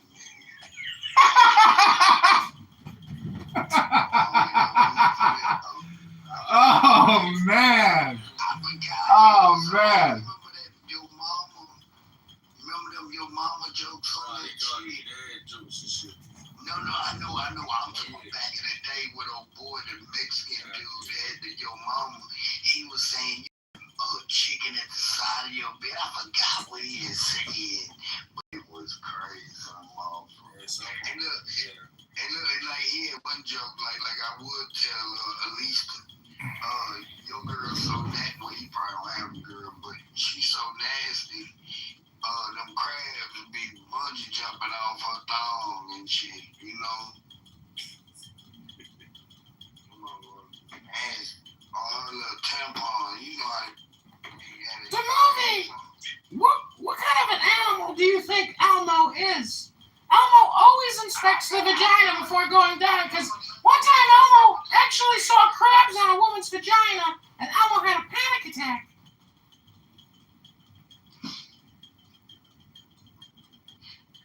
this what y'all doing this motherfucker. I couldn't bring her to class. I couldn't get her out because Elmo was afraid of getting crabs in his fur. It's so solid. I think I hurt his feelings earlier, and he just has his little big moment, but it ain't working. You see, the last time I chopped up with you would have a good ass conversation. Of course. Do you hear his voice? That's not him. Man, the movie, I can smell the chicken wings by the side of your bed right now. Who are you kidding? You need the grease for later, not me, buddy.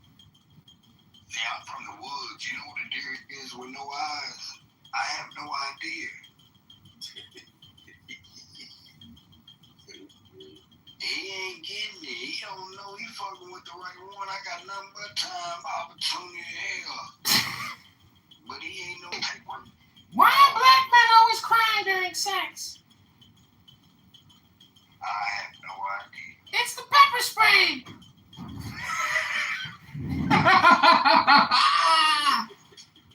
That was a good one. Hey, you know what I found out? Why you like playing basketball? Because there's a lot of shooting and stealing.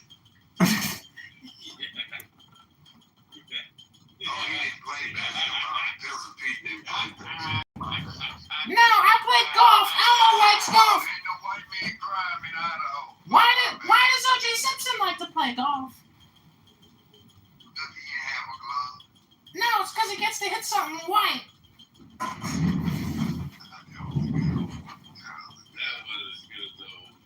Shit still shit. Yeah, I know, man. You know I got this dude. You know, white people, they try to be cool with us. Like everybody. They really love us. Titleist is the number one ball in golf. Hey, bro. You know the only ally we really have in America, I'm talking about in 2026.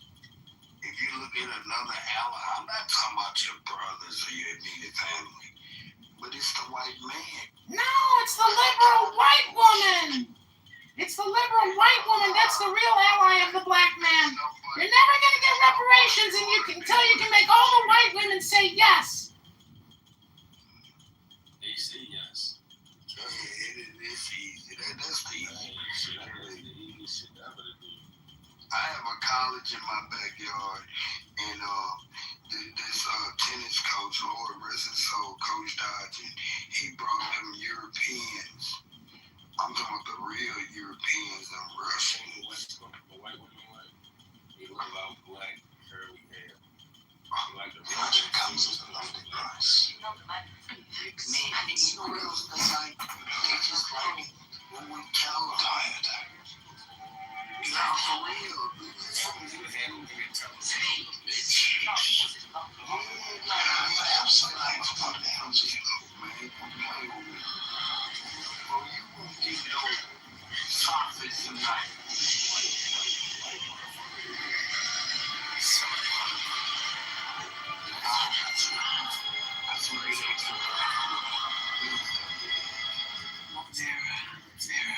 What the black woman do? So it's fair.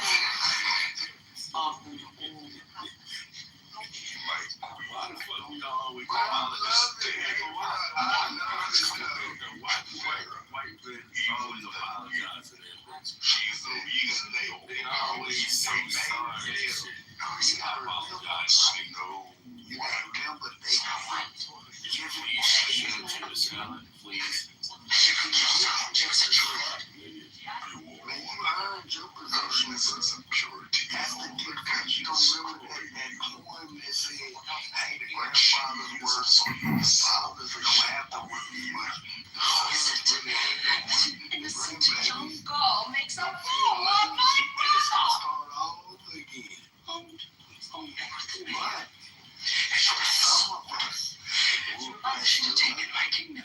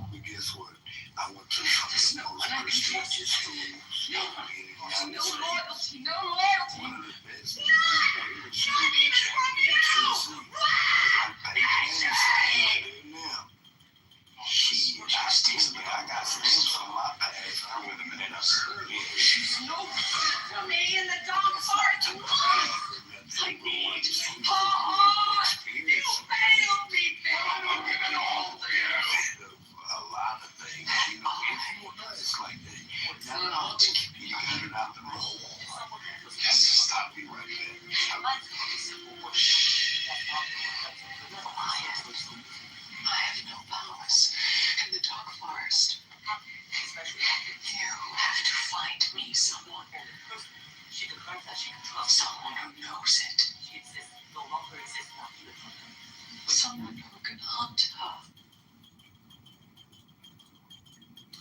Well, this room is brought to you by the Black Caucus in Congress and the Senate, in the executive and in the judiciary.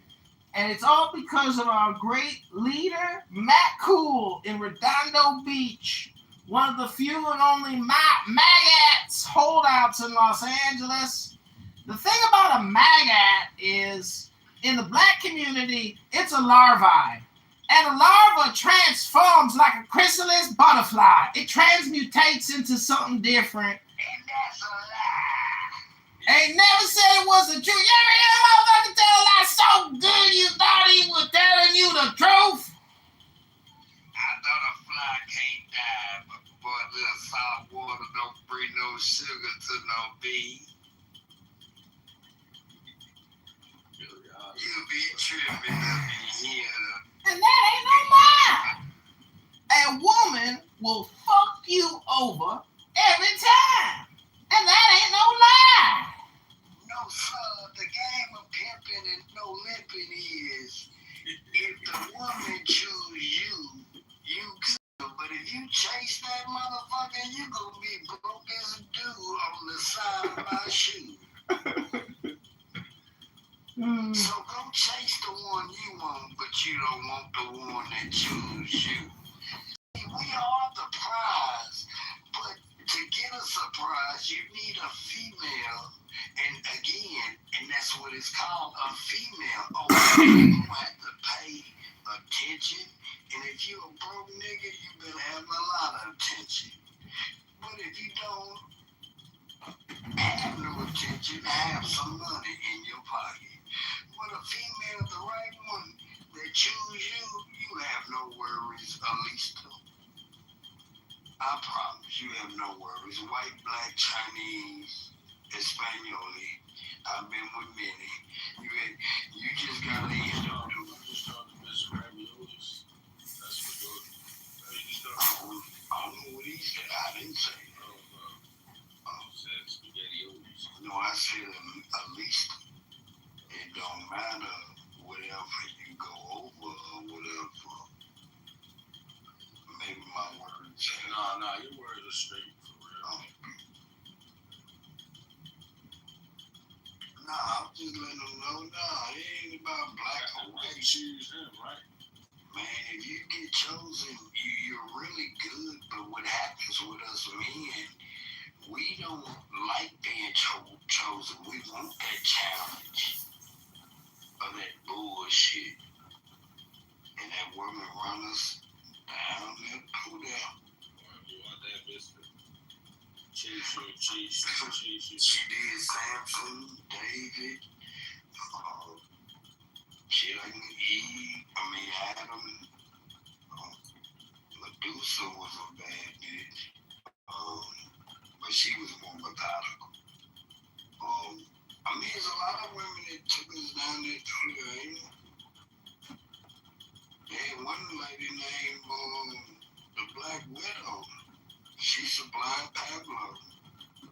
She killed all others except one brother. They made a movie about the shit. I'm just saying, I'm not saying a woman is just all the way bad. They're very influential. But we run this shit. We the prize. But women got, you think about a woman, shit, we'll go to McDonald's and get a girl, but a woman ain't coming to McDonald's getting no nigga. But at the end of the day, there's this unavoidable problem where men, this is realistic. I think it's, you can try to blame, that we're all tied into each other. You don't have, without men and women, you don't have people. They have to have babies. They have to,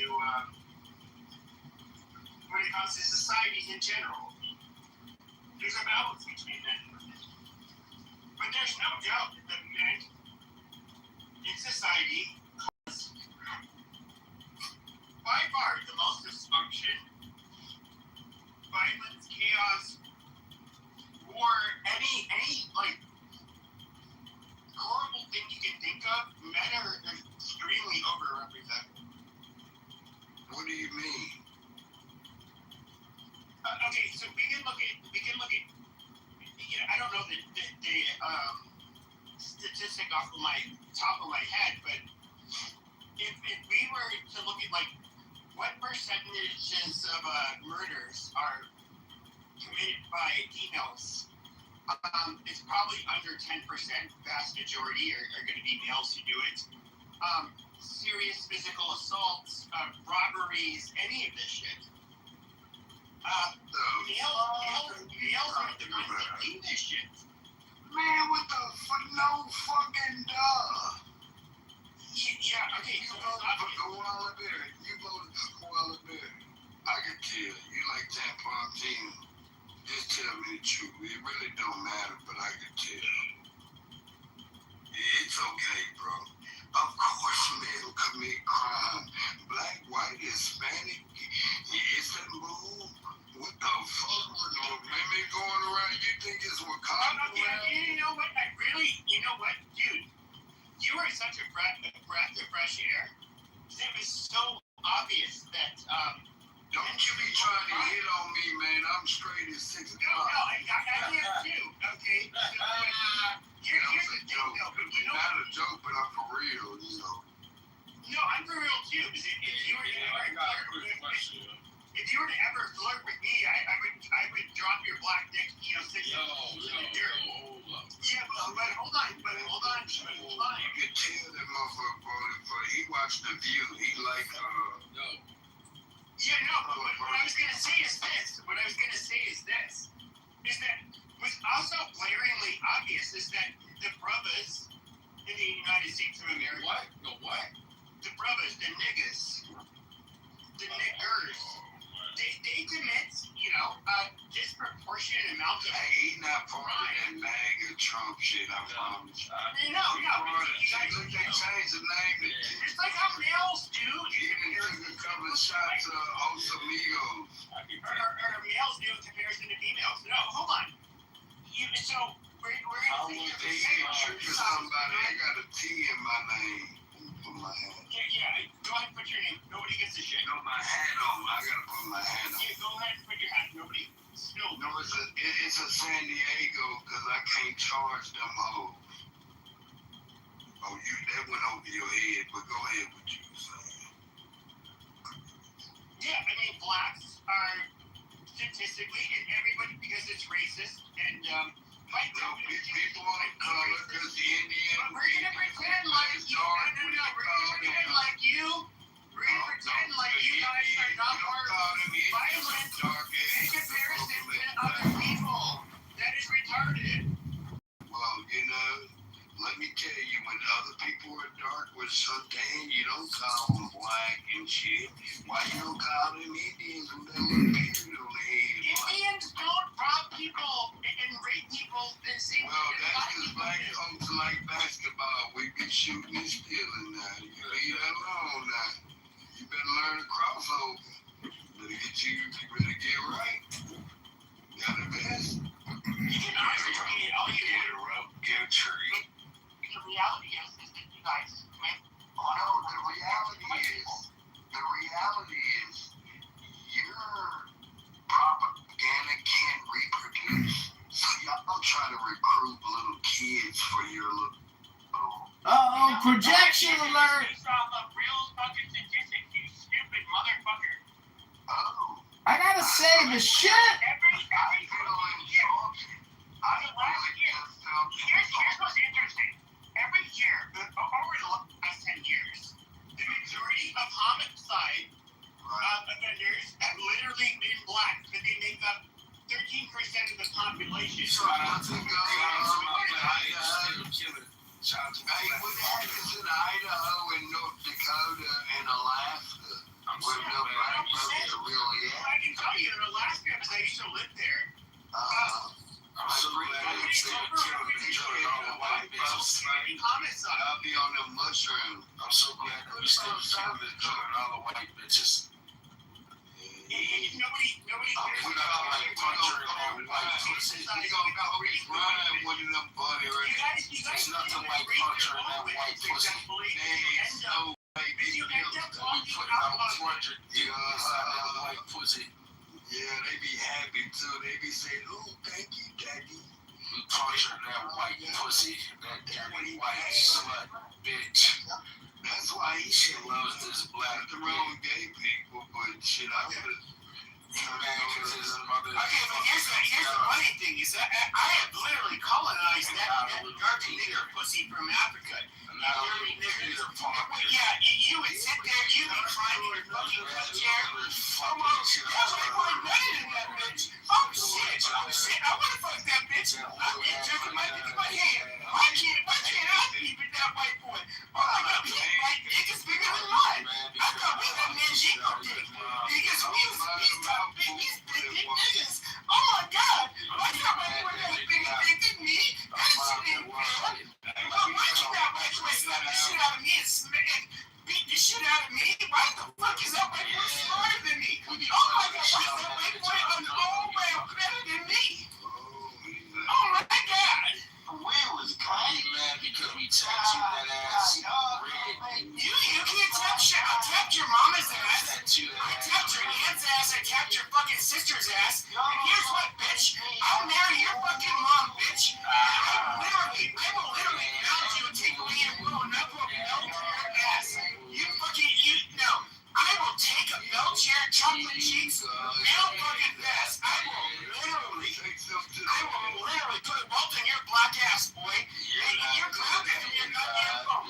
Shut the fuck up. Yeah, you're lying because I took away your phone. This is more what it's gonna sound like, bitch. Shut the fuck up. Ass is gonna pull out. Nigga, shut the fuck up. We have a Democrat. Puncture that white pussy. No, you puncture white pussy. You can't puncture shit with that little white pussy. What the fuck are you talking about? We put this. Okay, you wanna see the little snake, big ass white dick, piping your black ass mom's pussy. That's what the fuck you're mad about. You guys, the statistics have literally had statistics several weeks ago. It shows white women are the most raped little women. That's what you guys get. Suck my dick, you dirty fucking nerds. You're stupid.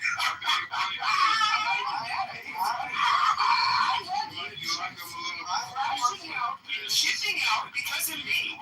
You dirty. Listen to these dirty fucking chicks. They're mad. They're saying like, oh, we fucking need other bitches. We keep that pussy. You and all that. Man, they don't let it. We get that money.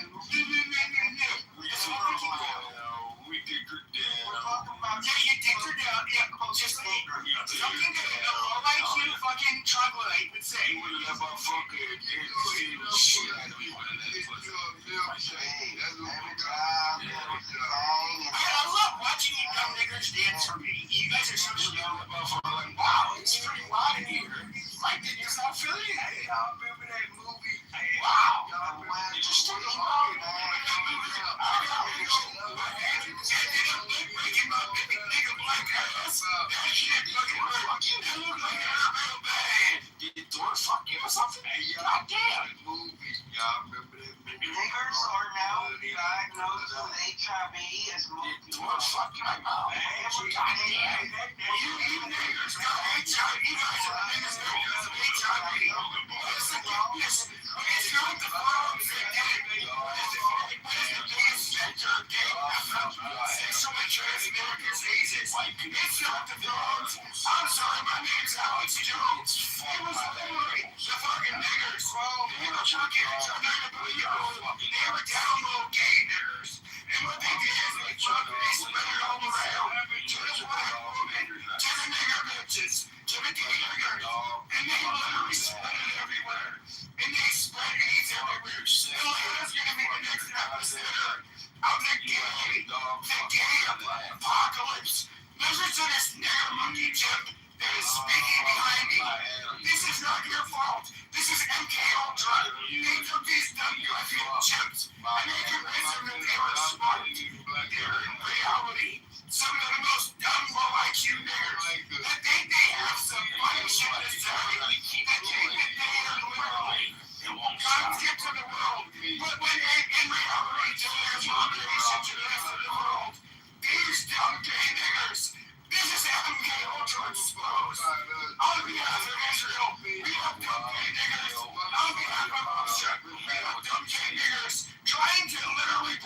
close to the children.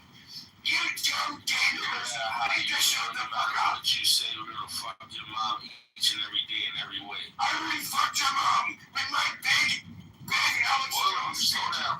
Yeah, shut the fuck up. Shut the fuck up before daddy ends up pulling your pants down. You don't have that, buddy. Shut the fuck up and respect. Shut the fuck up. Twizzle the dick chop.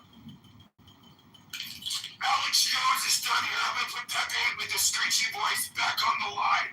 Shut your goddamn nigger mouth. We fucked your mom really aggressively. Then we come on a fish hook. Fight back, Pepe. Fight back. You put out black kids. Alex Jones was pissed at you guys. I don't know why you guys are so mad. Isn't it interesting that we're a little bit like birds? We're trying to come up with things to say to each other that can get underneath each other's skin. Like Pepe earlier, he said to me, John can't get under my skin. That's because Pepe has no skin. The man is skinless. He's got no skin in the game. He's just an online sound. He's a voice. Generally, he sounds like that. That's what Pepe likes to say a lot. That. And she said, oh my God, I'm so good, I'm so privileged, and I want to like somehow, whatever way, she thinks she's pretty, but she wants to insult you, and you're like, oh, you stupid Dominican crack whore with missing front teeth. Amazing bitch. You go, girl. That is you. You are literally the person I just don't pay attention to. Because you are in fact just a low-life, mentally ill piece of shit. And look, I like in that private room, here's the thing, is that I always granted you a lot of grace, but you come into a room where it's just like me or myself and there's one other person. He wants to be a dickhead. But at the end of the day, there are people on this app that I generally don't punch on, even when they say shit about me. But, because I think they have there's something wrong with them mentally, like such as yourself. But let's keep it real here, okay? I came onto this app, okay, well, it was still rather big. I was a fucking headliner. I was somebody who everybody fucking knew. And I thought it was fine for a while. I don't really give a shit about this shit anymore. And, I come in here just to hang out with people and talk to. But you, on the other hand, you're the same pathetic piece of shit that, literally films every fucking room. We can see your goddamn YouTube channel. Nobody watches your fucking shit. Okay, you've never had a fucking audience. You're somebody that nobody finds to be entertaining. You are literally, it's just so goddamn pathetic. Do you think after several fucking years that if you can capture a fucking audience, that maybe it's just time to give up? I mean, at least I was somebody who I lost my passion literally a couple of years ago to do a lot of this shit. It got boring to me. And quite frankly, a lot of, the political landscape changed a lot to where the things I was saying that people considered taboo are no longer taboo. And I really cared. I can care less to listen to a bunch of fucking retards who just discovered a lot of the shit that I would talk about years ago, and they were like, oh, yes, I want to dick slap you. Be a fucking fan, but you are somebody, John, that never could capture a fucking audience. Hold on, you're somebody who could never capture a fucking audience. You're somebody who could never troll. You're somebody who could never do any of the shit that I would fucking do. And this is where you're fucking pathetic. Okay, I don't know, what the fuck is it that you've done? You've been on this app, recording fucking rooms, doing your stupid shit.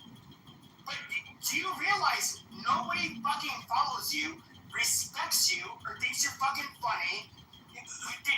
Anything. You're just this mentally ill man that is on this fucking app. it's funny.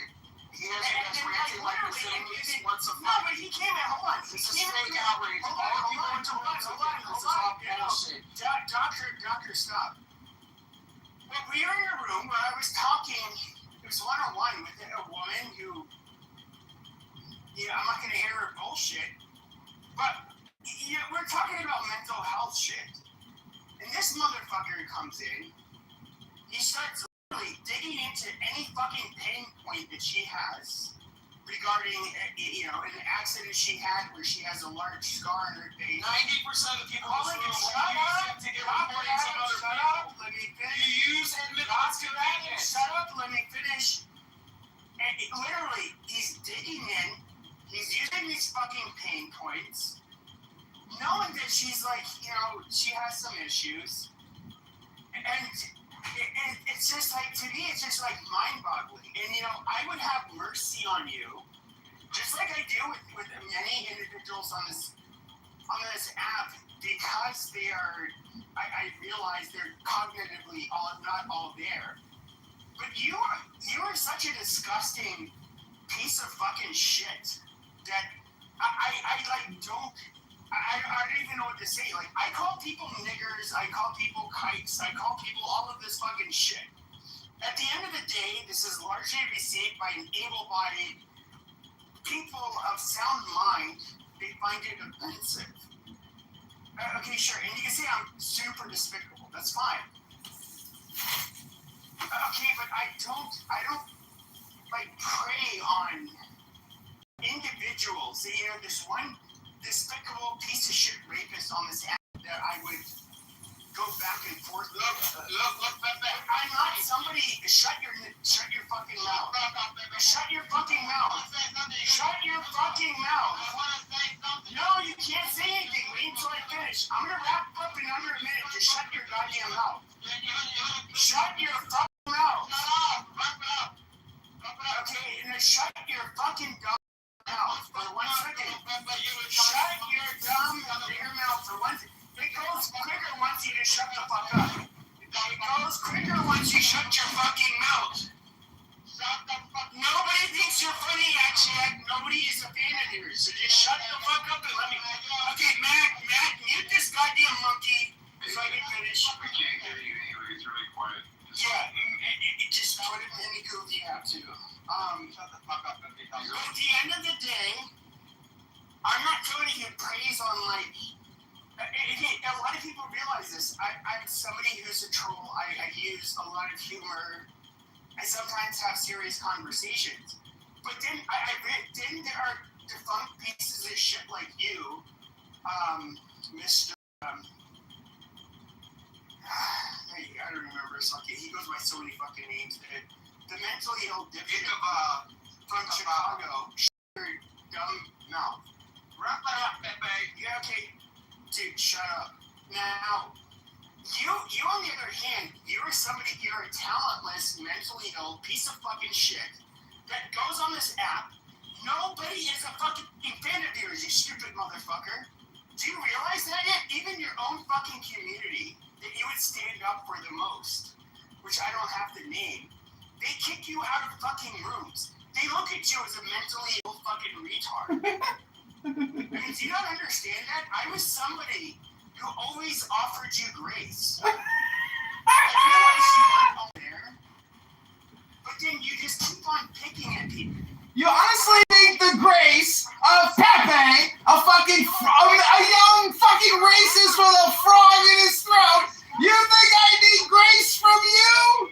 You think I need any grace from you? I got the Bible. I don't need Pepe's grace. That's useless. That's worthless. That's worse than dog shit, Pepe, you fucking low IQ Phoenix, Arizona little fucking Corsican midget.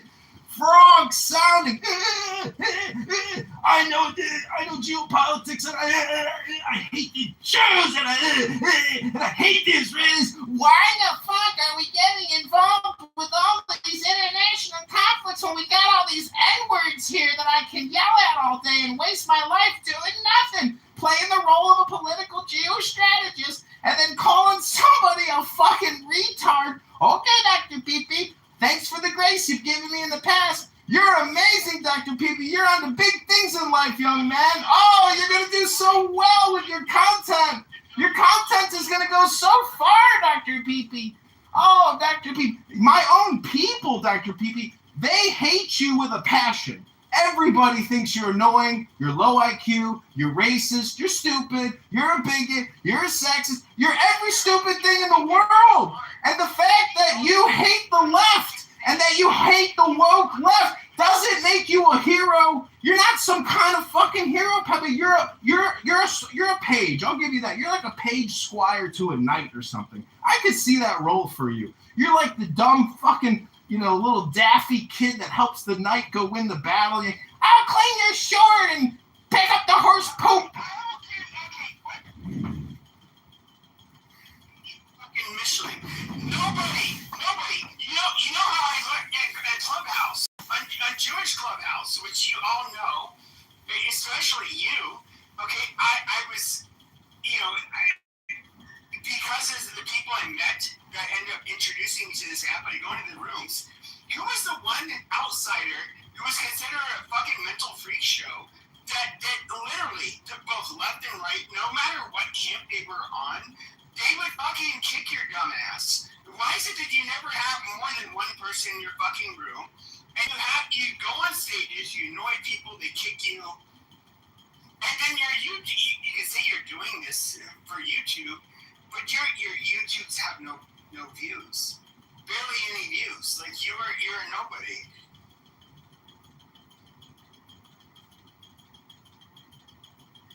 Are you talking to me? No, I was talking to Chicago man. Hey, the Pope's from Chicago too. The Pope is fine, and you know who else is a dumb piece of shit? But Mr. Chicago, John Kitover, probably disagrees. But our president to talk to the Pope in the way that he did was absolutely deplorable. I mean, and then right afterwards, he posts a picture of him as Jesus, and the next day he says like, "Oh, I thought it was adultery." It's because many people try to convert to Catholicism to earn rights. So, for example, I would gladly, in a heartbeat, convert to Catholicism for rights. I've actually already converted to Protestantism, but I only got ever in trouble when I was looking at the data of the Catholic Church, because it's technically a foreign government, the Vatican. And, I have many contacts in the Catholic. I really think that even if I would sign a piece of paper saying I'm a slave of the Catholic Church, that the Catholic people are very humane and even would not actually. Are you considering doing RICA? What? Are you considering doing RICA? What is that? It's like the adult conversion to the Catholic Church, because you said you became Protestant and you're thinking about the Catholic Church. But my thing, I just wanted to finish up and drop Kitover for 1 second, because he pisses me off too. I disagree with him on a lot of things, but this is one thing. I didn't say I was considering the specific. You're actually making words. But the thing is, that I'm not talking about.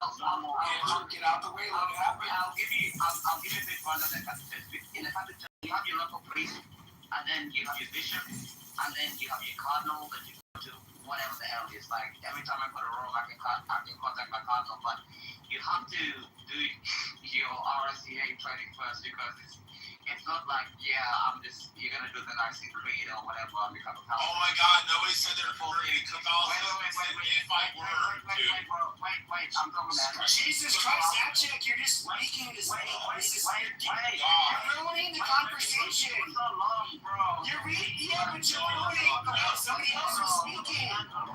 So horrible, so terrible. Let the other motherfucker speak.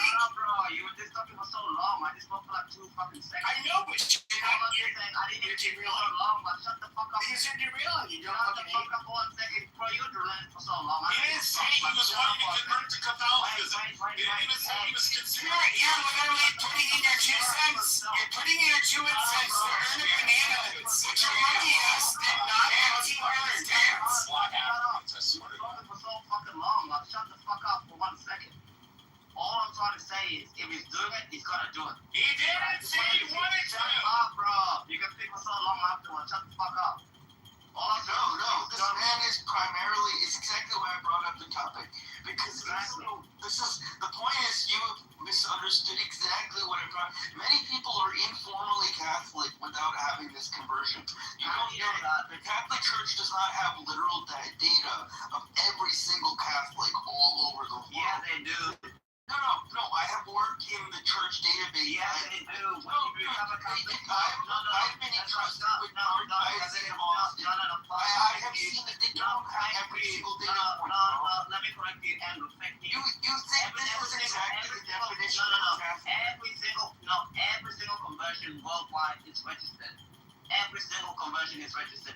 I have a registration when I was baptized. I have a registration when I did, when I became fully. Oh my God, the Catholics keep the superb records. You would have ever messed up. It's all fucking registered. It's a damn fucking lie. Every single person becomes a Catholic, you're registered. You get a certificate and it's registered by your local church. Give me a fucking I'm saying that record is easy to fucking falsify. You don't get it. How the fuck are you gonna falsify a record? You're gonna be like, oh yeah, like this person just, we're gonna register. I can send my claim to get right. I can send my claim. You have a Catholic. I sent my claim to get the conversion. When you come out, no. See, that's why they won't let you in. You try to defraud the cloth. No. Every single person becomes a Catholic. You need a sponsor. Wait a second. You need a fucking sponsor to become a Catholic. And the sponsor is the one that actually signs their name on it. I know this to become a sponsor to two people. You have to have a sponsor and everything else. Like, it's all fucking registered. You just don't become. I'm just curious. He did bring up France. Vatican, North Korea. I take Vatican over North Korea. Does that make me a Catholic? No. It means I'm not Korean. Yeah, Vatican. What the hell do you mean? He brings up a good point. I'm somebody who's 100% of French descent, and so like one of the beautiful parts of that is that I can look up my last name, and I can trace ancestry back to several hundred years, and part of the beauty of that is because the Catholic Church likes to keep records, and they've done an impeccable job, and so are you saying that like we are not exactly? Okay, so you agree at that point. Exactly. It's all fucking recorded. Every single conversion. But if this guy wanna convert to Catholicism, that's not what he said. Never even fucking mentioned that. Bro, shut the fuck. That's true. He did mention that. He said. Let me tell you. If you want to convert to Catholicism, you just came in, maybe you don't like the Catholic, whatever. We're talking about like two extreme. You're acting as if the Vatican is as exclusive as North Korea. This is what I think it's. No, it has 1.4 billion paychecks for fucking exclusive. But I'm just curious, what was the point before HEC, these third world dumbass ended up Shut the fuck up, that's what you done. you just want to be heard. I'm super Mexican, super gay, as you say. But anyways, when it comes to what were you talking about before that? I was trying to say that the U.S. right wing is very much modeled very accurately by the Pope, even though it's technically Trump who's in power, because the U.S. right wing has it's very complex game theory as to why. I disagree. The Vatican has always looked at the U.S. as being a competitor to the Vatican, and if we look at all the open borders bullshit and all of that, that is super Catholic. Like when it comes to the right wingers who are like maybe have some further right wing views, such as myself, and some like further left wing views. The church is the Catholic Church is all over the place. Like they're not natural allies to American conservatives. But Pepe, if you want to convert to Catholicism,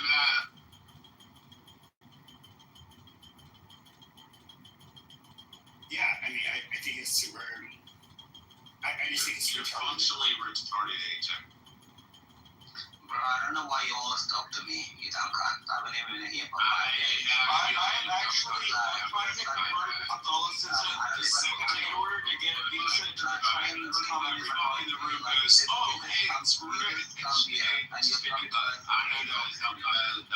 You're just a fucking retarded cunt. All you do is just find out. By the way, I don't even talk about that. I don't even give a fuck with that.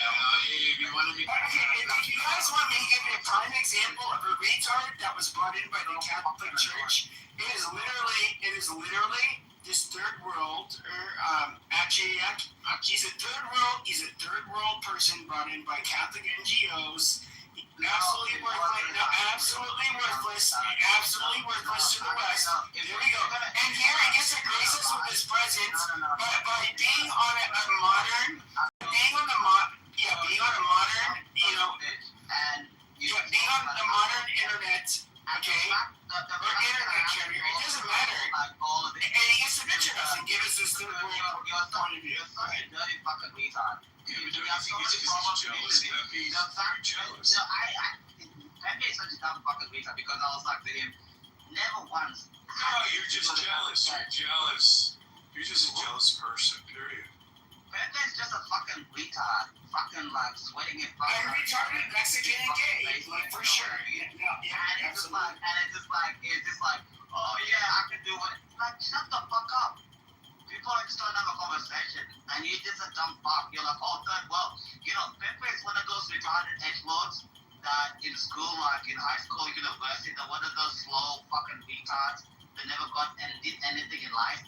I was in short class, anything in life and everything else. Like, Pepe is one of those disgusting, slow fucking edgelords that never got any pictures, never did anything, never went to school, never went to university, and he just sits on here all day fucking long. Yeah, I only gave blowjobs to other boys while wearing my safety helmet on the short school bus. Absolutely. You're correct. You're correct. I have to make sure you're correct. You're in your 40s, no family, no wife, no kids, no bitches, nothing to look forward to.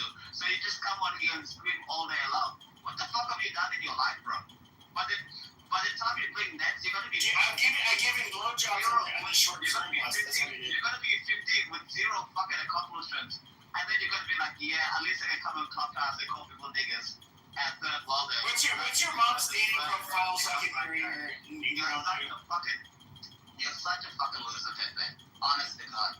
You were born in the greatest country in the whole world, and what the fuck have you done for yourself? Well, what I'm curious about is you describe yourself as a Catholic, but what I'm really curious about is that if we look at the Pope, can you tell me, what is your opinion on what Trump said about the Pope and him dressing himself as Jesus? You're a fucking cuck. You literally will divide the Catholic Church. No. Yes, you will. Bro, Pepe, you're almost 50. Yeah, I'm almost 50, no wife, no kid. Yeah, we heard that. But my question... What do you have to show for yourself? Okay, nothing. Absolutely nothing. Super good. Yep, we heard that. No wife, no kids. We heard that again. I think you just come on the app and you just call people names. Yes, amazing. Okay, you got it. Okay, we get it. Actually, exclaim is that I have no wife, no kids, and I'm a fucking loser. Amazing. Listen, okay, we get it. I repeated it for you. But my question is, what do you think about what Trump said about the Pope, and what do you think about him with that meme of him as Jesus? And you became a groyper retard. I'm not a groyper. I'm not a Christian nationalist, you retard. And everything else like that. I'm not even a religious person. I'm not a groyper, you fucking idiot. And you're so retarded. And you come here and you're like, what do you have to show for yourself? Okay. Yeah, absolutely nothing. We've already gone over this. Nothing. Yep. Super loser. Yep. Super loser. Such a fucking loser. He's jealous, man. He's jealous. He's probably picked out as a kid, and he's jealous. Yeah, I just wanted him to get this part over with. I'm trying to ask him a serious. Why the hell? Okay, yeah, I get it. Actually, yeah, we get it. Yep, because I'm a loser. I'm a loser that nobody wants. That's the answer. Okay, everybody. Bro, you're almost fucking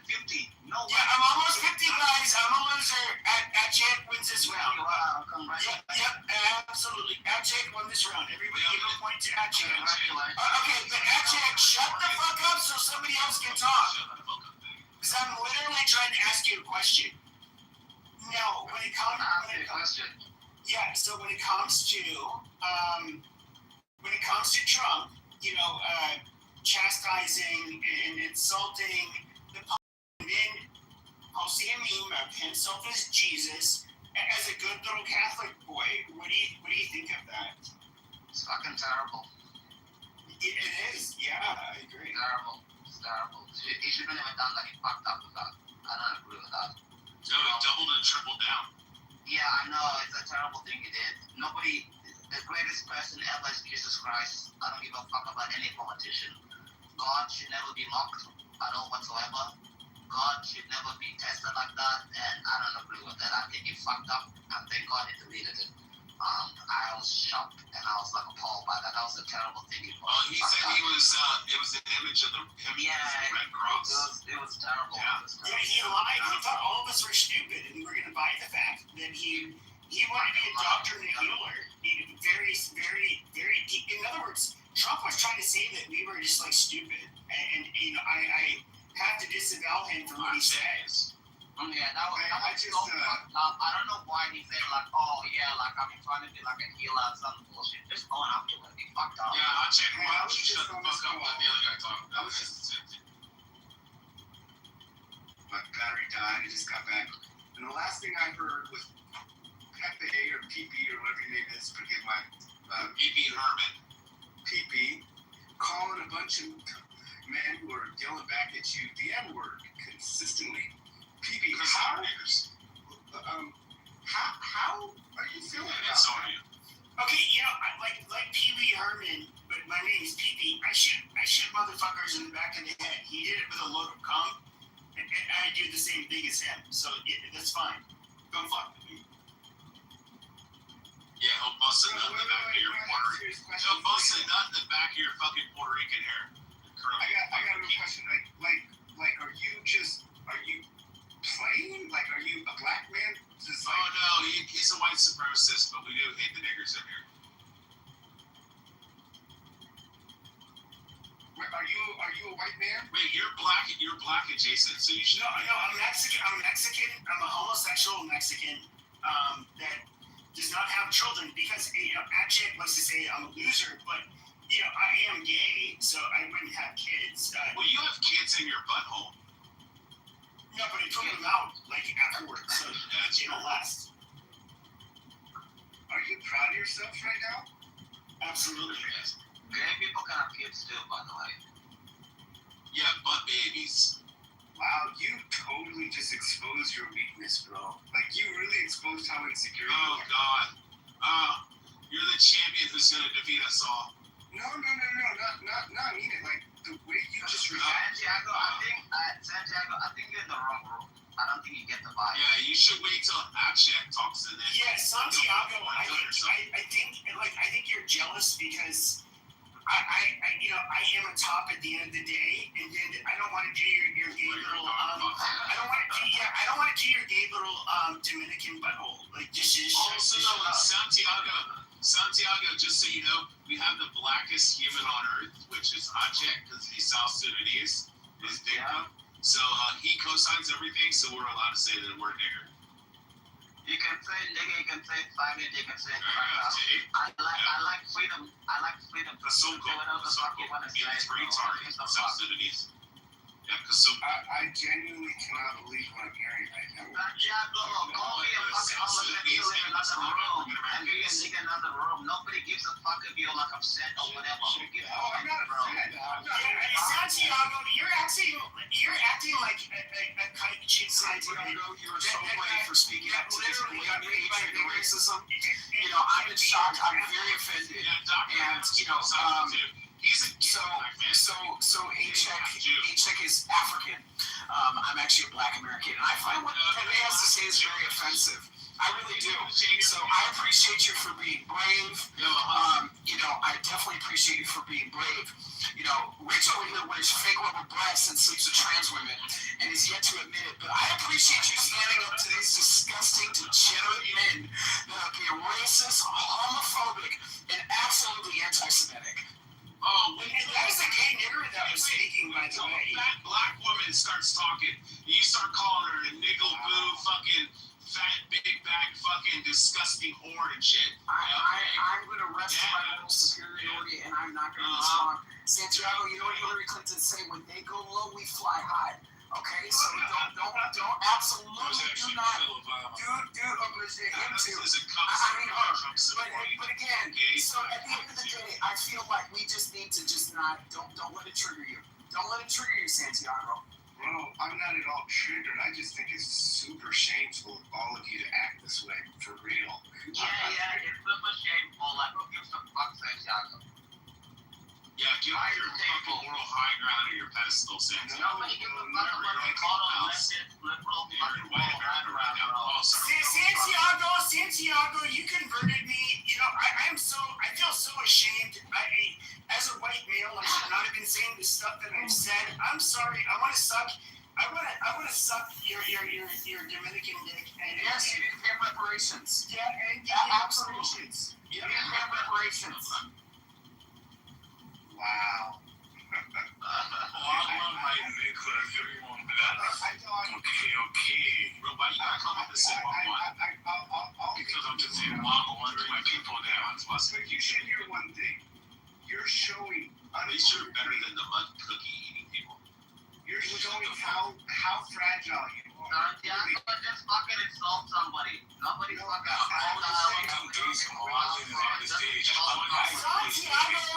fucking Santiago, you great bean eating spick. Shut your goddamn whiny faggot mouth. Okay, seriously, shut the fuck up.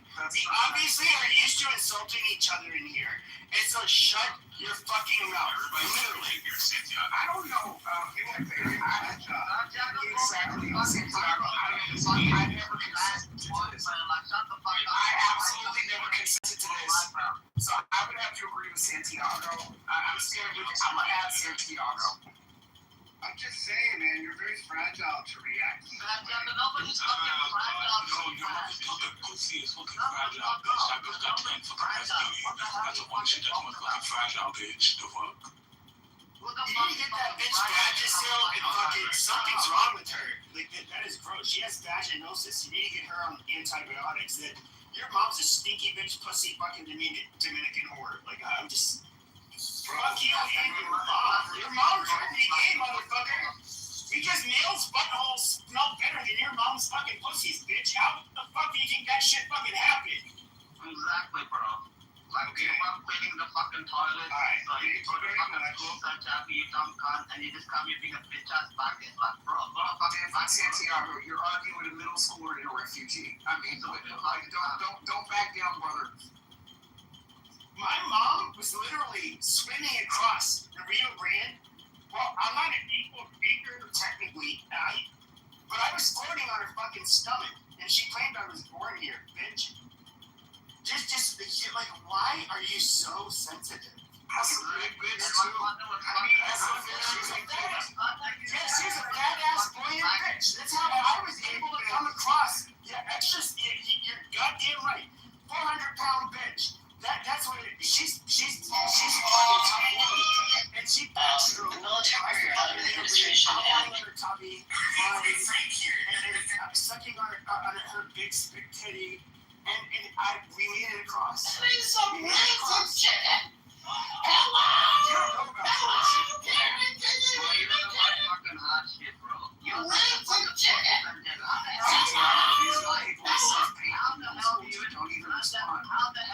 How the hell do you even function in life being such a pussy like this?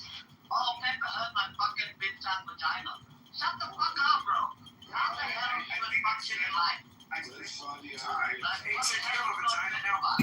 said multiple times. What's going on? I'm not offended. You're just like, oh, you feel so sorry for us because we're fragile. What the fuck are we fragile about with your leftist nonsense for so-called bullshit? What the hell are we fragile about? The fact that you're reacting in this way is. I'm reacting like this because He sounds like a defensive black woman. He does. Why? You do, H.A. You sound like a very defensive black woman. Y'all just be chattering for the last 10 minutes. Because Santiago, You won't even let the man speak. you know what? Let a man speak. Santiago, your mother Let him should be. speak. You see, this is what I'm saying. These angry black women can't get a word. They have to have the last word, chattering, shaking full earrings. Let the man go ahead, say it.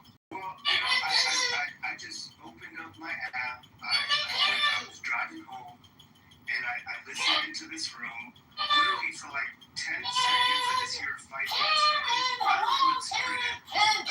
So I'm like trying to figure this out. You know, I got a phone call. I had to go to the store. I got off, you know, battery died, came back home, turned my phone back on, and conversation changed. But when I listened to what was going on, I was in shock because these men, I don't know if they're still on the stage, were clearly trying to trigger this guy, Pepe. And my name is Pepe. Say correctly. Okay, Pepe, my apologies.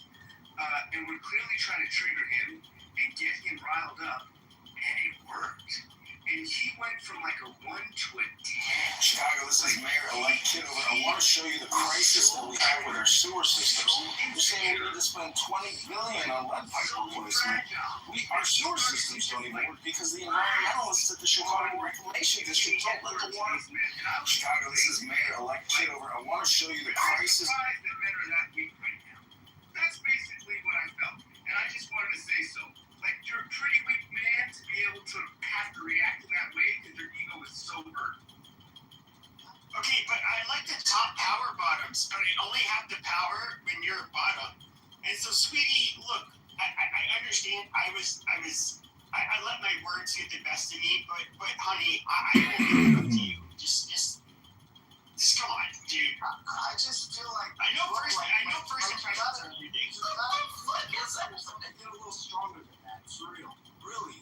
Like, I know I was being a very bad top. I get it. I needed to project more of a control power. I needed to channel it.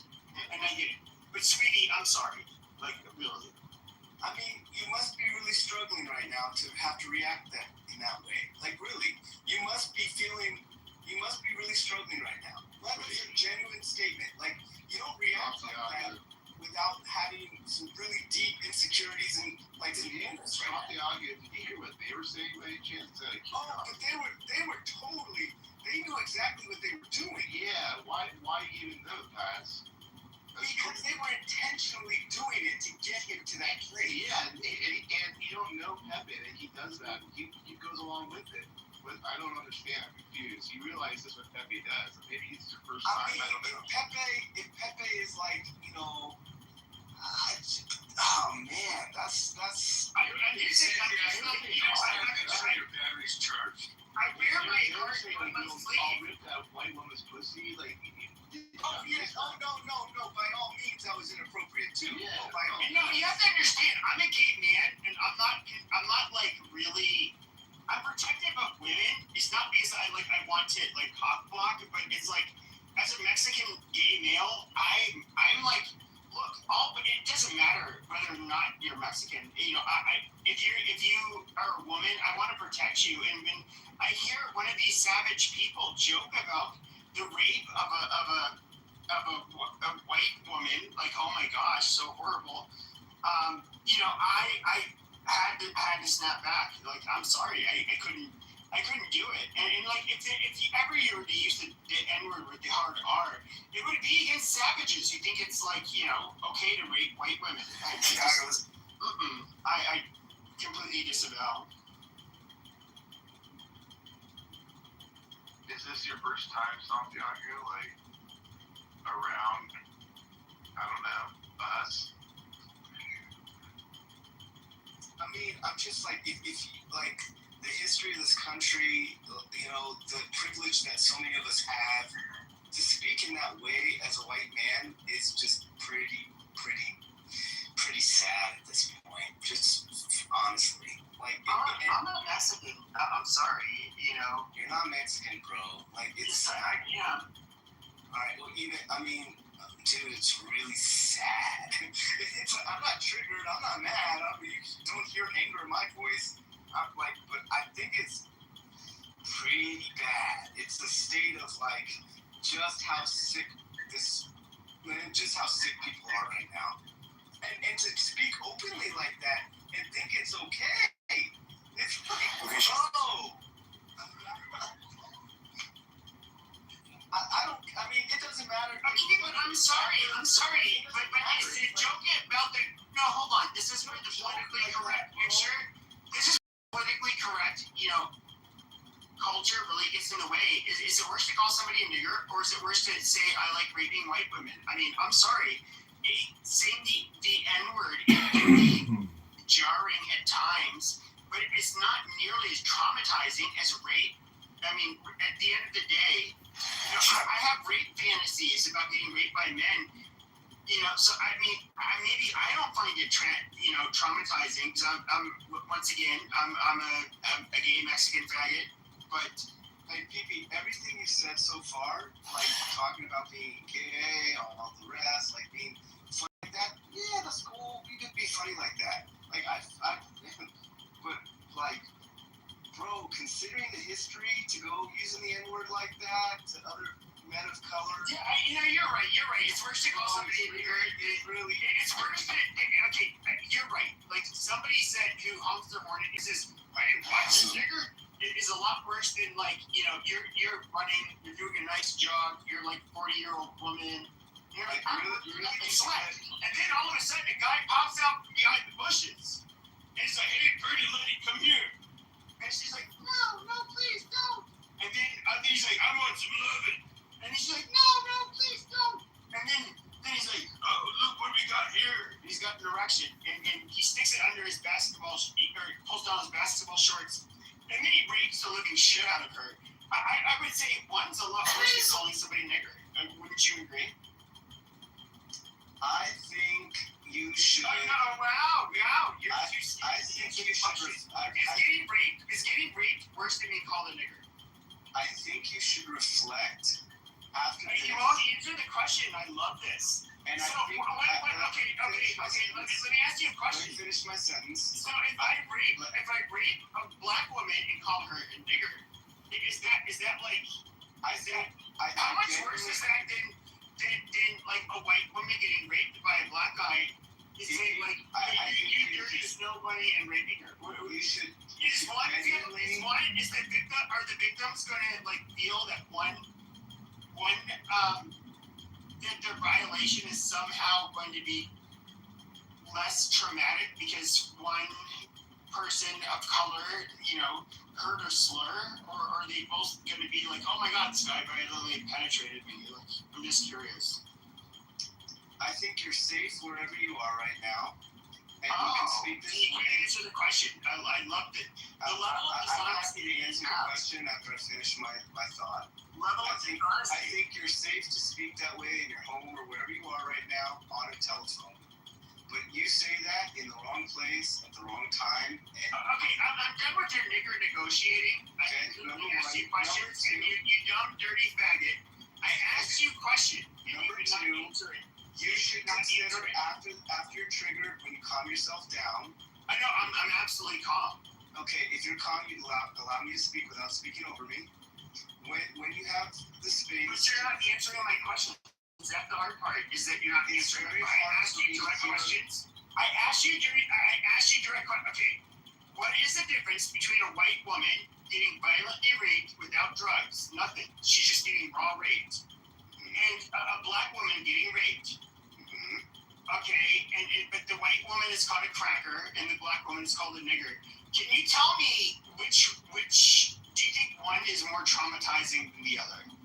I think any woman getting raped is traumatizing. Amazing. So is getting called nigger or being raped more traumatizing? Oh, the rape. I think for you, honestly, because one's are just married to the other. I asked you a very direct question. That's like asking the difference between getting slapped and getting shot in the face. Being raped is worse than being called a nigger, obviously. I think you're making an excuse for a word you should never use again. I really think so.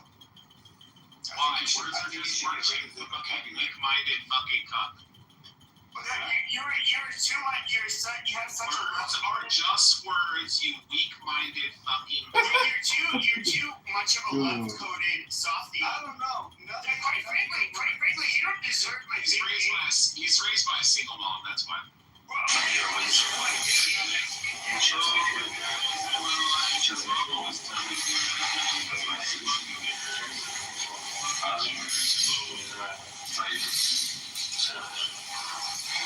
I think you're a hero. He's raised by a single mom.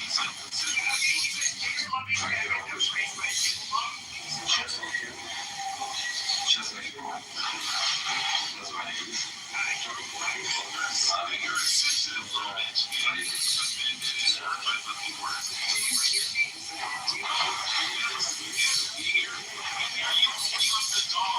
Touching your groin on the doll and saying, this is where they hurt me. You're trying to prolong this conversation so you can until you end on funny. Hey, Pepe, you know what's funny? They'll sit down and watch Rick and Morty and just laugh fucking hysterically at South Park. But then he comes on a social audio app and he hears somebody saying the same words. And he's like, I can't believe people say these same fucking words in real life. Oh, God, no! No, but what he's doing right now is he's jerking off. He's imagining we're in prison showers. This is why we have a decline in fucking population in America. Because all you pussies make fucking women fucking wet. You fucking cunts. But at the end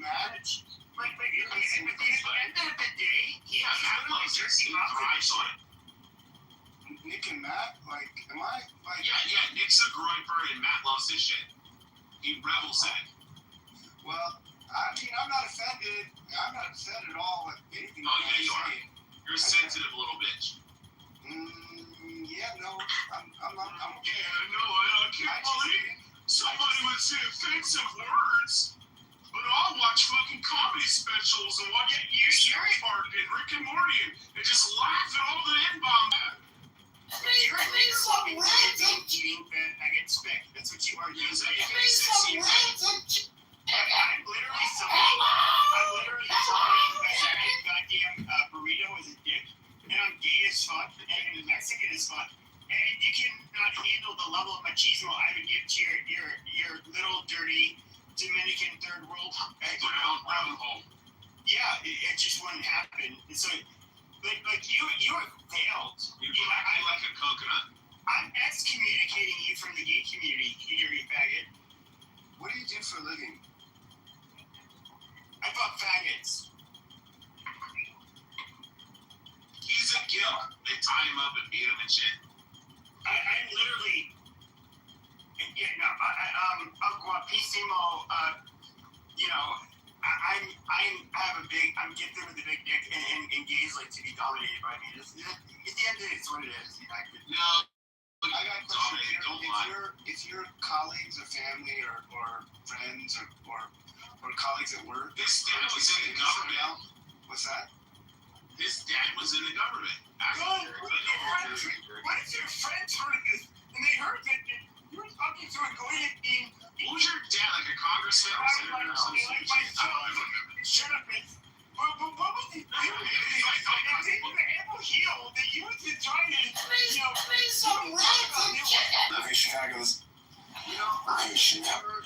Chicago's his mayor elected. Did you just join Clubhouse or something? This is mayor elected. I just didn't realize that, people in Jefferson Park we are experiencing insane flooding here. All the blacks are screaming in Chicago. Chicago's his mayor elected. I want to show you what Chicago looks like after a major rainstorm. I'm on my street. You've never been to a hood booger room in Atlanta or Chicago? Rich, hold on. Holy shit, 500 blacks screaming. I want to ask him which room he actually goes to because I can't imagine him running into anything different than this, pretty much, you know? At this point. I've never heard, I mean, in all my life. I can't hear you. Your little mouse right now. Good. Santiago. He's on the phone again. In all my life, I've never heard this before. In all my life.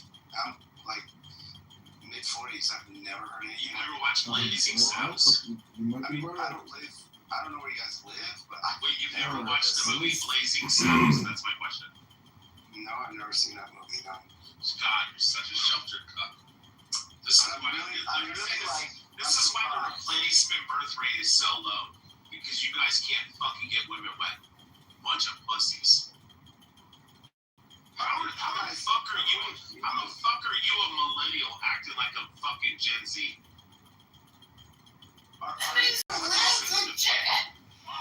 Such a sensitive bitch.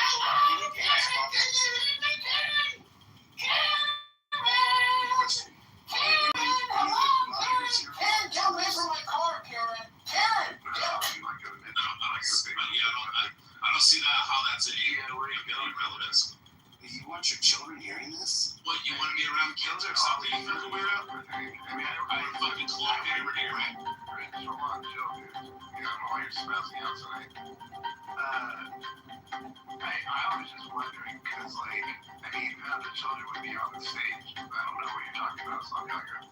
I mean, are you, like, it's a real, like, are you proud of how you're talking right now? Bro, what's up with you? Reality, bro. But I'm not upset. I'm genuinely not upset. Yes, you are. You're so mad. I know the verge of fucking tears, you fucking cunt. I'm not upset, guys. You come in and say you're 40, but you act like a fucking 16-year-old. Like, oh, I can't believe somebody said this back.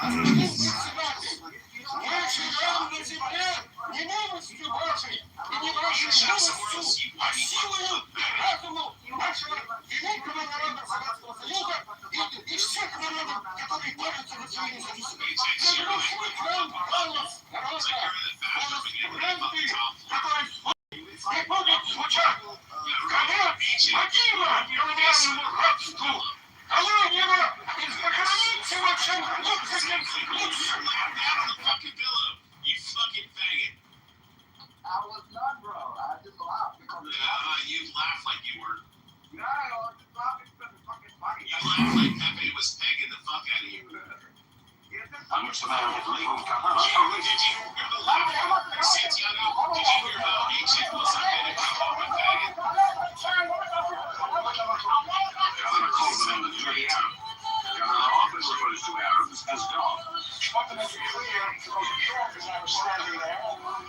There's no such thing as an Arab village in the state of Israel. Some state of Israel. And there's 10 Arabs. They want to stay here and they fight.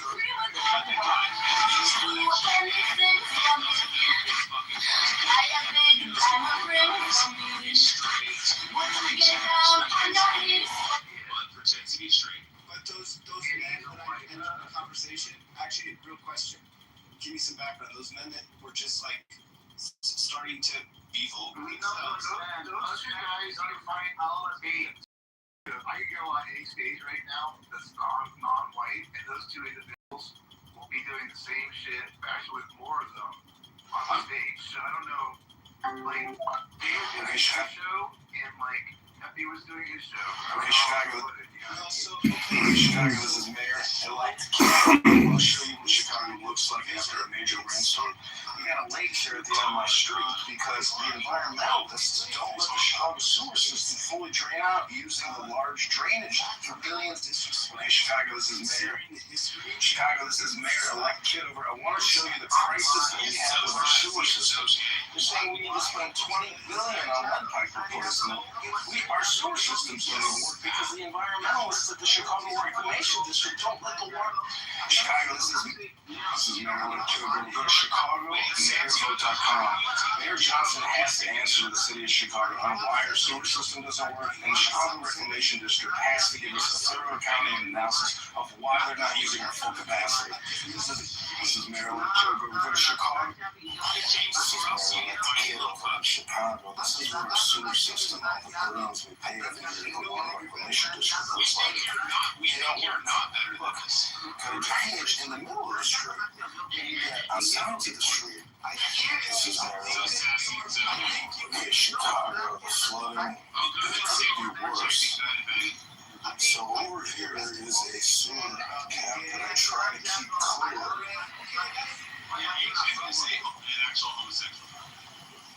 I try to keep it clear, and you can see the water is flowing into it.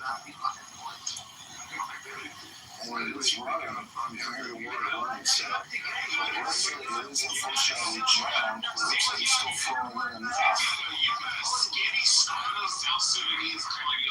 Jefferson Park is we are experiencing insane flow here. I've never seen this. Before he came to Australia, he was starving.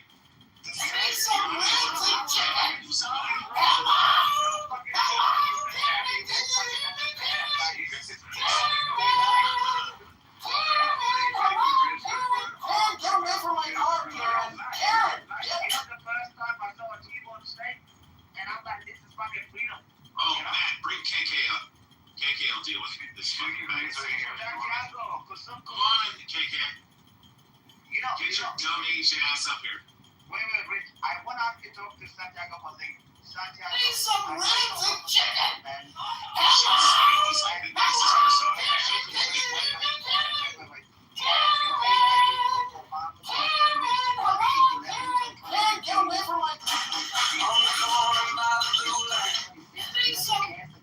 Okay, Chicago, this is Mayor. Elect Kitover. Yeah, nobody cares that you were molested while you were a child.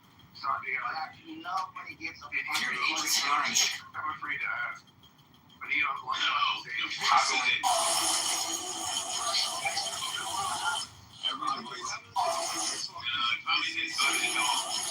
Land area and need a space that is room is about. I mean, this is a room about trees. Race, religion, and politics. Read the title is religion and what the house name is. Read it. What I came into this room because I thought like the conversation was going to be about the fact that he basically just, changed his mind about Iran all of a sudden to get the market. There he goes. There's the anti-Trump brigade. Just double checking. We got it. Yeah. No, I mean that's what happened today, right? Yeah, we tracked it. Yeah, don't worry. This is Jefferson Park, we are experiencing insane flooding here. So sassy. for content production.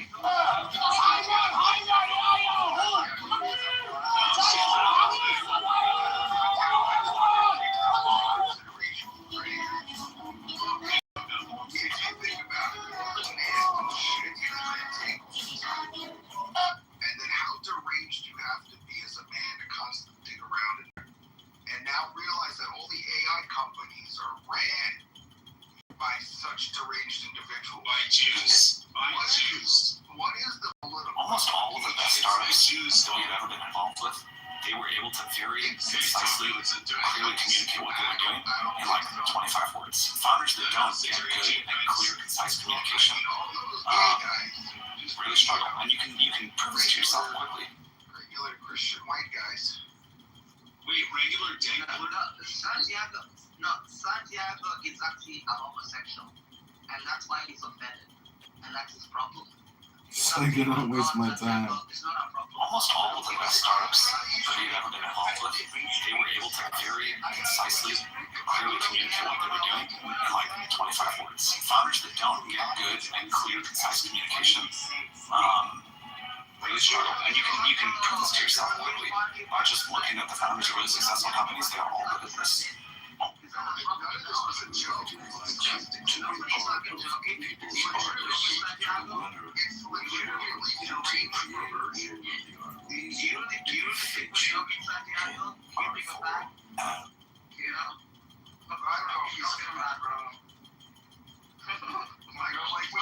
We kind of like, when I was a little kid, and they explained to you what gay was. Almost all of the best startups are right here watching this video. They're trying to tell us like Bitcoin's under $100,000. I'm right here watching this video. If I ran a business without a tax credit, Like, they seriously, like as a kid, I was like, what the fuck, you? And then slowly, I really genuinely appreciate the insight. And I appreciate listening to this room because Santiago, we all hate you. It opens my understanding about where we're actually at right now. I'm right here watching this video.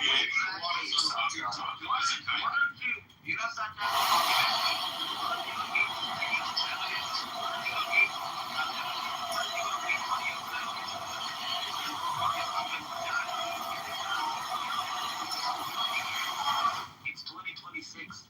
It's always funny because he's a care. And now, He's like the South Sudanese version of McLovin. It's true. I mean, it shows me, it may not be obvious to such a anyone fucking else. pussy. How the hell do you even go on in real life being such a fucking pussy like this? You know what you're saying? You're like, oh, I'm so glad for the education. Now I know where we're really at. What the fuck kind of bullshit is that? I genuinely think you're very ill and you're very insecure. No. I'm telling you the truth. I think you're very sick. No, bro. Were they Americans? If I'm being honest with you, I think you need some help, bro. I think you No. I think you need some help being a fag. You know, you need help. I think the fact that you are projecting all of this No, nobody's projecting. Nobody, no. I'm telling you nothing the about me. I'm telling you the truth, Santiago. I will never afford a Tesla, but I did see four extreme Islamist Muslim lights on some Arab country driving a luxury Tesla. Were they Americans? Were they illegal aliens? How did they get so much money? Insulted by somebody being called a fucking nigger. You're that. You're Santiago is the best thing that ever happened. And you know that. So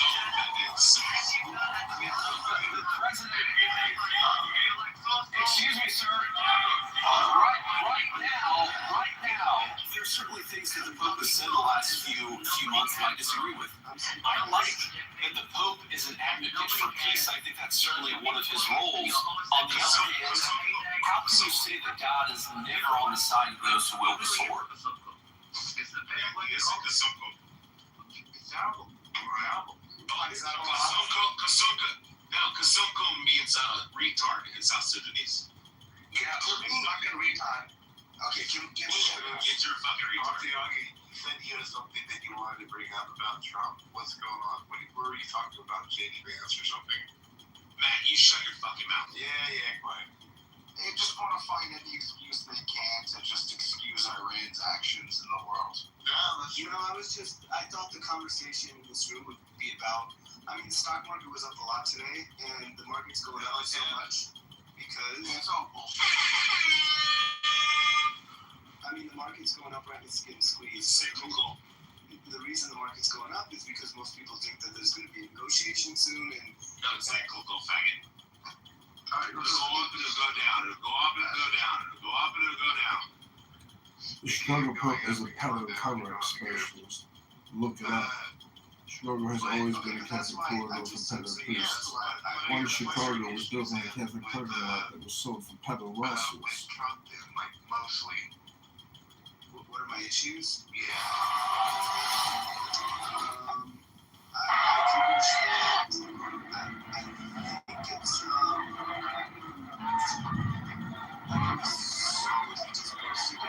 it's Jesus. That's pretty relevant.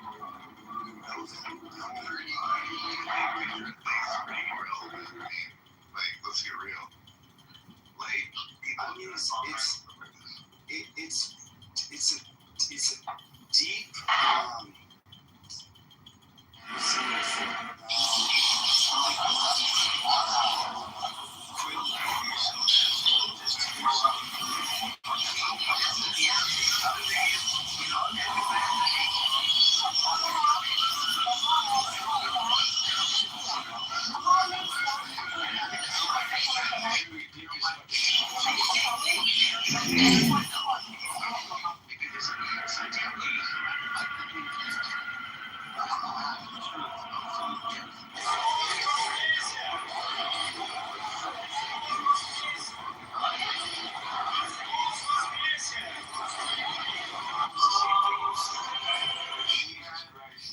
Professor Scott, I'm telling you, it goes back to this whole section. How do you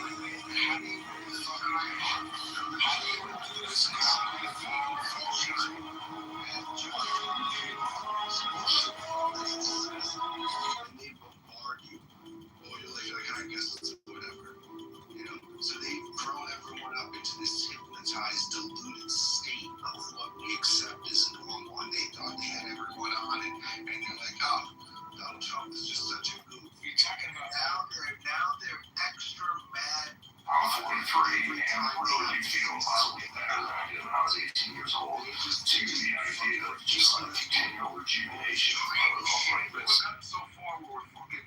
So, this is an incredible fucking. 43. Can I grow all my hair back? There's a serious point of discourse in a good, maybe single-digit percentage of the population. Can I grow my hair back and get cat teeth? It's insane.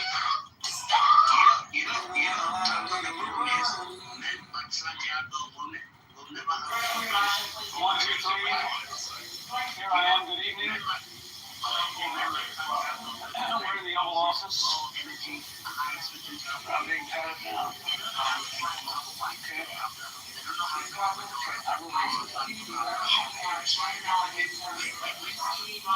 Yes.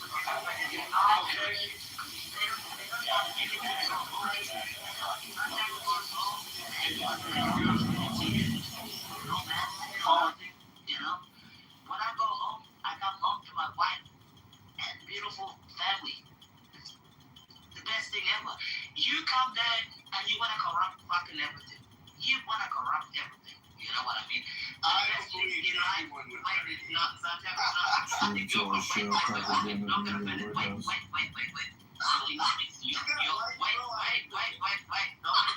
Santiago, don't get emotional.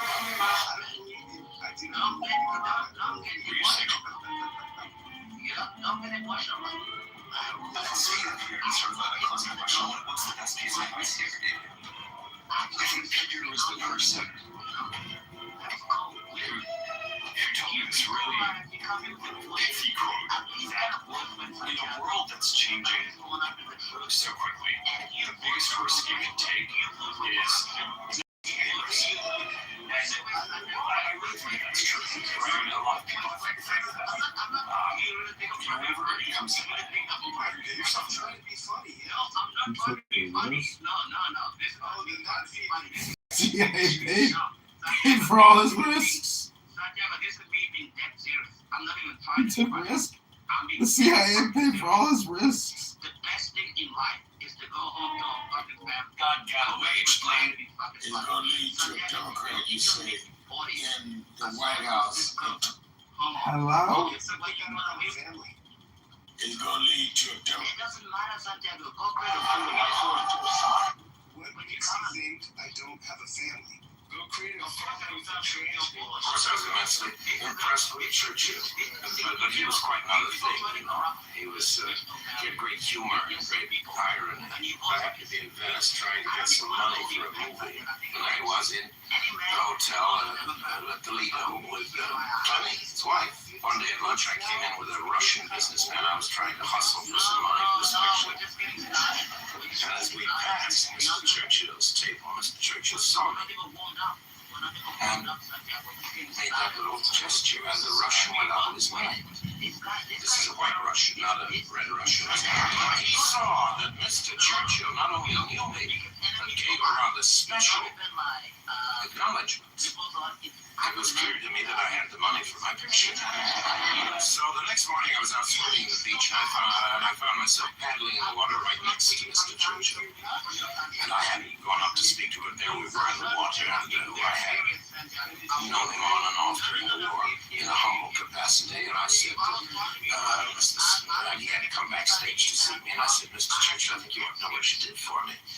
And I told him about how this acknowledgement had meant so much to me with my financier. And that day at lunch, I came in with the financier again. And Mr. Churchill rolled his and bowed. Is this ad check guy? There's no way I would vote for it. What's up, Congressman? What's up, but either way, I mean, if you're actually saying this stuff, then it means you're projecting. Because you don't know me from anywhere. Let me say something. You don't know me from anywhere, bro. You have no idea who I am. You have no idea who I am. Legitimately. And you are making all kinds of projections. I think you're doing it to be funny, and you think the audience finds you funny? Bro, I've known these people for like fucking 3 years. They know I'm being dead tells me a lot about your state of mind. Between those I want to ask my question 1 second, so you know I'm trying to do like, I'm being dead serious. I'm not even trying to be funny here. No, he's being serious. He's not joking. So what is your main point?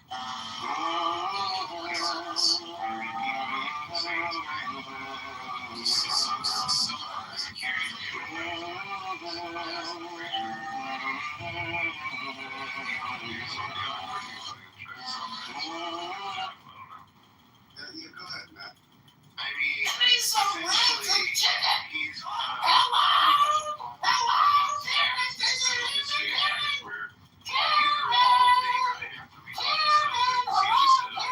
Karen, get away from my car, Karen. Should somebody be appalled and offended by it? Okay, Chicago is the mayor, and like Kitover, I want to show you what Chicago looks like after a major Context to it, but I'm just going to leave it right there. Yeah. It's not that I'm offended. It's more I'm surprised. Surprised. Go to ChicagoMayorVote.com. Mayor Johnson has to answer the city of Chicago on why the sewer system doesn't work, and the Chicago Reclamation District has to give us a fair. Nothing, that's understandable. But just the fact that you so openly speak about your speak. All I'm saying for him, the N-word, Chicago, the F-word, the usual stuff, Times Square. So he's upset that people say faggot or something? No, upset is not the right word. Surprised that men would speak, white men would speak like that.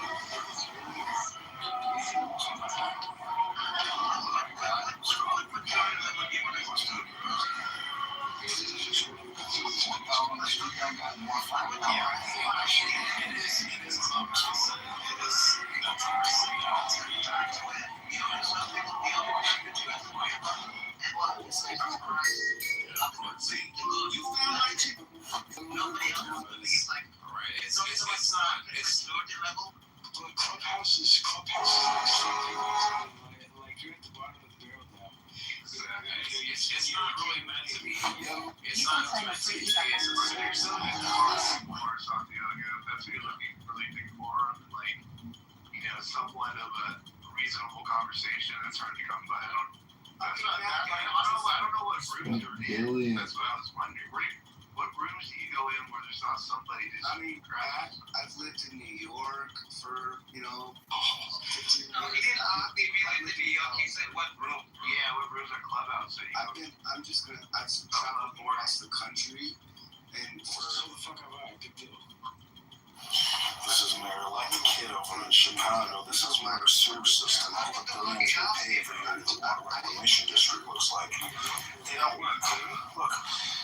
in the middle of the street. I've heard a lot of. Chicago's Mayor-elect Kitover, I want to show you the crisis that we have with our sewer systems. You're saying we need to spend $20 billion on lead pipe replacement. Our sewer systems don't even work because the environmentalists at the Chicago Reclamation District don't let the water. Chicago, this is Mayor. And then I had to get off the phone and go to the grocery store, but I was really shocked. Well, Chicago, this is Mayor-elect Kitover. Yeah, I mean, he's why is very, I mean, the problem is the truth of Chicago, this is Mayor-elect Kitover. I want to show you what Chicago looks like. Chicago, this is Mayor-elect Kitover. There's a lot of struggle and a lot of deep wounds in that man. Bring some ransom chicken!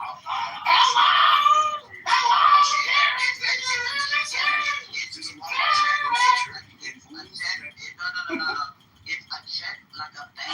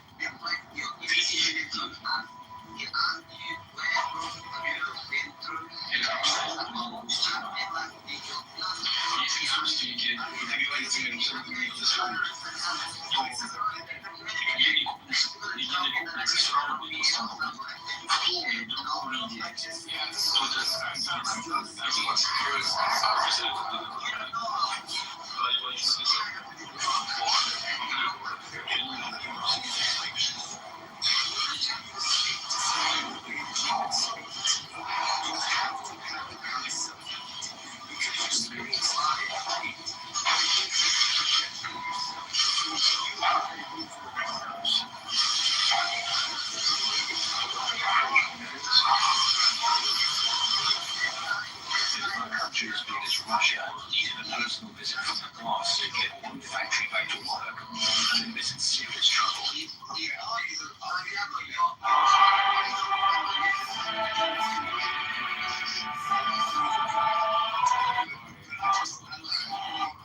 I literally entered it for a second and heard what I heard, and I was like, oh. It's almost shocking, huh? Yeah. Oh, fuck.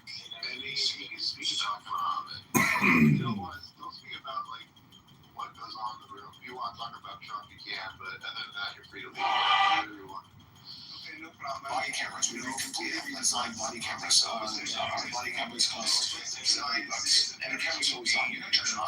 Great qualities. And when you turn it on, you can't turn it on. It's for you, and so do all of us. We're all flawed. I'm not flawed.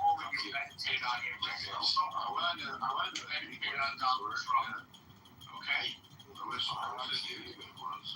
Body cameras. We completely redesigned. Santiago, what's his weak qualities? What are his weak qualities? Yeah. He constantly needs to be validated. Welcome to Sweat House. He needs to be validated. He's always surrounded with people. He can't be. I mean, can he be like fully criticized? By who? By who? Validated by who? Well, he's always talking about himself. So in every conversation, every president talks about himself. Actually, neither one of us can we lose weight. Look at your shirt. What does your shirt say? It says fewer calories. How do you do that? Now, please finish. We're not claiming that you're going to lose weight. We're saying that we are going to take some fat out of your body. Now, I don't care what you say. I know what my science says. And you're wrong. You're just plain wrong. That particular molecule extract also will help you on your weight. It won't make you lose weight. It won't make you lose weight. It will help you lose weight, but it won't make you lose weight. Actually, calm down. Now you're pissing me off. You said you're not losing weight. What does it say right here? I will stand behind the fact that you told me to just look like that.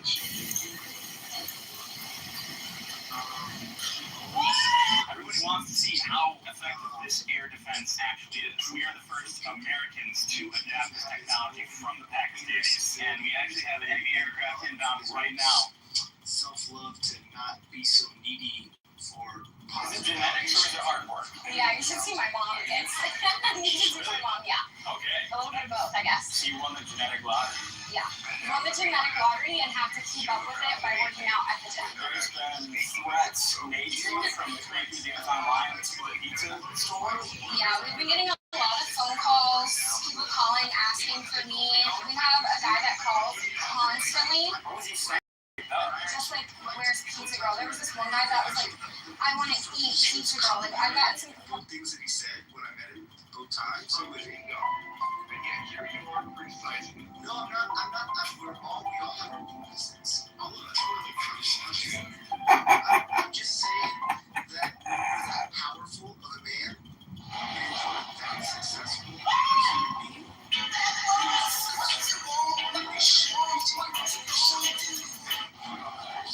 And I think you know what, Santiago, were you on the apprentice? Is that how you met him?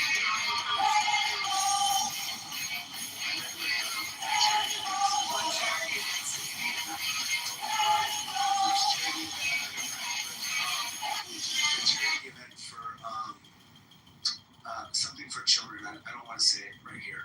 But We had I stand with you at this table. if you have an idea but you don't want to talk about it because it takes the event. I wasn't. I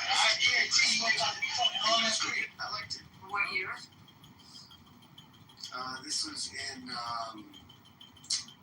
Okay, Chicago, this is Mayor-elect Kitover. Let's just show you what Chicago looks like after a major rainstorm. Okay, Chicago, this is Mayor. And then I met him again at another charity event. I met another charity event and spoke to him. And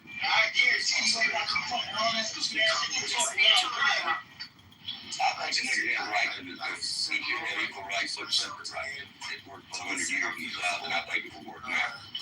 But if you was the nicest fellow in the world, let me tell you, $5. Sorry, I was in cash. You're telling me you have a phone and you're still using tables? Here, continue to talk to me because you find your carbon and you watch this. Type the amount, tag, pay, yeah, you get paid in seconds. Yeah, he was polite. I just got you all this stuff. I thought he cheated. He was endearing in his own way. And all this stuff. I got a Donald Trump story. So I got a guy who was when you drank, did you go over the limit? Or were you really just goofed up? Well, Dave, there was a problem. I remember once, one of the first observations I made, if you have an idea that you don't want to talk about it because it makes the cheese deal with better. Because one of the things that takes time is long term. And then it's no matter how big your idea is, everybody else is so distracted that you have probably gave the guy an exact instruction right on Tim Cook's desk and take that risk. Like, it probably is a great idea, but like everyone's really busy with their own things. Everyone's lives are really busy. And so you can rely on that. Now, you can pick a few examples from history, like Steve Jobs walking. Be on the phone. He's on the phone. This guy seems like kind of a little cuffed out. You know, it's like. Well, he ran into Pepe in a couple people. I voted to impeach President Trump for Russian collusion that you guys made up. Should having an affair with a Chinese spy disqualify you from being in office? PTSD right now. It's not true. Except that he didn't live in Russia. So. But we know that that wasn't true. How compromised are you to China? We won't forget Fang Fang. You know, I like that. Title of room PDS. You know, but the thing is, after we find that man, he's in his mid-40s and he was like, oh, I'm shocked. I never had anybody speak about this in my entire life. That's when I'm like, this is ridiculous, you know. This is terrible, you know. He must be sheltered. It's just, nobody believes this. And he's like, so-called socialite homosexual. When you talk about being gay, you know what I mean? But he just acts like he's hiding them out. He's like, oh, how can you say nigger? Oh, how can you say like this and this? forgetting the whole fact that what they were saying about people beforehand. Like, we have to be as you've been talking for like 4 years, bro. You know what you AJ, were you there for the whole thing though? What got was Yeah, I was my asshole. There was like 4 guys. What happened? What happened?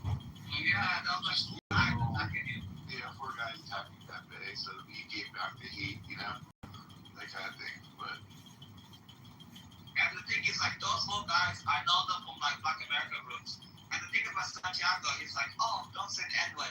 But in the Black American groups, they don't even let Santiago in because they call him a dirty Mexican. And yet he comes here shocked. I don't get this, like, analogy. He's not even allowed in Black American groups himself. And then he comes here, he's like trying to attack Pepe. He's on the phone call. That's like when he comes back. But like, he can't even go to Black American groups himself because he's not black enough. And then he comes here, like, I'm like, shut up, bro. It's terrible what they did. horrible, terrible.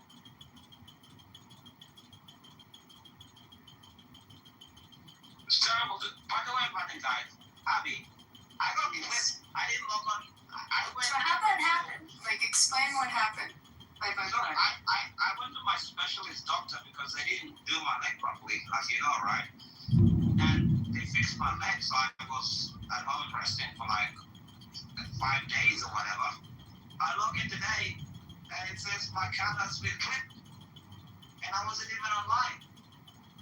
And then I try to log in, it doesn't work, you know? It's crazy. what were you doing the last time you were on? Do you remember? I was probably talking to you guys. I have no idea. Do you know? Okay, so last night, I can't remember. I feel like it was. There was someone who came on the stage, had like a cartoon-looking face named Powwow. You guys remember that? Anyone remember it? No, I didn't know about the other day. No. I clicked on the face because the person came on the stage. And as soon as this used to happen at least 2 years ago, there would be these accounts you would click on, and your phone would freeze, and like you couldn't navigate, you couldn't do anything, like you'd be completely frozen. And that happened last night when I clicked on that account. Like I went into suspension from it, had to leave the app and come back on. Do you guys know what I'm talking about? Do you remember that happening? Yeah, it's a known glitch though. It's nothing more than that though. It's not the guy's account. It wasn't like that account. This happened to a couple accounts. Abby, why were you asking me how I met Trump? I'm just curious. I mean, I people in here know. I mean, I know him, and I worked for him. Were you his attorney or how do you? Yeah. I worked in-house at one of his properties in Atlantic City, and then my law firm represented him. And I know him through I'm in the RGC, and we're active with him. Are you still friends with him or still? I'm not I mean, I know him to say hello, and but he's obviously the president of the United States now. I don't hang with him. I know, but are you still on good terms? I mean, if I saw him, I'd probably get a hug, and that would be the encounter. The last time I saw him, he was speaking as the president already, so it was a very different encounter. But I've had different experiences with him. What are your experiences? Well, I knew him as a casino owner, and he was married to Ivana then, and his brother Robert was running the property, the one particular property, and so was his wife. I thought she was a nut job and very difficult. He was a pretty, what's the word I want to use? He could be adolescent at times. He could be petulant. There was that side. He was very strong and in what he wanted. Interesting, the fights he's having now in his role as in government. I watched him go through this with Merv Griffin over the Taj Mahal property. I don't know if you know Atlantic City at all. But they went to war with each other on purchasing that property. And he did some of the tactics you're seeing now are tactics that he did back then, where he would go very public about the fight and very public with his opinions and used the media as a weapon against his adversary. Very effectively, he ended up with the Taj. The Taj eventually went under, but so did a lot of other properties, land estates. He went public with the conflict, but behind the scenes was not that way, or would it? No, I wouldn't say behind the scenes was that way, but that was definitely part of his approach to a conflicted business deal or an aggressive business deal. So, I have a question for you, like that. I have a question for you, Abby, though, because I look at like business. There's different ways you can run a business. You can run wise and strategic and smart, and if you take the time to do so, foresight, planning, and he is not. But to use the judicial system and means to basically put people in corners to give to him what he wants is not. I don't call that a considerable, respectful way in which to orchestrate business in the state, especially in this day and age that we live at today. Well, a lot of people use the legal system as a weapon, but I can't. No one wanted to share something else about him. No, Abby, no one said we not to use the legal system, but there is a point when the slapstick lawsuits come into play, which he's used based on Rick Cohen. This is how he learned to do business. I really don't think it's exceptional. I don't think it's something to be proud of. I don't think that's your opinion. It kept us paying our mortgages, so we were not really upset about it. I do want to share something with Santiago. Can I finish what I was saying for a second? I don't think I can even answer my question with you. Let me just finish what I was saying to Santiago. One of the things that I will say that I thought was pretty remarkable about him was how women were treated that worked for him. He had the first GM running a property of a woman of anyone in the industry. Wait, are you talking about President Trump? Can I'm answering? Are you talking about Trump right now? Yes. You're doing this really seriously? I'm doing it from first hand, not fifth hand, so can I answer his question? Santiago, would you like me to finish what you asked me? Yeah. You have a first-hand experience. So he actually had a woman GM before anyone else in the industry did. And he mostly had women as his GCs.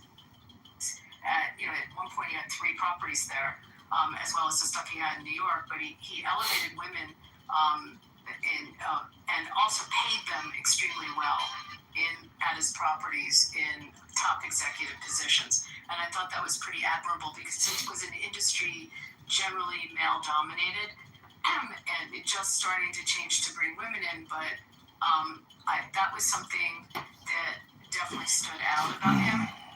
I think he used it in his executive levels at his different businesses. He utilized women executives often, and so that was definitely something that stood out.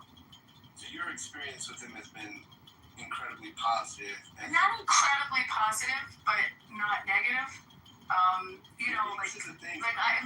I was, I don't know if you know, what happens with respect to day-to-day operations at a casino resort, but there's all kinds of things that go on. And we came in, it's a while ago. It was also a dispute, that particular property, because it was Harris and Trump that had a joint venture. And he had sort of falling out with Harris, which ultimately became another property.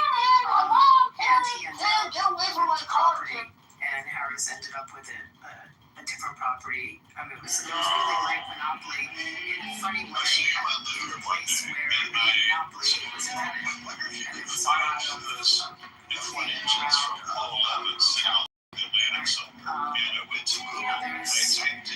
it's not always smooth sailing, and there's lots of issues that come up because it's a tradition that you have to deal with. The one thing you should know is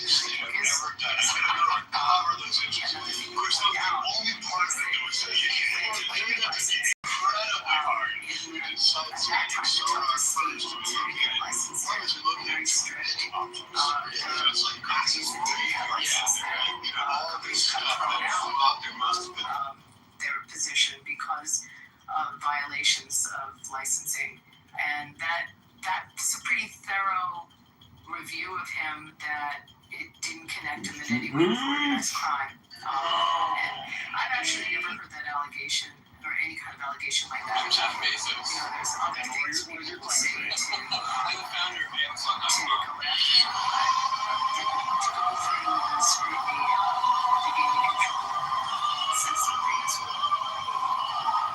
My answer is Big things start small.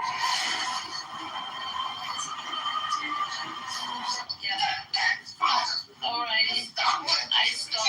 I stop it right It's not quiet. I would definitely. Okay, I'm not sugarcoating alrighty. it, but Alright. I think just also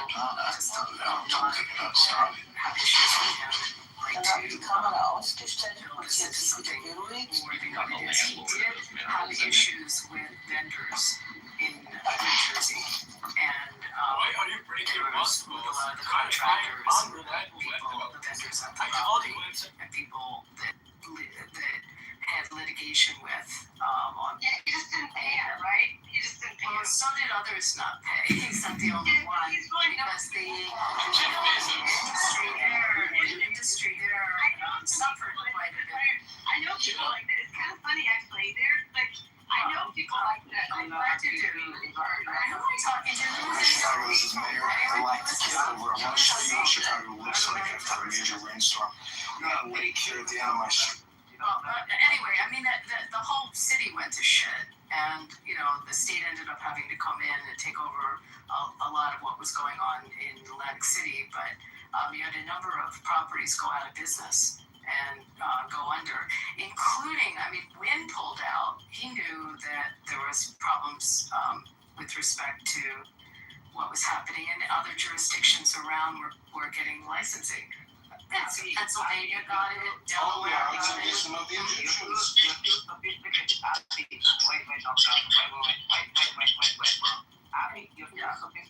You're too sophisticated for speed. All he wants is like Trump is terrible, Trump did this. You know what I like about Trump? When he ran this and all of that stuff, none of the women had dicks. Alhamdulillah, thank God for that, He ran That's a good point. I didn't think about that. Yeah, no, I didn't think about that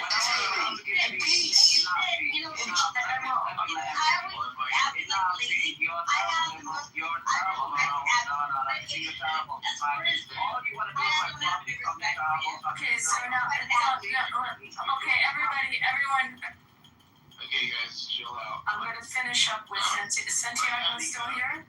He gets to go. Oh no, Santiago left. I was going to finish up with the story of his three executives that, so horribly and so this was really terrible. It was three of his top executives died in a helicopter crash coming from New York back down to Atlantic City. Three wonderful, wonderful men. And what he did for the families and,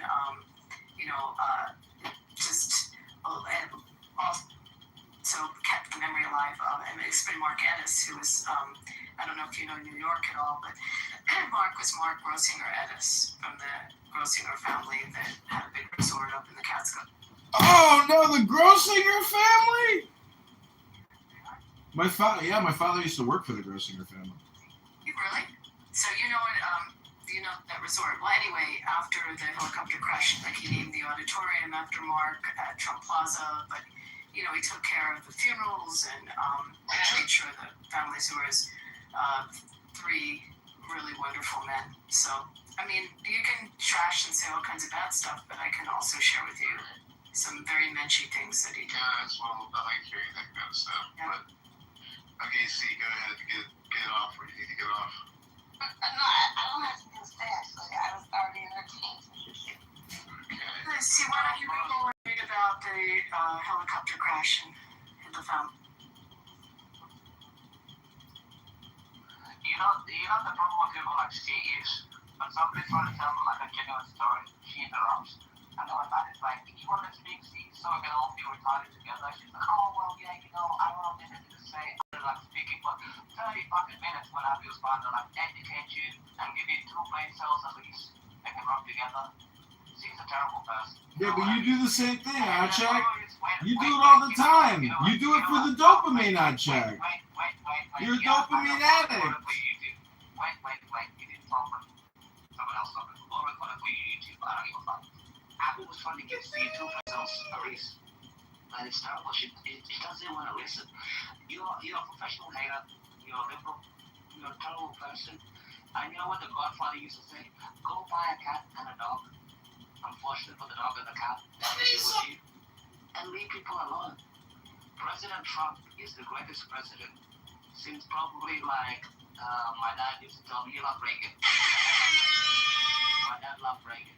But people like to see these terrible people in their 40s, no children, no hope in life, terrible, just want to hate on everybody. And they feel like, oh, Trump is a pedophile, Trump is this. And then when you give him time to speak, you don't see it. Go ahead for like the next 5 minutes. What the hell do you have to say against President Trump? I want to know your grievances. Well, actually, see, what I just shared about what he did for women in an industry that really didn't have women in top executive positions, do you think that's a good thing about him? You said he hired a bunch of women GCs. Is that women general contractors? No, general counsels, lawyers at his properties. And he had a GM, a general manager, or president of a particular property. Yes, but I will say this the concept of him being known for hiring people, smaller contractors, and then not paying them, it seems to be something that pro-Trump people don't really want to acknowledge head on. It is a particularly shitty thing to do. I don't disagree with you at all. And there's a lot of people that got hurt in Atlantic City.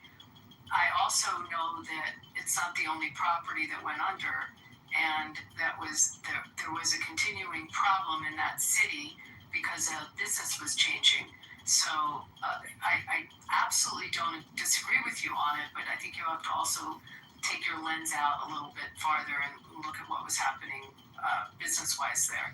And other properties. Showboat went out of business. I mean, Wynn left town. Yeah, I mean, there's a number of them. The property was in terrible shape, and the more its story was shared locally, the more the structure was just destroyed.